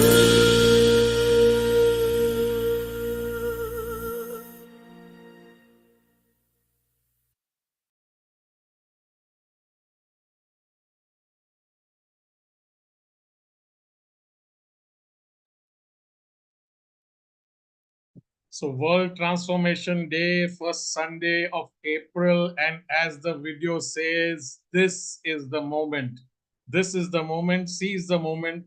For the past 7 hours plus, we have been on air live with so many speakers, trainers, coaches coming, giving their message to the world. And this is the moment when I get to introduce our next speaker. Our next speaker is Sweta Upadhyay, a DMIT counselor and spiritual trainer. She specializes in assessing individuals' unique innate abilities, talents, and intelligence through fingerprint analysis, guiding individuals in understanding their strengths, weaknesses, and potential career paths based on this analysis. As a spiritual trainer, she also offers guidance and support to individuals seeking personal growth, self-discovery, and spiritual fulfillment. Her combined expertise aims to empower individuals in both their personal and professional development journeys. Please welcome Sweta. You have 15 minutes. The stage is yours. Okay, so hi, great evening, everyone. It's nice to see you in the third year of Amplify World Transformation Day. So, just I want to start a brief introduction about my subject, that is DMIT, Dermatoglyphic Multiple Intelligence Test. Is it my PPT okay with you all? Just help me out, Yes, we can Deepakji. see it. Yes. Yeah. Yes, Okay. yes, it is. Okay, yeah. Thank you. So once again, a very happy evening to everyone. Myself, Shweta Upadhyay, has completed my MSc B.Ed and BA in ILRD. I am a career counselor and a life coach. So working as a DMIT counselor. So the thing comes, what is DMIT? But I want to ask you people a question, that everyone wants to be a succeed, even from a child to a young age boy, even retired people also want to be a succeed in different life. But the thing is, why few people get success? So we can have a more example, like great our leaders are there. We can see a great people in this platform, in this page. So there are like Mother Teresa, Mahatma Gandhi, Modi ji, Ambani, okay, so Bill Gates. Why these people are only getting success? Why these people? So the question arises that here, Shweta, can that you how go full screen, please? Can you do a full screen, please? A presentation view. yeah, actually it's in full screen, right? Can you do a presentation view? No, can you do a presentation view? No, actually it's not working for me. So I have shifted to PDF. Is it okay? Yeah, okay, continue. You'll have to reduce it a little bit. You'll have to reduce the size. Okay. Yeah. Yes. I hope this. Okay. So the question arises here, that how did they got succeed in their life? So there are the two type of solution. One is due to their luck, support, or due to their inborn quality, talent, and potential make them great successful. So almost we have thought about it, and all of the people are thinking is right this, that it is because of due to their inborn talent, inborn quality, potentiality, they got succeed. So every child is a unique born with its own quality, and it is a God gift in this earth. Their talents, inborn qualities, interested, potential may discover by their parents, teachers, friends, maybe their well-wishers. So how like Einstein has become the genius, we can also become. So every child also can become the genius personality. Because as per the great Chanakya says, किसी भी मनुष्य को की वर्तमान स्थिति को देखकर उसके भविष्य का उपहास मत करिए, मत उड़ाइए, क्योंकि कल में इतनी शक्ति है कि वो एक मामूली सी कोयल के टुकड़े को भी हीरे में बदल सकता है. So every child is unique and he is getting a unique platform, unique of his talent. So here we have such more example. If every child is a God gift, having some unique talent and potential equality, then again the question arises, how we will find out our inborn talent, God gifted qualities. So there is some ways, every problem carries some solutions. We will find out your inborn talents with the help of science and technology, that is DMIT. So what is DMIT? Mind mirror that represents DMIT's Dermatoglyphic Multiple Intelligence Test. So there are 8 kinds of smart intelligence. That means every child is born with 8 kinds of smartness. That is also known as the multiple intelligence. We have to find out the ratio and discover inborn talents from these 8 kind of smartness.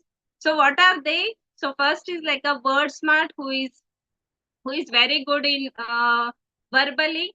Second, it comes to the math smart, which is like related to the logical. Music smart, body smart, nature smart, self smart, and people smart, art smart. So there are total of the 8 multiple intelligence who has founded by Dr. Howard Gardner. So there are a lot of questions related dermatography analysis. So what is difference between dermatography analysis and fortune telling? So the dermatography analysis is a sample that invariable and alterable ridge lines by using the computerized and scientific method of compression, quantification, analysis. And the result is therefore objective and the figures remain the same as the child grows in age. It's fundamentally different from the fortune telling of reading palm print. So what the question arises next is what specific help can be given through the dermatoglyphics. We are able to find out why are the children not interested in their learning. The learning barrier because from the inappropriate stimulation and teaching. Why are the children always opposing to your why are the children so active, so stubborn, or why can they concentrate or sit still? Find out the most appropriate way of teaching and communication. So the dermatography analysis is for the parents and teachers of known the difference of advantages in brain function and their best method of learning. So everything is getting changed. We are bound to accept and adjust with the time and the human evaluation. So as we know about this example, already the picture is saying lot of about it. So acceptance of new technology make us more talent and success. So there is a old technology of listening music, which was an old music composer. Now the new technology came as a very compact, which is in like a mobile or iPad or iPod. So the next was in, we can go with the Pushpak Viman, that was an old technology. But now the new technology is like an aeroplane. So lifestyle becomes easy due to change in technology. As we know in medical history also or in medical equipments, there was an old type of pressure, old blood pressure checkup device, and now it is came into like modernization, new blood pressure checkup device. So next we go with the next acceptance, like old technology of teaching, related to the cash deposit, related to the agriculture, even communication. So now the new technology has changed everything in agriculture, in teaching, even in the communication or in the cash deposit machine. So we can see the Kundali, which was our old technique, which was palmistry, was our old technique, which is related to confused or a future prediction. So what is the new technology? New technology comes with the confirm with future career and solution.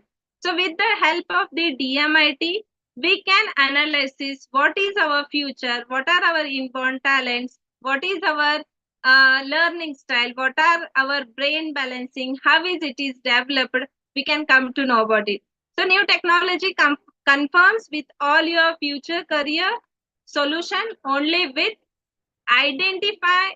So here DMIT shows that identify your inborn talents through DMIT, know your child, what is your child's inborn intelligence, what is your child's inborn potential, what is your child's learning speed and pattern, what is your child's personality type, how does and how much does your child memory is, in which career will your child will do better, in which career will your child will do better. Again, there is a question. The last question means a lot to all of the parents, that in which career will our child will do better. So here are some like when DMIT helps to find out a solution for development of good health, wealth and happiness.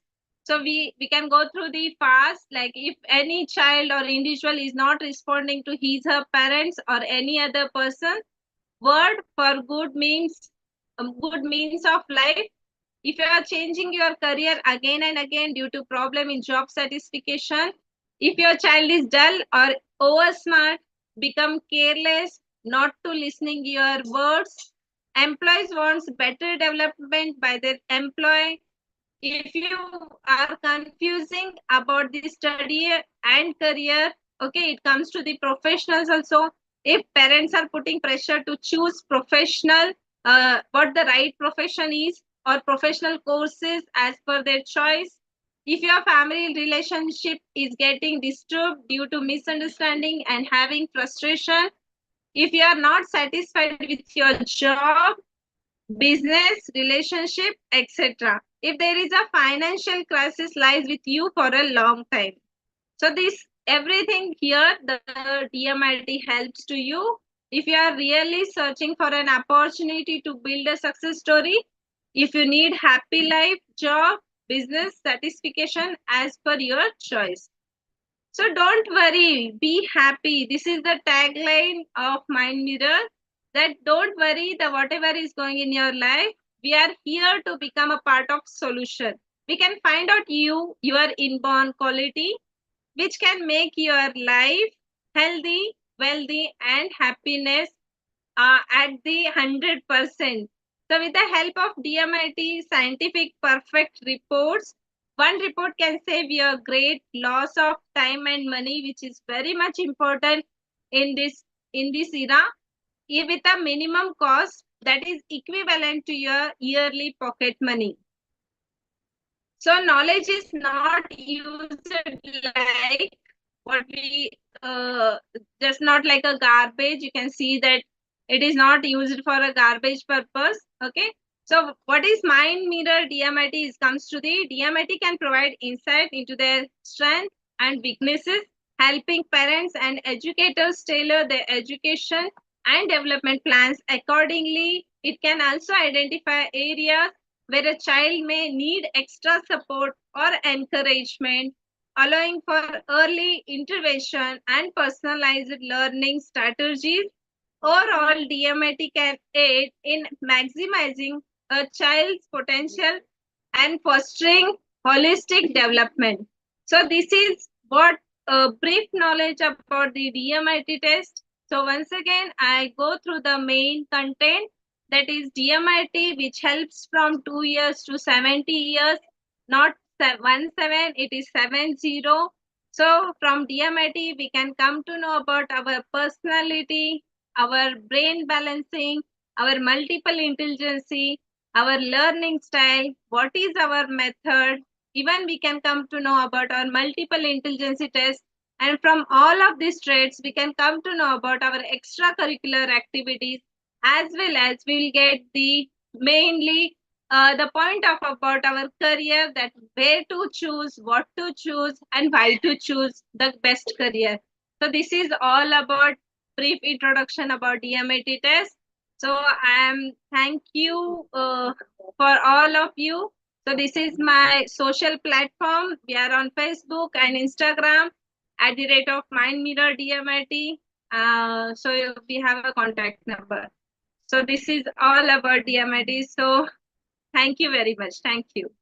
Thank you, Shweta. Great presentation. And again, thank you for finishing on time. Jaya, Yes. over to you. Great. Yes. Thank you so much, Shweta. Initially, when I heard that you are onto fingerprinting and multiple intelligence, I thought I just heard Dr. Manisha Jain talk about fingerprinting and analysis. So I was thinking should be some kind of a connect. And here I find that this is an application of a methodology combining science or psychology of science or science of psychology and bringing it on for looking at children's capabilities and bringing on board that into a very different level. Deepak ji, you've been such a wonderful co-host with me in this session. So, I really want you to stay on, but I know you've stretched beyond your session. Thank you, Shweta, for this session. And would you be here with me to invite Sai Raja? Yes. So, before signing off, I would love to hand it over to you to invite Sai Raja as the next MC. It has been an honor and a pleasure to have spent these last 4 hours with Team Amplify and be a part of WTD. Looking forward to joining you again whenever this happens next year. I will also try and join in later in the night when the final ceremony is happening. So thank you everybody for this opportunity. God bless us all and see you again soon. Thank you, Deepak. Thank you. Welcome, Sai Raja, to be once again in this year's edition of the WTD. Amplify is a partner for WTD for so many years, and you've been at the helm. When I came on, you were like, telling us how things are done. And so it's such an honor for me to have you here together, especially in the learning sessions that you were there with us. So just to kickstart, I'd like to first take this opportunity and, speak about Suresh Babu. Yeah. So Suresh Babu is a global business coach.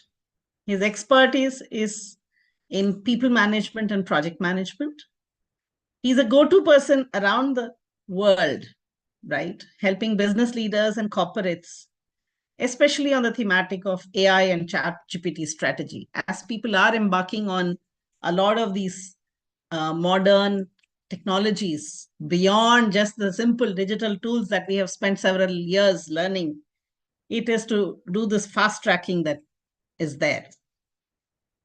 Besides this, he's a sought-after speaker, trainer, helping individuals and organizations to achieve success through his innovative strategies. So here it is.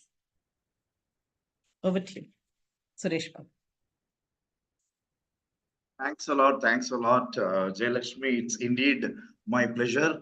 I remember seeing you in the previous sessions also. First and foremost, I need to start with a token of gratitude. This is my, Khussaal should help me. I think this is the third time I've been invited to be a speaker at this event, World Transformation Day. I request everybody, whoever is fourth, right? Thank you. So I request everybody who's there as a speaker, as a participant, as a host, as an anchor, whatever you are doing, give a big round of applause to the complete team behind. Type clap, clap, clap, clap in the chat. Because it's such an amazing thing. When I heard about this for the first time, I had goosebumps. Because we hear about so many days, but we never heard about Transformation Day. And it's an opportunity for me to come with different topics every year. And this time I thought, let me share what's happening around artificial intelligence, what's happening around ChatGPT, and much more. So thank you, Jayalakshmi. I am Suresh Babu, a business coach. And fortunately, from last year to this year, the difference is we went global. I was fortunate enough to impact people in Nigeria, South Africa, Egypt, and Denmark. And everything happened because of internet, because of adapting to Zoom, because of technology embracement. I love empowering and enabling people around people management, around project management, as a coach, as a business coach. Now, I'm sort of a trainer around AI and ChatGPT leverage for more business and also leaders. You can get in touch with me. And last but not the least, I'm a certified MBTA certified practitioner. I'm a certified Clifton Sense Finder coach and project management professional. Feel free to ping me, or Sai Raja also knows me, and Khussaal also knows me. You can always get in touch with me. I will share my LinkedIn profile in the end. So friends, how many of you agree? This program would not have been successful if it were not to be implemented today. And I was looking at the time, short, like it's going as per the timelines perfectly, because millions of people are having ideas. The challenge is most of them are not being implemented. And I'm an expert around getting things done, and excellence in execution is the topic I'm going to talk. And I'm super excited to make a mention. This book will be hitting the market very soon. I'm authoring a book by name Execution in Excellence. You can be the first few to grab the copy, and you might get invitation to be there for the launch, provided you respond and take it in the end. All of us are talking about artificial intelligence. All of us are talking about ChatGPT, but there are so many things in terms of but. There are so many things in terms of do's and don'ts. I'm sure all of you heard team means what? Can you put across in the chat box? We always say team means together each achieve more. You heard about it? And today I'm going to talk about another team where the spelling is TEEM. Time, energy, efforts, and money. With AI and ChatGPT, I promise you will do things in half the time. You will invest about 30% of the energy, and you will have only 20% of efforts, and you can make 200% of money. How many of you will be interested to know how is this possible? Stay tuned for my next few minutes of my presentation. Exponential growth is in front of you, me, and everybody, provided you embrace. You need not know the technology. How many of you know how a chassis, an engine, and a carburetor, and the petrol, electrical, mechanical things work in a car? We only know about the steering, clutch, brake, lights. That's all, right? Similarly, leveraging AI and ChatGPT and all AI tools is like that. Because of that, exponential growth is possible. And if you love that, get onto the bandwagon. Increased efficiency. In the limited time, I cannot talk about demonstrating. However, in my workshops, I do it. I'll be more than happy to invite each one of you for the next workshop, provided you are in touch. Because today I'm not going to announce anything. And it has got transformative potential.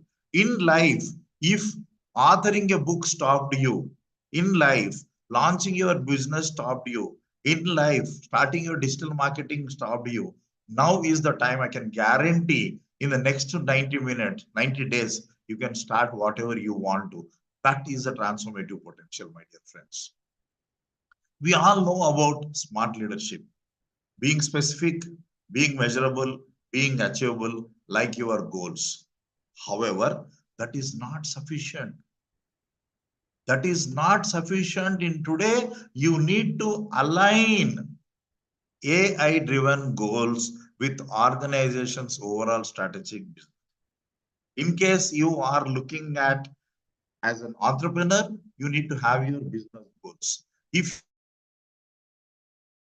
you are looking at as a leader, you need to look at your organization goals, then prioritize and iterate. So these are something very important, and that's the reason seeking feedback, learning on a continuous basis, and adapting to the new situation have become the need of the hour. The culture, people who don't take feedback are going to have a tough time now. People who think I know it all, I don't need to learn, are going to have a tough time now. People who are not adaptable are going to have a tough time now, dear friends. So it's very important that you need to upskill. You need to collaborate. You need to innovate. I can vouch the world amongst the trainers and coaches, collaboration has come to a peak now. It's going so fantastic. I'm collaborating with people left, right, and center within India and abroad. So think about that.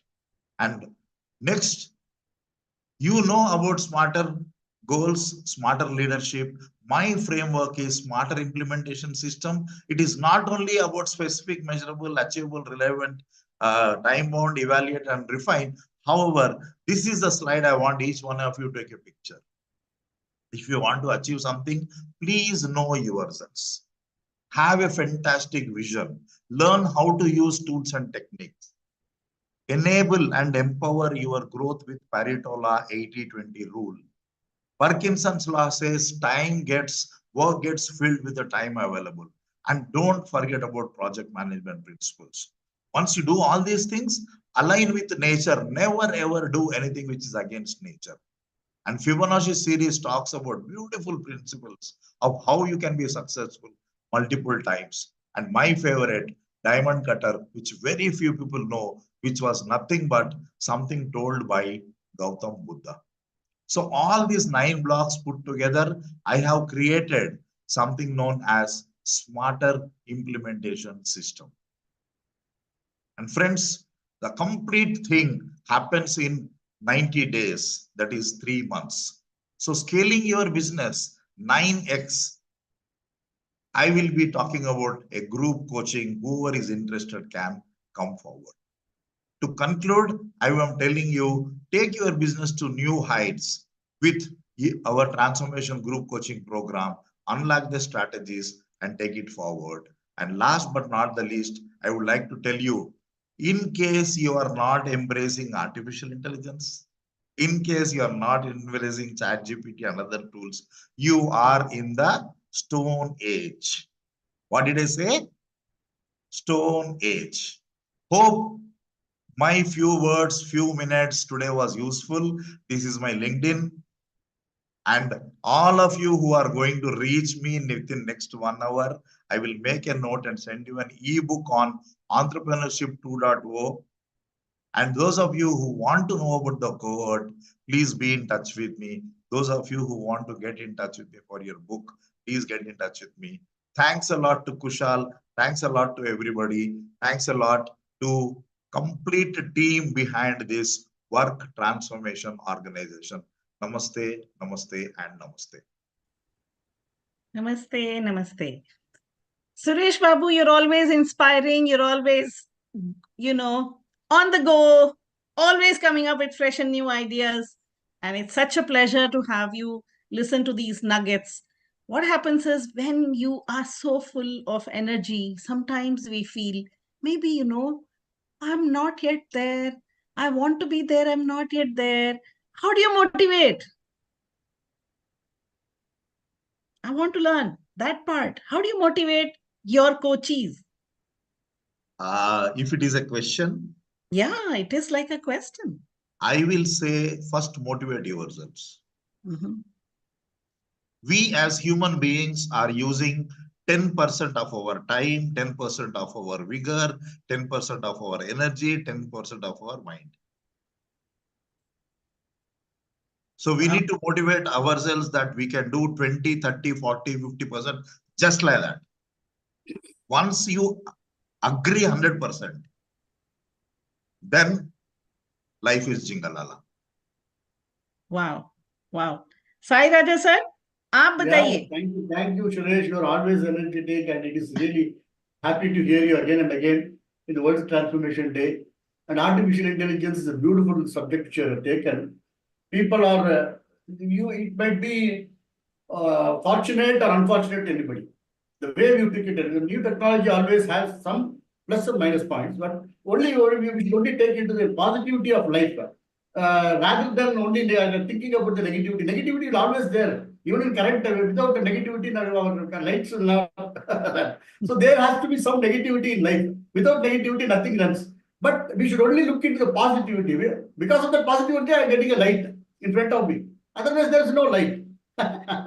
So how we take technology, the new technology, even when computers came in, people were very worried. Oh, we are going to be dumbstruck and all those things. But today, we are doing Zoom because of the laptops and other things. So technology has always been good to our humanity. Only thing, how you take it and how you upgrade yourself and upskill yourself is the most important thing. And it is a beautiful subject you have taken. All the best for your services. Yeah, I'm looking forward to the book. Looking forward to the book. Thank you very much. I'm Sai sir. Should I take the liberty of introducing Nisha, or would you want to introduce her? No problem. You can go ahead, madam. So Nisha is, working on a subject which is very close to me. I have so many questions in my mind, so I'm so keen to listen to her. She helps to build mental muscles that attract wealth by expanding the limiting beliefs, and she helps to write a new script for that. And today, She's asking the question or helping us to understand how to answer the question. Is financial stress killing you? You have 15 minutes, Nisha. I am going to be silent, looking up to you to finish it sooner so I can have a chance to ask a question. Thank you very much. Your time starts now. Thank you very much, everyone, here in this evening. And I am so glad to be a part of this Amplefy. So, and they have given me the chance, and I am a upcoming coach, and you can say I am putting up all my experience in this. I am in my 51 half century gone, and I am here to level up the world and give them whatever I have learned, I have taken from the world. So I'm very grateful to the opportunity, and taking this opportunity with the speakers spoke so good, and everyone here to announce, give them some value to people. And kal hi meri baat ho rahi thi. I was supposed to speak in Hindi, so it's like English. I will be speaking in Hindi and English both. So thank you. And कल मेरी बात जैसे हो रही थी एक group of coaches से कि coaches are the world leaders now because they are giving so much of value. इतनी सारी चीजें, they so much of stress is happening around. People are running after rat race. किसी को कुछ देखा उसके साथ चले गए. तो they are coaches are giving them values. They are imparting values which is not told in academics. Only academics learn कि क्या है साइंस, क्या है मैथ्स, वो क्या है. So they are not actually practical is learned in academics. So to start with, I am giving a small, guided meditation. It is grounding meditation, we can say. And all of you are here for so long, and people are listening. So I am giving to ground them. Just take deep inhale, deep breathe in. Close your eyes and sit straight. If not possible, keep the palm on your thighs and, palm in Gyan Mudra. This is Gyan Mudra. So deep inhale, deep exhale. 4 times we will deep inhale, deep exhale. Relax your muscles. Let the thought come and go. Let go all your anger, frustration, guilt which you are carrying. Let go all your limiting beliefs. Last deep breath. With all these deep breaths, this time, relax your entire body.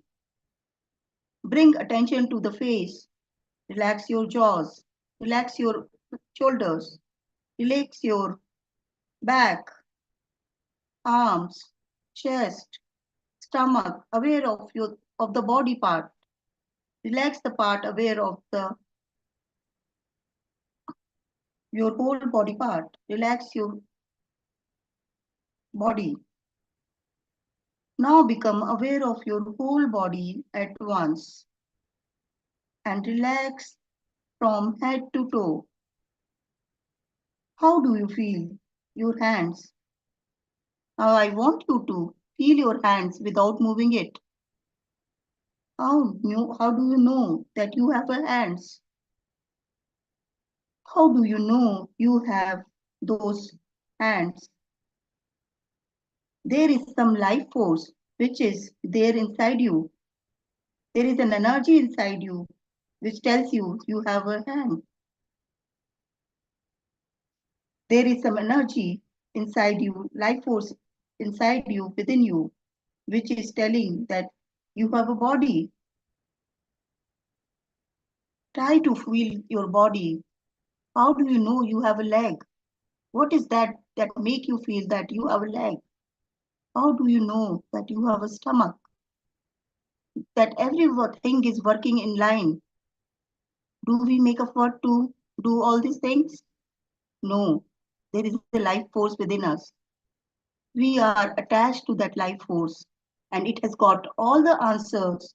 It has got all the questions. It is within you. So when we are connected to that life force within us, we have deep within, and we have questions, answers to all the questions we ask.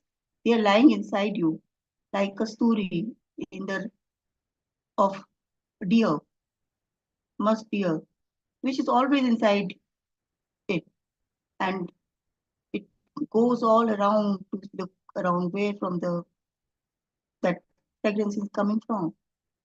So you will get all the answers to your questions within yourself once you are aligned with the life force within you. Relax and deep breath. Relax and deep breath. And the moment you feel slowly, you can open your eyes. Thank you very much for listening to me and having with me this meditation. Now I am sharing my presentation. I will be talking about financial freedom. So, freedom. Most of us are not happy when we don't have money. So, money is the root cause. I think money is the thing. Money is a tool with which we buy our food, with which we buy our clothes, with which we buy our shelter. It's not money. We don't want money. We want other things. To look beyond that what we want. And now my agenda is like, my agenda will be meditation is gone, like what is money? So I will tell you about what is money. I will go brief. What is money? Money is an energy. It's an integral part of energy at everything. Our thoughts are energy. Our words are energy. Everything, the wooden, non-living, living things are energy because they are made up of electrons, protons, and neutrons. Electrons are the smallest energy particles in our body. So everything in this world universe is energy. So is money. Money is spiritual. So we pray to the Lakshmi. Money is not good and bad. Money is spiritual. We make use of it, good or bad. Money is free flow, currency. The current word is coming from currency. Word is coming from current, and that is free flow. And it is free flow. It is in abundance, right? So the next part, how it is connected to our belief. What is a belief? I will tell you what is belief. I am going to tell you that 80% of mindset, we make money from mindset, and 20% in management and other things, right? So what is belief? Belief is you have an opinion which is without any evidence. With someone has said over a period of time, it becomes belief. It may be or may not be an evidence, but they become your belief, which is you take from the society, right? So where do we get our beliefs from? We get our beliefs from family. The moment we born, we get all beliefs that this person is not good. We become judgmental. The way we are talking to our friends, people, it all comes from our family. Then second thing, we go to the surroundings. Then we meet friends, the incidents we look around, the media, the community. But this makes our beliefs. Like what we say, money doesn't grow on trees. It's very hard to earn money. These all beliefs come from your childhood. Even if कभी आपके पापा ने कहा, कभी आपकी mummy ने कहा, कभी आपके friends ने कहा.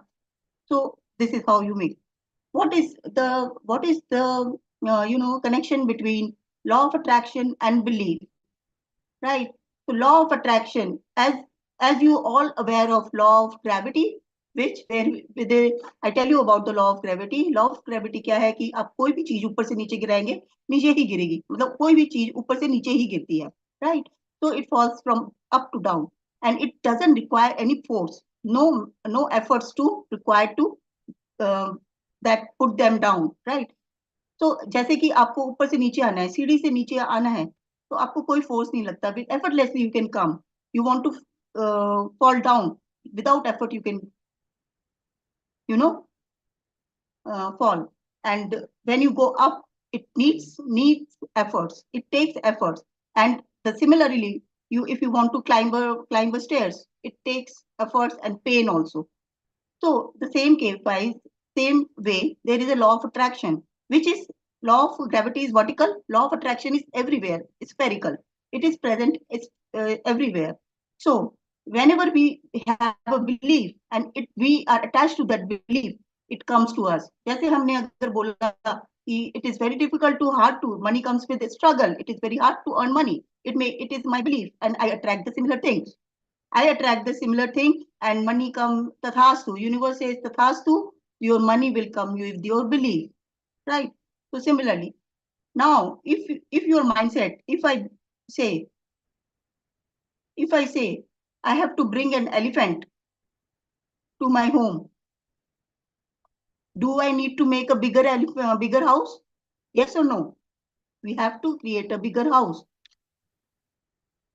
So similarly, if we want to make ourselves wealthy, we have to change our mindset. We have to create a new mindset, bigger mindset. We have to cut down our limiting beliefs, right?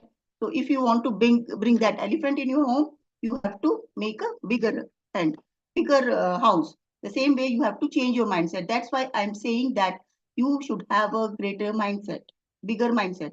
And even if your mind is big and if it is leaking from outside, you cannot hold money. And you are wasting. If somebody is wasting the money, overflowing, then you are not saving money and you're making use of it. So there are certain things I am teaching in my program, the 3M way to achieve financial goals and become a financial free. Because if you are financial free, your stress is gone. So some commonly money beliefs are there. Money is root cause of all evil. I will never be wealthy. Money causes more problem than it solves. I am bad with money. I cannot make more money. There is no way to make money. Rich people are greedy and corrupt. Rich people make money with corruption. It's very hard to earn money, and money comes with struggle, as I told you. I will never be able to afford what I want. Money is only the lucky few, only for lucky few. We often think that lucky she is. She has so much, privilege. Money is only for lucky few. I don't deserve to be wealthy. I am not worthy financial abundance. I will never be able to achieve financial freedom. Money does not grow on tree. I will remain poor in my life. So, my dear friends, why I am here? If it was told by Bill Gates, if you are not born rich, it's not your fault. But if you die poor, it's definitely your fault. Because I was for the 19 years I was working as in the corporate, and I was living in a limiting belief that I cannot do anything. I was dependent entirely on my corporate. They used to take me to the offsite. They used to conduct parties and all, and we do not have, as a multinational, I had US clients and all. So I was not able to take any of the holidays, Indian holidays. There are times where I cannot enjoy everything. So I was surviving with the belief that without my job, I cannot survive. How do I pay my bills? All these things. Yeah, last year I left my job. I started my career in 2021. I started learning all these things. And 23, I made whatever the money which I could not make the entire 19 years. And now I'm living a financial free life. I work wherever I go. I travel a lot. I learned guitar, learning guitar, playing guitar. I want to learn so many things. So my basic aim is to make everyone fulfill their dreams before they die, and to fulfill. Yes, I'm thinking. You need to wrap up, huh? Yes.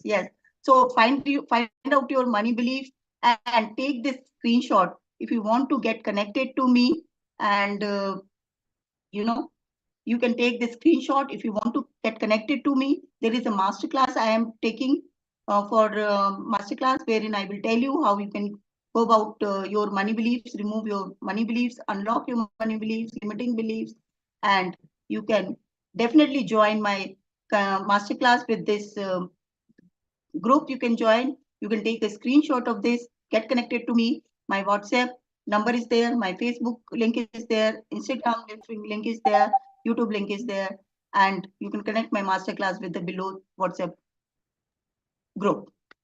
Thank you very much for your time, for giving me time to speak about Thank myself. you. This was excellent. We would have wanted to listen to you more, but all speakers get the 15 minutes, and so Yes, I don't thank think you, there'll be Chair. time for questions. Thank you very much indeed. You've touched upon a nerve that many people have, which are doubts about how to be creating a mindset and to leap forward. Thank you for your support in making this a very wonderful session. And we will now take, thank you, Nisha. We will be moving on to a Yes. short panel discussion. And it's my pleasure to bring to the panel. Jayaji, we can't see you. Oh, why? Okay. Okay, here I am. Okay, all my panelists. This is a magic space because this magic space has been created by 4 wonderful giants of transformation from Amplify, the Amplify World Transformation Team, India. Yeah. Now, this is Khussaal, who is, whose son was also doing his little bit in the meeting, but whose energy and whose power is something that we all know and look forward to each year, year after year, 4th year in the row. Chandrasekhar, somebody who is so quiet, so gentle, so magical. He is that disciplined person who will have everything happening as per the discipline required. Of course, the rules of the business that Khussaal puts in is there for everyone to watch, but he's the one who drives it. Suchishmita Banerjee is one of the champions of the team who makes everything real, puts everyone on ground and says, buddies, you just gotta make it happen, and we'll make it happen. Sunil, at the back, the quiet fellow, the fellow who's doing most, I don't know if he's quiet in the team meetings, but that's what I'm going to find out. He is a finance professional, but then he's the one who makes sure that this meeting happens year after year in terms of, coordinating with the MCs. At least that's what he's been doing for the last 2 years, for sure. And yeah, so here it is. The floor is now open for a quick 15-minute panel discussion, and I have like 3 questions. And I want to give the first question to Khussaal, for sure. Tell me, the dream you have lives on in your dream in the head only? Or how do you put it out there and catch these 3 people who are your core team? Yeah. So first of all, I want to really thank you for being with us. And also I want to thank each and every speaker, participants who have been throughout this journey as well. And coming to the point where how we met, okay, you can say it's a miracle, we can say. So each one come from a different community. We have met across, okay, some we have met online, some we met offline. And the synergy automatically comes together, right? When we say something, we are looking forward and the team comes forward. So this is how the team got created. And I think with Suchishmita, even through Chandrasekhar, we know, I think more from 2019. And Sunil Gupta, we met, I think, in 2020, likewise. So we just got connected for some reason, but yes, we have been connected throughout this journey of, we came together was like how we can launch our program, courses, and what we can do. And then friend of mine, Kalpesh Patel, who I know personally from last 12 years, and he started sharing about World Transformation Day when he launched in 2018.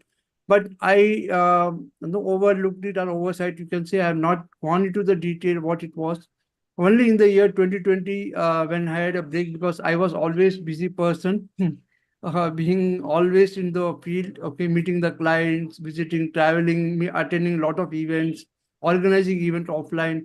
So like we're busy. And then in 2020, when the COVID hit, that is the time when I gone through a lot of things. And that's where I came across Kalpesh message saying, okay, World Transformation Day, we are celebrating, this is the 3rd year. And we said, okay, let me do something around it. But being COVID, we never thought of doing anything, but 2021 was where we started off.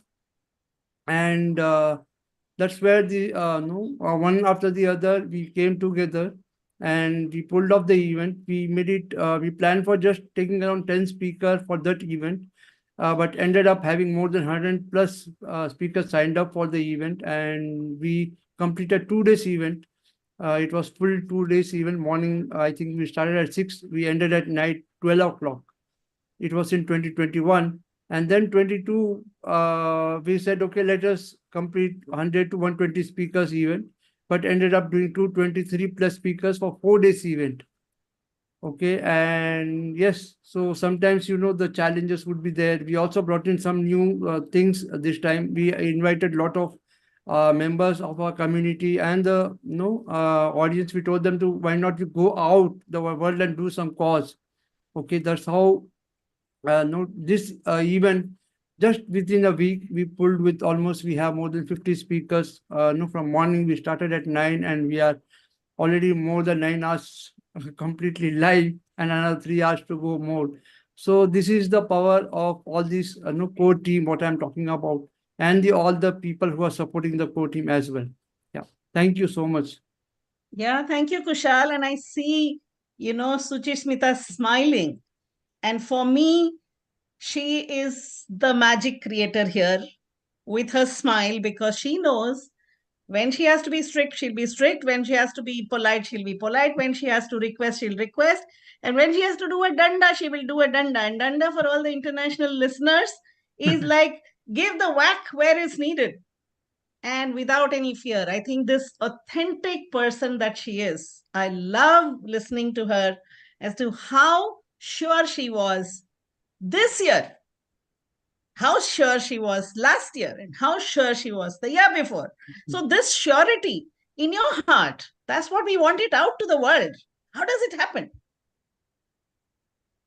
Okay, so thank you so much, Jayaji, for saying such nice things about me. And of course, we all will have expressions because we know a lot goes on behind the scenes. And this year we've been, I think, the calmest of all the years. And it's just been nothing, nothing at all. In fact, it's just been a smooth sail because it's just one day. I think we screamed the most in 2022 when we were for like 4 days. Okay, first coming back to, so Khussaal and I met online through in a coaching program, and we are a group of 10, and many of us presented even today for running for the 4th year. So it is like such a it's just not camaraderie. I think it's more like bond. It's like family. So if one of us says something, the 9 of us will be like, let's do this. So Khussaal just said, I want to do this. So we were like, yeah, let's do this. And I met Sunil also in the same community, but they didn't know each other. And then I was like, okay, this guy, I was observing him in another group, and I was like, this guy, has some metal. Let's bring him on for the transformation in the team. So that's how, and then he really gelled well with Khussaal and Chandrasekhar and everything. And that's how it happened. So 2021 was really very different for us because we were doing it for the first time. And we were literally like doing pretty much round the clock, but we had a much bigger team. However, lots of things happened in that year, and the pandemic was still very much there, and the second wave and everything, a lot of people lost a lot of their near and dear ones. And as I say this, I've got goosebumps because somewhere lots and lots of our team members drifted, and these were the 4 that were left. And we were like, okay, let's do this. Let's just do this. And Khussaal was like, I want to do like 4 days and this and that. He wanted to do 1 week, okay? And we were like, bhai, come kar lo, please. Like, let's do little lesser. Then we did 2022, and 2022 also was phenomenal because that's when the collaboration with Quanto Life happened. And soon after the group discussion, the founders and co-founder of Quanto Life, Quanto Shivu and Quanto Mansi would be talking. And that is where I met you, Jayaji, and I met a lot of wonderful people. And we had about 37 people participating as speakers as well as MCs in different capacities. And it was like full on. So that's how it happened. 2023 was a different journey because though I was there for transformation, but I was also busy in Desh Seva. I was, and for the knowledge of many, I was living in Jayaji's house. For 13 months, I lived in her house. So, and that was the time I was in her house in 2023, and she was volunteering here, and I was doing G20 events. So I was literally in Desh Seva. And a huge thank you to all three of them because they really did not stop me. They didn't say anything. There was no hard feelings. There was no nothing. Usually in teams, this happens that, oh, she's gone, or she's not there, and all that nonsense. Nothing happened. It was beautiful sailing throughout. And then after that came 2024. And after it seems like an eon. So of course the faith is there, everything is there. It's just about that now we have to tell Khussaal, please look after your health, don't do it. Last year also we had to tell him that okay, 2 days are enough. This year we literally had to request him, please let's do it one day. He still didn't listen to us, but anyway, he does it. We're here. So Super. faith. You want to say some more? No, there is a lot. I really want to thank the team. It's like there are the moments of fights, there are moments of happiness, there are moments of emotions and everything, and we keep planning for the following year. So there's a lot that happens. And thank you so much, Khussaal, for the opportunity. Thank you. Thank you, Chandrasekhar, and thank you so much, Sunil. And thank you, Jayaji. Thank you. Chandrasekhar, over to you first. मैं पहले सुनील जी से भी बात करना चाह रही थी, but I was in dilemma, Sunil से पूछूं कि चंद्रशेखर जी से पूछूं, बट मैं आप ही से पूछूंगी. नहीं, money man is the best, so request Sunil to go. Jayaji, with your permission. Okay, हाँ ठीक है, श्योर. मैं सीए सुनील का जब पहले मैंने सुना, पहले मैंने कहा सीए सुनील, मैंने कहा ये वाह, भगवान आ गया अपने पास, जो सब चीजों को सही जगह में कैसे करना है, क्या करना है बताए. And his presentation was what just, rocked. In fact, we see very few chartered accountants who are embedded with authenticity in their hearts and practice it. And I think that's why I just fell in love with Sunil. I want to know, for the world, in the World Transformation Day celebrations today, we are talking to the core team. And being one of the core team members and really pulling the MCs together who are going to stitch the garland of speakers together. How do you make it happen? आप सूत्रधार हैं तो सुई तो आप ही के हाथ में रहती है ना, थोड़ा बताइए. You have the thread, you have the needle. You put the MCs together to make sure that the garland is really beautifully woven. Please share. Thank you, Jayaji. I think you're always a lucky charm for us, actually, because you are our evergreen support system, and you're on the primary MC also, and you're always the backup MC also, and you always commit.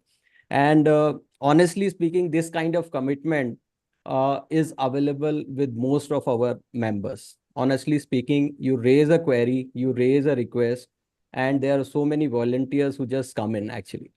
And it is their level of commitment that, because whatever you see, like Sunil is coordinating, or as you mentioned, that sui mere haath mein, it is not like that. It is the commitment of each individual moti, which I am just pouring into that thread, basically. And believe me, it's been, you earlier mentioned 2 years. Actually, it is the 4th year. I think we joined in, 2021. And it is the 4th year now. And each year I have met so many people, I was amazed to see their commitment level. I was amazed to see, their knowledge sharing, in so many areas, because I personally believe that people actually suffer, primarily because either they have health issues, they have wealth issues, they have relationship issues, or even if all these three things are fine, they're not spiritually grounded. And at a macro level, these are the, primary reasons. And the transformation actually is just leveling up the game in each of these areas. And there is so much pointers available, through the knowledge sharing itself, that if people are able to implement just few things, they can actually level up their game from that point onwards. And believe me, Super, here super. there is I no was there dearth of with you knowledge. for the last 3 years. 3 years I'm there. Only first one I didn't attend. That's all. I'm as much semi-core team.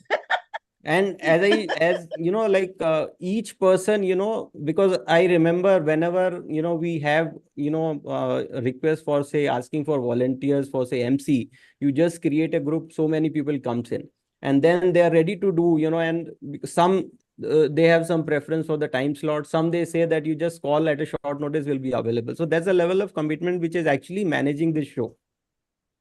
So I am thankful for each and every member, whether they are MC or they are speaker. Super, super.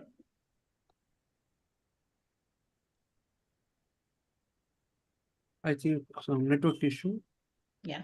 Sunilji? Okay. Yeah. Over to you, Jayaji. हाँ. So Chandrasekhar ji, उन्होंने अपनी बात रखी. He has kept his point of view that it's all the MCs and the people and the power of the volunteering that is here on board. I know that you are a systems guy and you find all of these experiences have to enmesh beautifully in an organizational thinking. Chandrasekhar ji, how do you give us the red flag? How do you give us a green flag? How do you say, do this? No, no, no, no, don't do this. How do you do it? The magic creator.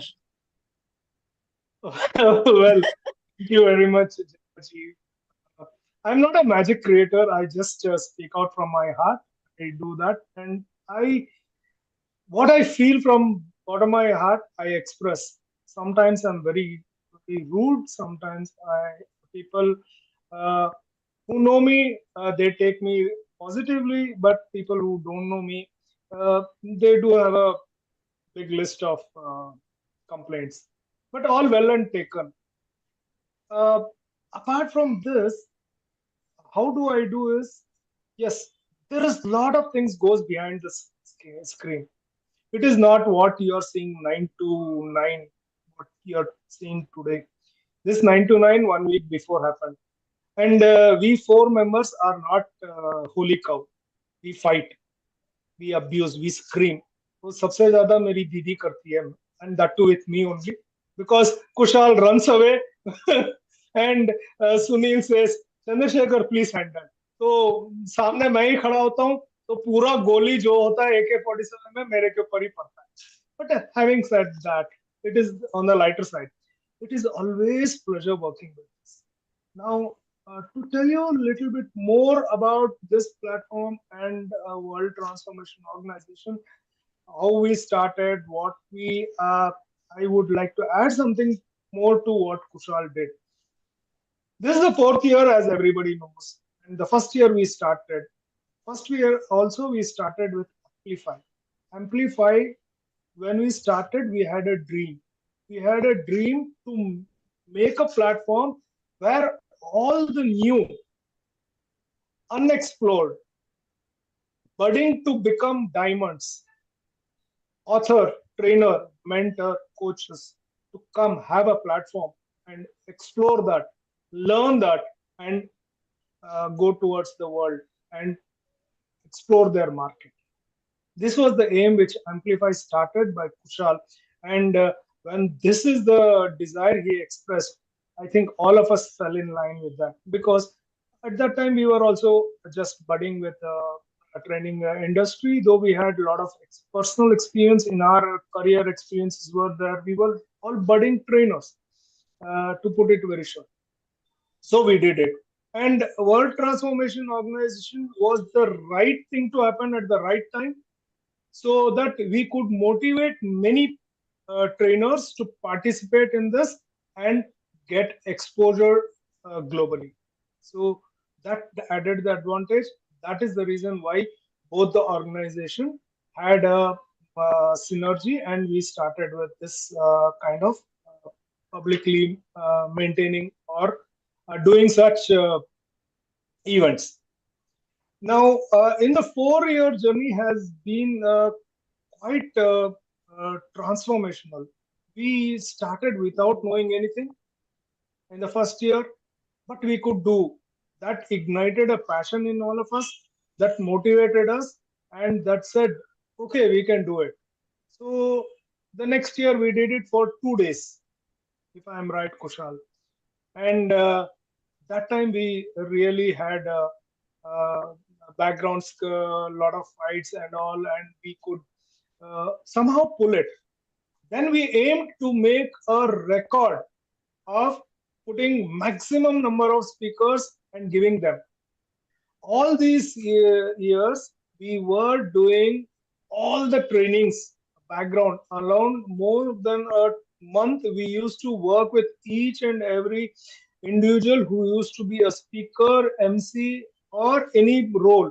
We used to work with them. We used to tell them what is expected out of them, how they should do all these things. And during this process, my skills of putting across and shaping an outline for this kind of event also developed, and I picked it up in this. And we did a wonderful work in the 3rd year, when we not only have hosted a large number of trainers to the world market, we also could do some charity. And we did a charity with one of the NGOs in Delhi, and we could support few children in that particular NGO. This really motivated. But the last 2 years, the entire team had suffered and had gone under such a trauma that we never knew that last year whether we will be doing the program or not till the last moment. But somehow the courage which Khussaal Jain showed, the dedication which Sunil and Suchi gave, I was more or less pulled into that kind of whirlpool, and I also participated in it. This year also, it was not an easy thing, but learned a very big lesson last year. So we all decided that this year we will do only 1-day program. But doing a program of such a big thing is not very easy. We need to coordinate, we need to bring in people, we need to train. There should be some rehearsals happening, there should be some sequence of flow, there should not be any confusion, because we are going live. People are not only seeing the Amplify platform or the World Transformation Day celebration, but they are also seeing each and every individual speaker. That matters a lot. So we somehow concised it, and we have come out with a new idea that let us do something more different. This time we introduced a program which says, do some charity work outside, bring a video, share with it, so that can motivate a lot of things to a lot of people, and it will also give you the pleasure in seeing the beneficiaries taking the benefit. So with this, we are somewhere tied up, and Jayaji, to be very honest, you are also a part which motivates us to do that. The energy you bring into the team, and it will be wrong if I take only few names, but everyone here, Sai Raja is there, Vanya is there, all the people who were in the morning, they all are such a team members who have supported us, who have said, okay, we are here with you, we will be here with you. And I'm the happiest person today, because I'm sitting from the morning, the day moment it started, I'm sitting here and I have not missed even one thing. And I'm seeing a tremendous transformation in most of the old speakers. They have become masters. Old speakers, old MCs, they have become masters. And this is what we wanted to create, and this is what we wanted to make. And I am sure Khussaal Jain has achieved it. And that is not the full stop. We have a lot to go. We have begun our journey.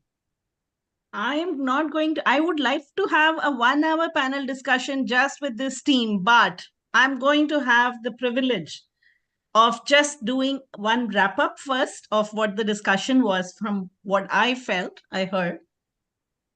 There is this approach and mindset to attract the best of the best. That is what is the underlying principle of Amplify. To me, this is what brings the core team together. Each one of you is so self-aware. Each one of you is aware of your strength and shortcomings and are honest enough to point out to each other in order that you overcome those and just, achieve what you need to achieve. You are all the Arjunas who have been trained by Dronacharya to just look at the eye of the fish. Just a very simple connotation that most Indians will understand. This is the training of by a learned guru of an earlier time to Arjun, who's a character in our Mahabharata, which is our epic. And all of us know that the trainee student, among other students, was so focused, so clear. This is what I think you all brought. You brought expertise from outside when you didn't have it yourself to strengthen the hands and capacities of your teams, who were your support teams, your volunteer teams, your MC teams, your technical teams. So you did what is called giving clarity of direction. As a team, you brought clarity of direction to the people who needed to implement. So there was a beautiful hierarchy of functions that you defined. You created a fantastic brand image, not just by being each one of you so authentic and so committed, by bringing in people who meant the same, but you also amplified it truly in the world by going live every year, year after year. Now, so you also helped everyone who was participating as a speaker to create that brand and take value from that brand. So I call it the brand equity creation team. So, and you engage and network. And because you engage and network, you are the power that you are. So happy to have summarized these thoughts here. I wanted to ask only one personal question to Khussaal. Khussaal, you always have been, I will set aside my personal issues on the side. Sorry, I can't think about it. I have to think about this. You can't go crazy, no? You have to just get real. So who stopped you from going crazy and get real? The whole core team. So Jayaji, I would like to come in, Chandra ji is basically our Captain Cool, because in the most intense situation, he is like, there is no change in him. Like his behavior, his voice, his reactions are always the same. On the other side, Khussaal ji is like go-getter, like karna to hai, but we have to, many times, he goes overboard. And that setting the boundary line is like all three of us. We set aside that, be real. As you mentioned, be real, even if you wanted to do a lot, but you can't ignore the real situation. That is what I call balancing. Don't ignore the real situation and be real, and that is how we are able to continue, whether in a small way or whether in a big way. We said there is always next time when we can actually expand and make it big, actually. Yeah, that is how it is. So this is what thought just came into my mind about this Captain Cool and Khussaal ji, we always say go-getter, actually. Yeah. So, I need to wrap this session. And I want to have one sentence from each one of you, just one sentence. Okay. What is World Transformation Day? What does it mean to you? What is the feeling you get? Feeling. When I say mean to you, is the feeling I want to hear.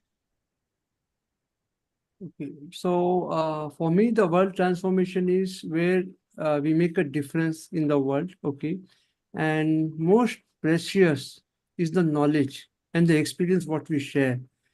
To if a person has the person who is sharing his knowledge and experience, he has already gained it through years of churning of his life. He has invested time, he has invested money, he has invested everything of his life, and he has gained so much knowledge and experience. And then he comes forward and shares that with the other, to the world, where they can use that knowledge for their upliftment. That is the most, what you say, is fulfilling for me to be part of this world transformation team. Yeah. Super. Over to you, Sunil. So, Jayaji, in fact, when I talk about transformation, the one sentence quickly which comes is the leveling up the game. And I also wanted to highlight that last year, I happened to be the person who actually handed over the charity check to, the Prajna Foundation.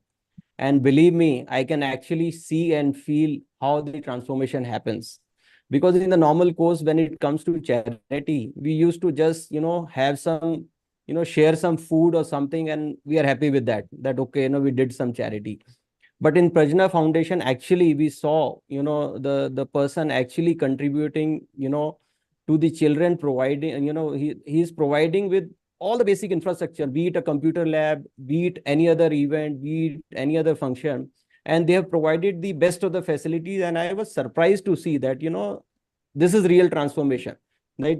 Just leveling up the game for the people at whatever stage they are in. It doesn't matter whether you are at the primary level, you are at the middle level, and you are at the top level, but leveling up the game which is very, very important actually. And this is what I wanted to highlight. Yeah. Yeah, super. Thank you. So one sentence only, just one sentence, Suchi, and one sentence, Chandra, and we close this discussion. Yeah, okay, she's passing. On mute. You were on mute. Okay, that's so why. one sentence would be, as I say, charity begins at home and transformation begins with self. It is the entire thing of making a difference out there. If a person doesn't have money, the person is not bankrupt, the person is a miser if they are unable to share their experience and knowledge. So that's what transformation is to. Thank you. Super, super. Chandra, last one word. Sentence, one sentence, but 2 points. Okay. My learnings from this transformation day.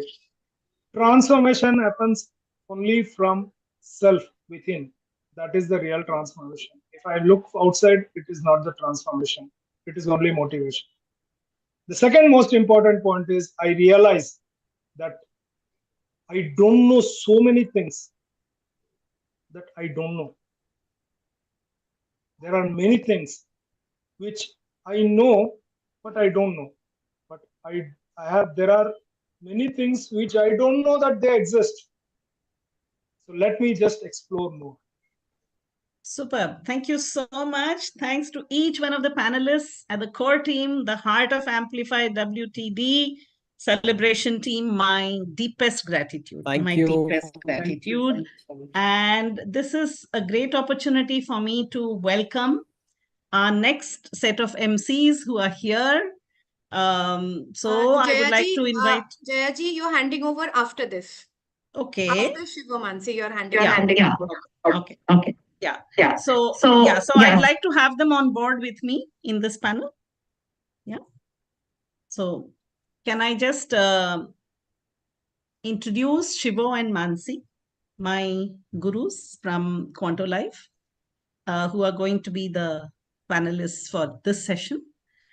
Quanto Shivo is the founder of Quanto Life, a spiritual exploration space journey that whoever embarks on really is entrenched, transformed, and goes as a part of a community that only expands.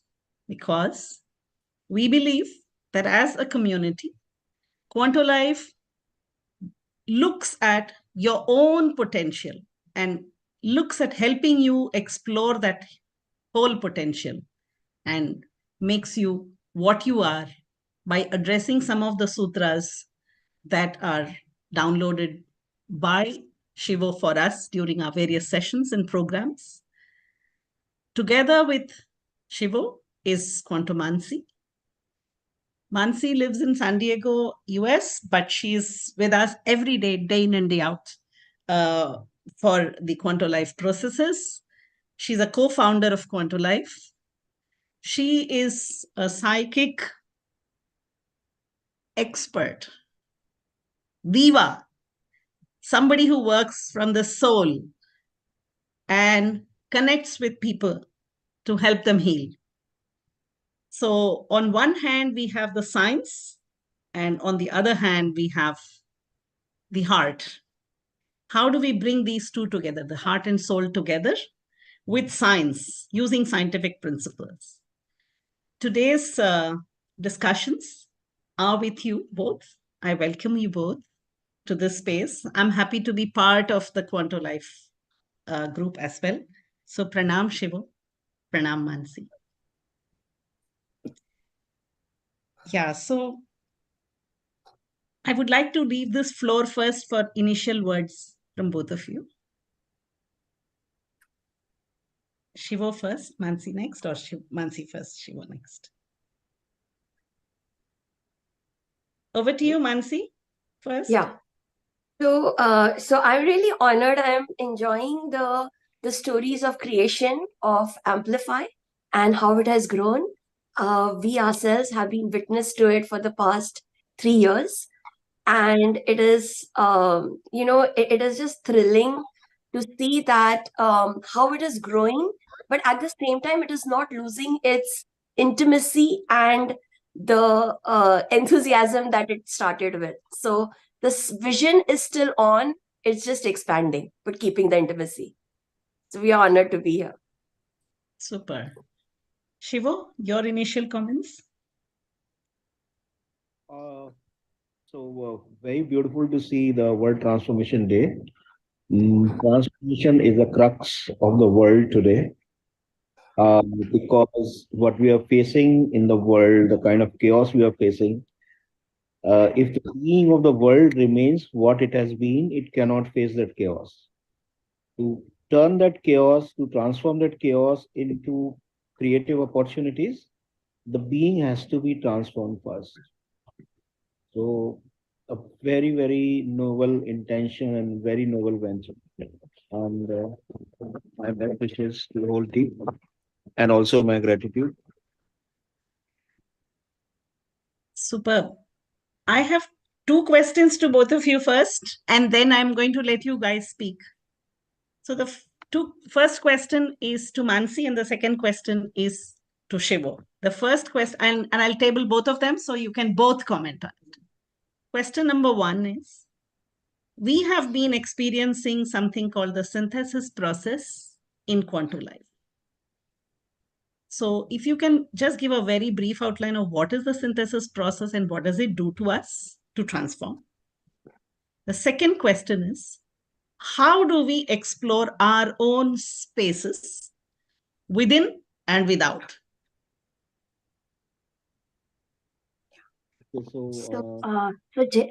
Yeah, Shiva, please go ahead. Yeah, Shiva. Okay. So, so one thing I would say is synthesis is really meeting of 2 diverse things. And before I start, I want to say that so much of what I'm saying has flowed to me, has been transmitted to me by Shivo. So really, when you see me mouthing this, please know it is the blessing of Shivo that is flowing through.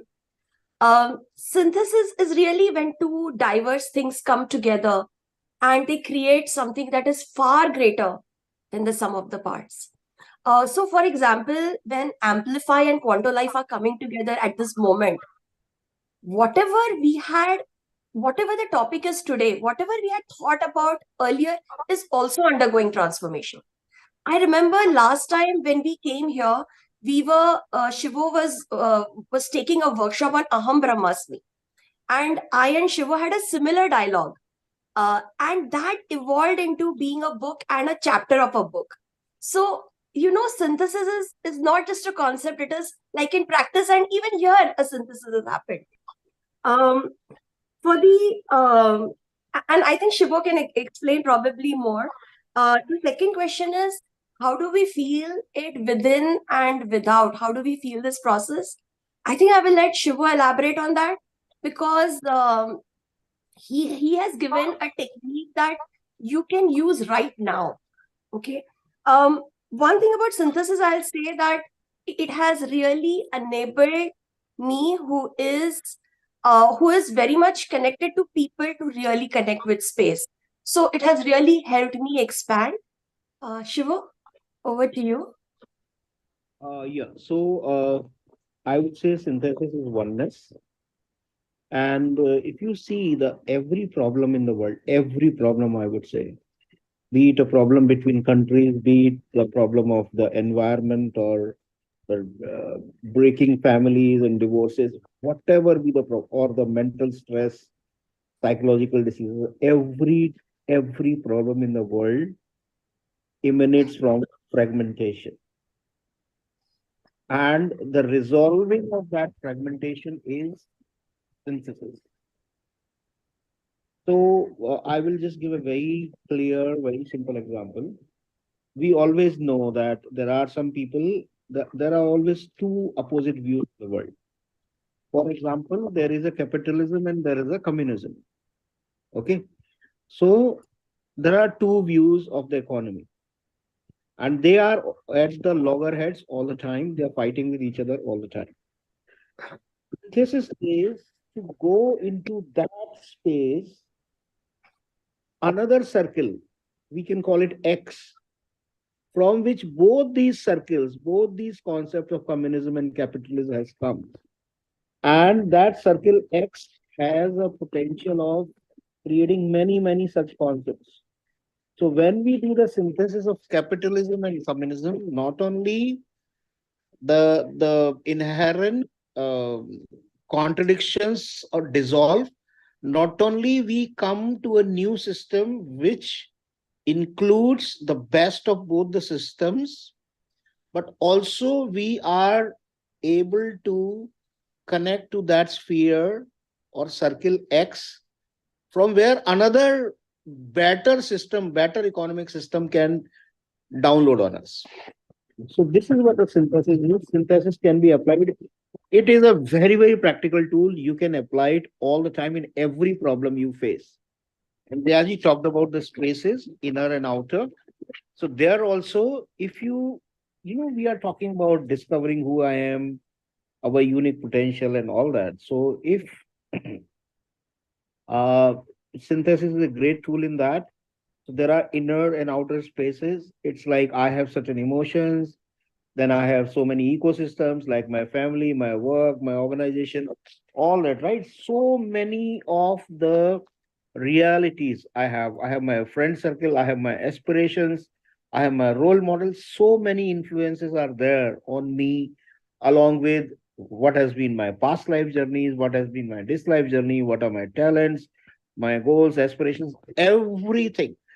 We are always faced with multitude of influences on us from inner and outer.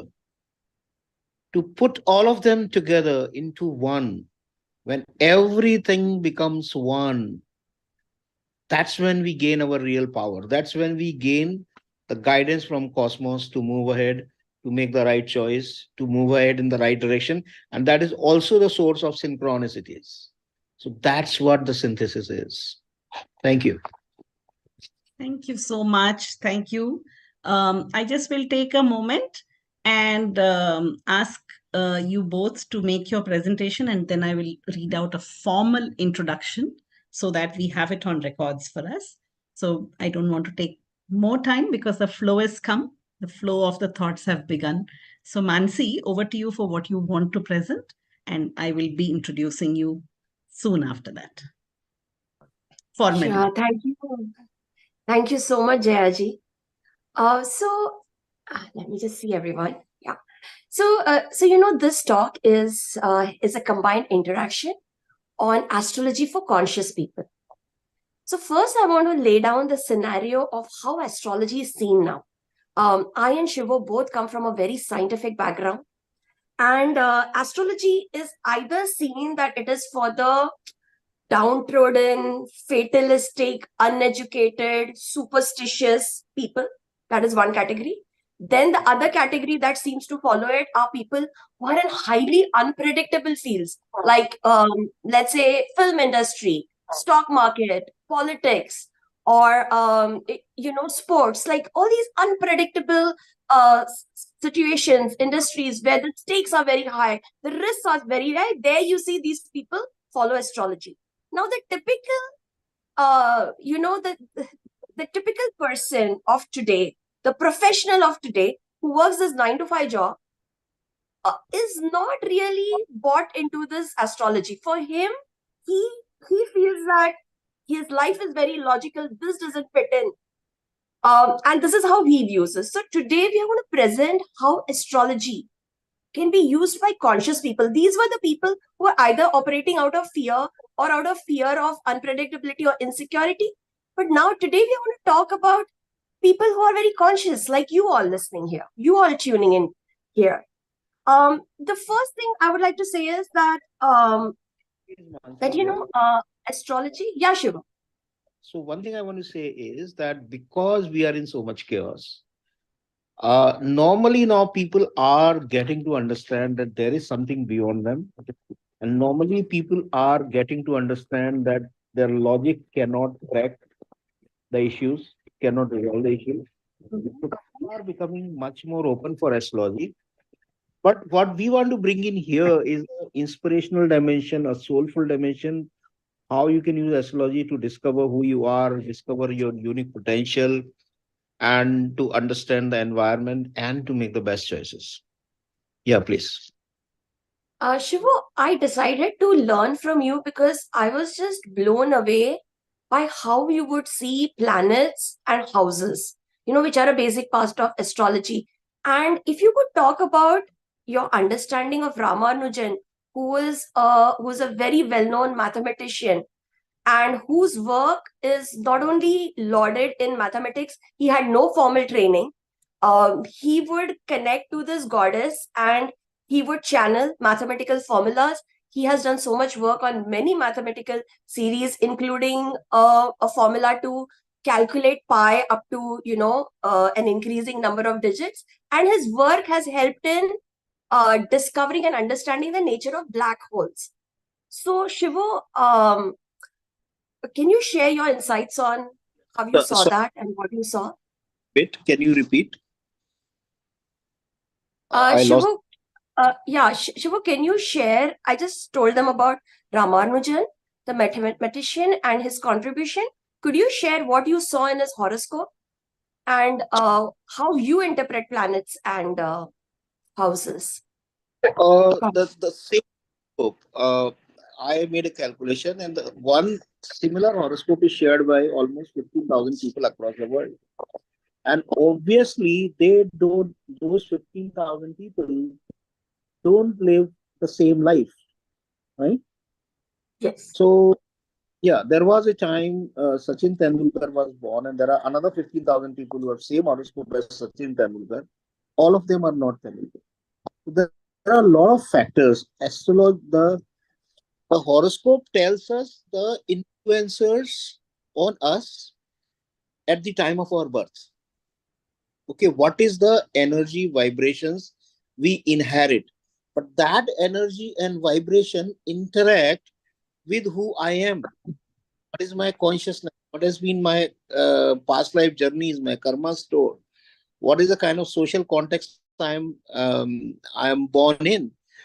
All when that who I am interacts with the vibration of the moment I was born, that's how it gets, the life, my life gets created in this particular birth. So that is why everyone who, even though people may have same horoscopes, their lives are going to be different. So one of the factor which is very important in terms of how the horoscope is going to play out is consciousness. People will so every house horoscope has got 12 houses. Each house represents a particular reality of life. So every house works differently for different people with respect to their consciousness. For example, the 8th house is considered the most difficult house of the horoscope. At the lowest level, it suggests the upsets and accidents. Okay. At the higher level of consciousness, it will suggest what is your capacity to deal with upsets. Then another level of consciousness, it deals with your interest in occults and the mysteries, right? Like astrology or tarot, face reading, etc., etc. At the highest level of consciousness, 8th house represent the deep revelation of. For example, the theory of relativity is a deep revelation of life. Same way, if you see Ramanujan, the great mathematician, he was not a mathematician of logic. He had a very difficult, extremely difficult 8th house. He had Sun and Saturn together. There can be nothing more difficult than that. I mean, yeah, possibly. I mean, it's a very difficult combination. And he did have a very difficult life, a lot of upsets, and he also died very early. 8th house is also the house of death. But because his consciousness was so high, this particular planetary situation was prompting him to uncover some deep truth. And that's what he uncovered. The new concepts of mathematics and some of his concepts and were extremely crucial for a lot of research on the black holes. Yes, Mansi. So Shiva, one of the things, we have done so many readings together, and one of the things that we have seen is that sometimes people are not living their horoscope. Okay, they're not living their horoscope, and we have had incidences where we have found that there are negative influences, like entities that have actually gotten themselves attracted. These entities could have come from past lives, and this person is not living their life that they are meant to. They are not living their horoscope, and this is also something that you have been able to help us discover. So can you share more about that? Yeah, so we have done that. So once there is, see, horoscope is your energy imprint or your vibrational imprint. But if there is another vibration that is influencing you or worse, controlling you, then what your destiny is not going to flower or flourish. And we have seen in our reading so many cases where this is not happening. And that clearly tells us that there is an outside entity, the wandering soul, not liberated soul, is impacting them, not allowing them to play fully in life. And when we worked with those people,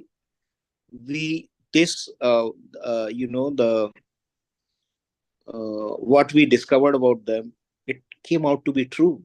And when they were healed of that influence, their life just changed. So Mansi, would you like to share a case study, in this regard? So we had a woman. Yeah, we had a woman, and we realized that, the way she looked, the way, the projects she was picking up, she was an entrepreneur, or rather the wife of an entrepreneur. The projects she was picking, they were not the best. They were not the most supportive of her horoscope. And we were like, her horoscope is so amazing. Why is she not picking up these opportunities? And she is in a position, and the ecosystem is such that she can. Why is she not doing it? And we discovered, there's a past life. She had a past life lover or husband, and he wants her to live a certain life, and he does not want her to enjoy a certain life. Now, all this sounds very esoteric, but the final result was, when she worked through it, she started picking up the right projects. She started blossoming, and even without plastic surgery or anything, even the way she would dress up, the way she would post her pictures, like everything started changing. So this transformation is just magical if you think about it. This is something that would have taken her probably maybe 50 years to realize. And now she has done this work in 1 year. And now she's living a completely transformed and the life that she can live the best. You know, she's living her best life. Yeah. Shivu, Even and her we have face, observed, her face, even her face changed. even her face changed. Her face changed. Yeah. Shivu, and I think you were talking about synthesis earlier, and one of the magical things we see is that just when a person becomes aware, that awareness, that moment of awareness, the transformation starts. Yeah. Just at that moment, it begins, you know. Yeah. So how the astrology is going to influence you, it depends on what your awareness is, or what your quantum observation is, or what your Sakshi Bhav is. Or let me just say that, okay, what is your awareness? Are you ready for it? So we have seen that the moment we tell people that this is the kind of issue you're going to face, we have very often seen that half of their problem is resolved right at that moment, because their awareness, their observation is enhanced. And also in synthesis, I was explaining there are so many influencing factors we have. Once we include the influencing factor of astrology, once we include the vibrations of different astrological houses, planets, the synthesis becomes so effective. And in fact, this is the best. A lot of people ask that if my horoscope has certain issues, certain challenges, what are the best ways to deal with that? And that ways are synthesis. That ways is synthesis. Once you include those factors into synthesis, the problems start to just resolve, much bigger opportunities begin to open up. Because the other thing, just the Jyotish, the meaning of that is light of God. And when the light of God has come into you, you understand yourself much better. And that's raising the consciousness. Yeah. Shivu, another thing is the past lives spontaneously. The past life that is very relevant to the issue at hand gets revealed. You know, we've lived so many past lives, but the past life that is most relevant to that situation. One example, I would like to say that we had a person who had come, and we discovered that he had lived many lives as a woman, and in those lives he had done a lot of third eye practices, like, you know, maybe mantra chanting, visualizations, affirmations, wanting to manifest. And now life was not, and now he had taken life as a man, and now life wanted him to move in a different direction. So he was very good, and he was like, I can manifest for everything else except for what I desire, what I want, because life wants him to be a different person. Life wants him to now grow in wisdom. Life wants him to go beyond the third eye into the crown chakra. So that was something we could discover through the astrological thing. Shubhu, we have 10 minutes more, so please, if you want to share. Okay. Yeah. One thing I would like to say that the astrology, you have to decipher life of someone in the context of the whole journey, life after life. And so, you know, with a lot of practice, you can begin to figure out that how the past lives are playing upon that person. So one example I remember is there is someone who has had past lives as a very heart-oriented, very poetic kind of a person. And now when that journey, you know, soul decided probably that, okay, enough of this poetic, romantic, heart-oriented journey. Now I want to learn logic. And this soul came in the, a family of mathematicians. His grandfather was a mathematician. His father was a mathematician. And you can imagine the crisis. Whole family thinks totally different from him, and he has huge challenges. Now, he has gotten a horoscope of a logical person. But the problem is that his makeup, what is there inside, is all poetic. So, the astrology, the horoscope is giving us you an opportunity to figure out these kind of conflicts, to kind of diagnosis of these kind of conflicts, which we can work upon and resolve. So again, you can imagine a person facing this kind of a crisis. Emotional person is feeling trapped as logic. But when we tell them that, listen, this is the choice your soul has made, he is so much more empowered. He begin to look at the same things as learning opportunities rather than a crisis. Yeah, Mansi. So two more points. One is that normally when there is a bad time going on, astrology, the astrologers will say, stay low, keep yourself out of everything, and this is the advice given. But Shiva has taught us how to go through those hard times, so that the learnings and the realizations of that will make your good times just shine. Like, you will absolutely have a quantum leap during your good times.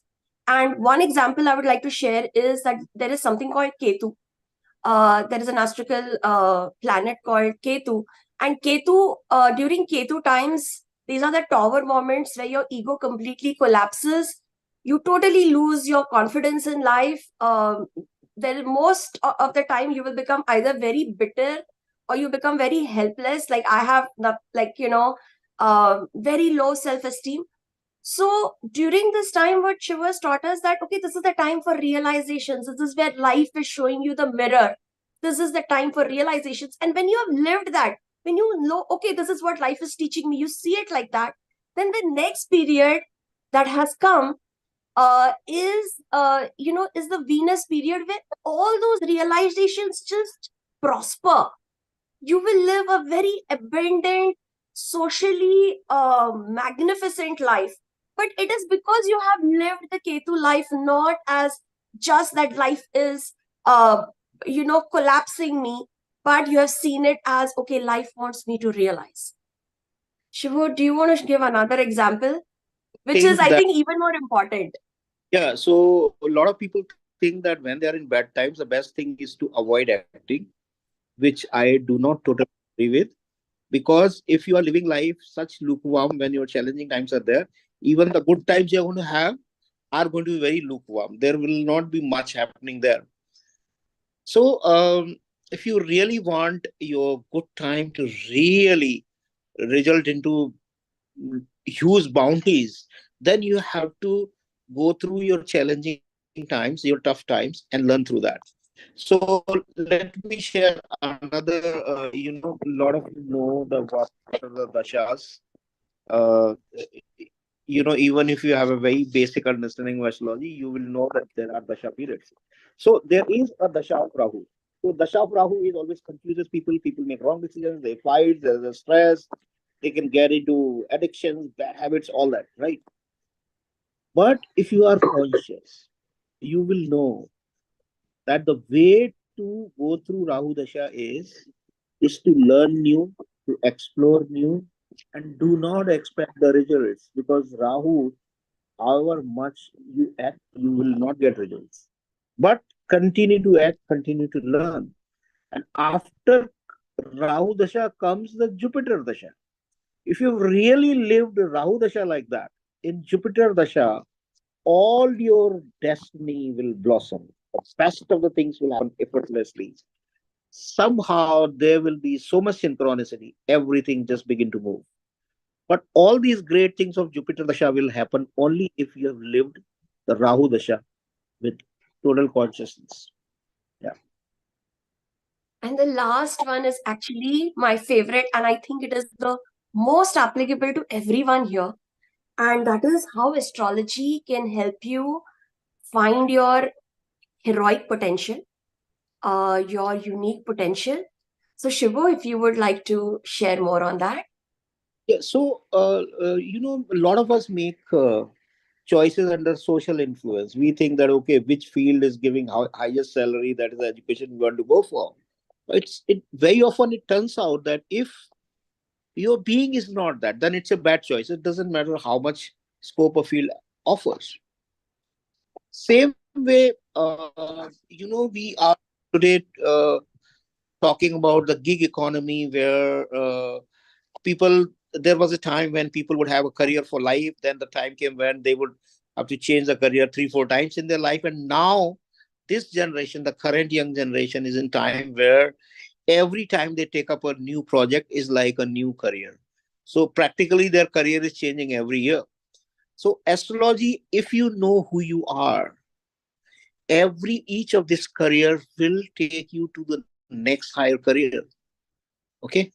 Now, in terms of the entrepreneurs, what it means is, okay, and we have a wonderful concept called quantum entrepreneurial circles, where it's like a peer group of entrepreneurs or wanting to be entrepreneurs, and they their own issues, whatever they have, and there is a lot of collective wisdom. In those wisdom circles, the entrepreneur circles, what we realize that finally, what is the crisis everybody is facing? This is what we realize there. People do not understand who I am. And unless they understand who I am, they cannot prosper in life. Okay. Now there is a lot of talk about there used to be niches earlier, and then there was a concept of micro niches. And now what I have understood is that there are not even micro niches. You are creator of a unique niche. The niche you can create, nobody else in the world can create. And if you can come to that, nobody can defeat you in that particular niche, because that's who you are. And if you want to really discover that, astrology is just a great tool. Yes, Francis. Shivu, finally, I'd like to say that there was a time, there is in Gita, Krishna talks about Swadharma. Right now, we know of the Japanese concept called Ikigai. But you know how difficult it is in this highly unpredictable, accelerated, chaotic times to find that. There was a time during maybe our generation that we received a lot of pressure from society that this is what you should be. Be a doctor, be an engineer, be this. That's the pressure we received. Now the kids are now fascinated by when I asked a group of 10 kids, what do they want to be? 8 people said they want to be a YouTuber, right? So everyone wants to go. Right now, the craze is that go for what you are fascinated with. And in both these extremes, what we have lost is, or what is very difficult is really connecting to ourselves and knowing what we will shine, what we will excel at, what is our unique niche, our specific niche and it's a niche of one. So what is that niche? So I think astrology is a wonderful, amazing indicator for that, especially for conscious people. Thank you. Shiva, anything else you would like to add to this? Jayaji anticipated, I think Jayaji has, and I think Amplify has been so connecting with us. The last thing we were going to talk about was synthesis, and that is what Jayaji started with. So I'm feeling like this is like an absolute sync and synchronicity. Over to you, Jayaji. Thank you so much. I'm in deep gratitude to Shivo and Mansi. With my folded hands, I bow down to you. It is my privilege to formally give an introduction to Shivo. He's academically trained as an engineer, which I want to add to something that I am aware of. He's a founder of Quanto Life, a unique spiritual path that taps the creative potential of current chaotic times. Quanto Life integrates the metaphysical insights from various religions with quantum sciences and the string theory. Quanto Shivo is multidimensional. He's an expert in inquiring through Socratic methods. He channels divine sages, avatars, and masters. He's a PLR guide. He's an inventor of unique astrology method called the energy matrix, and has discovered the astrology and consciousness cycles that endeavor to look at future in most insightful ways. His innovation is his ability to integrate the known with the unknown towards manifesting creative possibilities And that's what he's going to be, delving on. When he said synthesis in the beginning, I think there is a small point that I will add from my own accord, having worked closely with the team in Quanto Life, is the truth of the moment. I think that is a great discovery for us as experienced. So I would like him to, after I complete my introduction, to please kindly wrap up with the truth of the moment for a minute. Mansi Bagdev is a co-founder of Quanto Life, a unique spiritual path for accelerated human evolution in current chaotic times. Mansi is a heart space alchemist who heart holds with unconditional love people on their hero's journey and heroine's journey, of course, by helping them discover their unique potential and dissolving blocks through channeling, astrology, tarot, mythology.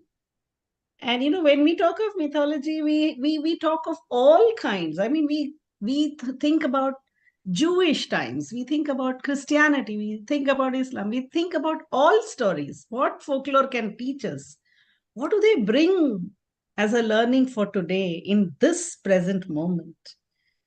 So for me, she as an interviewer, host and moderator at World United Parliament on Spirituality and Global Transformation Festivals is something that we always look forward to. Lots to learn from her, lots. She has a master's degree in chemistry from Virginia Tech and is a postgraduate in education from George Mason University, living in San Diego, California, and driving the activities of Quanto Life. For me, it's an honor to be part of these processes and to be also documenting the journey of a 21-day workshop that we all did, where we discovered this truth of the moment process, which Shivo guided us all in, and which is coming out as a book. So Shivo and Mansi, we would be honored to have wrapping words on truth of the moment as we experienced your statements on astrology for the conscious people. Thank you. So the truth of the moment, let me be very, very practical. Let's say you are going to deliver a talk somewhere to an audience or maybe on a platform. So let's see what is the truth of the moment. Okay. A truth of the moment is a great way of synthesis. So we just keep acknowledging what is the truth of the moment. So truth of the moment, how are you feeling emotionally? Are you feeling nervous? Are you prepared? Truth of the moment includes all the subject knowledge. And when you go out, let's say you go out on a dais and there is an audience of 300 people. So just be present to what their expectations are. Just be present to how their emotions are flowing. If you are facing any challenges, let's say if it's very cold, let's say, right? So acknowledge this is also the truth of the moment, that you are feeling cold, even the audience is feeling cold, so their attention may get diverted a little. Okay. Then there are truth of the moment is that there were past speakers and they created a certain momentum, or the momentum went down because of some speaker. So look at all the factors. Okay, look at your own expectation from the talk. Maybe it is being video recorded. Maybe that is putting you under pressure. All the factors together, when you are present to them, and when that is the truth of the moment. And when you are present to the truth of the moment, the magic happens. And what is the magic? Magic is you get connected with the consciousness, new ideas, the guidance from cosmos begin to channel download. And you will be surprised if you are present to the truth of the moment, you may have gone prepared with whatever talk.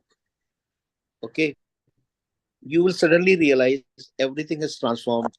A new concept, new ideas suddenly descended upon you. and you are in a totally new, different kind of a flow. You will experience the moment of creation. So when there is a truth of the moment, when you can acknowledge the truth of the moment in any intense situation, I can promise you a new creation is waiting to manifest. Thank you. Thank you so much. That was fantastic. Mansi. So truth of the moment is something where every moment, right? Whether even a mundane routine moment, if you can observe the truth of the moment, it can take you to a glimpse of Aham Brahmasmi. Okay? Even that everyday moment, you're cutting vegetables, you are at the airport, even that moment, if you can really get into the truth of the moment and observe everything, it has the potential for that moment for you to glimpse Aham Brahmasmi. At the same time, it is also so simple that you cannot get it wrong. Okay? It is so simple and you can use it anywhere. Any age person can do it. I have done it in all kinds of situations. And today when I am talking to you, and I always write truth of the moment as TOM. And I think in this on this World Transformation Day, TOM is becoming transformation of the moment. So transformation of the moment is possible through the truth of the moment. It's the best way to do it. How wonderful. How wonderful. In fact, this conversation could go on and on and on. But it is for me a privilege to have been associated through some of these processes and learning from you both. And to the world today, which is fortunate enough through the platform of Amplify and the World Transformation Organization to celebrate the World Transformation Day with these divine insights from the masters like Shivo and Mansi. Thank you so much, Shivo. Thank you so much, Mansi, for being here. Thank you for the guidance. Thank you. And it is my privilege to now invite Sai Raja, who's going to be taking over the MC duties from here on, along with Vanya. Both Vanya and Sai Raja are not new. They are stalwarts of the WTD celebrations. And for me, it's a joy to have been sitting in the same room with you now in our third year, but in the celebrations of this first Sunday of every April each year for the last 4 years in India and 7 years in the world. It's an honor. It's an honor to hand over the responsibilities to Sai Raja and Vanya. And my gratitude to my co-MC, Deepak, who was there before me to hand over. Thank you so much, Sai Raja. Thank you so much. Madam. Thank you for your wonderful participation. We really enjoyed your company. We will be missing your company, in fact. Strength, which you have given so many hours. We are really blessed to have you on our stage. Thank you. Thank you, Amplify, having Jayalakshmi Madam also on stage. Thank you. Thank you. Thank you. Thank you so much would like to for your introduction. Vanya Grant to take over the stage now. Awesome. Thank you so much, Jayalakshmi ma'am. It was an honor for us to have you here, carrying a lot of experience and introducing a lot of speakers and also holding the panel for us. And it was a wonderful, wonderful time indeed. So, okay, Sai Raja sir, how are you doing? It is very much fine. Thank you. Nice meeting you for a long time. So happy to have you on board together again after 1 year. It is a privilege for me to be hosting this with you.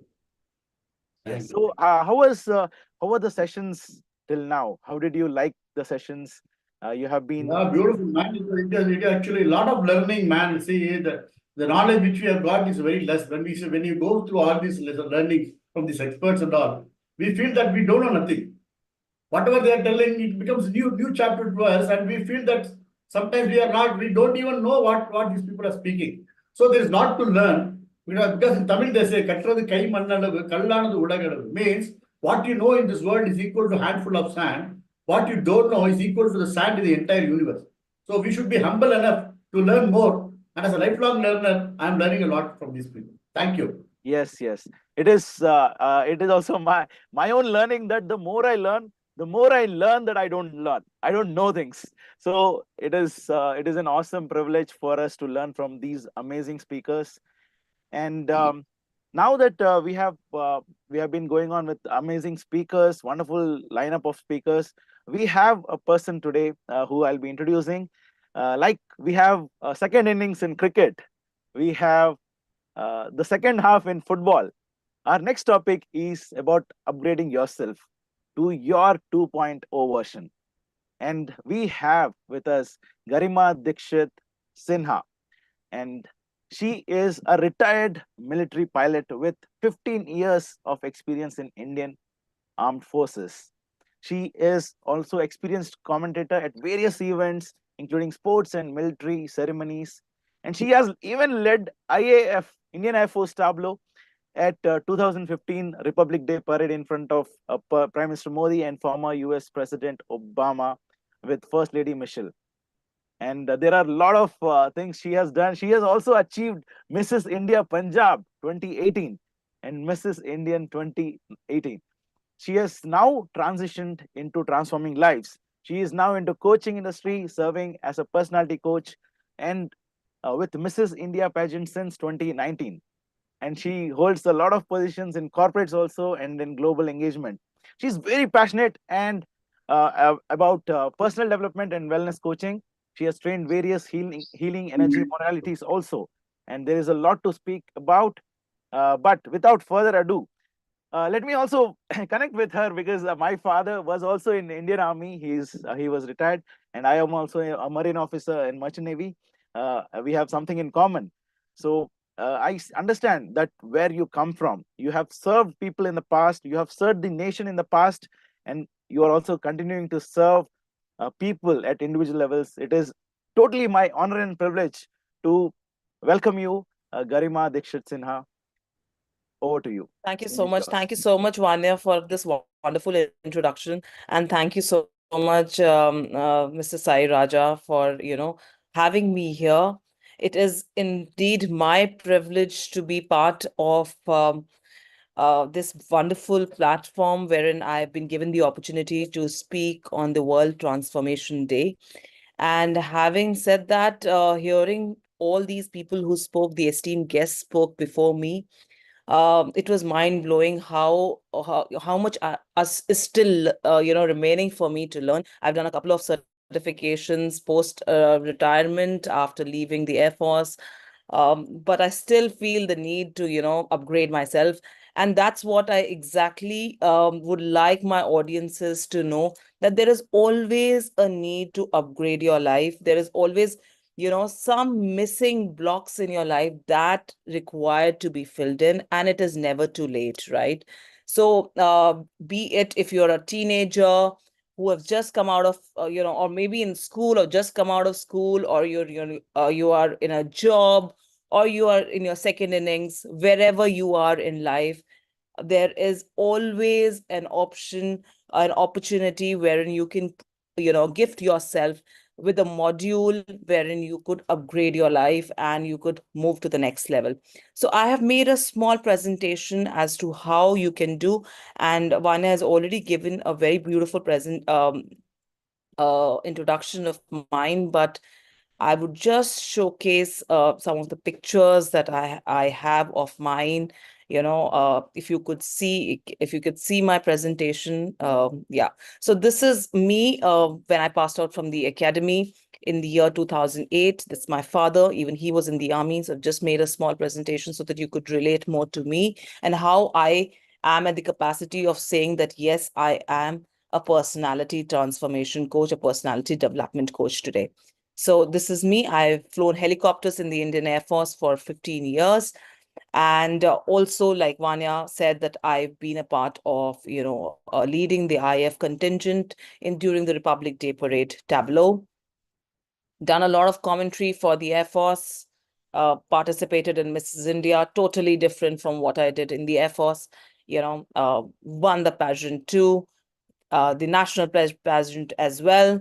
And then now I'm actively involved in grooming and coaching of the participants. Every year they call me, and also I've been, I exposed myself to a lot of healing modalities, because I feel that over the period of time when you grow up, you require strength to, you understand what is your life calling.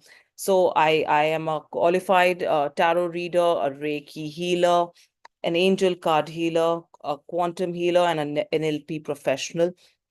Presently, I'm part of a corporate company. You can see me in the center. I'm part of a senior management in a corporate company as well. And I keep speaking at various organizations. Also, in the year 2024, which last few days back, I was given the opportunity to be an anchor at the Mrs. India pageants hosted in Delhi. So when I say personality transformation, I wanted to actually understand to really think about it. What are the two main things that as a human being we aspire for? Look, I would like to, my talk is primarily a balance between spirituality and the scientific way of, understanding life, and how we can transform the inner self of ours to attract the outer manifestations that we want, to how we can, transform ourselves holistically. So primarily understand this, we are all looking for, in one way or the other, for two aspects in life. One is success and the second is happiness. So we want either, and they're both complementary to each other. So when you are successful, you get happiness, and when you get happy, it manifests into success. Okay, so both of them, the equation is very simple. So if you want to lead a 2.0 version of yourself, focus on these two things. And now this is the stepping stone. This is the end result, the happiness and the success. And now we go backwards. That's how I would like to take you all. Our life is primarily, like a car. I would like to use this metaphor of a car in which, there are four wheels. So for a good balance of life, there are primarily four things that, anyone, if you focus on these four things, you maintain a good balance in life. One is your financial condition. If it is good, then the second is your health. The third is your growth in whichever field you want, any career, business, your education. And the fourth is your relationships with your family, with your own self, with your friends. These four aspects are primarily determining how you balance your life. Okay, so if they're good, and the best part is, best or otherwise, if your financial condition goes down, somewhere it will start affecting your health as well. Your growth will be affected. Your relationships will also gradually get affected. So if your relationships are affected, you'll probably have some mental, stress, and it would affect your health, mental health, and maybe growth, and eventually financial. So all four of them are very interconnected. So you require success and happiness in these four aspects in life. Moving forward, now when you're working on these, understand that, imagine that your life is like a guitar, and every day, if you're a guitarist or if you're a musician, you would understand that you need to fine tune the guitar to play the song that you desire, the exact sound that you would like to hear. So every day, a guitarist would fine tune the chords. Every day it is required. So these four aspects of life have to be fine tuned on everyday basis. Understand when you're fine tuning it, I would come to it as to how you can fine tune that and what are the various modalities to that. So when you're fine tuning it, you are like a bucket, but a bucket which is a leaking bucket. Okay, so you're pouring in with all the knowledge and information, and it slowly, unfortunately, it dries down. So you have to always keep pouring in because it is drying down, all right?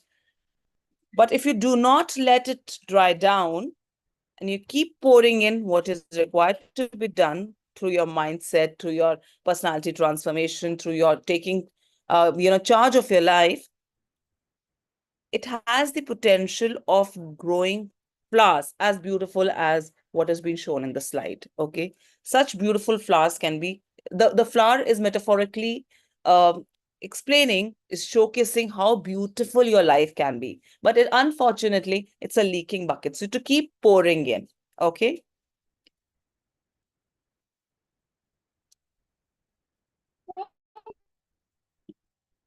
Yeah.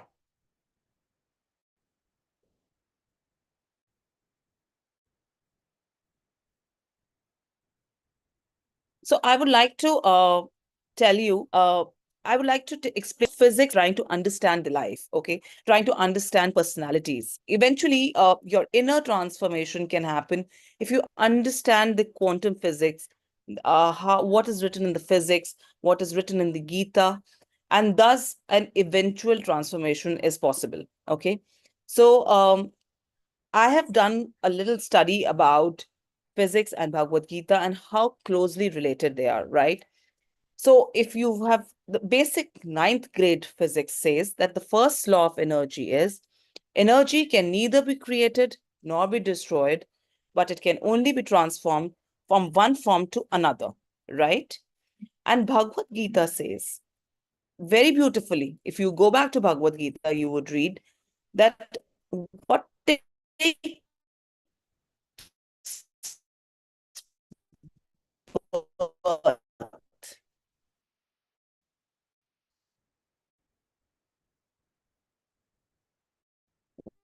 what exactly takes birth and energy can neither be created nor be destroyed. That is within you can neither, it only from one life to another. Proof that physics and Bhagavad Gita go very simultaneously to me, that the total amount of energy in the universe constant, right? And Bhagavad Gita says that nothing ever dies or takes birth. Everything always exists, okay? It keeps transforming from one form to another. Thus, the total amount of the energy in the universe is constant.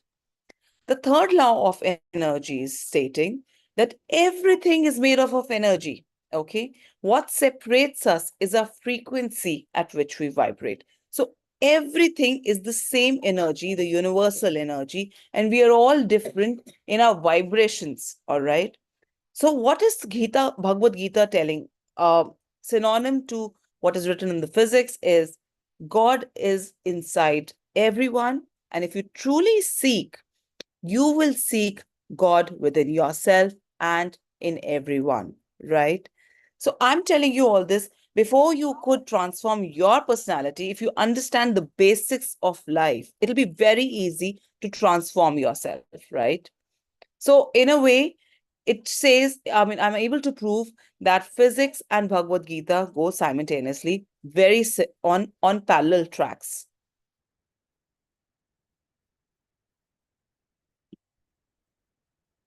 So I would like to summarize on this, that everything is made up of matter, okay? That is why the world is called a materialistic world. Everything in this world is made up of matter.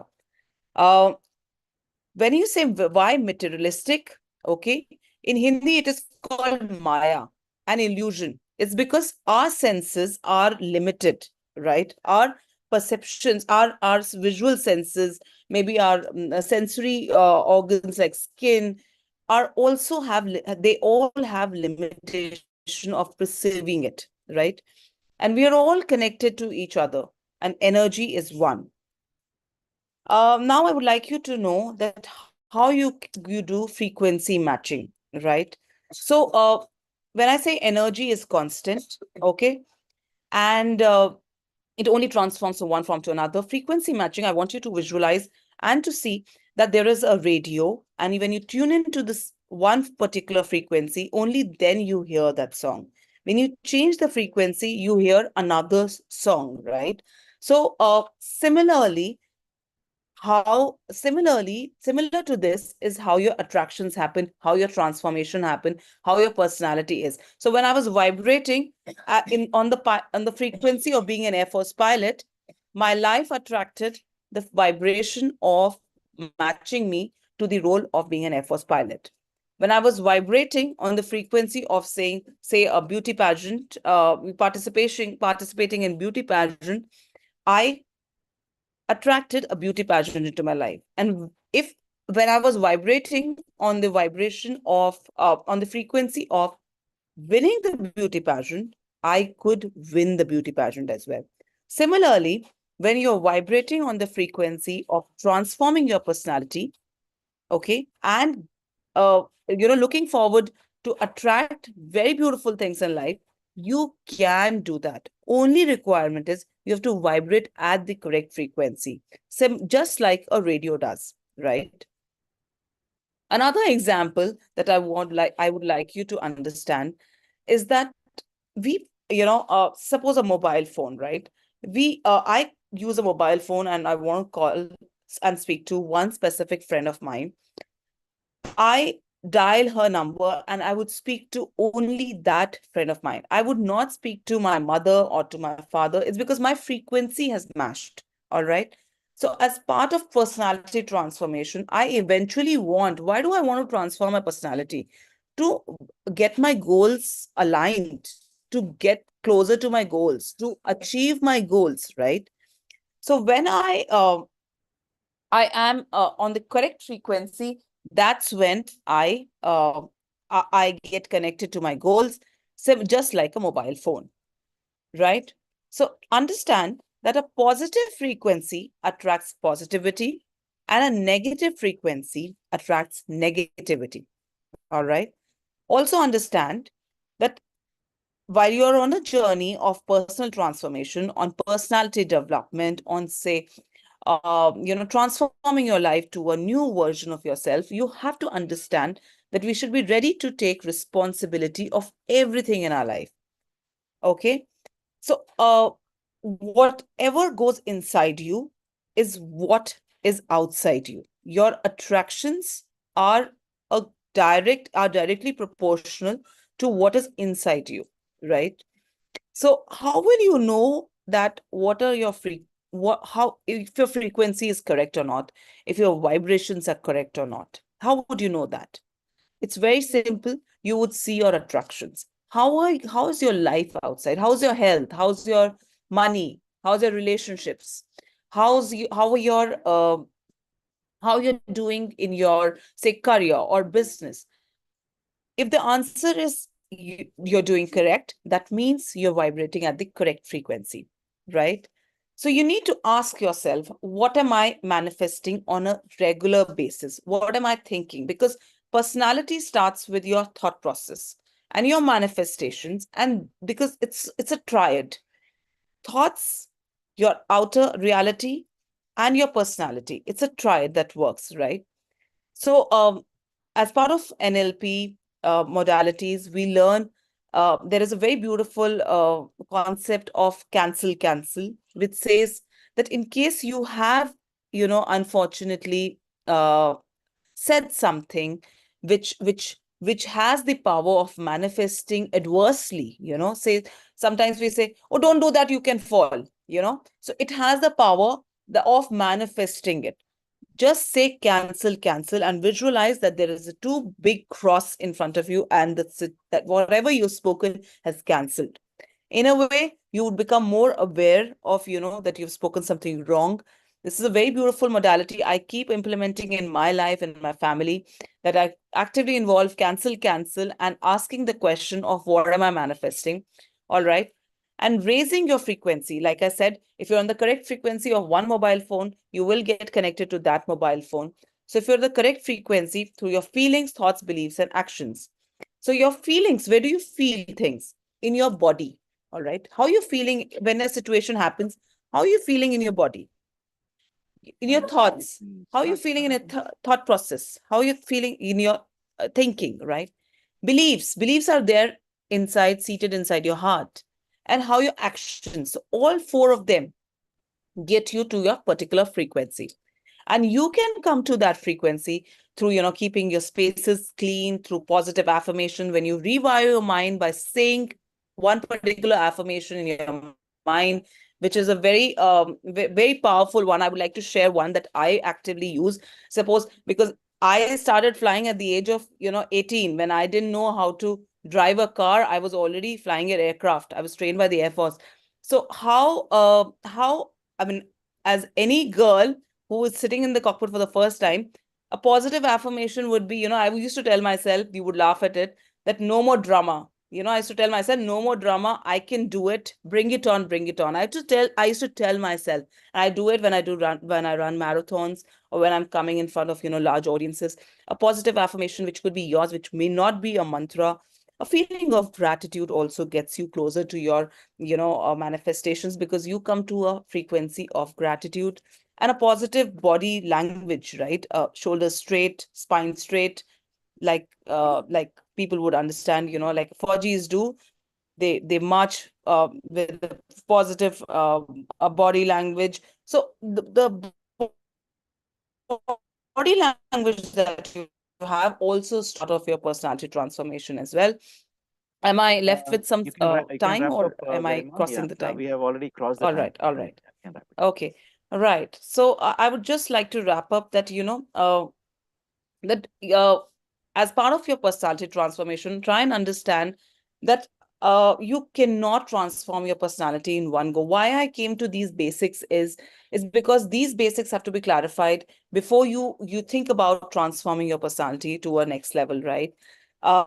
So that's about that. And in case you resonated with me and would like to, learn more about what I do in my classes, my Facebook, Insta, and LinkedIn profile is as Garima Dikshit Sinha, and I'm available on vibeup@gmail.com, and this is my contact number if anyone would like to connect with me. Thank you so much.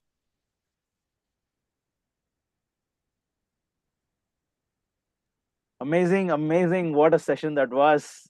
Raja sir, what are your takeaways? How did you feel? Yeah, Garima, actually, I was amazed by your speech, by presentation, when you talked about Bhagavad Gita, because I am a reader of Bhagavad Gita every day. Every day I have got a system wherein at least half an hour, 45 minutes I read Bhagavad Gita, where he talks about, that's a life book actually. You don't have to refer any other book in the world. Just read Bhagavad Gita, you know what is life. How you have to be in life, what is life, what is vibration, everything is there in us. Our foreigners copy that and they come back with with their perspective and say that is their this thing, like yoga or meditation and all, they have come up with their own this thing. But actually it is our own Bhagavad Gita which tells everything about it. I really appreciate you for referring to Bhagavad Gita. It was very inspiring. Thank you for this inspiring thought also. And I appreciate you for all the approach and all the appreciation you have got. As a Navy, Air Force, you have flight, a helicopter and all those things. So it was really amazing. Yeah. All the best. Thank you so much, sir. Yeah. Thank you so much. I was also My amazed. honor. Thank you so much for the session. I was wondering, how were you able to do so many things? They were all apart. Being in a military, being a coach, being beauty pageant, and so many other things, right? So I understood the secret that you got to tune into those frequencies. I myself, being a musician, I understand now.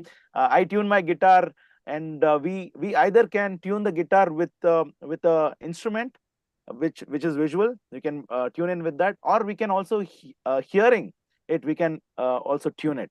So I understood that we got to tune into those frequencies. If we want to get into that spiritual mode, we got to have those spiritual activities open. We have to have those senses open to tune into those frequencies so that we can match those and attain that success and happiness in our lives. Thank you so much for that wonderful, valuable lesson, Garimari. Thank you so much. Thank you so much. Thank you so much for having me here. Thank you. Thank you. Amazing. So who is next, Sai Raja sir? I think it's Mr. Arun Kumar, no? Mr. Arun Kumar. Yes, that's right. Let me introduce the speaker, Arun Kumar Jayadevaya. He's a certified corporate trainer and counselor. He has expertise in stress management, change management, anger management, health management, and time management. He is an entrepreneur involved in project consulting and marketing services for 15 ongoing real estate projects. He has also conducted awareness sessions at prefab construction using eco-friendly products for affordable homes. He also engages in corporate social responsibilities and various NGOs and Rotary foundations. And he is doing so much more. Let me have the privilege to introduce Arun Kumar Devaya. Let us hear from him what he has for us. Over to you, sir. Good evening, everybody. Good evening. Are you able to hear everybody? Yes, please. Go ahead. Yes. Go ahead, sir. Thank you. First of all, I would like to thank Khussaal Ji for giving me an opportunity on this very special day of the World Transformation Day, which I got. I recall myself in the year 2020-21, where I got the opportunity to participate and witness the entire program from 6 a.m. to 9 p.m., I believe, or more than 9 p.m. And in fact, I would not forget this special World Transformation Day because it gave me the second life birth, since I was already in the pit and not able to further move towards my journey. And on this day, I surrendered to the universe at 4:30 early morning and requested the universe to connect a spiritual healer. So out of the 4 spiritual healer coach was there in that particular World Transformation Day, I got connected through Khussaal Ji, one of the Dr. Magical Manjula. And after hearing her inspired story of her, what and all she had undergone, and it was resonating to my issues also.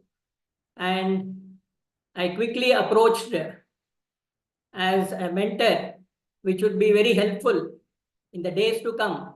So I requested Dr. Magical Manjula to resolve my health issues and also personal issues, relationship issues, and other issues as well. I was totally in the dark and I could not think about it further. What can I do myself for the remaining part of my life? So she answered all my queries and asked me to attend one of the foundation course, which was there for 21 days, called Mindfulness and Resilience Meditation, which I participated for 21 days since I was suffering from hypertension, diabetes, arthritis, migraine, and cervical spondylitis, joint pain, stiff back pain, insomnia, depression, anxiety at the age of 58. So she suggested me to attend that Mindfulness and Resilience Foundation course for 21 days, and then she will decide where I will take you further in the academy. And in fact, I got that opportunity. I should be grateful to both Khussaal Ji and Magical Manjula, since in the very first day of my joining, and after going through that entire meditation process for non-stop for 21 days, my 30% of all related to psychosomatic diseases faded away and got vanished within a period of 3 months, and doing consistently the what and all she had told. And I manifested good health, good relationship, and good supporting staffs. And from co-workers, I got all my belief level changed, patterns, belief patterns. They converted everything, negative beliefs to positive beliefs. And I'm going to share my experiences through a presentation made in this session. So I'm just sharing the presentation of what and all the process I have undergone to make myself a better person.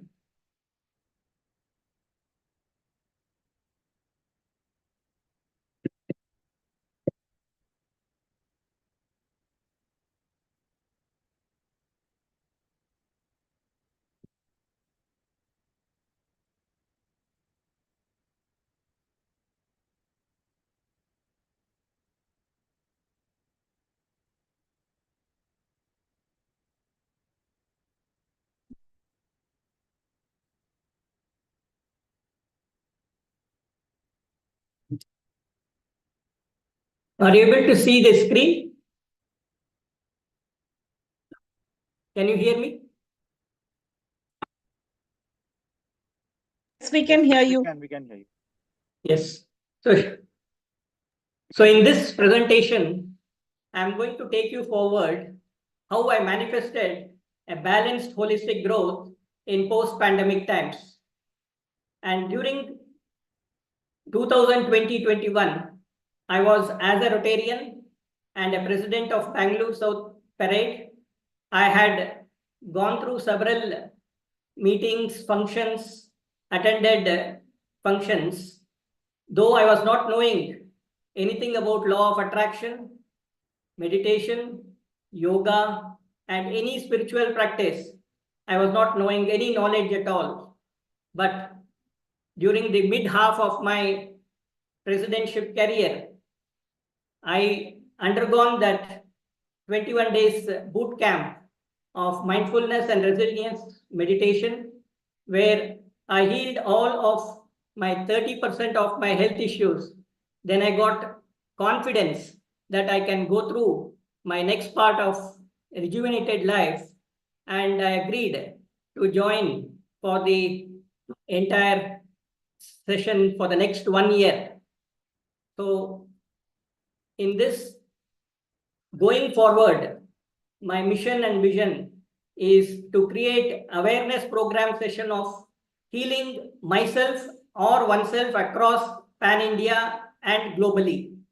And my vision is to transform at least 10 million people by year 2026 by opening training centers in and around Bangalore in collaboration with Magical Mount Manjula Foundation Trust, Global Yoga Foundation Trust, and Happy Healing Presence Training Centers, and to train in 4-dimensional spheres of life.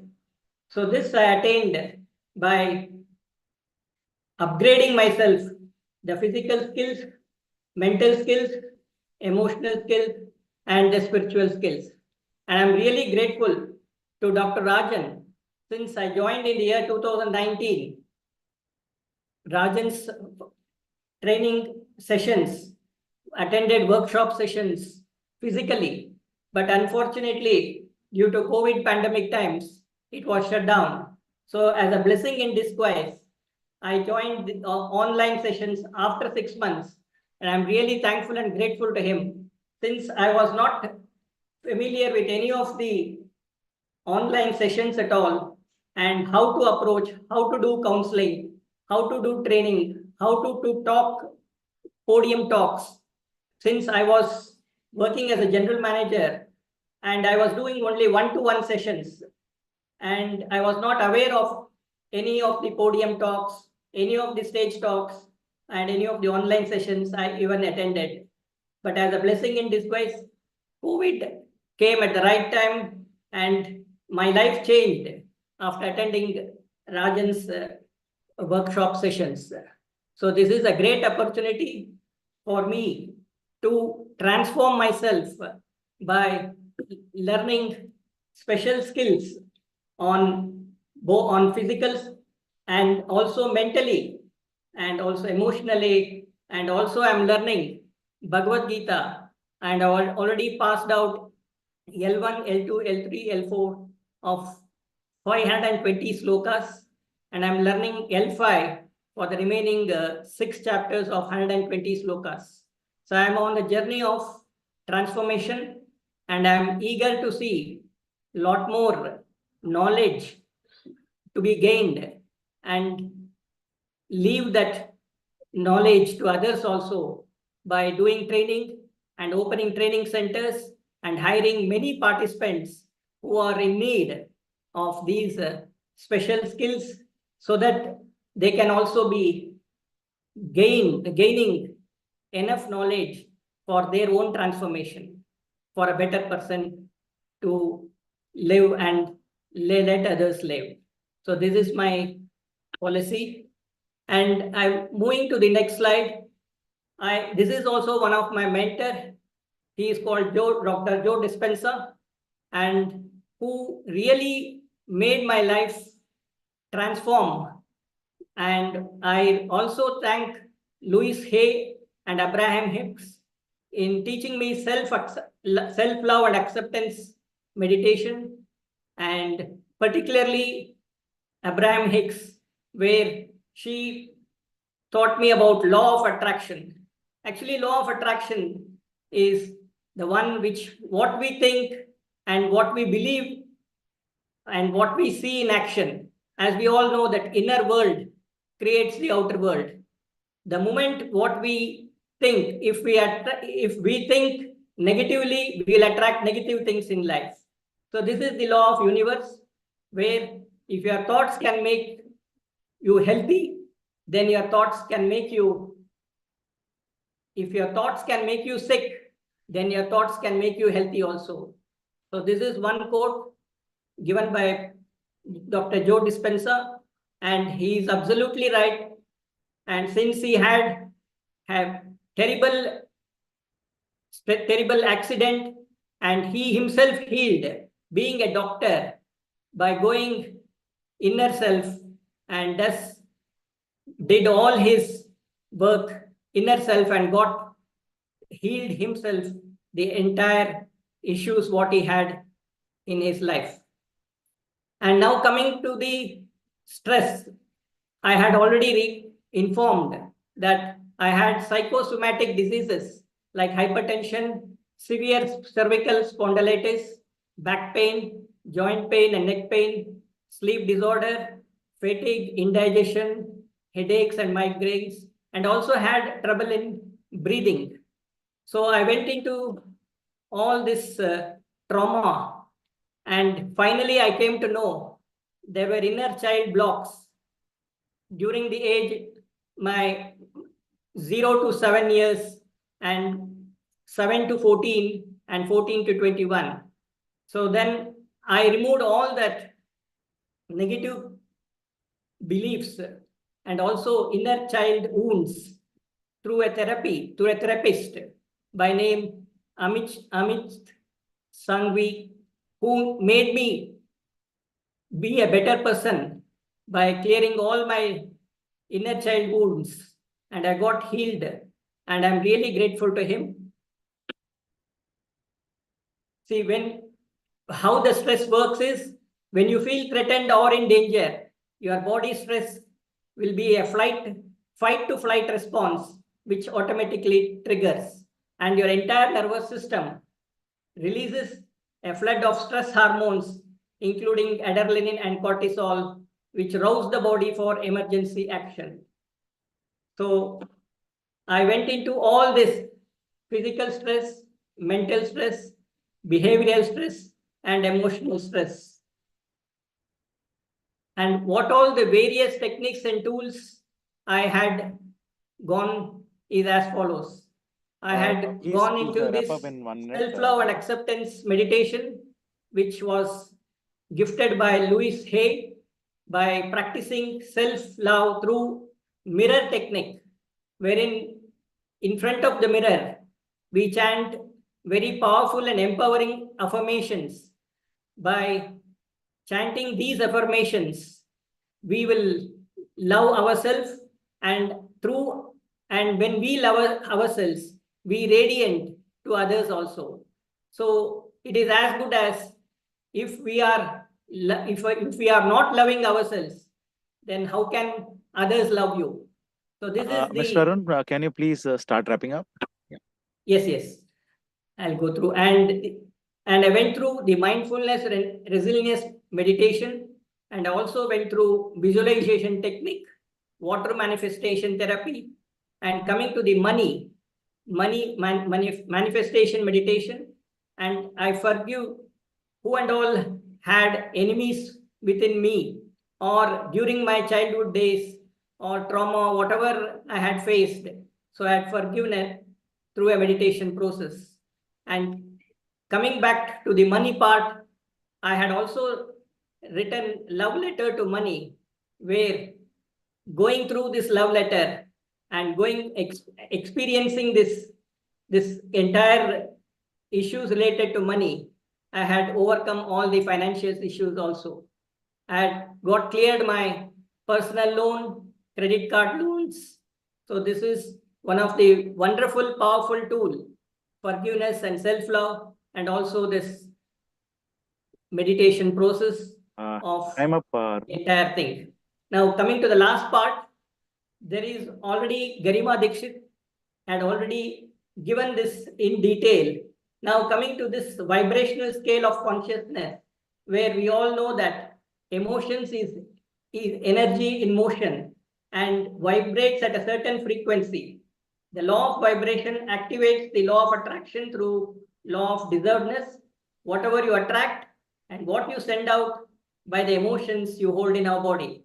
And coming to this, I was actually in the least part during my days, like what we sense emotionally, what we feel, like shame, guilt, apathy, grief, fear.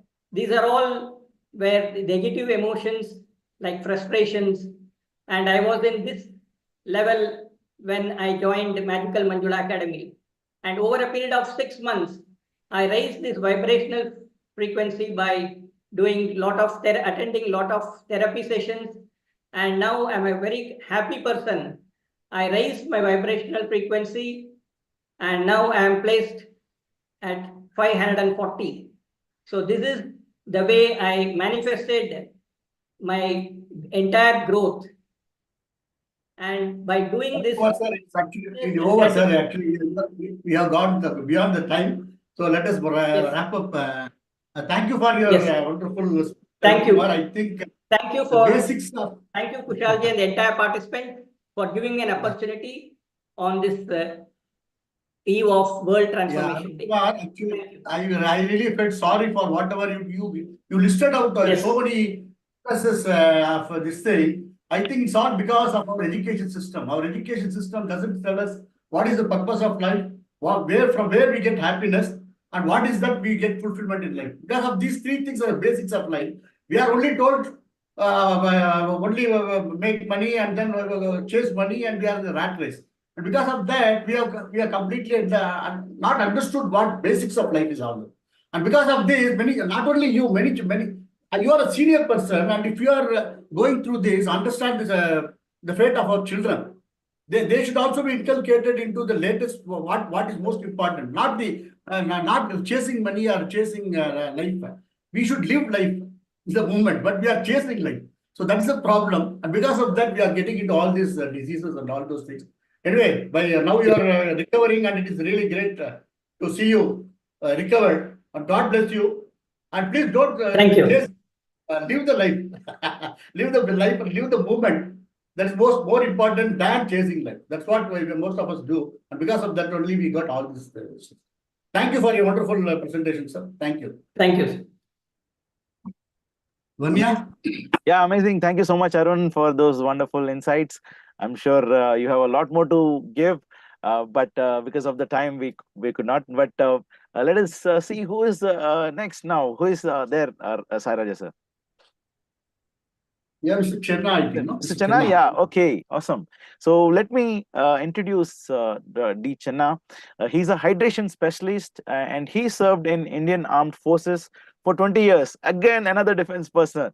Now he's helping people to stay fit, like army people. Okay, let us hear from him how to be fit he is on a mission to make people fit in India.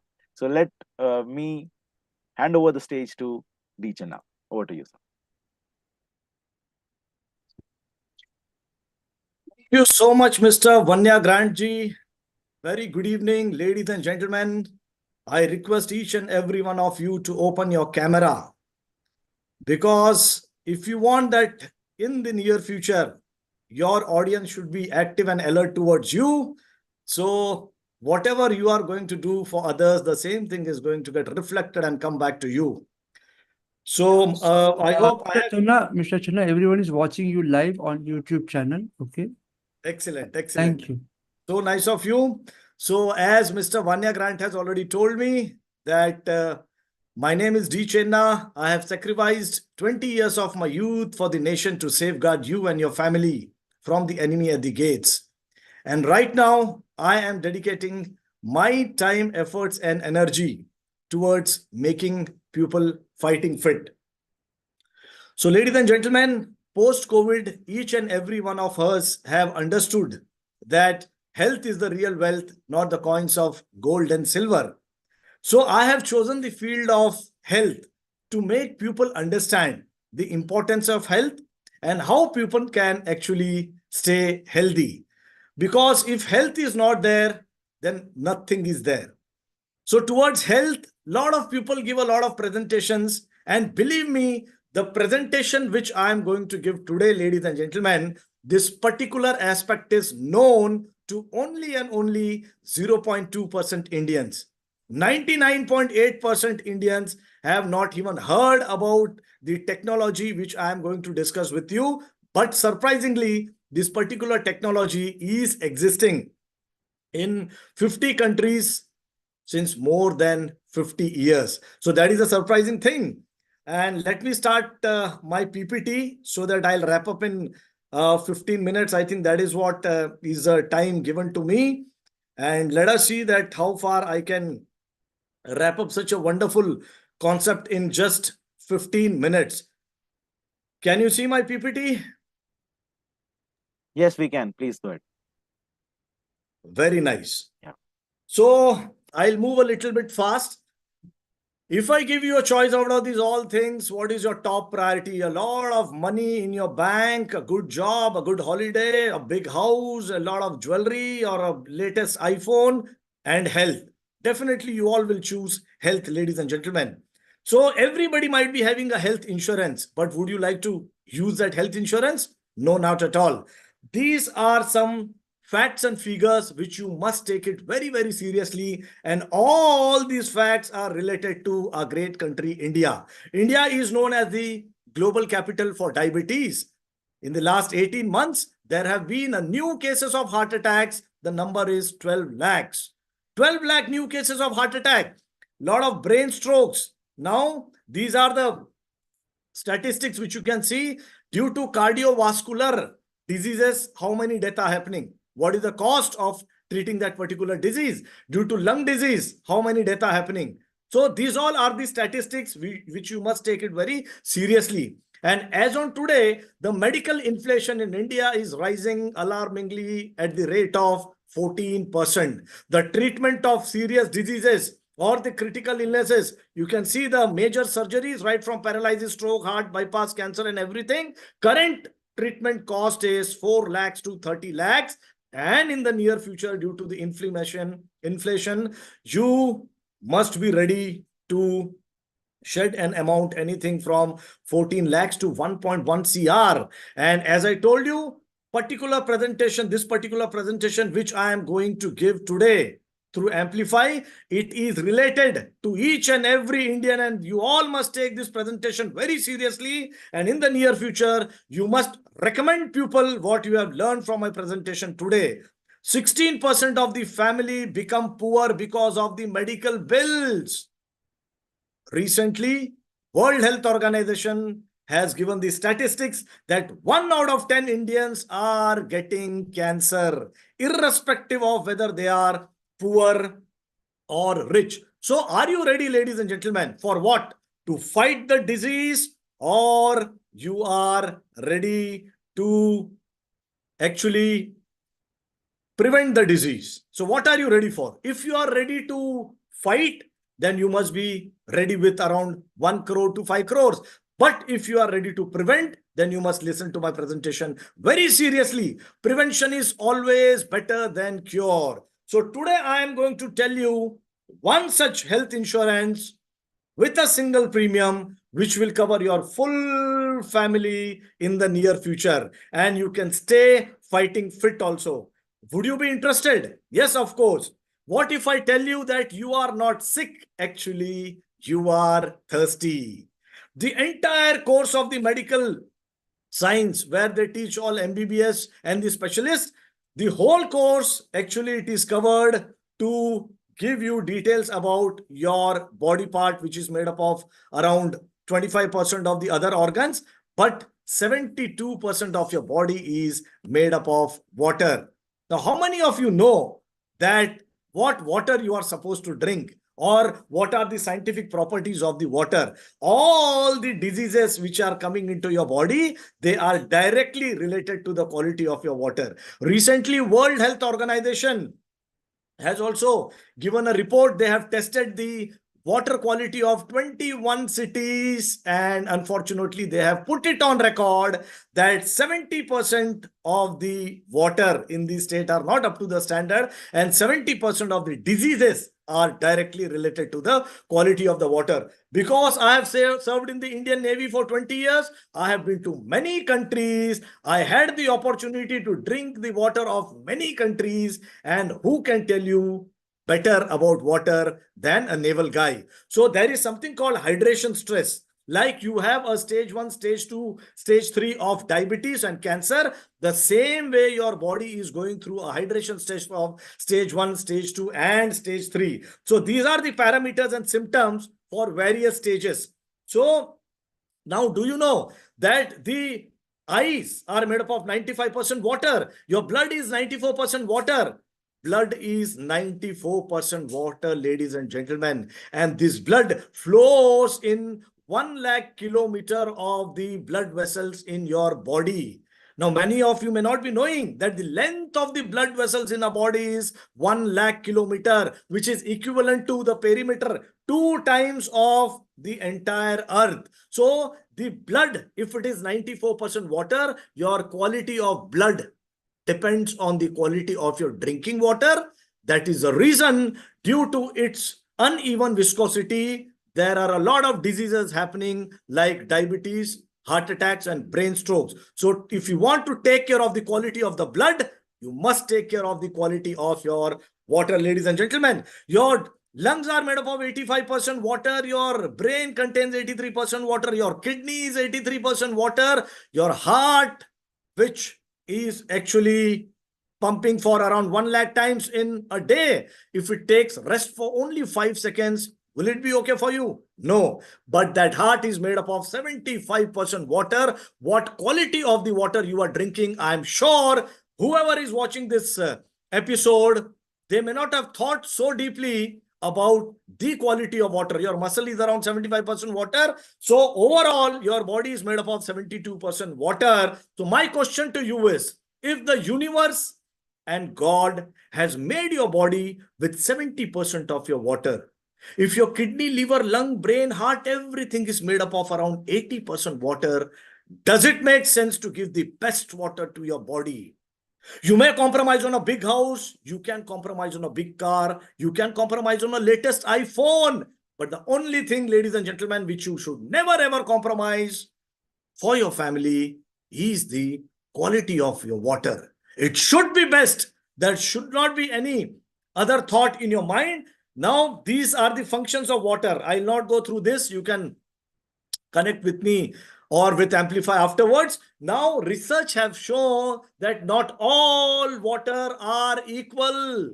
The river water is different from pond water. It is different from glacier water. Is different from lake water. Is different from the bottled water which you are drinking is packed around 3 to 6 months back.